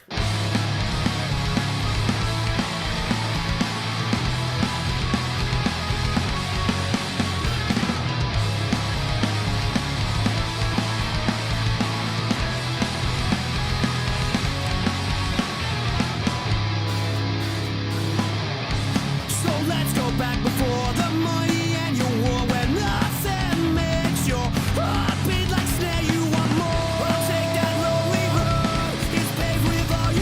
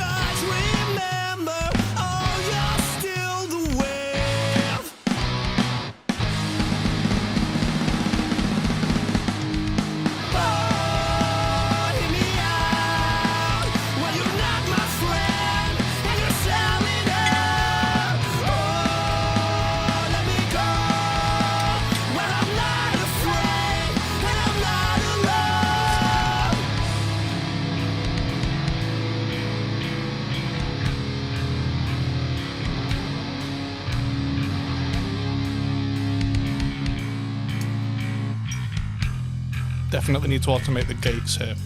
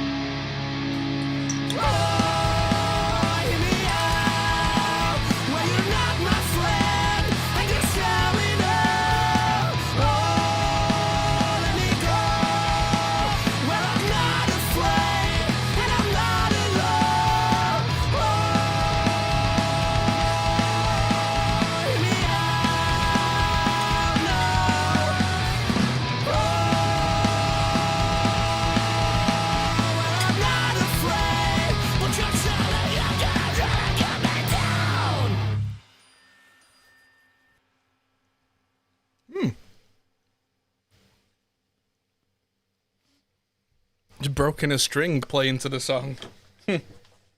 Well, I'm sure I could send you something to replace them. Or how about Toman's value strings? Or Elixir Baritone 12 to 68. There's a reason why I haven't used these. They're way too thick for anything. But yeah, I'm almost done eating, so I'm going to play you something else. What have we got that's almost done? Bill Cooper, actually. William Bill Cooper. This is an interesting song because it's kind of about revolution and all that kind of stuff, which isn't quite my bag, but it's an interesting song, and it's a very good arrangement, and it's got this big section in the middle that's got this epic section from the man himself.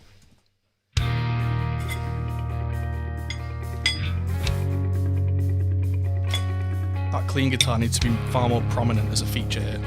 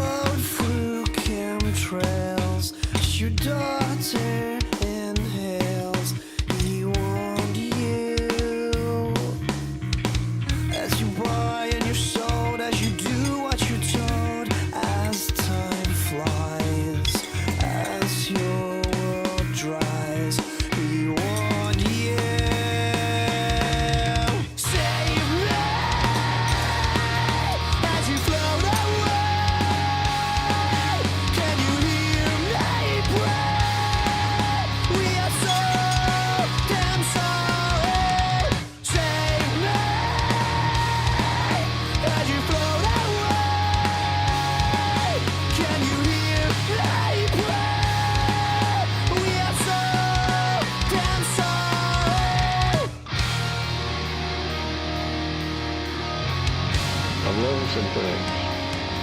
And I think these things need to be passed on to you. And I think you need to start examining yourself, your agenda, your mission. Who are you? What are you about? What do you believe about America? Is it true?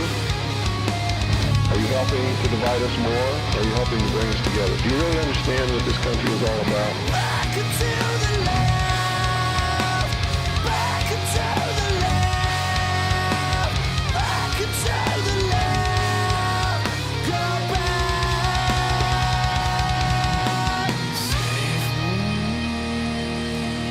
As you open mind's eyes, you say your goodbyes. He warned you. Save me! Save me! As you float away. Can you hear me pray? Damn sorry. Save me! Save me! As you float away. Can you hear me pray? We are so damn sorry. Back into the left. Back into the left. Back into the left. Go back. Save me.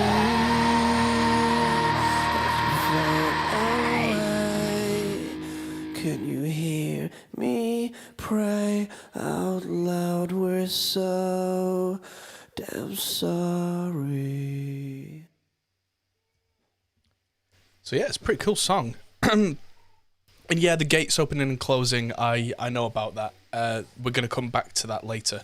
Luckily, because of the way that we've done it, the gates are still live. They've not been baked into the performance at all, which is really good for us because it means that we can retrieve it. That's why I wasn't so bothered when we were doing the reamping. So, on to more mundane tasks, one of which is going back to Melodyne again. So, Don't prevail. right, so that's where I'm at now. Let's get our friend Howard on the case. Brave, don't prevail. Cool keyboard shortcut if you didn't know that one. If you have any track soloed, if you just hit Control and click on that S for solo, same with mute, it will unsolo or unmute all the tracks that are currently soloed. So even if it's not one of the ones that's in solo, so like if I solo 1, 2, 3 of these tracks and I can't find it and nothing's playing and I'm over here somewhere because everything's in solo, I can just Control and S on any solo and it will clear them all. Massive time saver. Moving on.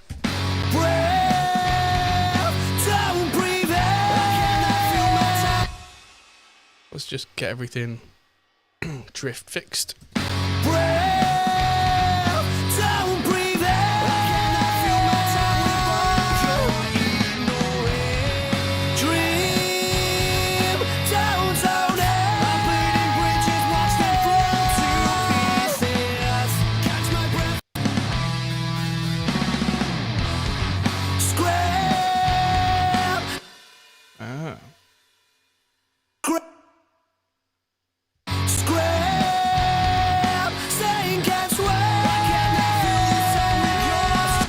Song goes well while playing Animal Crossing.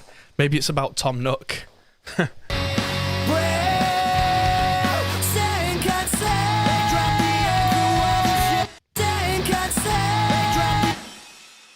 should be that should be further down.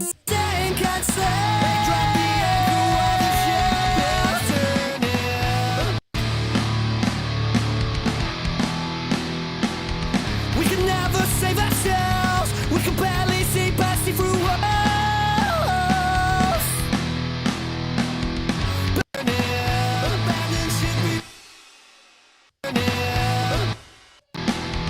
We can never save ourselves, we can barely see past through us. That's how that's gonna go, with some whispers on the outsides. Built them up in our sense to create the perfect ignorance.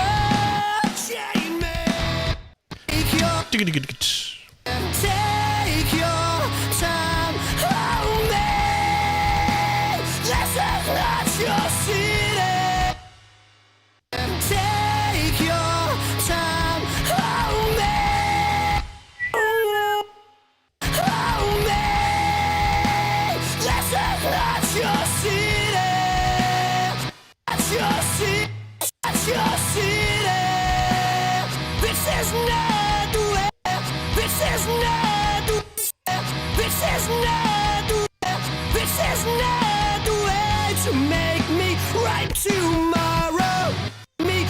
tomorrow. I'm not yours to keep.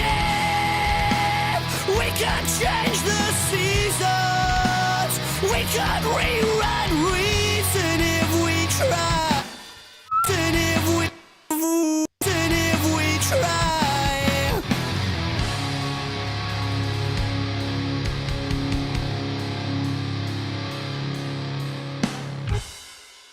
Okay, that was that. And let's go to the one at the end. Ooh, sub drop. Because that's got this kind of hang. It's probably a bit loud at the moment, but it does this.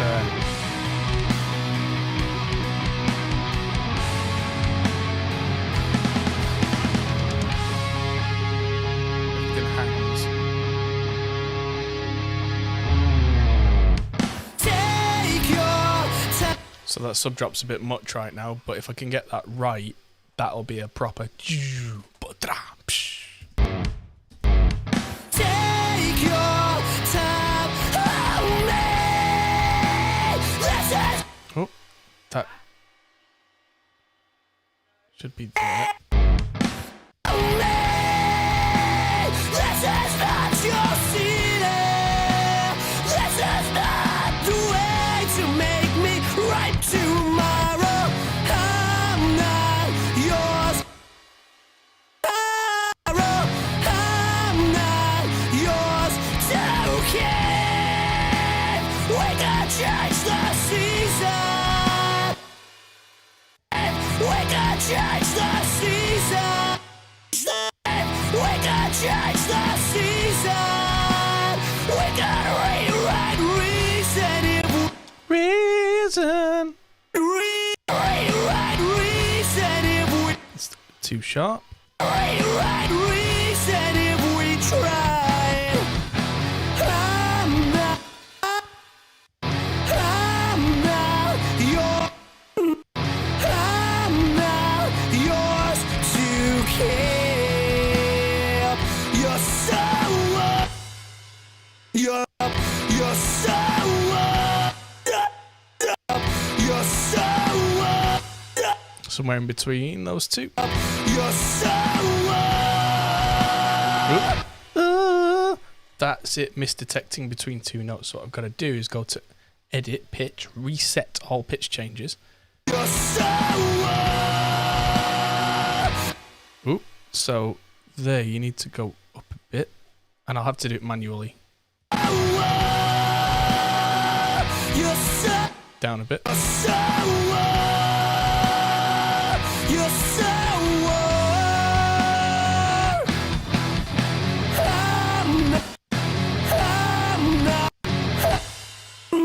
I'm not yours to keep. You're so you're so Yeah, it's all distortion of the voice. He's really gunning. He's really going for it. But what happened there, actually, going back a little bit, is those two were the same note, but it had detected them differently. And because it was trying to kind of morph between them, it made this real kind of weirdness. So I had to reset the pitch edits so that they didn't cause any weirdness, and then just manually lifted the whole thing as a section. Using these two boxes at the top, you can put what note something is and how close. And quite often you just had to ignore that, use your ears, and just roll by a few cents up or down. you're so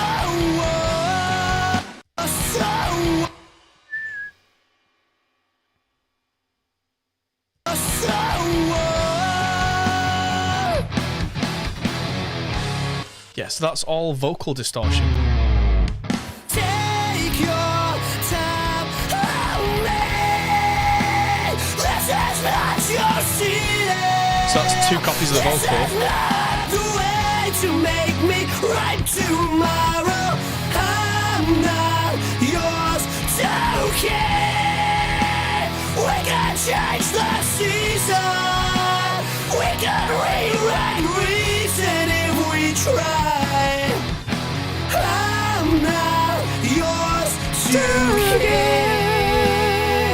you're such a city. That's not the way to live. I'm not yours to keep. You're someone. You're someone. Dun, dun, dun. Yeah, so save. I can't be. So this is where we get into the real weeds of the backing vocals. I can't be all. So there's a Melodyne gone on here. Oh yeah, it's the same Melodyne. I can't be all. I can't be all. I'm gonna have to just break my normal rule and just bend that a bit. I can't be honest 'cause I can't pretend. That should be 2 notes. That should be can't pretend. 'Cause I can't pretend. Until the end, your voice is screaming out your whispering. Out your whispering. Until the end, you sing along, you scream, is this the end? Until the end, and take us back to where we start. Back to where we start, my friend. Winter's been and gone. Cool. And yeah. Until the end, I can't be honest 'cause I can't pretend. Until the end, your voice is screaming out your whispering. Until the end, you sing along, Ooh, there's a rogue note. you sing along, you scream, is this the end? Until the end, and take us back to where we start, my friend. There we go. And there's. But wait, there's more. Save. Savey, save, save. I can't be honest 'cause I can't be honest 'cause I can't pretend. Until then. Until the end, your voice is screaming out your whispering. Until the end, you sing along. Oh yeah, there's so much to do, especially when I've got, like I said, I've got about 14 vocal tracks to work on. And getting in detail and making sure everything's right over 14 tracks with, not solid 14 tracks, but over 12 songs.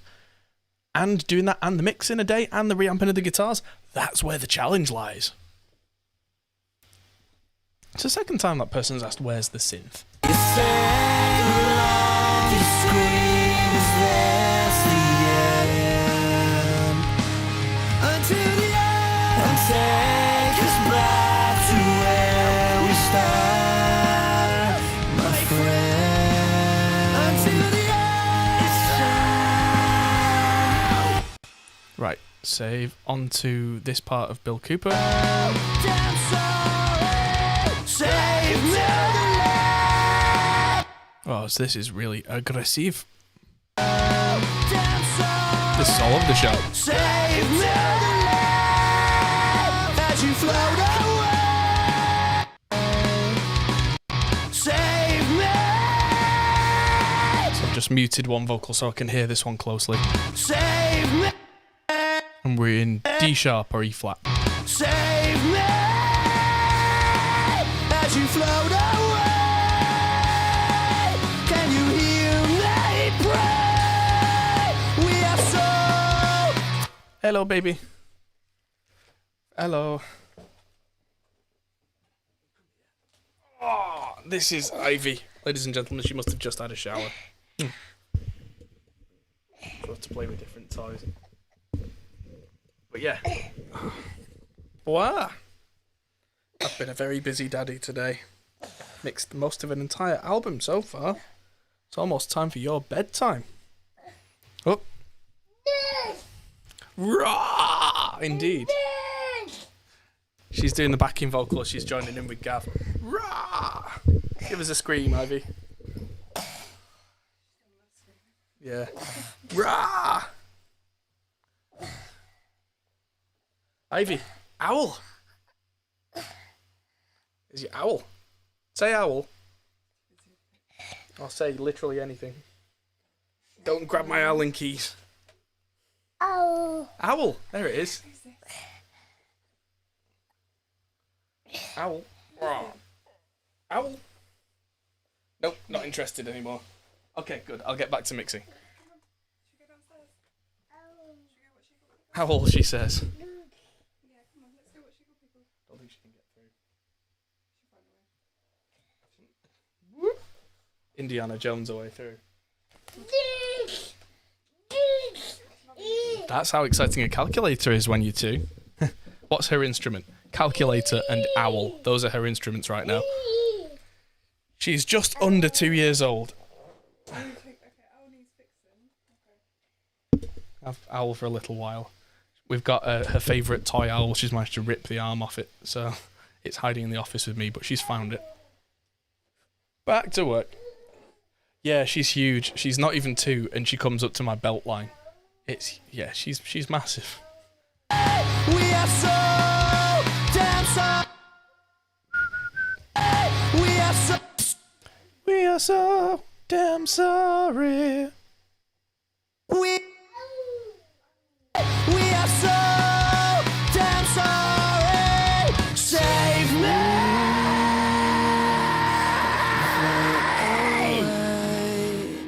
Can you hear me? Bet she can play every instrument. Yeah, probably. Right, where are we up to? This is Ex Cathedral. You break. You break. You break me. You break me.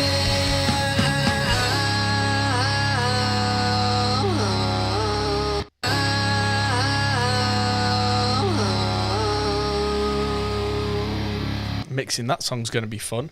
I learned after the recording of this album that a lot of the vocal tracks on this particular song I'd been recording with the wrong microphone.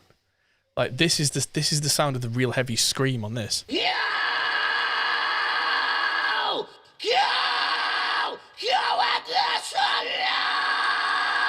It sounds pretty cool, but it also sounds like it's got like almost a telephone or room effect. That's because Gavin was screaming into an SM7B like this. Rah! And what was picking up was an MXL condenser mic over here somewhere.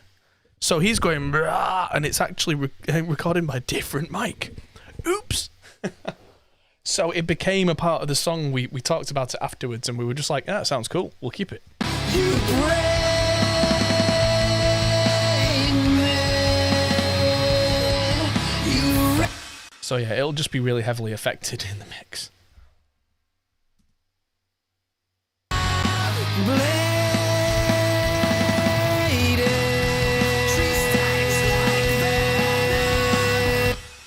Cool.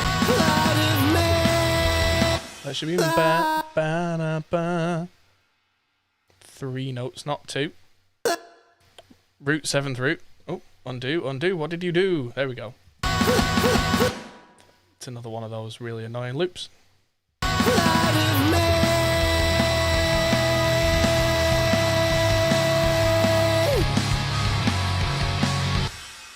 She stings like venom. Cool, and just last bit on Hometown and this channel. Oh, is that? Outside the show. Outside the show. Well, that doesn't need any Melodyne now, does it? Save.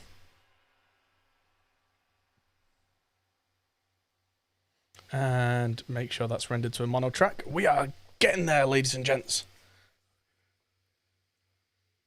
podcast with 5 microphones connected in the wrong order. Oh, we've all done engineering mistakes that afterwards we go, oh, what was I doing? I say we've all done it. I mean, I've done it a lot. But a lot of what I've learned is from... yeah. Most of what I've learned is from one of two things. Either doing a really important job and getting something wrong and learning from that forever, or taking a piece of hardware or software or whatever and just poking it and pressing every button and turning every knob and going, what does this do? What does that do? What does this do? Clink, why did that fall off? Oh, it goes back on. Oh, does that happen every time? Oh, that's the eject button. Clink, clink, clink, clink, clink. And then going, this doesn't sound good. This doesn't sound good. That sounds good. And then reading in, journals and articles where people have gone, like, this is exactly how we did this album or that album, and these are the settings we used. And I'm looking at them going, hey, those are the settings I used. And it turns out that a lot of equipment works particularly well in one way or another.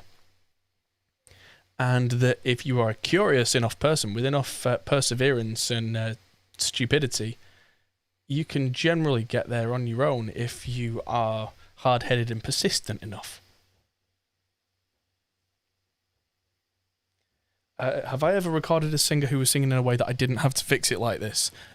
Yes, a few times. Rarely. Especially on really aggressive rock stuff. Not so much. Because it's rare that you get a singer who's both got perfect pitch and can put all the soul and energy and emotion into a performance at the same time. Generally, especially for this kind of music, I am pushing singers to be more emotional, because he could have sung a lot of that, like, it stings like venom, and concentrated on it being perfect, and it would have been a lot more boring, I can tell you that. But with that in there, but not just that kind of heavy, annoyed, angry scream. It's got a lot of blend here between grit and melody. It just, the sacrifice at the time was, let's get the feel, and to hell with it if it doesn't quite hit pitch. Because that wasn't the goal. I can do that if I have to. So... Oh, 3, 4! We can barely see past the scream! There are some channels... Raise me! Raise me! Out again! Like, that'll probably be fine in context. Raise me! Raise me! Out again! Raise me! Raise me!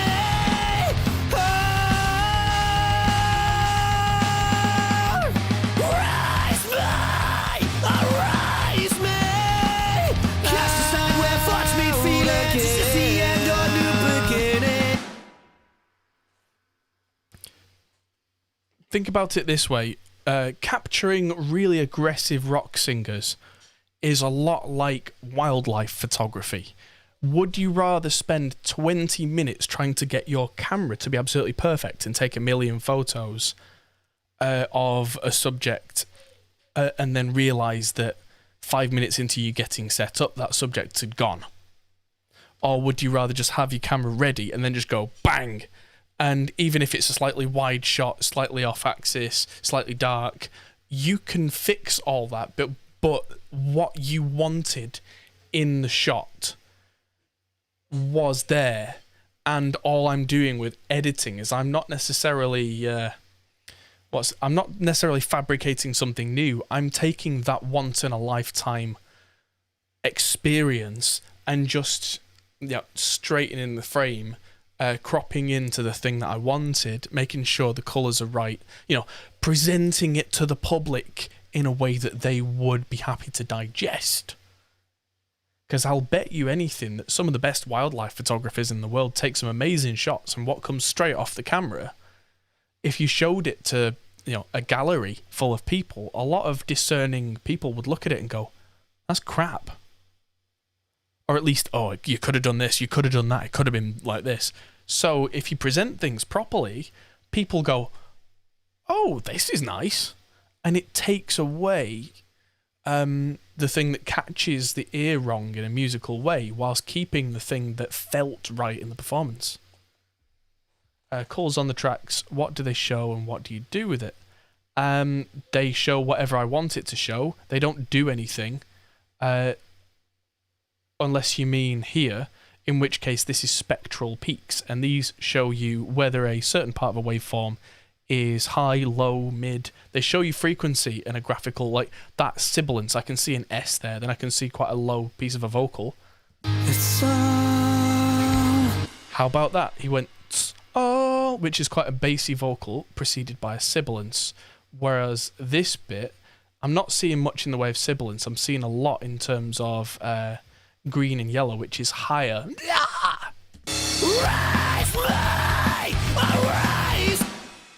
Again, it can tell me things very quickly. That's not just for show. And spectral peaks is something you can turn on in a menu. View peaks display settings, and that will keep things very pretty. Rise me,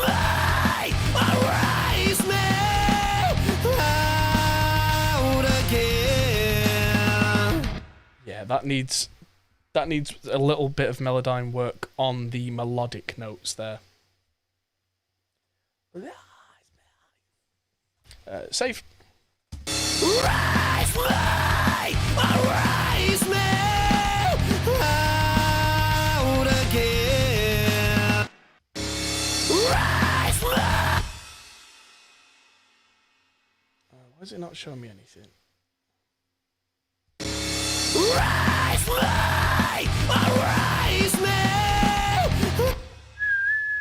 Right, so let's do this manually instead of by the macro. Rise me. Rise me. Out again. Hello to our friend of the channel, the Bommel, who is in chat. Greetings, man. We are 9.5 hours into this stream. Hopefully about 2 more hours left to go. Out again. Rise me. Rise me.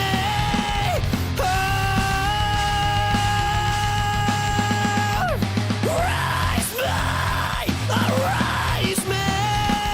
Cast aside where thoughts made feelings. This is the end or new beginning. Rise me. Cast aside where thoughts made feelings. That should be now that she's gone. I'm doing that in falsetto because I've been talking all day, so I can't just belt notes out at this rate. Cast aside where thoughts made feelings.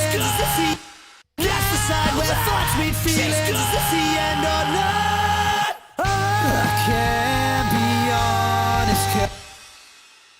I think I was already using Reaper when I graduated from university at that point. But I still had to finish producing albums that I'd started in Cubase. But yeah, I was one of those weird kids who was doing their final thesis and also recording an album and also recording my friend's album, all within the space of about a week and a half, because I must be insane. Right, we know that one.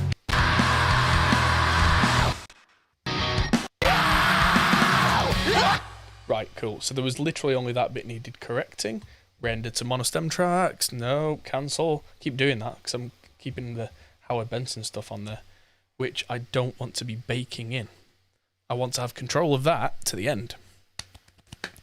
I'll keep recommending the Howard Benson vocals because it's just saved me so much time because everything just tends to sound decent through it. So not a lot higher praise I can say than that, really. Let's offline that Melodyne. Melody offline, if you will. 113 tracks we're at, although a lot of them at the bottom are now being disabled. Gav Vox intro.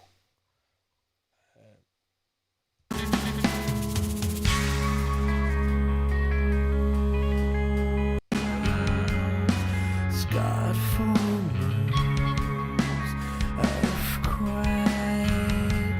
the light our wounds. Right, I'm not entirely sure why these aren't just on vocal 1.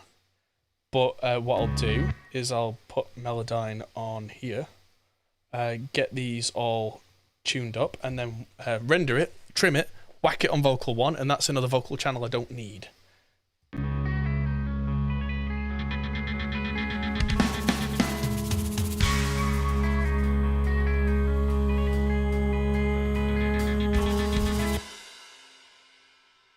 Okay, so this lot, yes, vocal center and drift, please.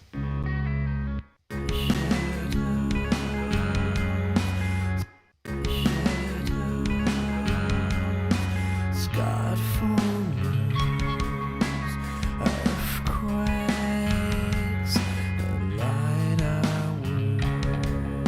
As we work hard to not forget, we sleep in rain.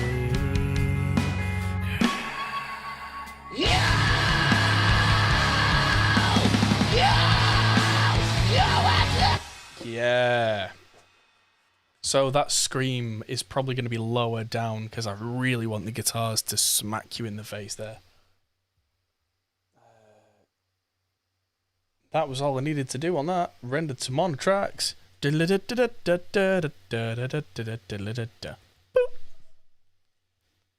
It's doing it 240 times real time. That's because I have an SSD in there, ladies and gentlemen. SSDs are incredible, and they save you so much time. Got about 2.5 terabytes of solid state storage in this laptop, and it's been worth every penny, I assure you, from the amount of time it takes doing little things all the time that gets saved. So that can go offline. That can go down there because I'm keeping the old vocals just in case anything's gone wrong, because you never know. So I'm gonna split, move this whole channel right up next to vocal 1 and move that on that channel, and that's a channel I've just saved. Cheers.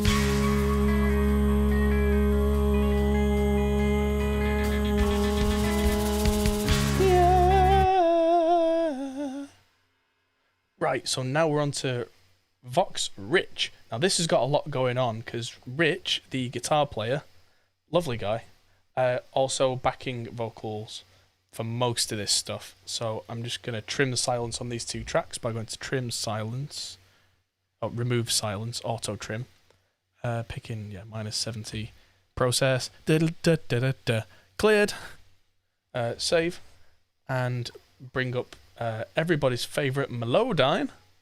Hello, Melodyne. Madam. And, sorry, this isn't a big stretch. I'm going to be stiff as a board by the end of this stream.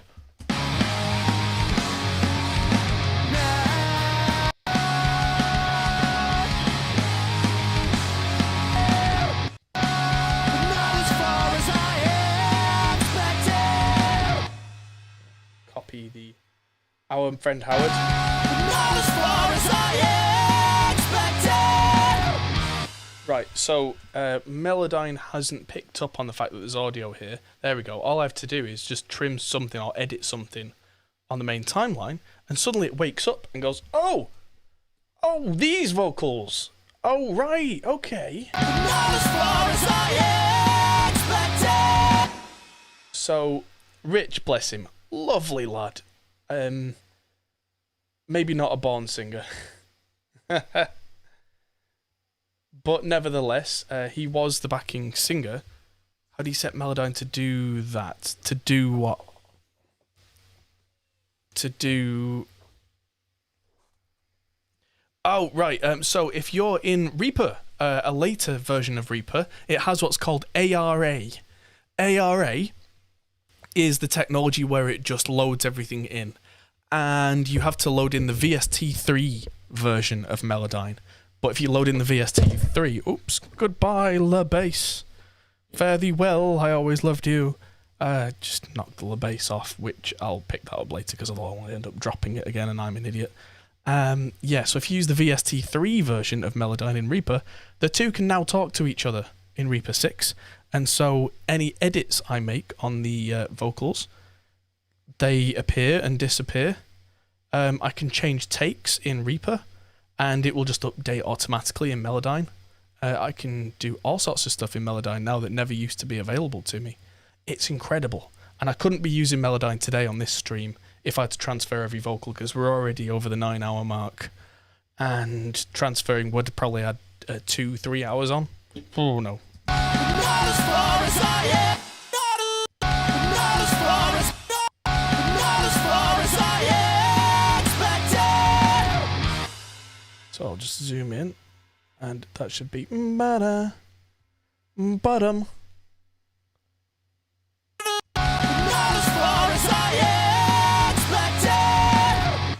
Funny thing about Rich's vocal though, even though it's quite kind of piercing, when it's in the mix in its proper ratio, so it's sat underneath the main vocal, it's like a Queen thing. Like it's like the Roger Taylor out of Queen, where it sounds wrong on its own almost because it's got that kind of Galileo type thing on it. But in context, you go, oh, okay. I know as much as I am. I know as much as I. I know as much as I am. I know as much as I am. I know as much as I expected. It was a widdly widdly. What was that? I know as much as I expected. I know as much as I am. So much as I expected. That was wibbly wobbly, so I'm going to flatten the modulation out a bit. Much as I expected. Yeah, so the easy way to do that fast transfer, the no transfer thing, get Reaper. Not as far as I am. Make sure I'm on the pitch tool, not the modulation tool. Not as far as I expected. She shows me way more than I know as much as I expect.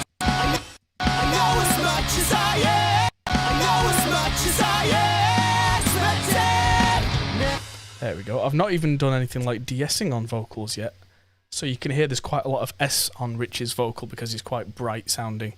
But that's fine once I get a de-esser on there. That'll mesh a lot better, and any slight time variance where it doesn't quite match won't be as obvious without that harsh S. Not as far as I am. Not as far as I am. Not as far as I expected. I know as much as I expected. It throws me further than I thought. But not as far as I expected. But not as far as I expected.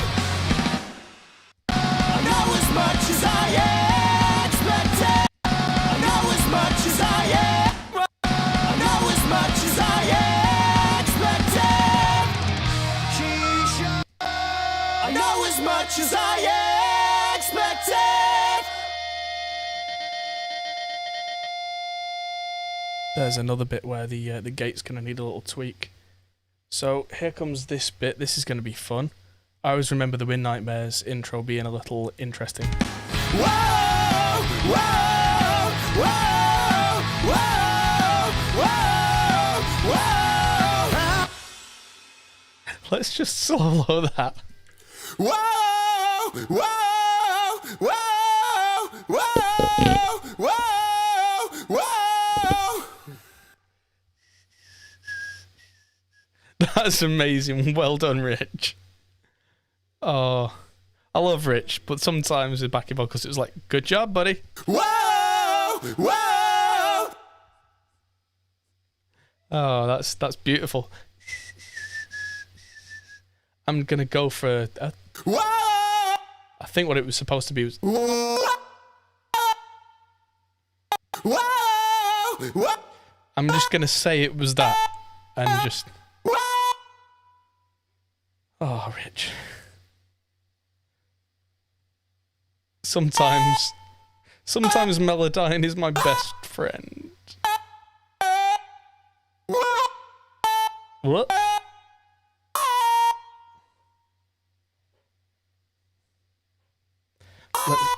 Let's see how this goes Whoa. Whoa. underneath the main vocal. Whoa. Whoa. Whoa. Whoa. Whoa. Whoa. Whoa. What's that? What? Whoa. Whoa. Whoa. Whoa. Whoa. Whoa. Let's try these in the mix now. Whoa. Whoa. Whoa. Whoa. Whoa. Whoa. Hallelujah. Whoa. Just try and get rid of that squeak by tuning that. Whoa. Whoa. Hallelujah. Whoa. Whoa. Whoa. Whoa. Oh, Rich. Whoa.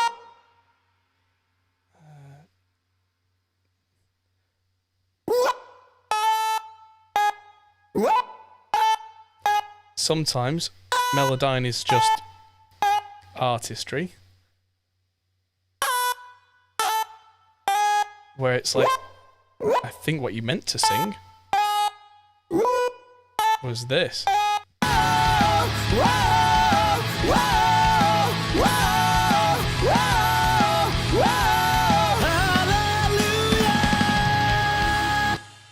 Bless him. Okay, so on to the next round.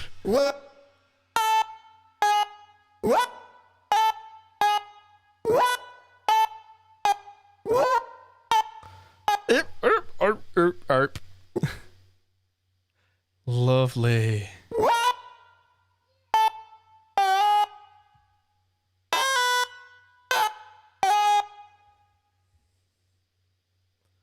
And that's going to be what? Oh, I have no idea what pitch that's going to end up at. Let's see. Don't know if you can hear blah blah blah in the background. But Ivy's decided something. I do remember this being the most interesting part of the vocal, even when we were tracking it and going, okay, right then.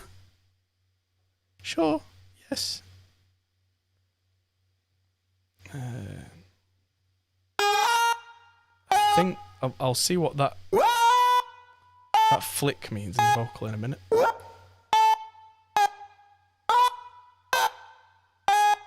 So let's see how this...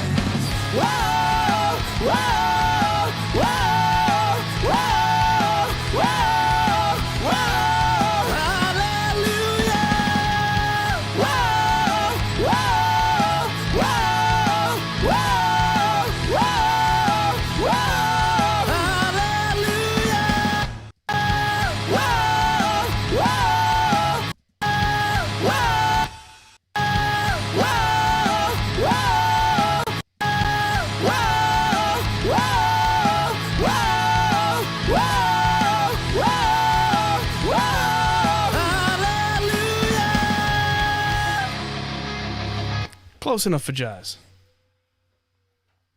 They say I've changed. You were my This is where Melodyne becomes useful. They say I've changed. You. They say I've changed. You were my everything.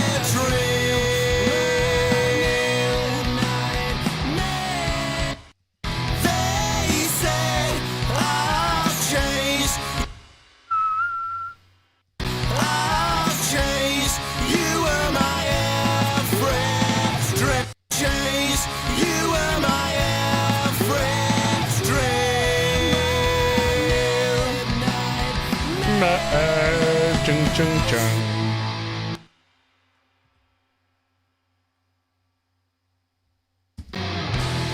They say I've changed. You were my every dream. You were my every dream.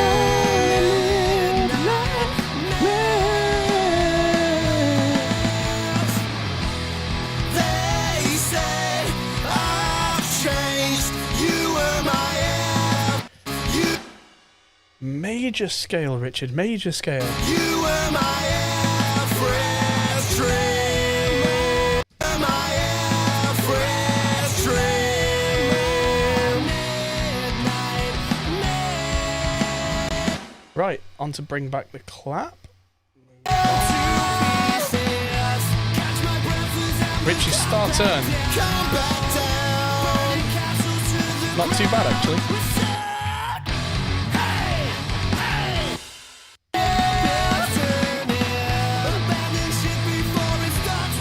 Starts to sing. That's in tune. Stop to think.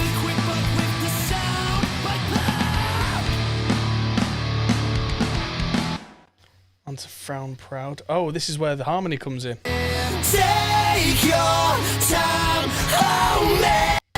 Take your time, hold me. This is not your city. Yeah. This is not your city. This is not the way to make me. The way to make me right. The way to make me right tomorrow. I'm not. I'm not. I'm not. What's that supposed to be? I'm not yours to care. I'm not. There we go. It was correcting that middle bit. That was weird. I'm not yours to care. We can change the seasons. We can rewrite reason. Change the change the. We can change the seasons. We can change the seasons. We can rewrite we can rewrite reason if we try. And if we try. And if we try. And if we try. And if we try. And if we try. And if we try. And if we try. And if we try. We try. We try. I'm just going to try stretching this first audio clip out. If we try. A little bit less. If we try. Because the harmony was right, but out of the two main vocals, one went faster than the other. If you hold down Alt, you can time stretch anything in Reaper at any time. So I just made that about 0.8 times the speed it was. If we try.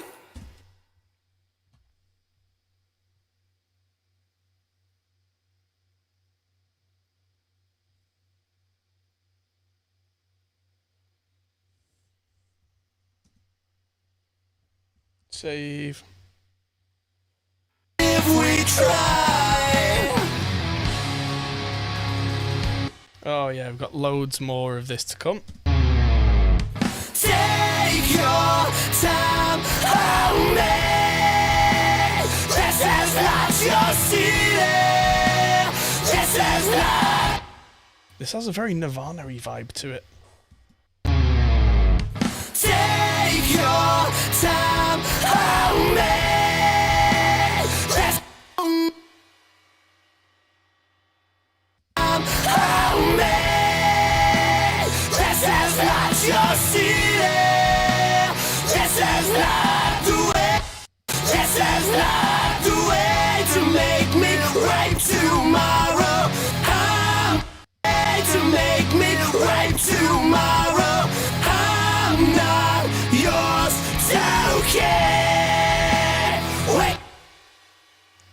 Pitch drift. No.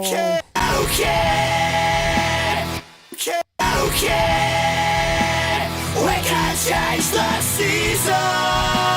We can rewrite reason if we try. Reason if we try. I'm not yours to live. This is not your city. This is to live.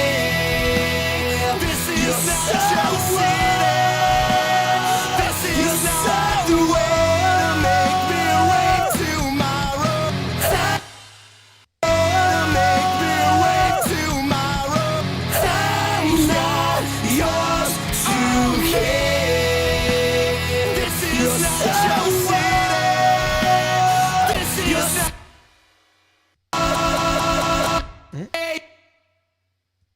to live. This is not your city. This is not the way. Well, there was a this is not. That needs to be This is not. much more in line. This is not the way to make me right today. This is not the way to make me right today. Sounds good. Oh, that's right. There's a double track of the rich vocal there that'll help fill that out. So it becomes a 4-voice double and double. Very Nirvana, the way that we did that. Well, very Butch Vig Nirvana. What it was all about. Back into the land. So back and to the left. What it was all about. Back into the left. Back into the left. Back into the left. Go back.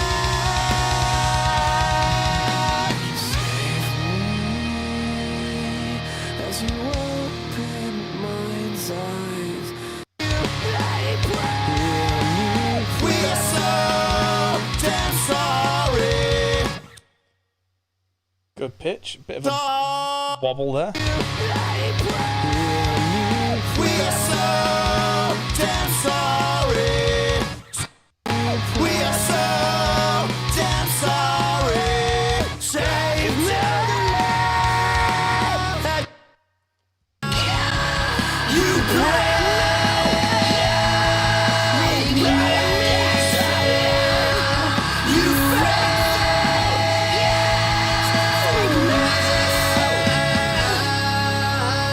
Cool. That's in key. That was a bit of extra cathedra there.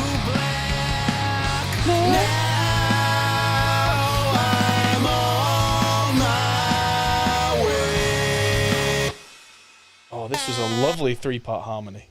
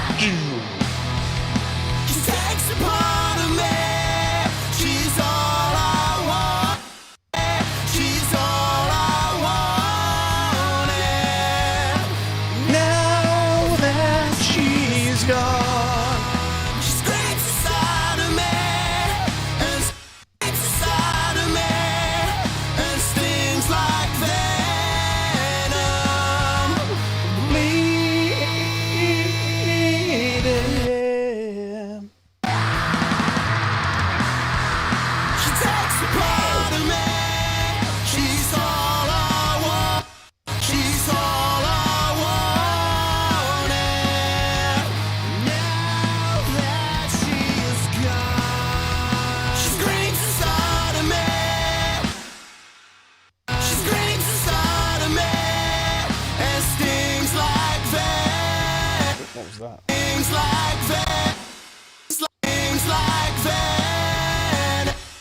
Bit of a wobbly wobble.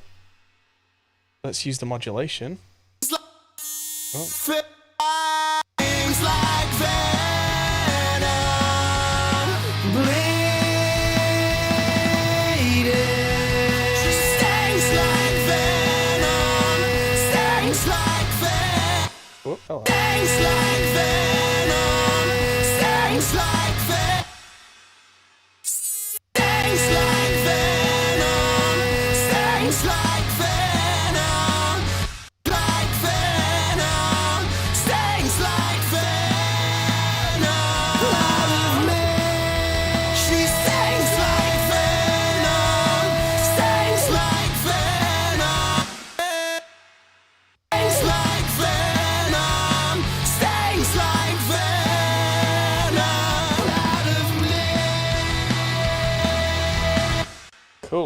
to ST, which is the last song on this channel.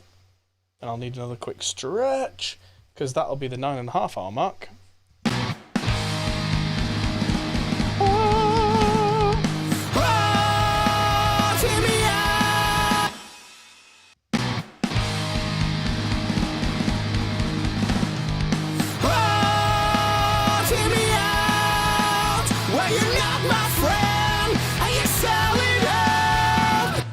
There's an interesting case of where that's not in the key of the song, but is correct, because it uses a mode. I don't think the band were aware of what they were doing there, but yeah, it was modal.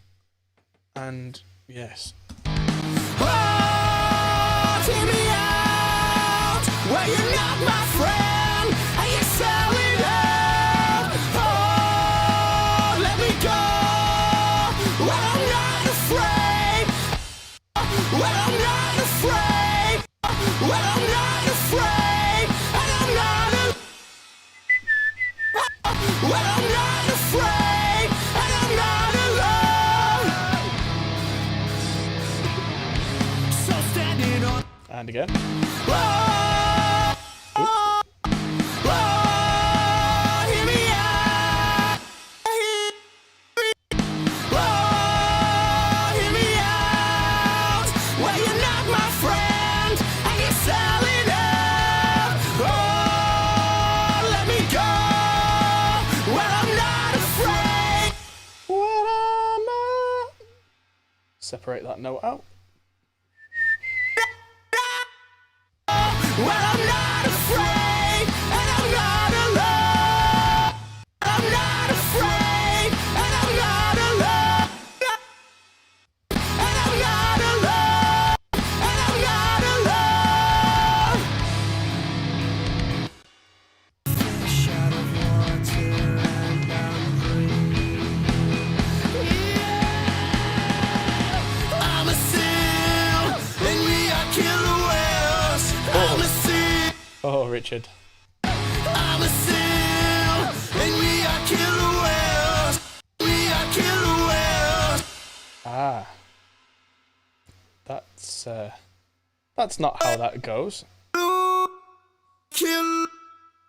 We are killer whales. That was supposed to be two separate notes. So we are. We are killer whales. I'm a seal, and you're a killer. Hey, and you're a killer. I'm a fish out of water. I'm a fish out of water, and I'm drink. Whoa, hear me out. Well, you're not my friend. Out. Well, you're not. Out. Well, you're not my friend, and you're selling out. Oh, let me go. Oh, let me go. Well, I'm not afraid, and I'm not alone. Whoa, hear me out. Whoa, well, I'm not afraid. Well, just tell me I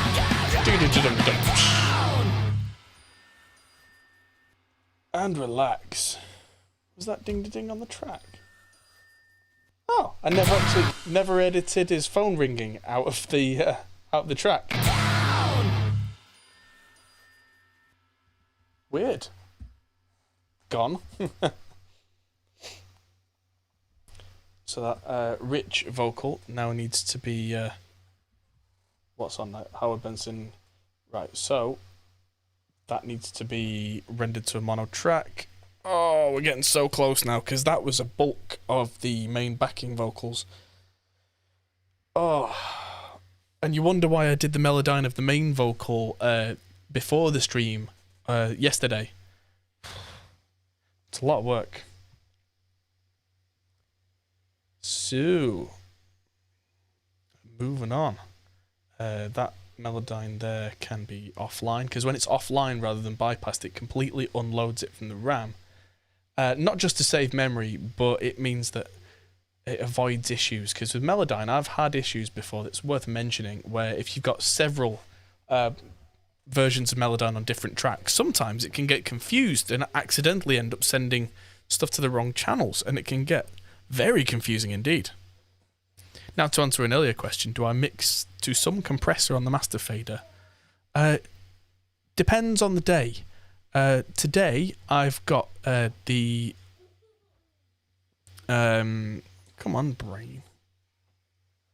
Oh, is it time for bed? Good night, baby. Ivy's going to bed. Hi. Big smiles.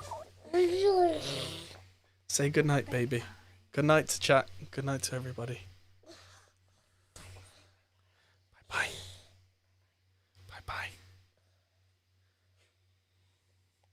Hello, everybody. Bye-bye, everybody. Large child goes to small bed. Ah.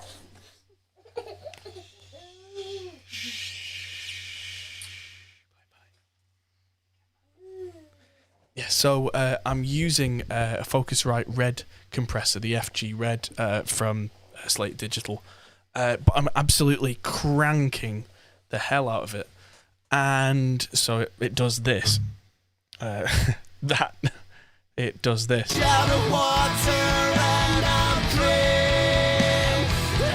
And then I'm blending that back into 30%-ish, and I've gain matched it as well using the makeup gain.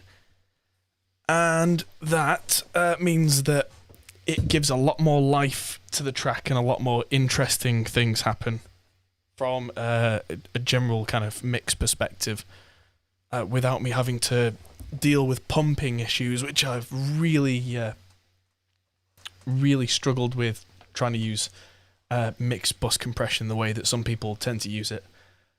The thing is, mix bus compression is not all it's cracked up to be. If you can make a good mix without it, do. It's the kind of thing that wasn't a thing in the 80s. Sorry, wasn't a thing in the 70s. Then it was a thing in the 80s. Kinda wasn't used as much in the 90s.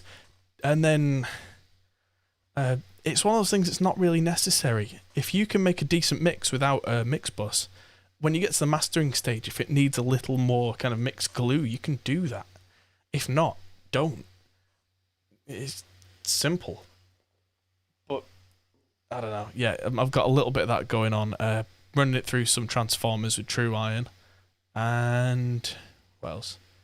So I'm running it a little bit through a console channel for New York, which is the crunchy kind of API blended with Valve thing that Mixrack has going on. And that's it. And then Restream is sending the sound out to you. So back to concentrating on these vocals. Oh my word. We've got all these to get through yet. 4, 5, 6, 7, 8, 9, 10. Although luckily most of them only have 1 or 2 songs worth of little clips on. So it's not quite as much as it sounds. There's Ryan then, which is the bass player and also Gavin's brother. And then that's the bulk of the stuff taken care of. So let's have another Benson. Melodyne. Oh.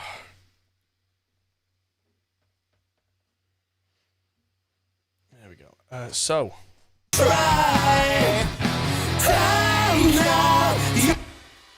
Let's mute one of these backing vocals and just watch this. And 100% the pitch center and 50-ish% the mix drift.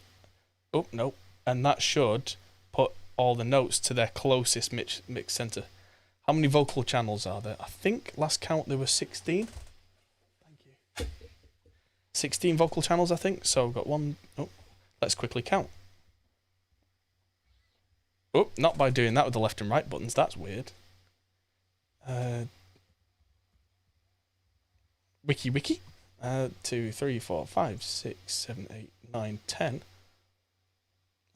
11, 12, 13, 14, 15, 16, 17, 18. 18 vocal channels! Lots. And yes, I'm the one who said I was going to mix all this in one stream because je suis idiot, as the French would say. I'm not yours to kill. You're so you're so This isn't even set to come out of the master out. That's weird. No wonder we're not hearing it. Take your time on me. This is not your city. This is not your city. This is not the way to make me right tomorrow. This one's a lot closer. Oddly. Make me right tomorrow. Take your time on me.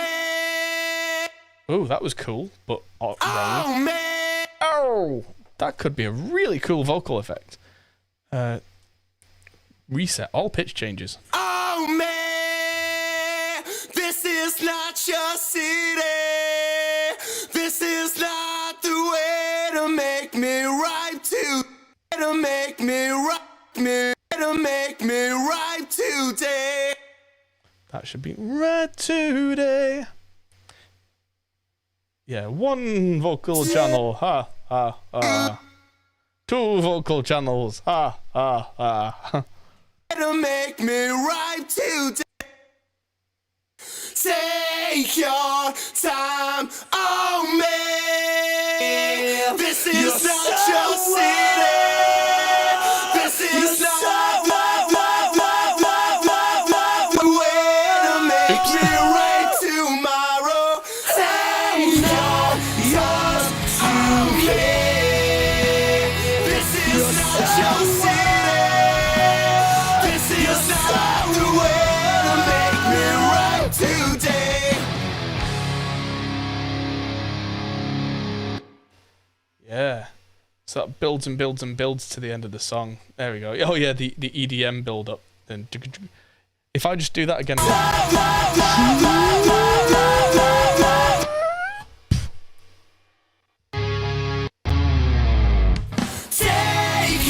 Yeah, something like that. And then just check the stuff in William Bill Cooper. It's all about. Back into the left. Back into the left. Back into the left. Go back. Go back. Go back. Go back. Go back. Let's turn off. Why is the time always on snap? Oh, grid. Time grid not active. Go back. Options time grid off. Go back. Go back. Go back. Go back. There we go. Bit of Melodyne time adjustment. We are so damn sorry. Save me. We are so damn sorry. Save me. And one more. We are so damn sorry. Save me. And that's that channel done. So that's, I think that's 10 vocal channels, ha ha ha. So render that to mono. And yeah, these have all still got the Howard Benson vocals on the ones I've done already. So that's 1, 2, 3, 4, 7, 8, 9 copies of the Howard Benson vocals in action with the CPU not even thinking about breaking a sweat. And these will all be tweaked and played with as we go. And then automated, but we're getting very close to actually being able to pull a mix together now. And it's getting a bit like, oh. But yeah, whose genius idea was this?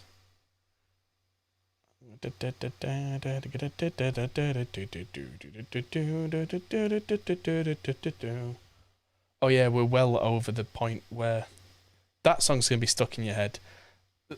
This album, I could pretty much play most of the instruments for you without having listened to the album for a couple of years, because I worked on it that much, it was stuck in my head note for note, that, oh boy, That's a good way to go crazy.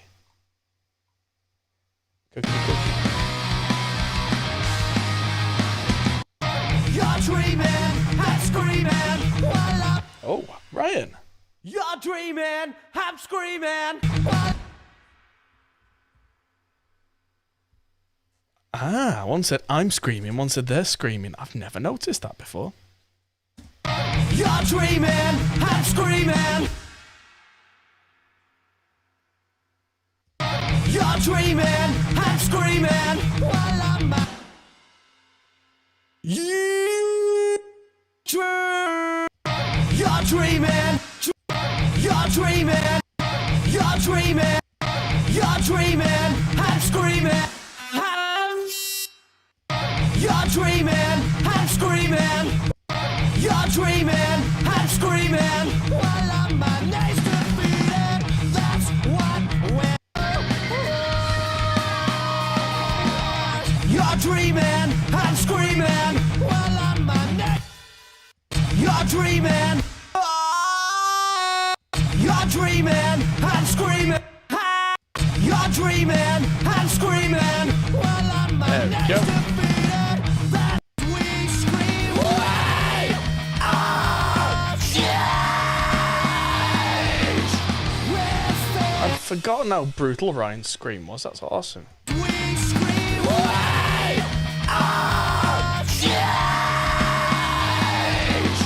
We're facing skylines. We scream. We are change.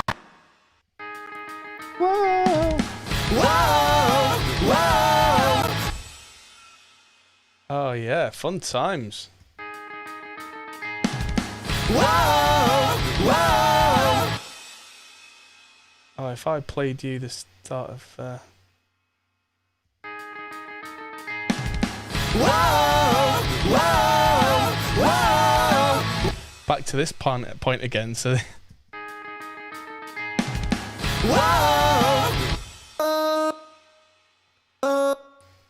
so this was supposed to be whoa, whoa, whoa. That is a 3-part harmony, which is more like this.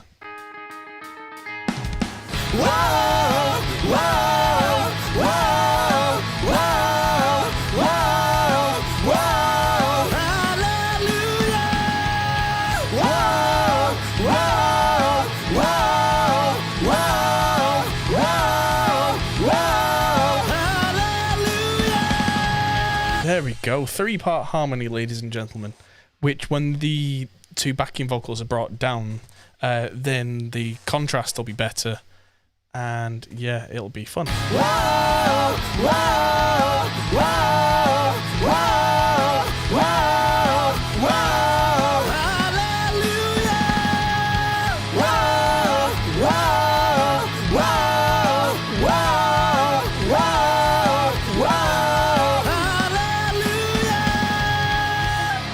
That'll do.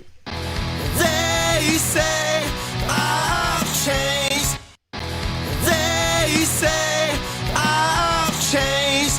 You were my every dream.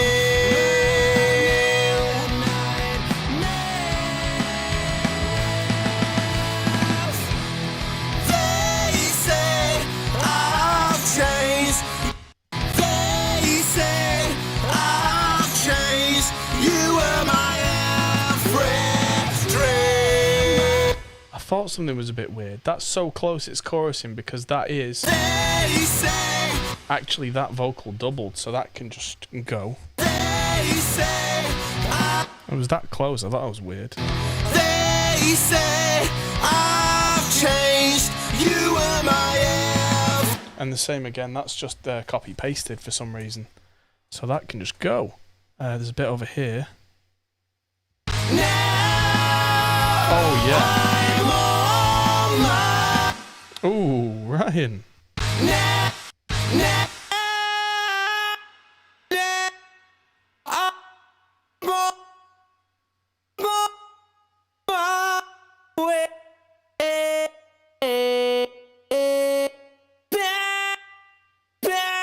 I Thought I'd best tune this one before you heard it. This is how it's supposed to sound.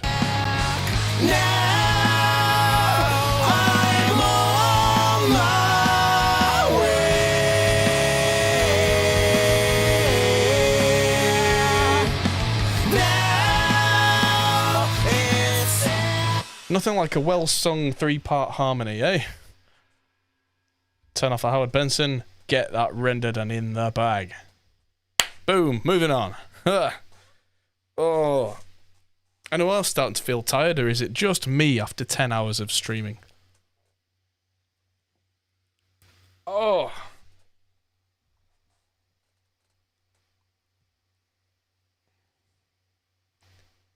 So another Howard Benson comes on, another Melodyne goes offline and bites the dust. Ba-da-bum, bum, bum, ba-da-bum, bang, bang.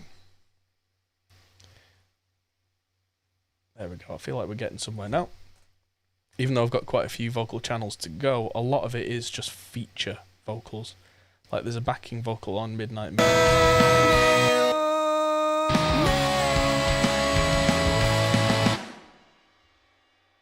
we go.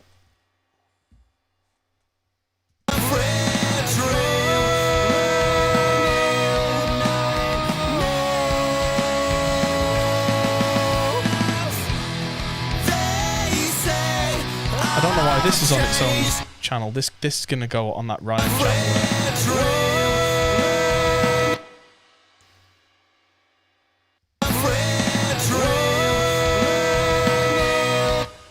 Everything's gonna go like that.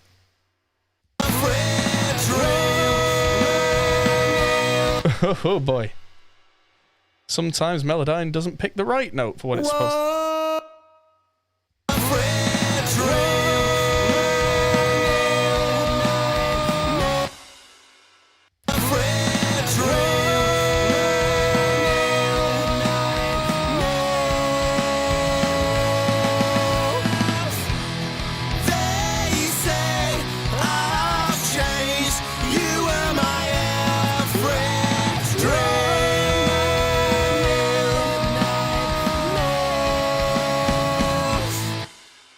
You think I can do this if I drink? Jesus. As soon as I get some alcohol, I mean, yes, I do tend to have a drink on the podcast, but that's just talking, and that's kind of the end of my work week usually.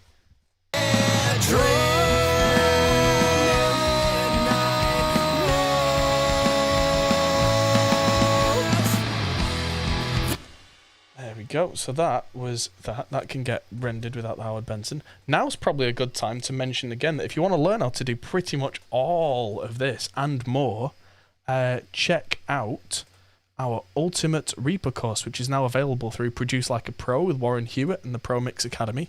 I'll put that link down in chat. Yeah, I mean, we recorded this whole album because we thought the band had real potential. And yeah, I talk about all of this and all the features we've talked about and more, all the colour and how to record full, guitar amps, drum kits, everything.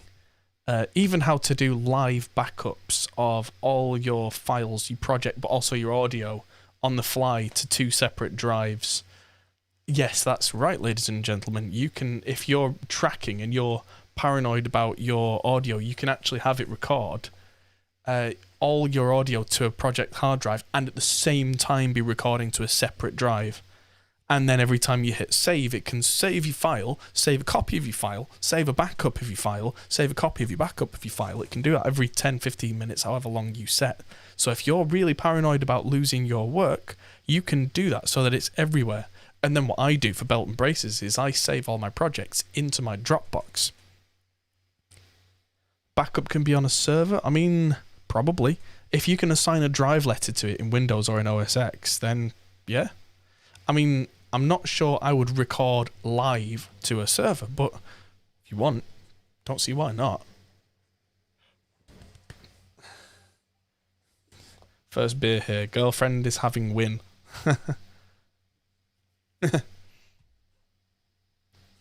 Sounds like that's not the first beer there, Marty. all caps.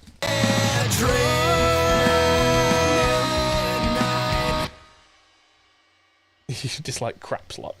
I agree. So let's get rid of them. I'm going to just move that up there. I don't even know what that was doing on its own channel. Oh, let's offline that to completely get rid of it and move it away. Oh, strawberry gin. I'm slightly jealous, but last time I had strawberry gin was at Liam's wedding and we were absolutely rough as badgers. Oh, I don't think I've ever... Oh, I have been that rough, but just not not very often. I'm going to trim the silence for these files just because it's something a little different to do. Anybody watching this stream after the fact will at least be able to go, this is the reamp section, this is the main mix section, this is the vocal section, this is the kind of the polished section. Do I not use SWS extensions? No, I just don't really use them. This is a relatively new install of Reaper for me because it's a relatively new laptop and it's just not something I got round to installing. I just, meh. I don't really use anything that it offers. Not that it's bad, it's great, but just, nah. Just one of those things. Okay, so, moving on. What's on BVox 1?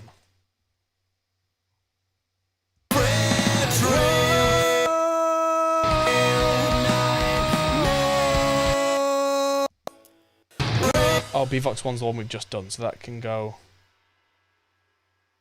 over here. Oh, and the stem file can literally be deleted because there's nothing on it. Okay, so moving on, that's another one down, and that's knocked our vocal channel number down by 1 as well, which is always a good thing at this point. We are change. Oh yes, this is a little bit that went. Skylines, we scream, we are changed. Right, so this is where we're getting into just clever layers for this particular song. That should be offline as well. There we go. So this can have a copy. This can have my mate Mel. Melodine. Okay. Save. We're facing skylines, we... Why is that not showing me anything? Show me potato salad. We're There we go. Where's that from? Show me potato salad. We're facing skylines, we scream, we are changed.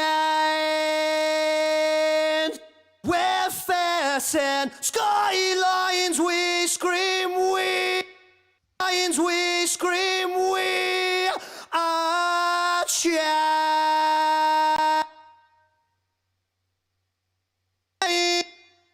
Skylines, we scream, we are changed. Skylines, we scream, we are changed. We're facing skylines, we scream, we are changed. Lovely. Done. We are chain. Let's take Howard back off there. This is now just ploughing through these little featurettes. Because this particular song, especially the opener for the album, was a real statement. And I think at the end there's something like there's definitely a vocal part missing that will be added in by me, which is a copy of the "No" from the first chorus over the top of about 6 other vocals. And it just really was. We were really into Blink 182's self-titled album at that point, which had some really cool vocal stacks going on. And I was just like, I can do this. And then everybody in the studio was like, go on then. So I did. And I said, right, you do this, I'll do this, you do this, you do this. And made everything a blur. And about 20 minutes later, I had something that sounds a lot like this will. Skylines, we scream, we are changed. So bypass that. Let's just We're facing. just get this up We're and tuned. We're facing skylines. We scream. We are skylines. We scream. We are change. We're facing skylines. We scream. We are change. Are change. There we go. So save. Can feel a crash coming on. That's crash count number 3, ladies and gentlemen. Womp.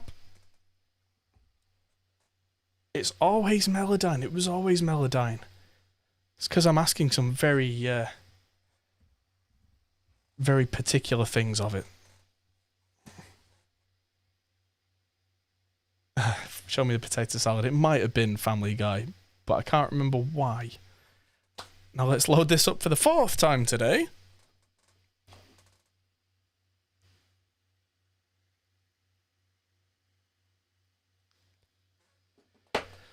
Wah. Oh, wah.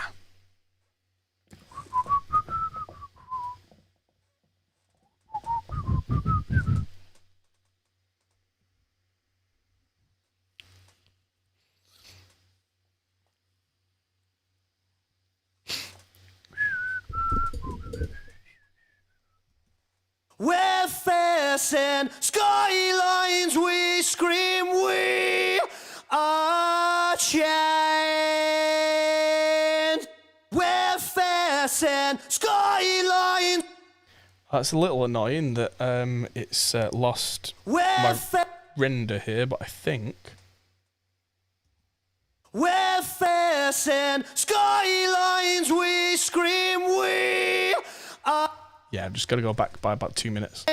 We're facing skylines, we scream, we skylines, we scream, we are chained.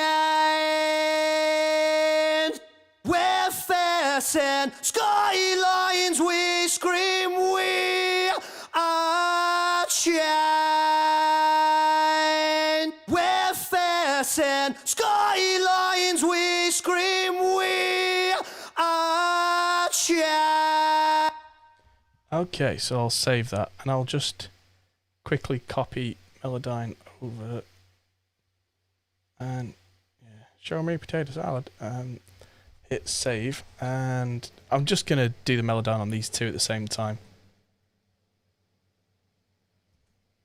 We're facing skylines, we scream, and skyline, and skyline, and skylines, we scream, we and skylines, we scream, we and skyline, and skyline, and skyline, facing skyline.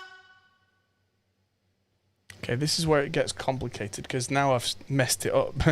This is why I don't have more than one copy of Melodyne. I just dragged and dropped then, and now it's not doing anything on that particular channel. It probably thinks I'm trying to edit the other channel, because it was never quite designed for that. It's taking a long time. I'm just going to render out this one. I'm not going to chance it, so I'm not going to have it muted, and I'm not going to have Howard Benson on there. Sorry, Howie. I'm not going to have this soloed either. And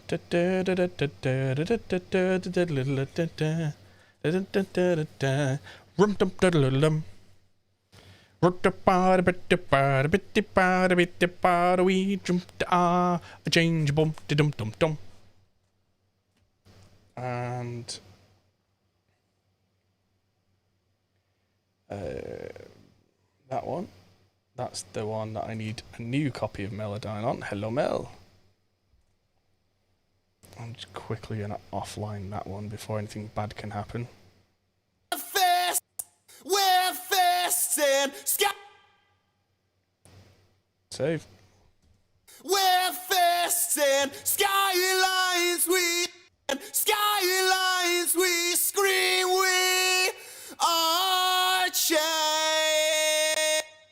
Our change. Not as far as I expected. We're fists and skylines. We scream. We are change.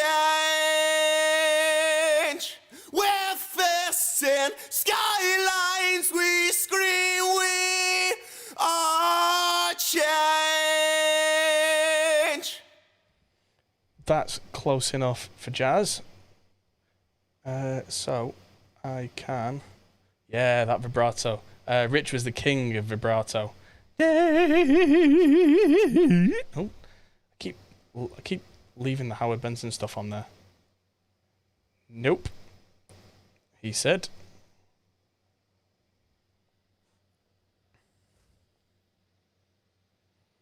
So there's a gang vocal that's going to be on here as well. Come on, dude. 1,000 things they've got that on now.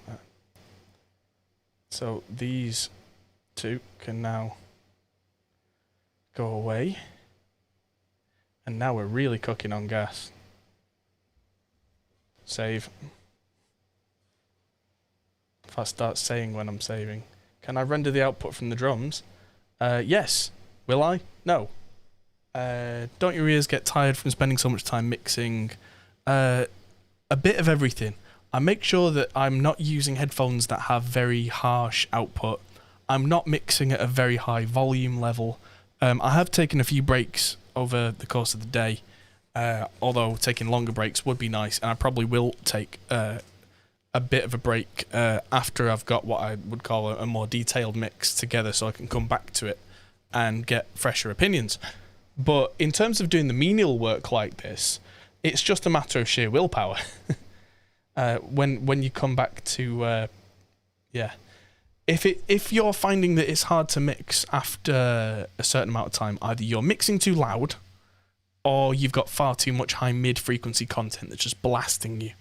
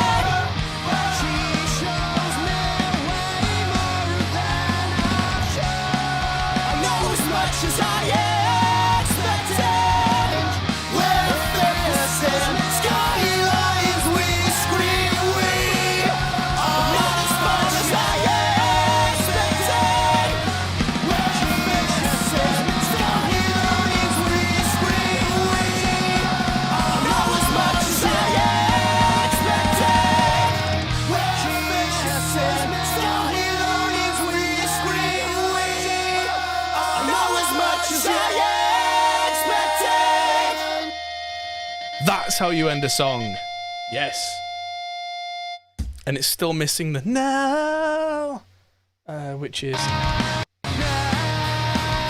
that one. So I'm just going to copy that over to somewhere over here.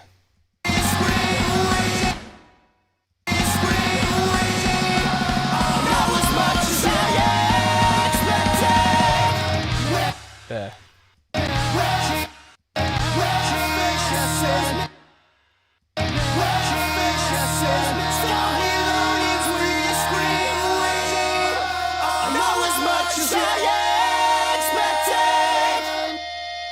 So those two can be quite a bit lower down, but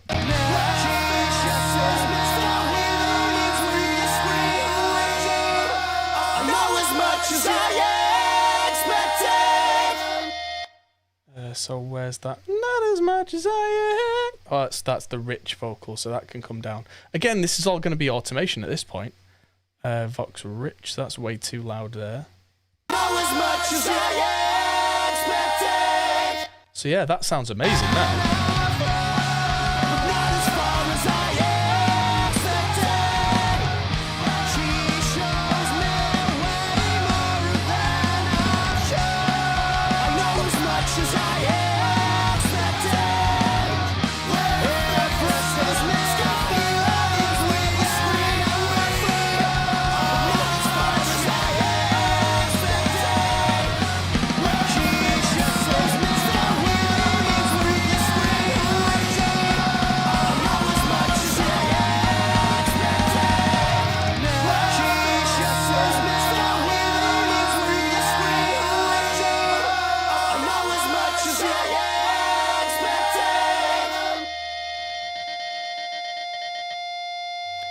Still got that stuttering on the gates there, but that's just going to be an on-off automation jobby.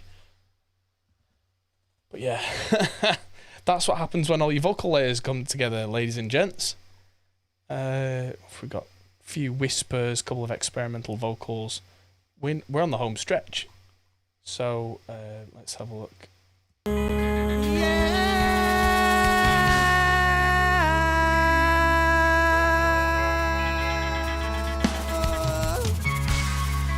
This probably needs a little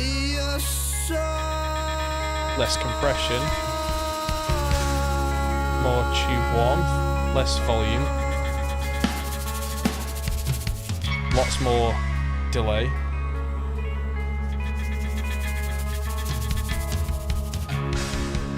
The shadows, scarred for moons, earthquakes, the light up.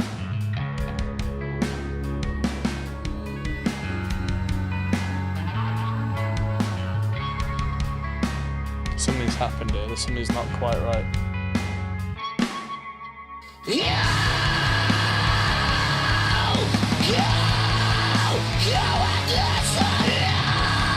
Something weird.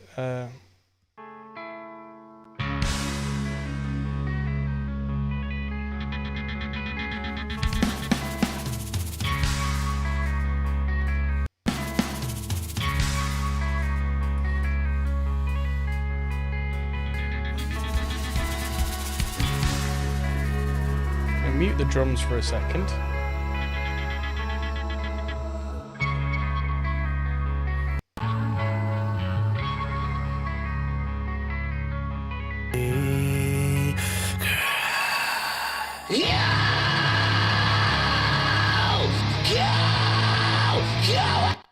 It seems like the drums have just stayed in one place and everything else has moved for some reason, but as long as I can realign the drums, I suppose that's fine. It's just a bit weird.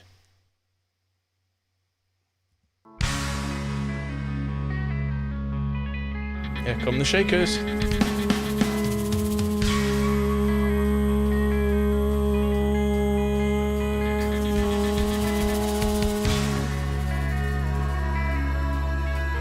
Oh yes, that doesn't need tuning. That just needs tons of space. Thank you, Howard Benson.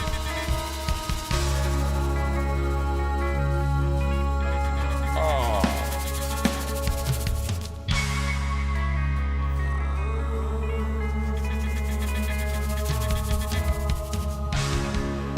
The shadows, scarred for moons, earthquakes, the light our wound, as we work hard to not forget, we sleep in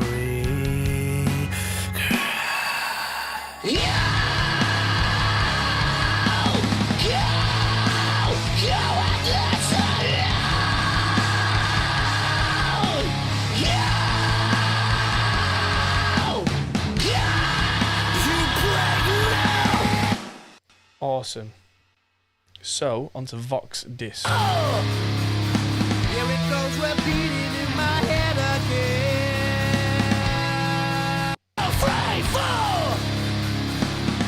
goes repeating what's been said again.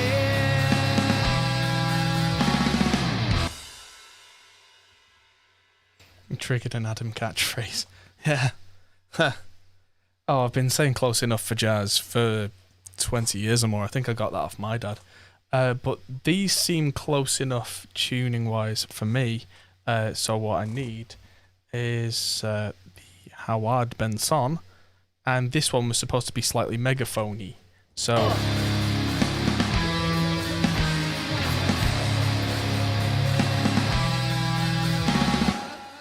there we go.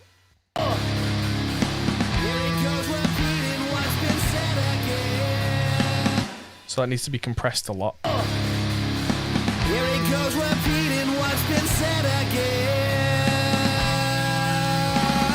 With the grit and lo-fi. Here it goes repeating what's been said again.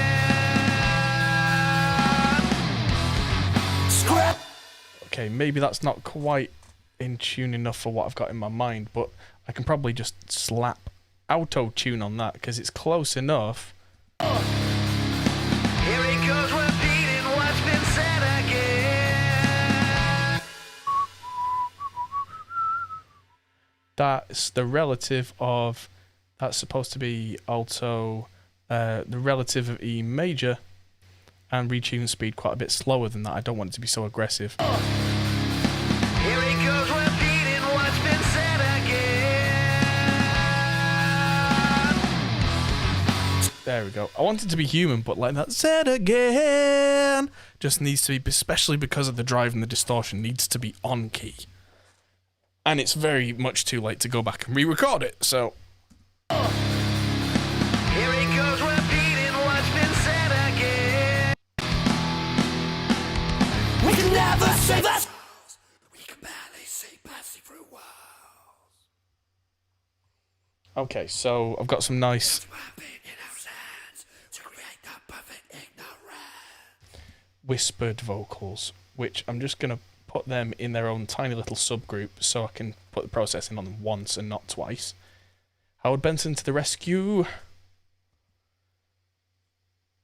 We can never save ourselves. We can barely see passing through walls. Lot less low vocal. We can never save ourselves. We can barely see passing through walls. Let's see how that sounds in the mix. We can never save ourselves. We can barely see passing through walls. It's cool, but it just comes out as... it needs quite a bit more mid on that, which is weird to say, but it's a special effect. We can never save ourselves. We can barely see passing through walls. We can never save ourselves. We can barely see passing through walls. There we go, because it's not quite as essy and clear now. I can pump the volume up on it and it should pop. We can never save ourselves. We can barely see passing through walls. Too much so, in fact. Down you go. But to my opinion ourselves to create the perfect ignorance. Jamie, let's take this show out on the road. Let's take this show out on the road. Let's take this show out on the road. Let's take this, we'll make this. Let's take... Right. The drums are out there. Screaming, leading the charge, remember all your... Have I done something stupid? Stings like venom. I must have done something stupid at some point. Let's just zoom in by selecting all of these drums and just realign them. I've obviously grabbed them at some point, or the rest of the audio, and moved the rest of the audio somehow.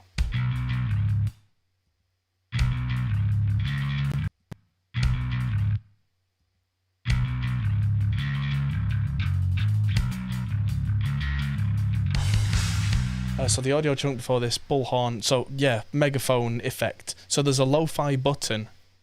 Waiting alibi, regret, so I can build you down.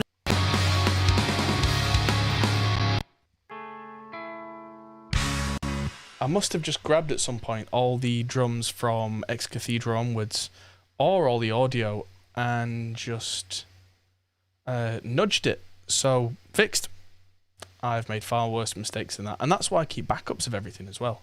But if I can just bring this third whisper in here. Let's take this show out On the road. Let's take this show out on the road. Let's take this show out on the road. Let's take this. We'll make this. Let's take this show out on the road. Let's take this show out on the road. Let's take this show out on the road. Let's take this, we'll make this. Let's take this show out on the road. Let's take this show out on the road. Let's take this show out on the road. Let's take this, we'll make this. Let's take this show out on the road.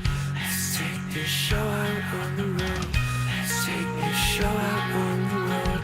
Let's take this, we'll make this. Let's take this. Okay, I'm going to pull the choir group in here. And then I think, apart from maybe making a little synth for the underbass there, I've got everything ready, which means that I'll have a stage complete.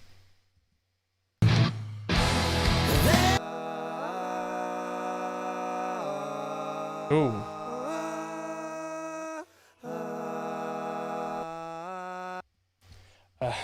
That's a bit rough. Let's just see what key that's supposed to be in.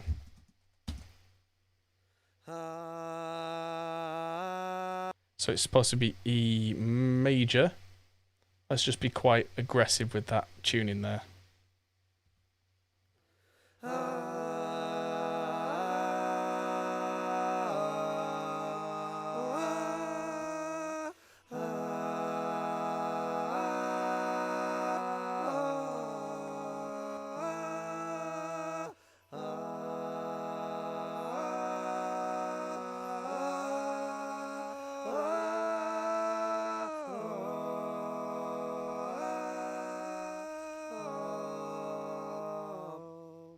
Close enough.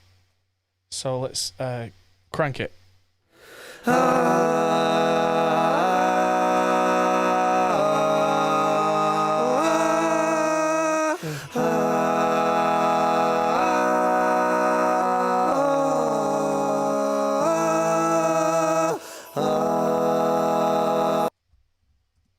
Let's just use Reaper's EQ after that.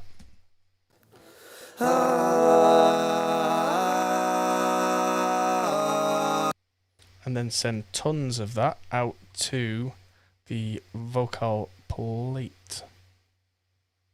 And maybe the delay as well.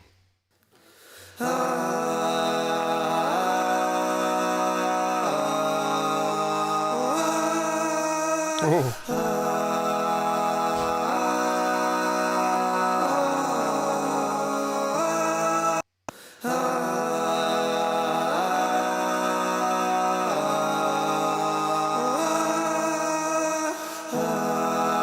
Is that one voice that's really popping out that's not quite in tune.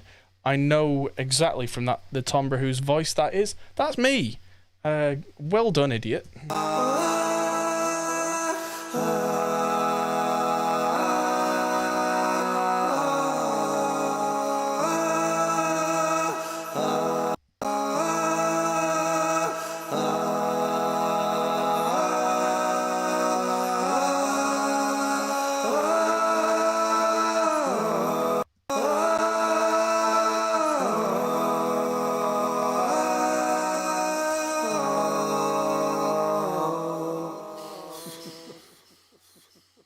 You can hear us all giggling at the end.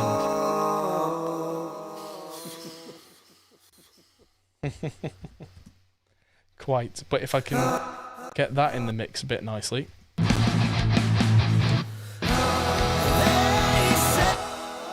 Just make sure it's much cleaner on the way in.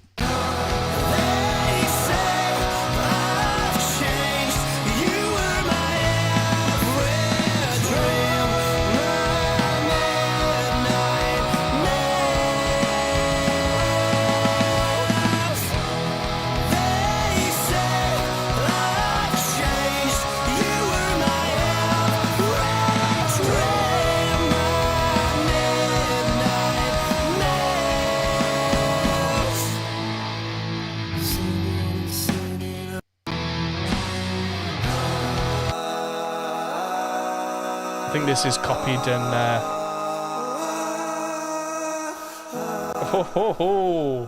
Yeah, it's copied and pasted.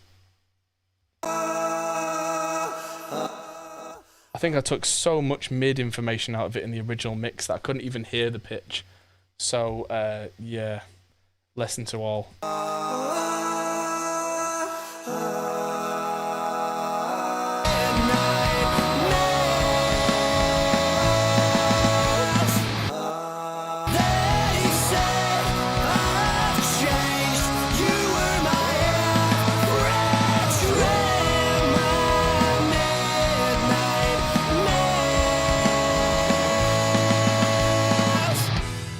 They say I've changed. You were my every dream, my midnight man.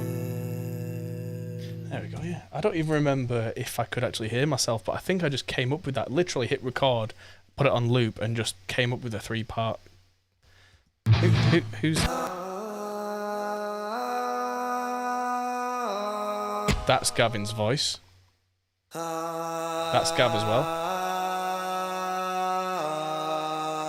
And that one's me. Oh, or is it?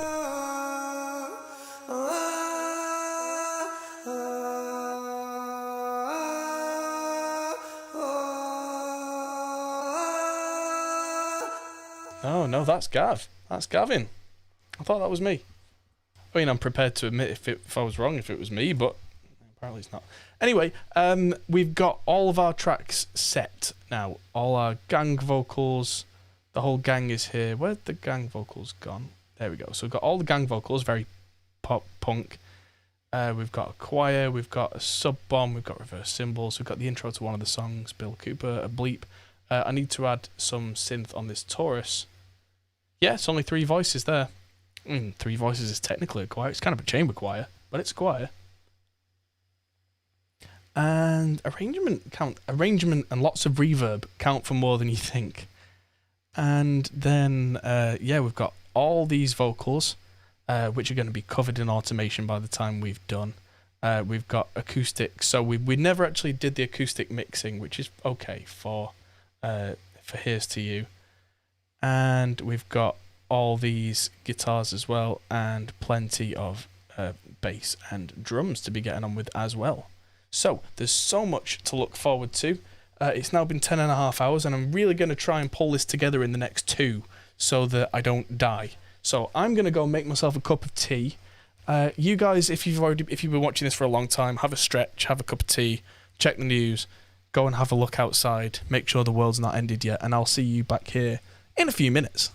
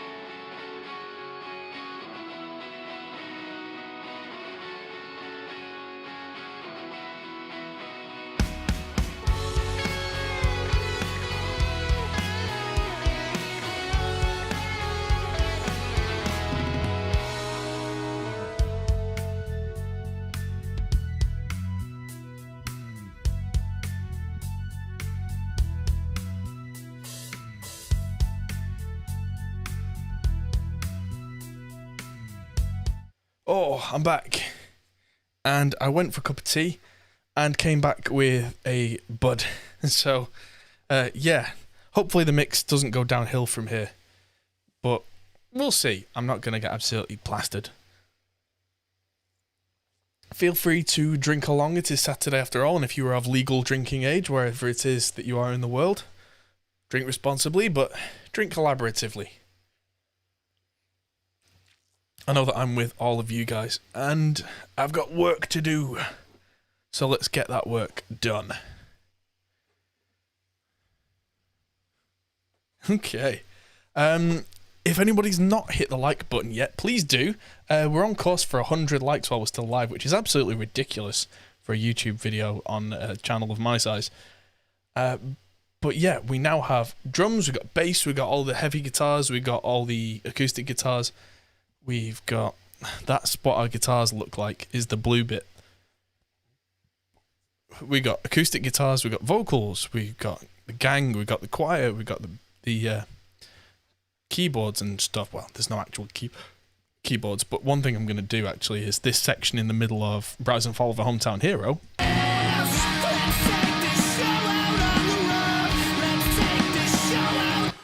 Is really cool, and it's a massive build-up, but the bass is up there.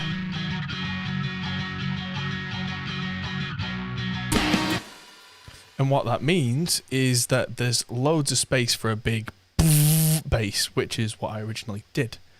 I don't have the Moog Taurus that I had originally, but I've got the entire Arturia V collection, which is amazing. And let's see what VSTIs from Arturia I have. Oh, tell me there's a soft bass patch on the Matrix 12 and I'll be happy forever.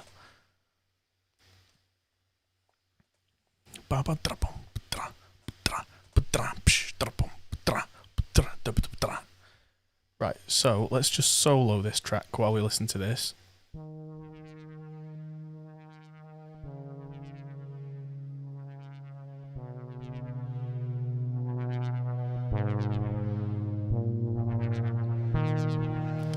Very Stranger Things, not what I had in mind, but cool nonetheless. Let's change the patch types here to just bass and see what we get.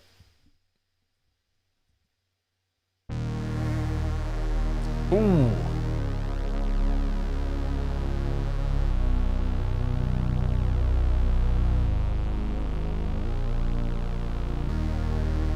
That's ridiculous. I think I might have accidentally found what I was looking for really early on.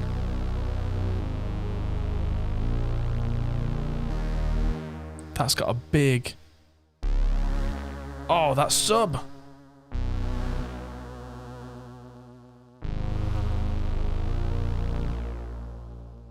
Let's just see, can I...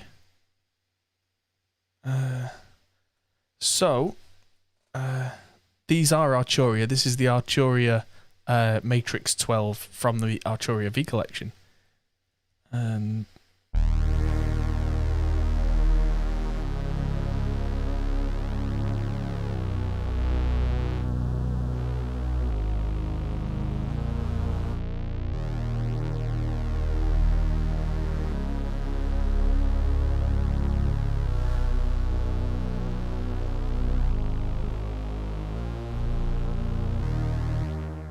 Oh, that drone bass is ridiculous.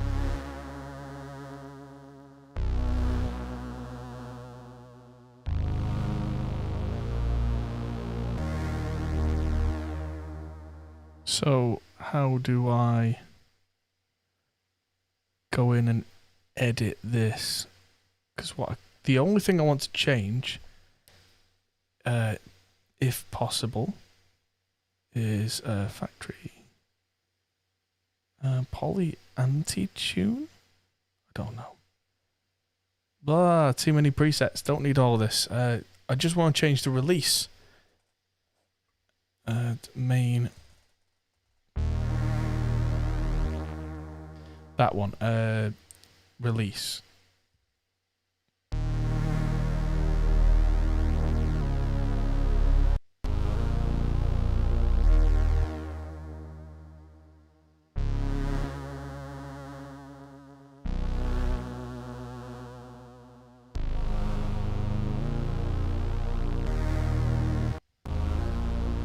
Da-da-da-da-da.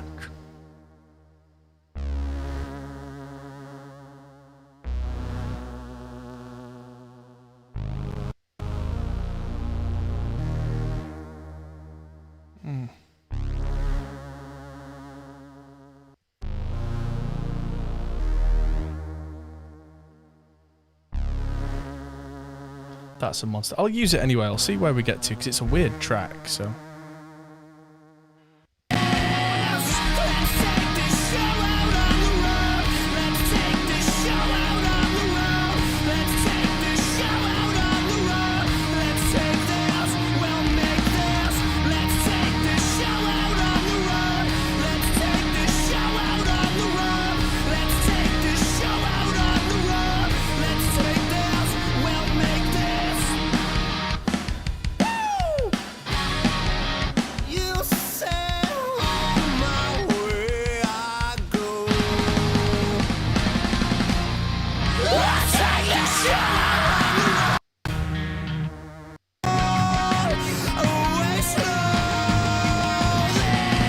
Bass.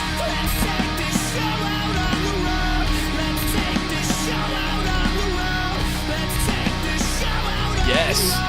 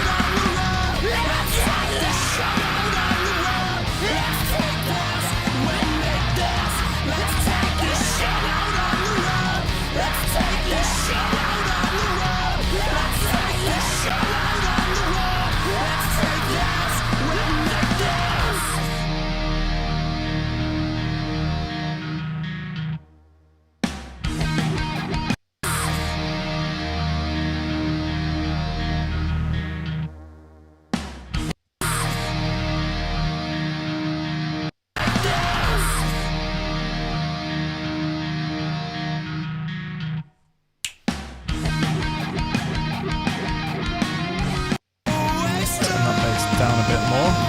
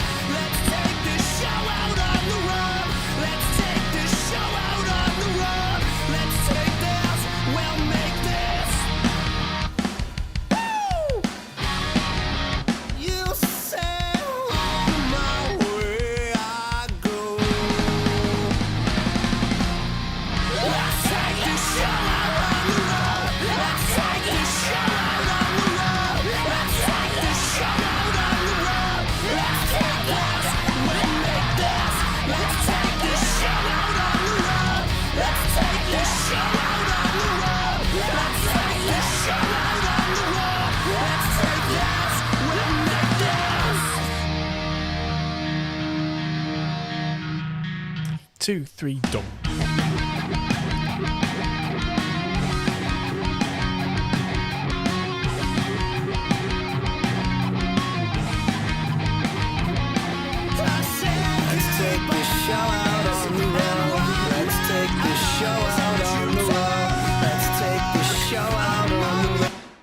Cool. So now we strip it back a little bit. Let's listen just to the drums for a minute. Just for a minute. I know. Oh, drums. Oh, God.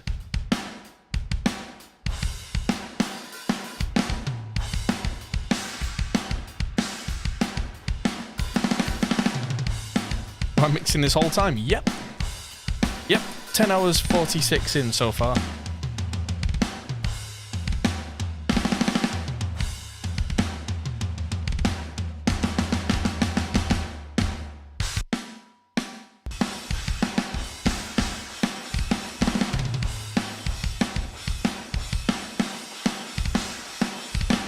Yep.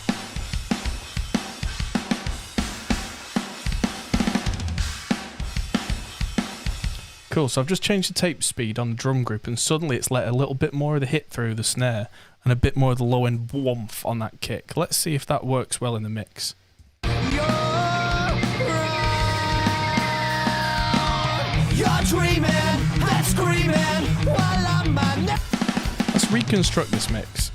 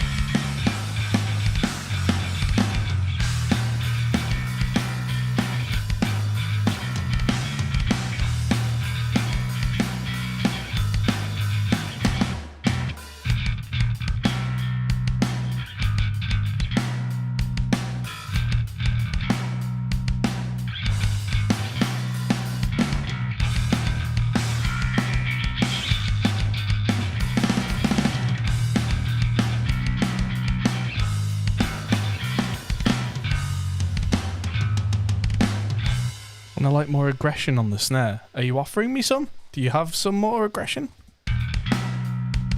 Sounds pretty aggressive to me.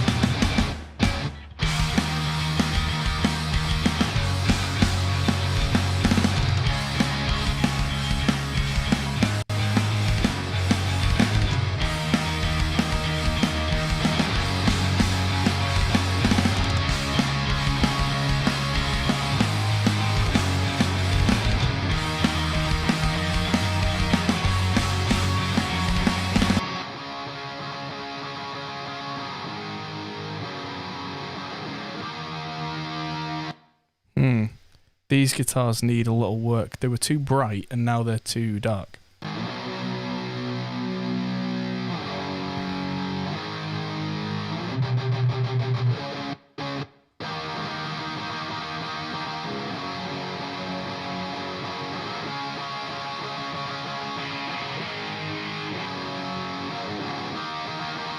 Let's just go band hunting. Low mids, let's look for it.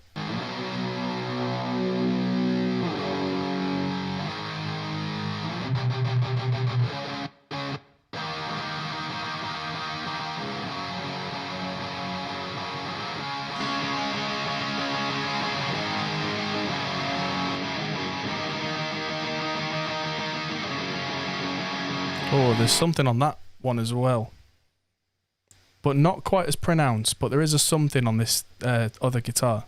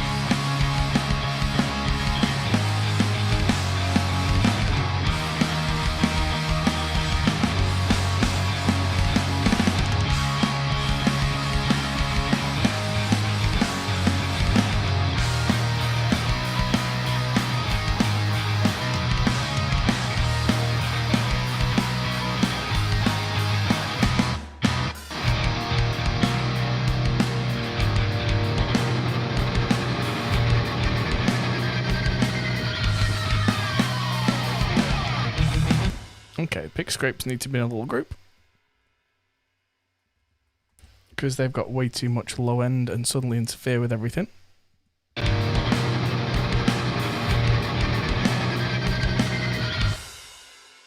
So, why's everything got sends to the plates and... No, this all has to go. What was I doing? Must have been duplicating a channel that had sends on it. There we go, that's more like it. Off, off, off, off. You go.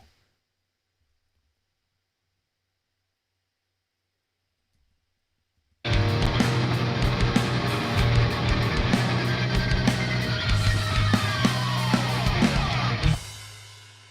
we go. So that can have an EQ. It takes out all that low end.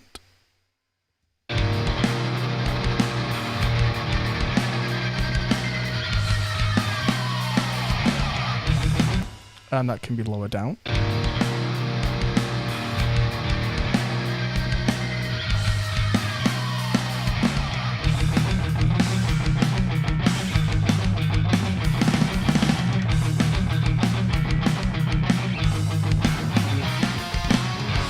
There we go, the crunch.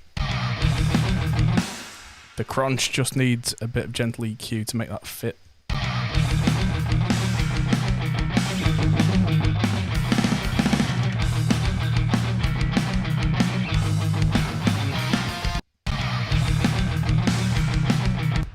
No, this calls for virtual mix rack. Yeah, that needs a little bit of vintage work. So that needs a Neve cleaner upper.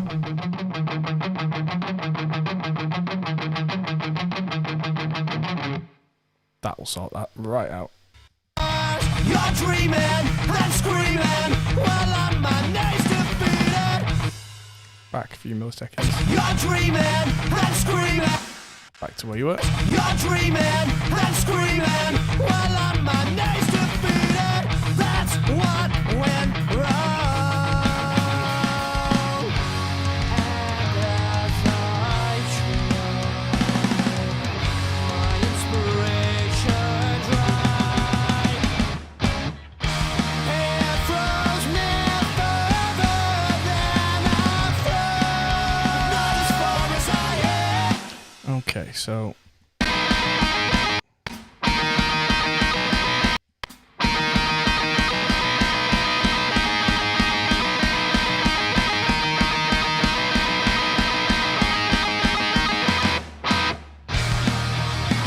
it's way too loud for the rest of the track.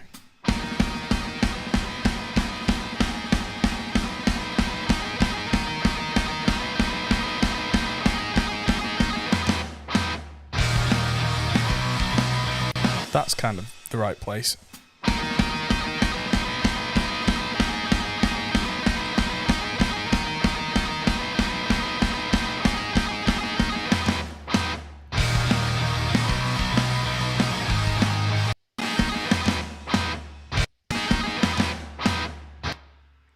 Just going to move that back a little bit because we never did this in the original.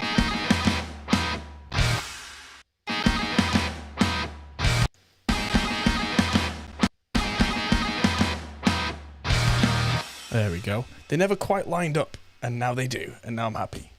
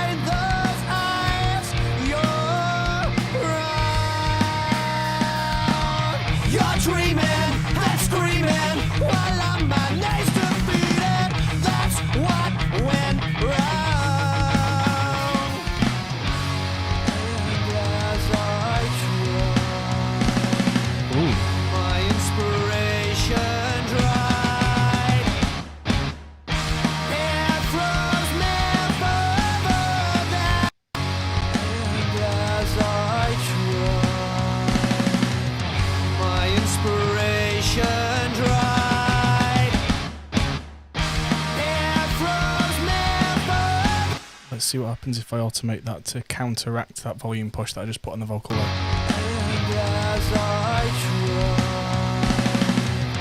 my inspiration dried. It froze me further than I froze. Not as far as I expected. She shows me way more than I've shown. I know as much as I expected now.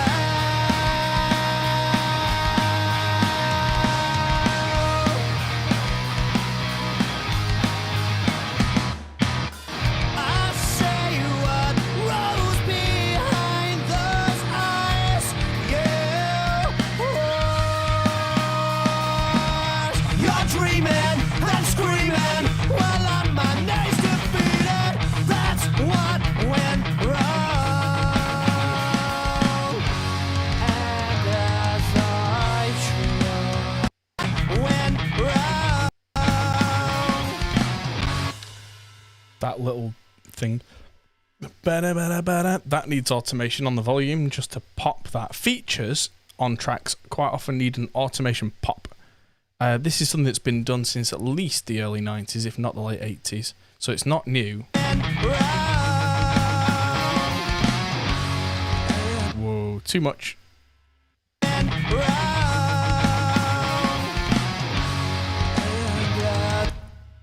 Where a little feature just needs a couple of dB of a push, and especially when the SSL ultimation desks became a thing. If you've ever seen videos of the 80s and 90s with moving fader desks, the reason they exist is that all the fader moves would be recorded by the computer, and so you could do things like play a mix, and at little moments like that you could go push. And so guys like Spike Stent and God, who's the other one? Bob Clearmountain, Andy Wallace. Andy Wallace does loads of that. And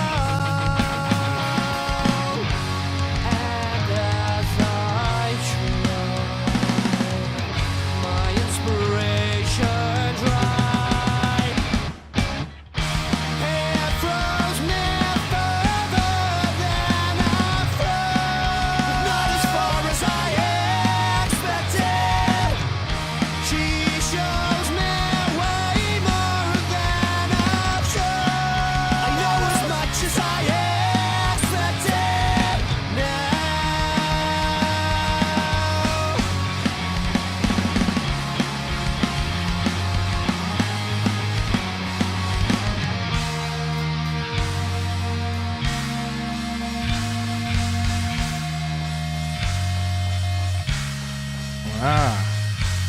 We're facing skylines, we scream, we are change. We're 100 likes. Thank you, everybody. That is very much appreciated. You are all absolute superstars. You're dreaming behind the Let's just see if there's any gate stuttering. Yeah, there is. So what we're going to do is bring up some automation lanes on JCM 800 left and right. So if I make the track big enough... there it is. Automation button. What have I got? Gate. Bypass. 101 likes, even better. So automation bypass on those gates. As the old Star Trek joke goes, I bypass the compressor. So I can then just make sure my gates are flicked off until needed again, which would be somewhere around here. And then again at the squealy sections. So after that starts playing, I can then shift and click a couple of points in, bypass.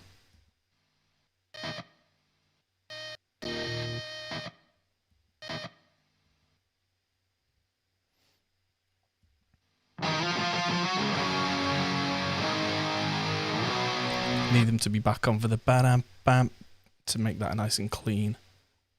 And this song's got a lot of those long held squeals. It's part of the epicness of the track. Since he started watching, mates commented on how strong your Reaper foo has become.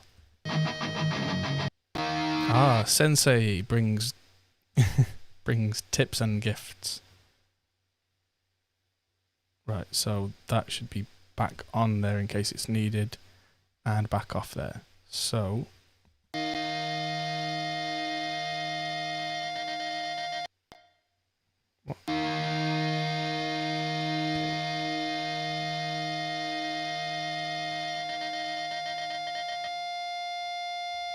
right, so it's off on 2 of them.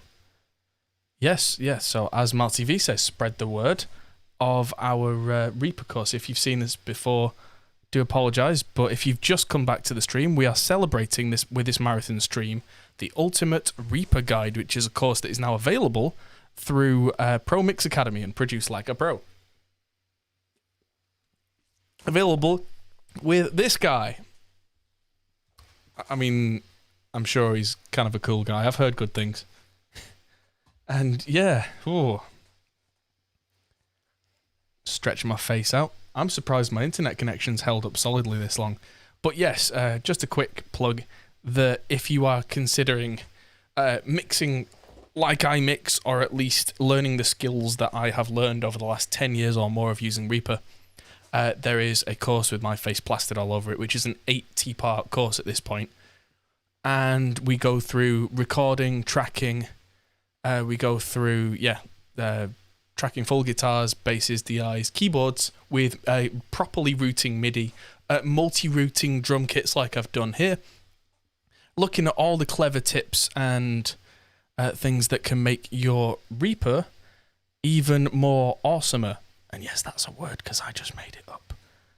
So what we're going to do now is go back to automation, because automation is the most awesome thing. You can automate almost anything on any channel for any reason. You can actually, in Reaper, link automation to different things.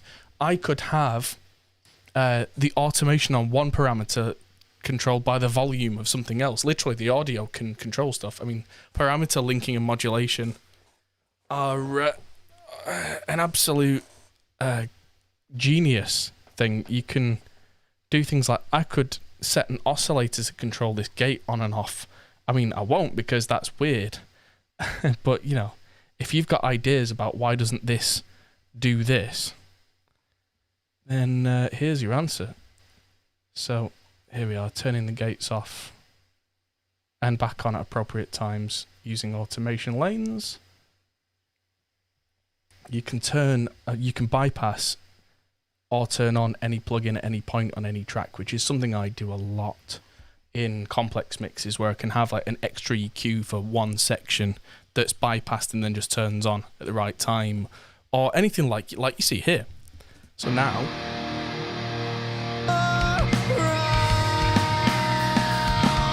You're dreaming and screaming while on my knees defeated. That's what went wrong. And as I try, my inspiration dried. It froze me. anyway, I say what so that turns the gates off. I say what wrong. I say what rose behind those eyes. To leave them ringing. You're dreaming and screaming. So that's what we did on purpose on that song a lot. Take what you can and run. There's a lot of that in APY stuff, which is just letting notes hang. Take what you can and back when the stars begun, the truth's undone, but yours.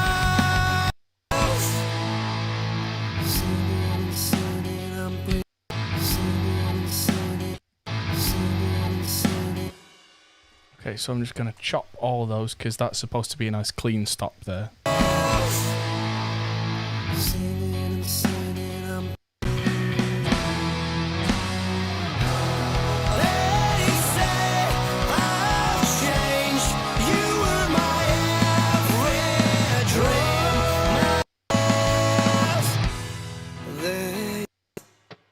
don't think there's anything. To create the perfect ignorance.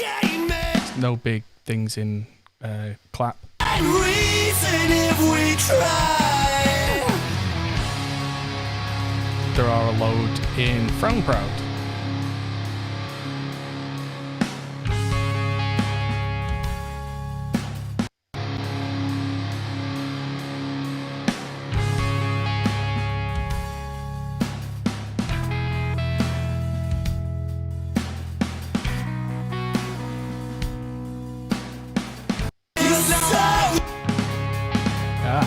Sorry everyone, I'm just jumping around and adding points in here to make sure the gate's on when it's needed and not when it's not.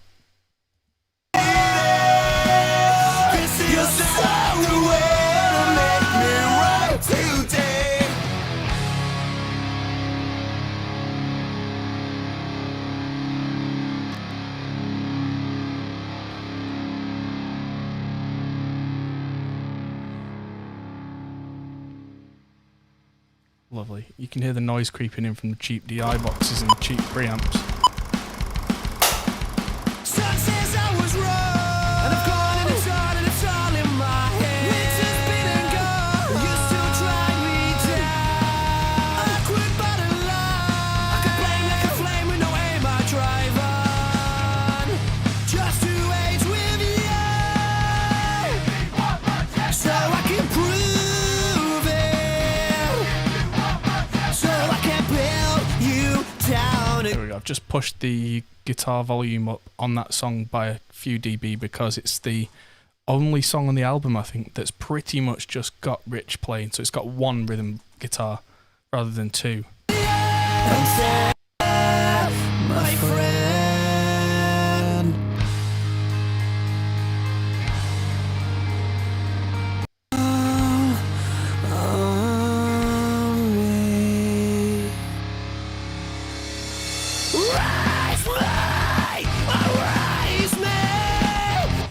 Cool. Is there anything in Bill Cooper?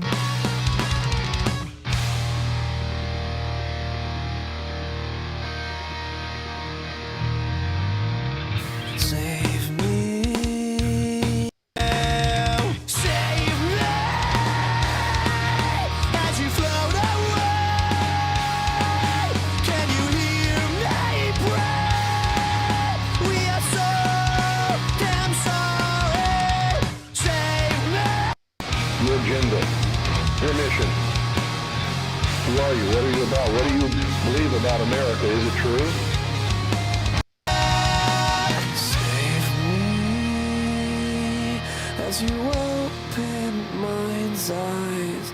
You say your goodbyes. He warned you.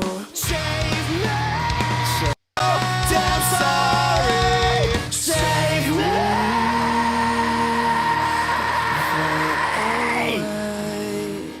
Could you hear me There we go. pray out loud? We're so damn sorry. Okay, so that's the ends there, all properly opened on the gate. Forget we sleep in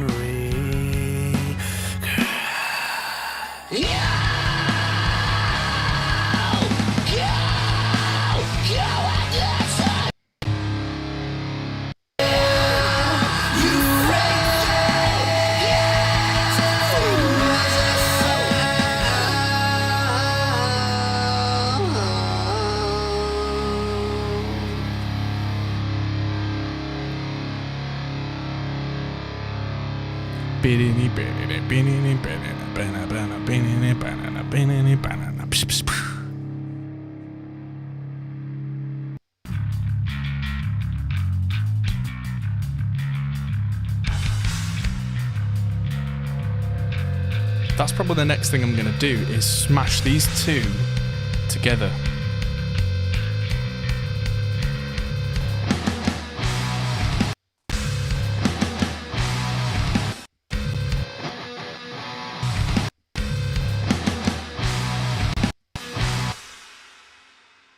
Just going to cut that.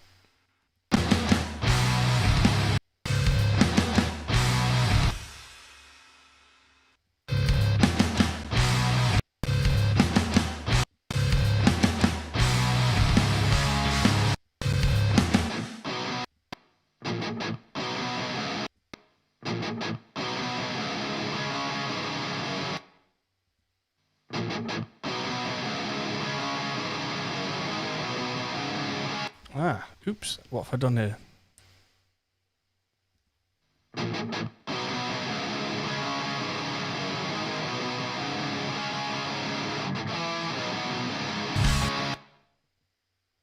Oh, it's just a gate signal that's going bananas. That's fine, I guess.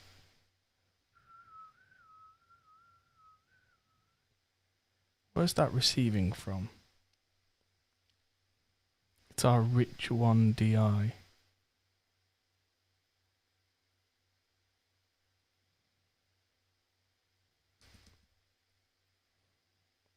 Is there one guitar channel somewhere that's going absolutely bananas? Can you do all this on a computer with only 4 gigabytes of RAM? Probably. Let's just pull up my task manager and see how much memory Reaper's using right now. I mean, you might struggle to load in... Yeah, so I'm using 6 gigabytes of RAM right now, so maybe not. I mean, I have a drum kit loaded up that's a 2 gigabyte drum kit. The Arturia stuff, I mean, you could do it with 8 gig of RAM, no problem.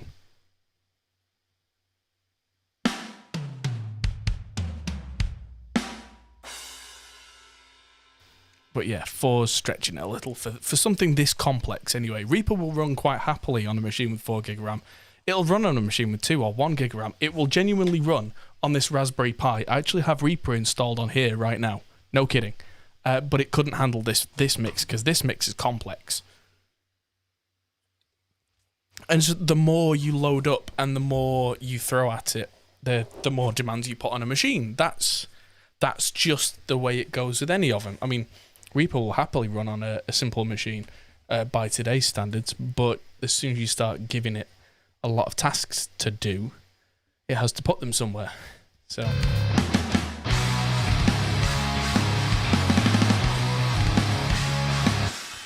going well. We're on to what I would call the refinement stage there, Warren. Good evening again. The sun has gone down. I've been at this now for 11 hours and 15 minutes. Getting relatively close. Not quite there yet, but we're going through automation at the moment on the gates on the guitars.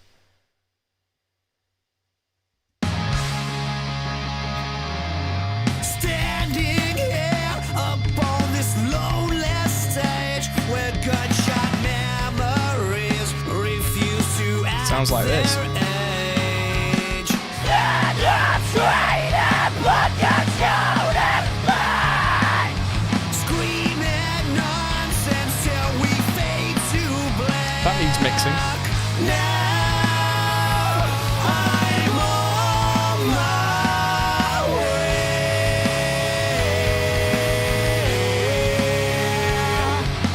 Now it's ending. We're going to be able to finish in 45 minutes. Oh, I don't know. I mean, 12 hours was an arbitrary kind of target, but it might be 12 and a half hours at this rate. But we're not far away now.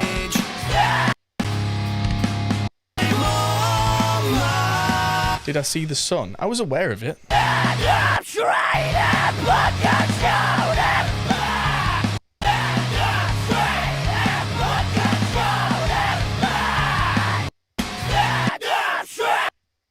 Let's do some mixing on the gang vocal group now. So...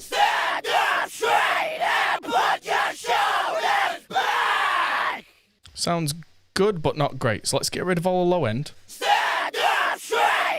And now there's a load of lumpy low mid.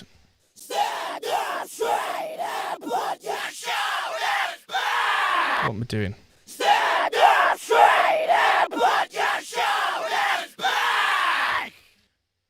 That's a mean sounding gang.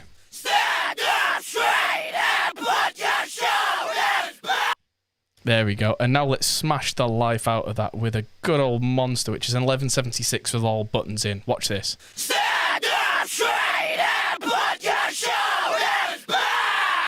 So that needs...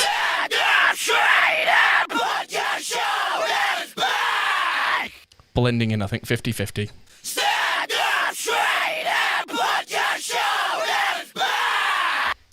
And that can all go nicely to our vocal plate. Too much, too much.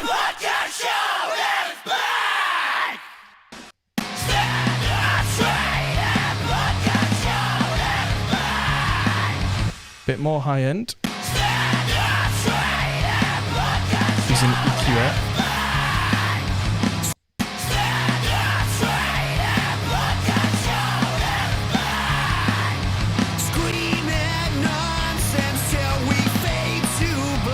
Bit too much high end on it now.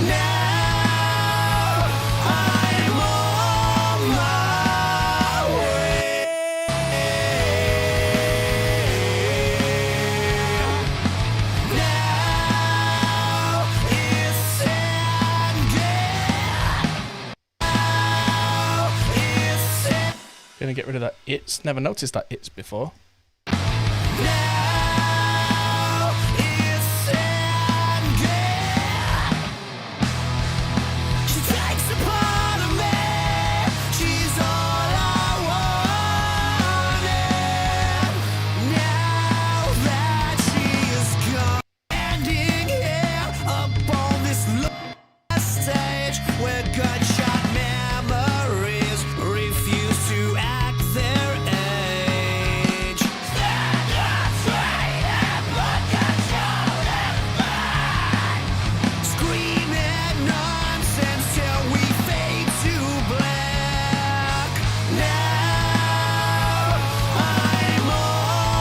That clean guitar didn't quite cut.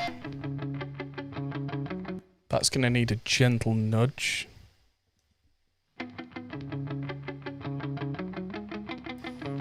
Bit of Neve will sort that out.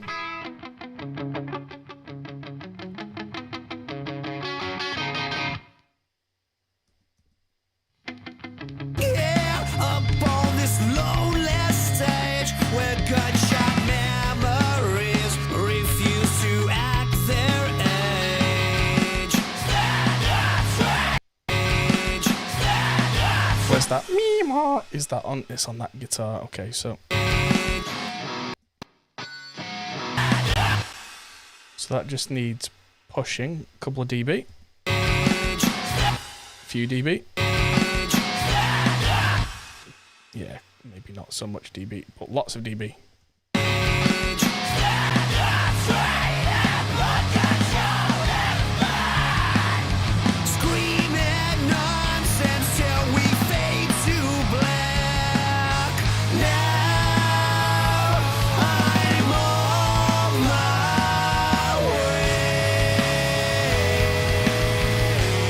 Overall, the vocals are too much, I think.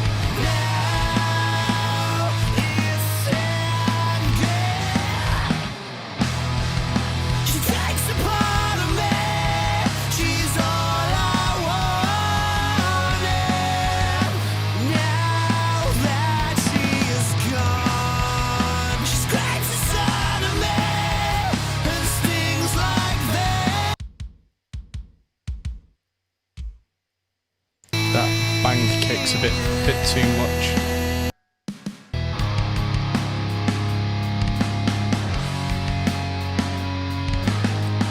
Gonna get a bit more top on the snare, I think.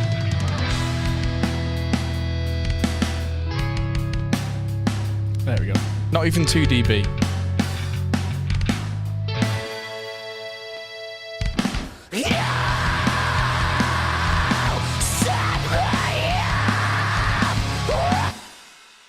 Right, so that was always supposed to be a lot quieter and have some big effect on it.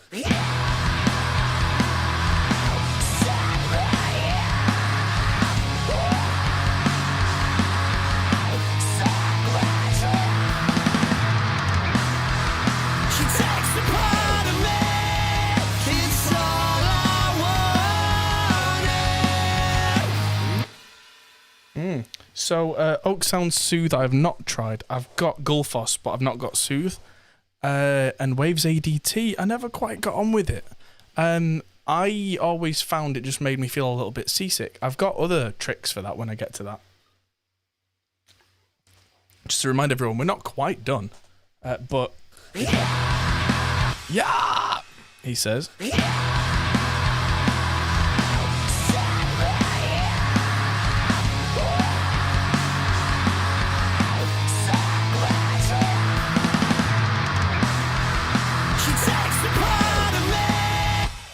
There we go.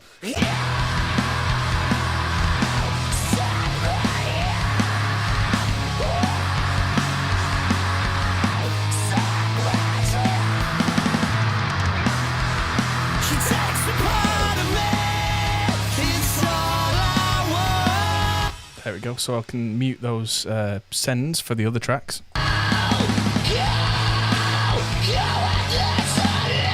Or maybe not, actually.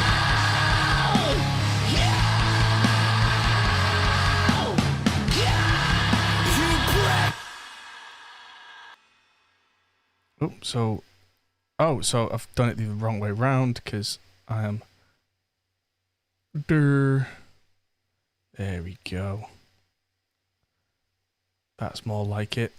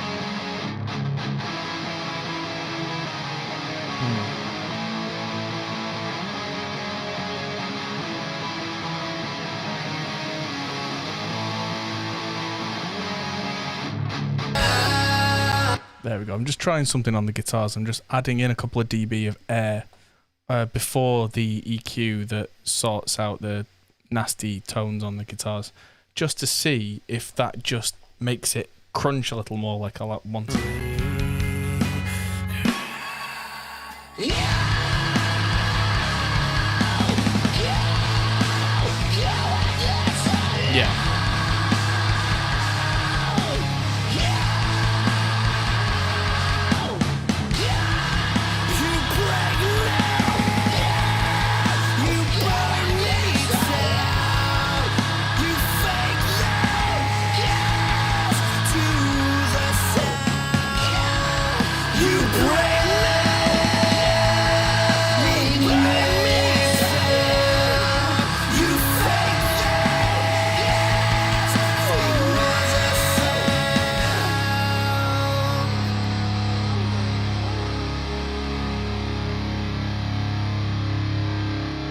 Right.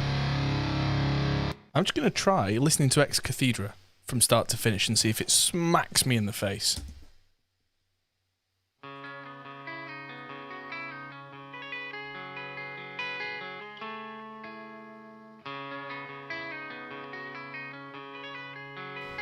Already a change I need to make.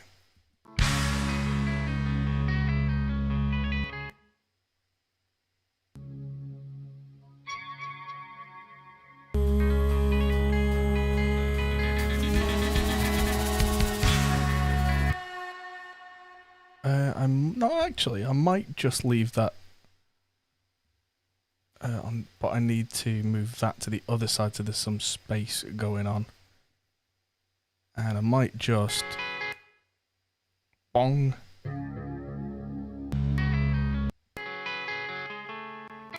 Yeah, so that is going to be using the P button for automating the pan. P for pan. Is going to have a couple of points and be moved in a bit.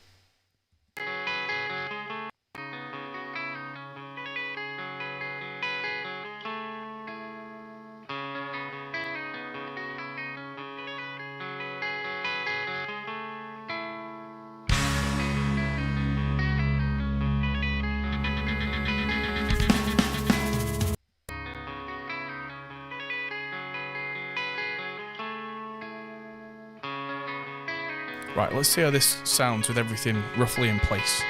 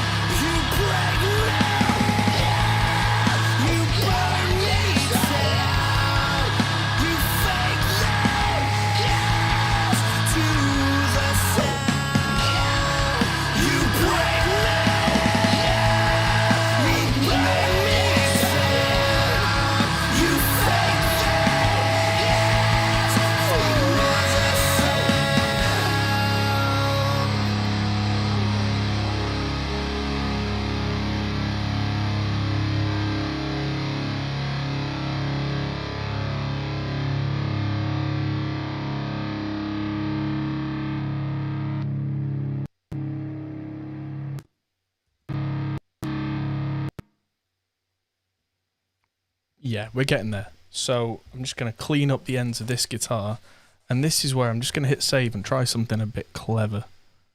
So what I'm going to do is I'm going to use my Alt-Z trick. So I'm going to use Alt-Z, and that's going to delete this entire section.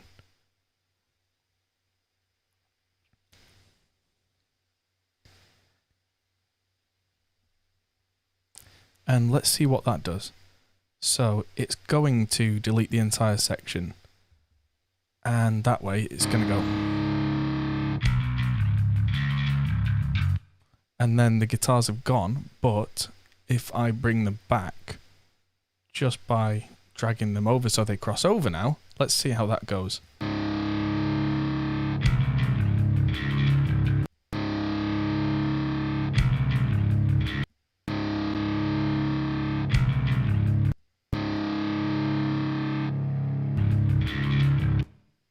Why is that suddenly quieter? That's weird. And the guitar volume's not changing.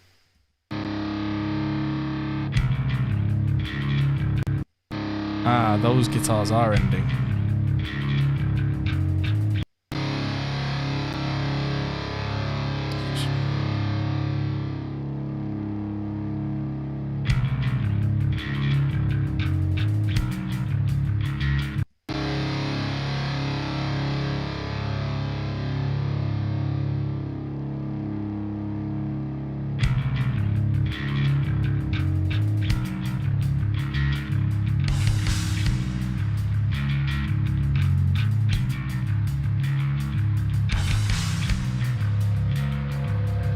Yeah, and it fades into those guitars,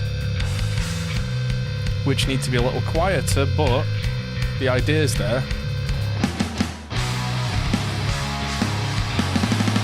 Yes. So that can have a step there. So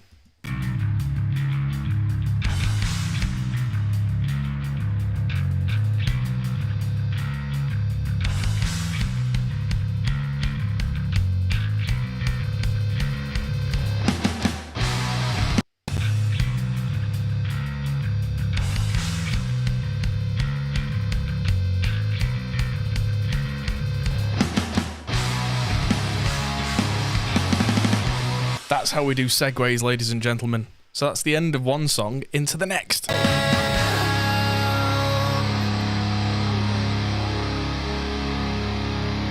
Automation, crossover.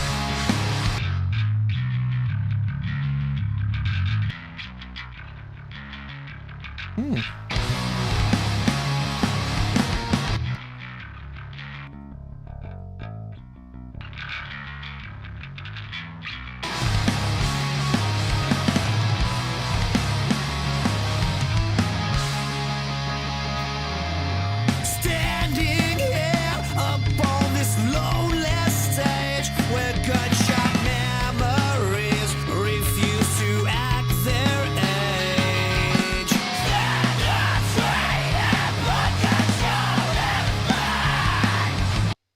Stand up straight and DS is not a bad idea, actually, at that point. stand up straight and put control in mind. Stand up straight and put control in mind. Stand up straight and put control in mind. Stand up straight and put control in mind. Just going to use Waves de-esser. It's always been a good, easy go-to. Pretty sure my drive's plugged in. Where's my USB hub? Yeah, for Waves Ow. Make sure my Waves license key's plugged in.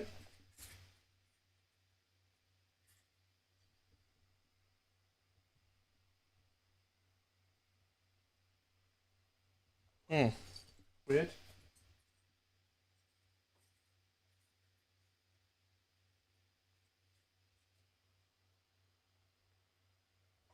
These USB keys from Kingston seem to be dying on me. I've got two of these little metal ones. That one's baked itself to death. And I've got a 16GB one that's got my Waves licenses on it.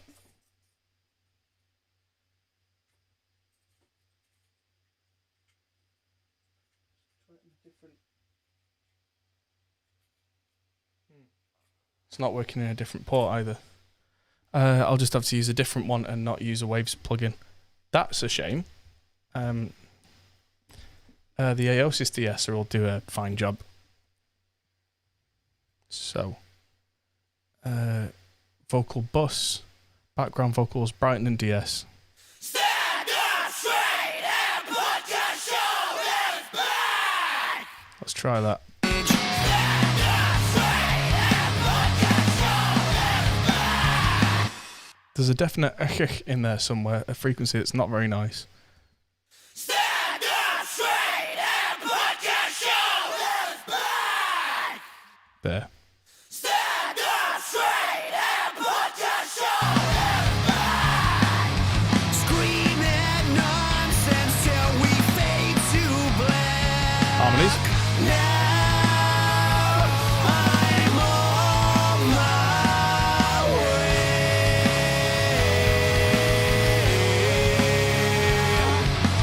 Now it's ended. That should be a little louder, the other should be a little quieter. Now I'm on my way.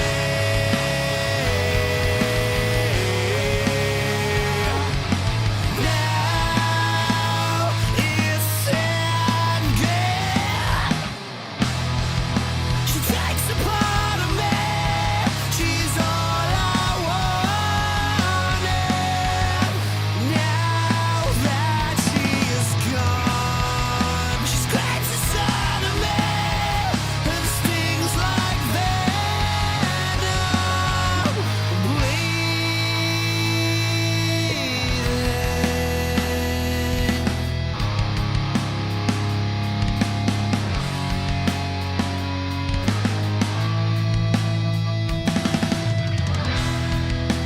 If I drank enough water today? Good question. Probably not. Well, thank you for the concern.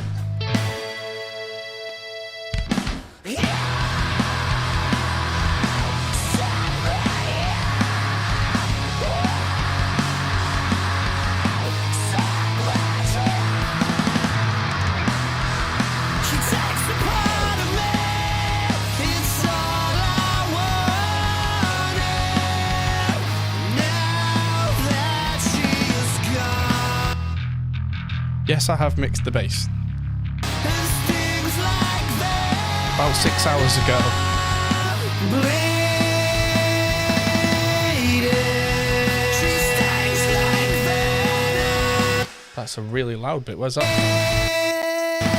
Bleeding. She stings like bleeding. She stings like venom. She stings like venom. Stings like That's really quite prominent. Why is that quite prominent? She stings like venom. Stings like venom.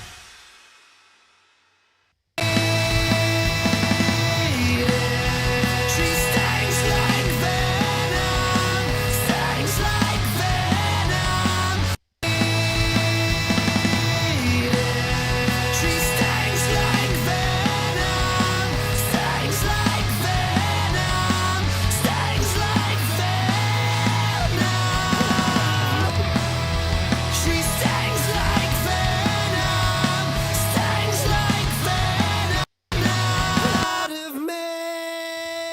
do these sound more muddy than the others?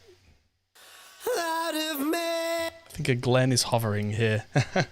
Yeah, Glenn tried to give me a call earlier, which was very nice of him, but I was just like, hey, we're... She stings like venom. Stop bleeding.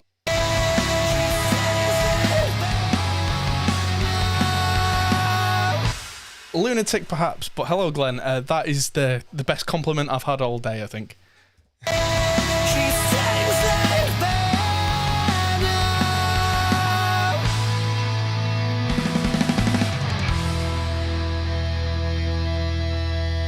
I've done longer mix sessions than this. I mean, not often and not in the last few years, but whoa. It's kind of how I learnt my craft, was just mix till you drop, and then go and have a rest, and then listen to it, realise what mistakes you made, and mix again. Hey. So, we're not too far from getting a mix done, so... You fake love, yes, to the sound. You break me. Go at this. And Alex Nasler as well. The whole gang's here. I've got this really cool scream here, which was actually recorded with a room microphone, which probably needs a little bit of an EQ to try and de-honk it a little bit. But otherwise, yeah, I've got this whole...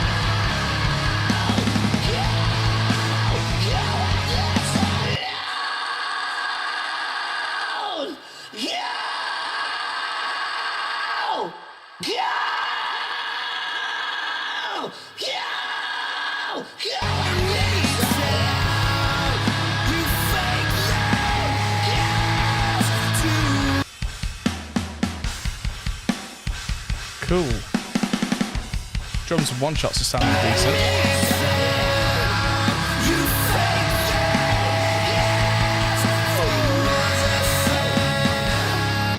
I think at this point I could probably make some more space in the guitars or bring the snare up to really hit, but we're getting to a point where we're pretty much there in a lot of respects. It's just fine-tuning now.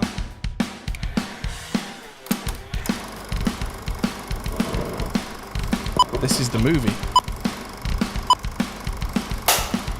Sun says I was wrong, and I've gone and it's all in my head. Winter's been and gone, you still drag me down. Awkward but alive, I can blame like a flame with no aim I drive on. Just to age with you. So, the drums just sound relatively a little bit weak now in comparison to everything. So I'm going to try my best to just not change the balance of the drums at all, but really just try and bring a little something out. Save. Coming up on 12 hours and it's epic. So, FG Bomber's always a good trick to really bring drums out.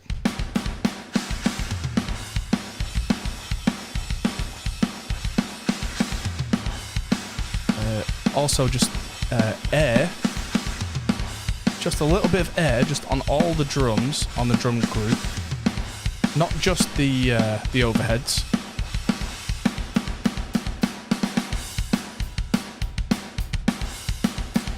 So I can build you down again, to break you until the end. I can't be honest 'cause I can't pretend until the end. Your voice is screaming out, you whisper it. So that low vocal, Voice is it's way too loud. This is the thing about now mixing an album, is I'm now going through and finding bits that don't fit. until the end. I can't be honest 'cause I can't pretend. No FG stress, not on the drum group at this point. That would really mess things up. And I've got Howard Benson vocals. There's a couple of FG stresses on this. Until the end, I can't be honest 'cause I can't pretend. This is where you'll see it all start to come together, guys. Your voice is screaming out, you're whispering. Until the end, you sang along, you scream, is this the end? Until the end, and take us back to where we started, my friend.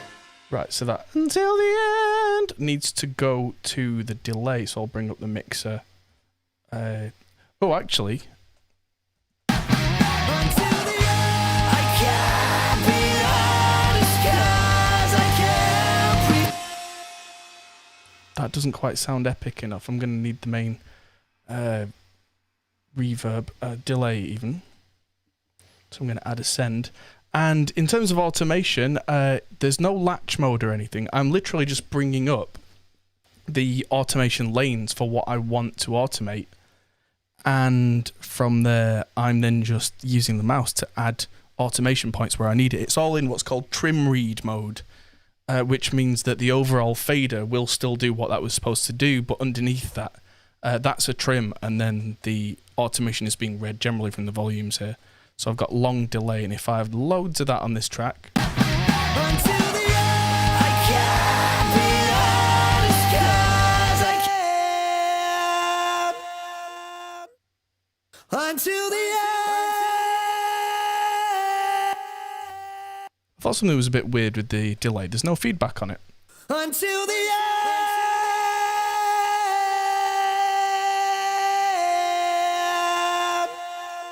There we go. That's more like it. And the automation on this will be to mute that send.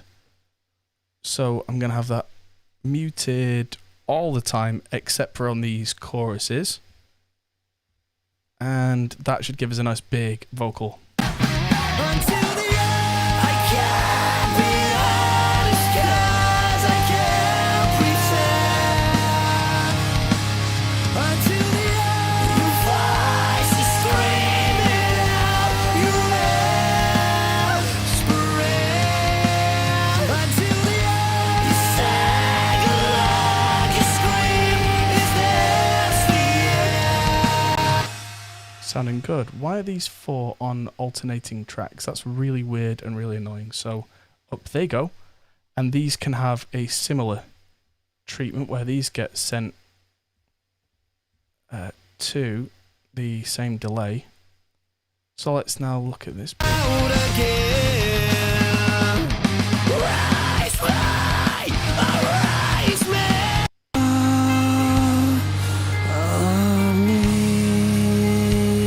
Sounds nice, but it's too much of it. Cast aside where thoughts meet feelings. This is the end or new beginning.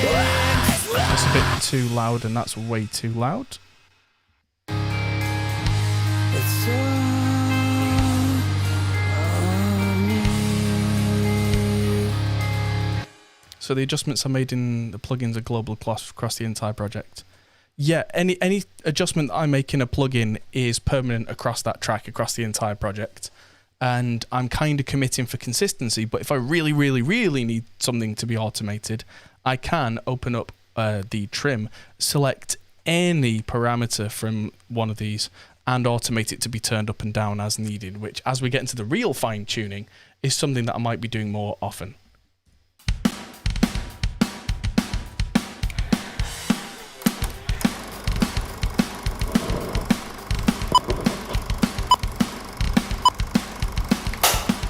Sun says I was wrong, and I've gone and it's all in my head. Winter's been and gone, you still drag me down. I quit but alive, I could blame like a flame with no aim I drive on. Just to age with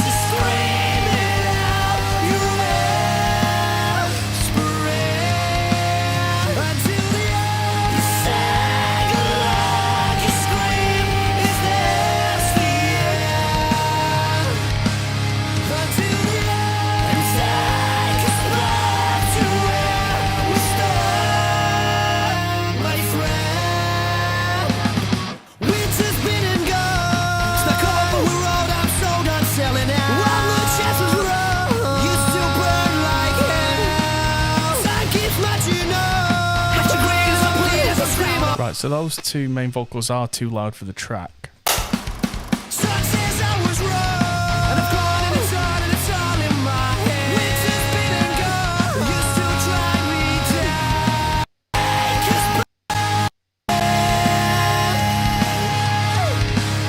Until the end.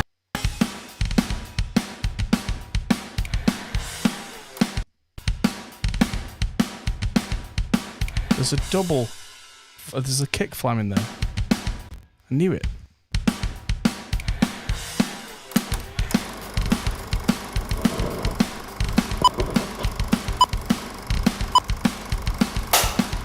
Sun says I was wrong, and I've gone and it's all in my head. Winter's been and gone, you still drag me down. I quit by the line, I could blame like a flame with no aim I drive on. Just to age with you, so I can prove it, so I can build you down again. To break you until the end. I can't be honest 'cause I can't pretend. Until the end, you voice is screaming out, you whispering. Until the end, you sing along, you scream, is this the end? Until the end, and take us back to where we started, my friend. Winter's been and gone, stuck over Not sure all it I'm sold feels out, loud selling enough. out. One more chance was wrong, you still burn like hell. Time keeps my winter's been and gone, stuck over all. Let your greatest please, I scream on my name. Right, I'm going to do a little bit of shuffling here to make everything work a bit better. I'm going to join you in Tone Wars, absolutely. What are Tone Wars?